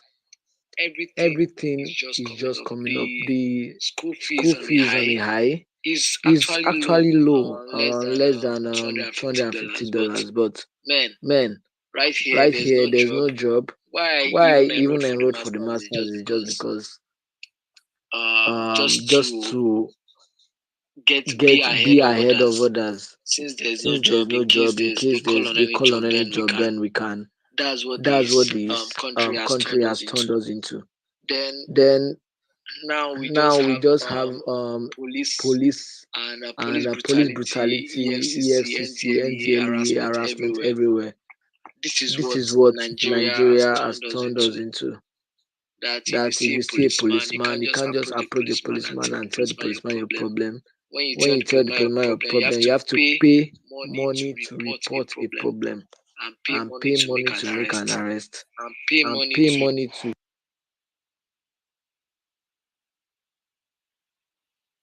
make an investigation. That's that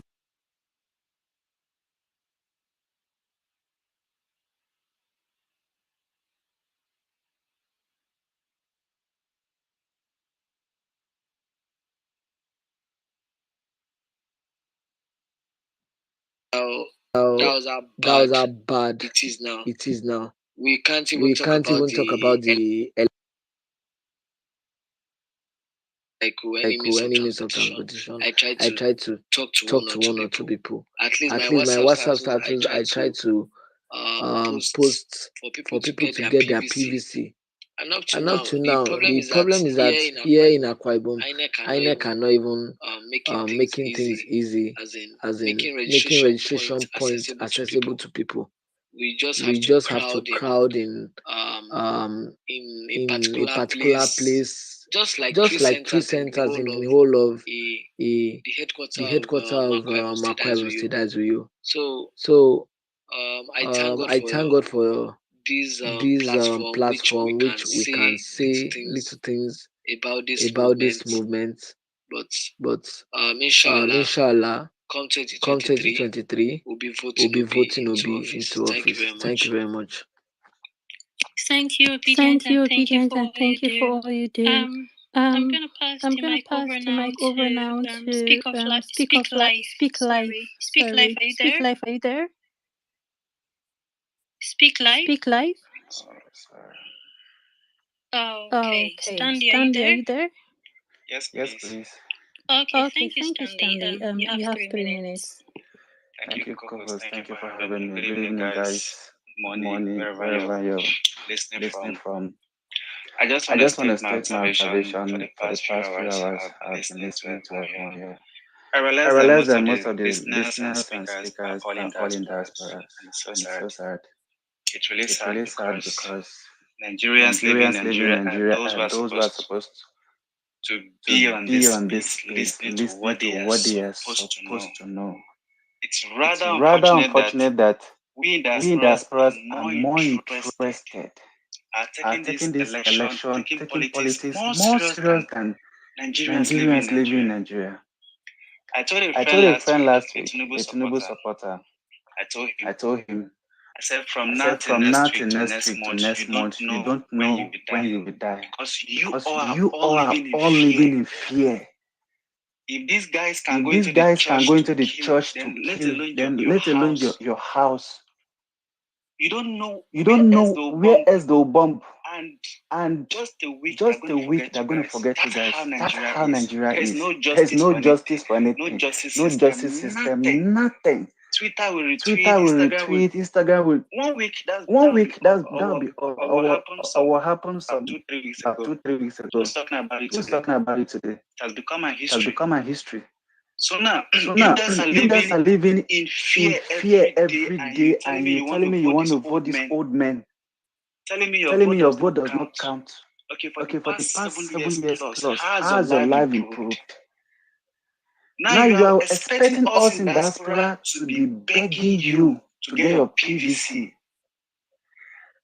I realize something that Nigerians are built in such a way that they can adapt to any environment, any situation. I tell you today, if bag of rice become 500,000 naira, Nigerians will still eat rice. When you go to party, you still see rice. Nigerians are built that way, and they are adjusted to that situation, which is not good. When you talk of health, you talk of transportation, you talk of safety, zero, nothing, absolutely nothing is working in Nigeria. I'm based in Dubai. Dubai is a small country compared to Nigeria. In everything you can think of. But in Dubai, I can come outside 3 a.m., 2 a.m., sit outside with my friends, do anything. I'm safe. There's no atom of fear anywhere. The grocery is working, the pharmacy is working, the hospitals are open, transport is working, metro is on 24 hours. This is a working country where everyone in the world are coming for tourist attraction because of safety. So getting PVC is not enough. We need to educate, especially the older ones, because if you check properly, you realize that during the election, the elderly ones, the older people, usually are the ones coming to vote. All these youth who are making us, under the you will not see them. The ones you see are the ones that will collect 10K and go. So we need to educate our mothers, our fathers, our elderly ones at home to know the right candidate to vote. They are living their life. They are almost done with their life. It is we, the youth, it's our future we need to fight for now. So I'm encouraging us, apart from getting our PVC, it's very important. We need to prioritize educating 2-3 neighbors of ours every day via any medium you can. It's very critical because the rate at which Nigeria's psychological have changed in such a way that they are willing to take anything that comes their way. They don't care. So please, I want to sincerely appreciate David for this opportunity and the co-host. Thank you once again. That's my take. Thank you. Thank you for your submissions, Stanley. Welcome on stage, Amara. I must really appreciate your patience and resilience. You've been here for the longest hour, and then you've been trying to come up for some reason. So welcome on stage. I'm going to give you priority for being here right from the beginning of this space. Amara, are you there? Hello, Amara, are you there? Okay. Yes, David, can you hear me? Yes, David, I can you am. hear me? Yes, I am. Absolutely. You have the floor 3 minutes. Thank you, Pels, and thank you, David and everyone who has spoken. I mean, I have a lot to say, and I don't even know where to start from. So I'm just going to personalize it. I might not have to generalize it like most most people people have. have. Let me Let me start start by by saying that saying that I I consider consider myself myself privileged privileged because because I I do not do not think that think that I've I've ever ever begged for begged for food. food. I do I not do not think I've think ever I've ever begged for begged for shelter or shelter or anything. anything. So So if if I'm I'm talking talking about what about I've what I've lost lost since since 2015, 2015, I don't I want don't want anyone to anyone look to at look it at and it and say, say, life life must be must be hard. hard. No, No, life would life would have have been been so so much much better better for for me me because I because I consider consider myself myself educated. educated. Nonetheless, Nonetheless, it it happened happened to to me, me, and and then it then it has has happened happened to to so so many many people people who who are are better better than than I I am, am, more more connected connected than than I I am. am. And And the the only only thing thing that that goes goes through through my my mind mind every every day day is is what what of of people people who who didn't didn't even even have have it it as as good good as as I I had had it? it. And then what of people who don't even have it as good as I have it? Uh, it's unbearable that sometimes I just go into this kind of depressive mood, thinking about Nigeria, thinking about what my family members are going through. So I'll start by saying, when I grew up, my parents wanted to send me to go and do my studies after secondary school. But their only reason was that, oh, if she travels abroad, she's just going to marry maybe someone from another country. She's our first daughter. And because I'm Igbo, it's a big deal for me to maybe decide I'm not going to marry an Igbo person. We're not going into that discussion. And that was how I didn't, travel when I was supposed to travel. After my studies, I had plans of working in my field because I have a background in physics. I was so excited about leaving school, going into materials, going into mud engineering, and everything was just going according to plan until companies started folding, until MI Swaco collapsed, and then they had to join Schlumberger, and then things started happening in Port Harcourt, and companies were just running away. I went to Warri. Everybody knows about the Petroleum Institute. I started making applications, doing stuff, and then it started dawning on me that it doesn't make sense how educated you are, how intelligent you are, how focused you think you are as a Nigerian. If you do not know anybody, you're going nowhere. My brother, in 2017, he was the best footballer in his school. All the people that do scouting for under 17 came and picked him. And at that point, he was 15. He went, did everything he was supposed to do in Enugu. They said, "Oh boy, you're wonderful. We're going to take you." And then at the point of trying to draft him into national team, they said, "Okay, where is your money?" And he was like, hold on a minute, what's going on? They said, "Oh, this is your name and this is this, so we need some money." Right in front of him, they chose another Nigerian who didn't even perform as he did from the northern part of Nigeria and replaced him just because my family didn't bring 10 million naira there and then for them to put him, for them to draft him. When Goodluck was in power, my husband is an engineer. He trained, because they had this Yaradua had his agenda. I think it was the 7-point agenda, and the plan was to do this electrification all over Nigeria. So those in the engineering sector, a lot of them were already being trained, and my husband was, amongst the high performing engineers. We were all so excited about it, and we were really praying and hoping and then campaigning that Goodluck wins. I never voted for Buhari. I would never vote for the man because my father experienced the war. He experienced his first regime and said to us, "If you're happy to vote a man that will make sure you stand on the line to buy salt, then you're not his child." That was reason enough not to vote him. Like we didn't even have to do research like everybody else. We had real life account of what this guy's regime was before they packaged him as a corruption killer. When he took over office, all of a sudden that electrification project just died. And people that my husband was already trained. They had already started the first phase of this project. And the phase was find other available means of making sure that we have power in Nigeria, be it solar, be it hydro. So this was actually a project that would benefit everybody, irrespective of the government in charge. But APC came down, and that was it. That frustration was something unbearable for me. So out of all this frustration of not working in what I wanted to do, I joined banking. I was in the banking industry and I was just losing my mind. Anybody who has been a banker will tell you, you come to work, next thing there's pressure, get this money, do this. And I'm like, hold on, how am I going to get billions of money? How old am I? I'm only 23. How do you expect me to raise 2 billion naira? My father he's not a drug lord. It's unreasonable. So I just said, you know what, I'm going for studies. At the point of leaving for studies, these guys came into power. Just to buy dollars and pounds became story for the gods.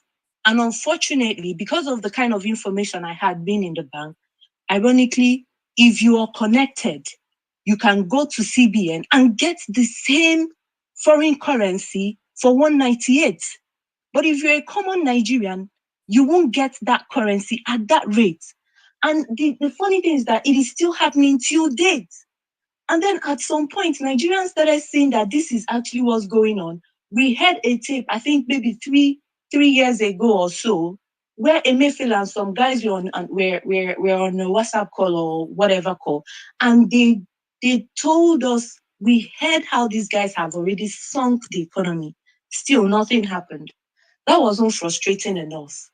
By the time I started seeing all the gaslighting tactics, all the lies, men and brethren, I became a strong supporter of IPOB. You know, when you feel so hopeless, you feel so helpless, you feel like There's nothing else I can do. I've been pushed to the wall. I'm so sorry, Amara. Can you round up, please? Thank you. Yeah. So when you feel so hopeless, like there's nothing else you could do, that was why someone like me started supporting. And that was what Nigeria took from me. Nigeria took my dreams from me, took my husband's dreams from him. They've taken me away from my family. I mean, video calls doesn't do it for people who live outside Nigeria. If it does it for everyone else, it doesn't do it for me. Sometimes I lose my mind just thinking about Nigeria.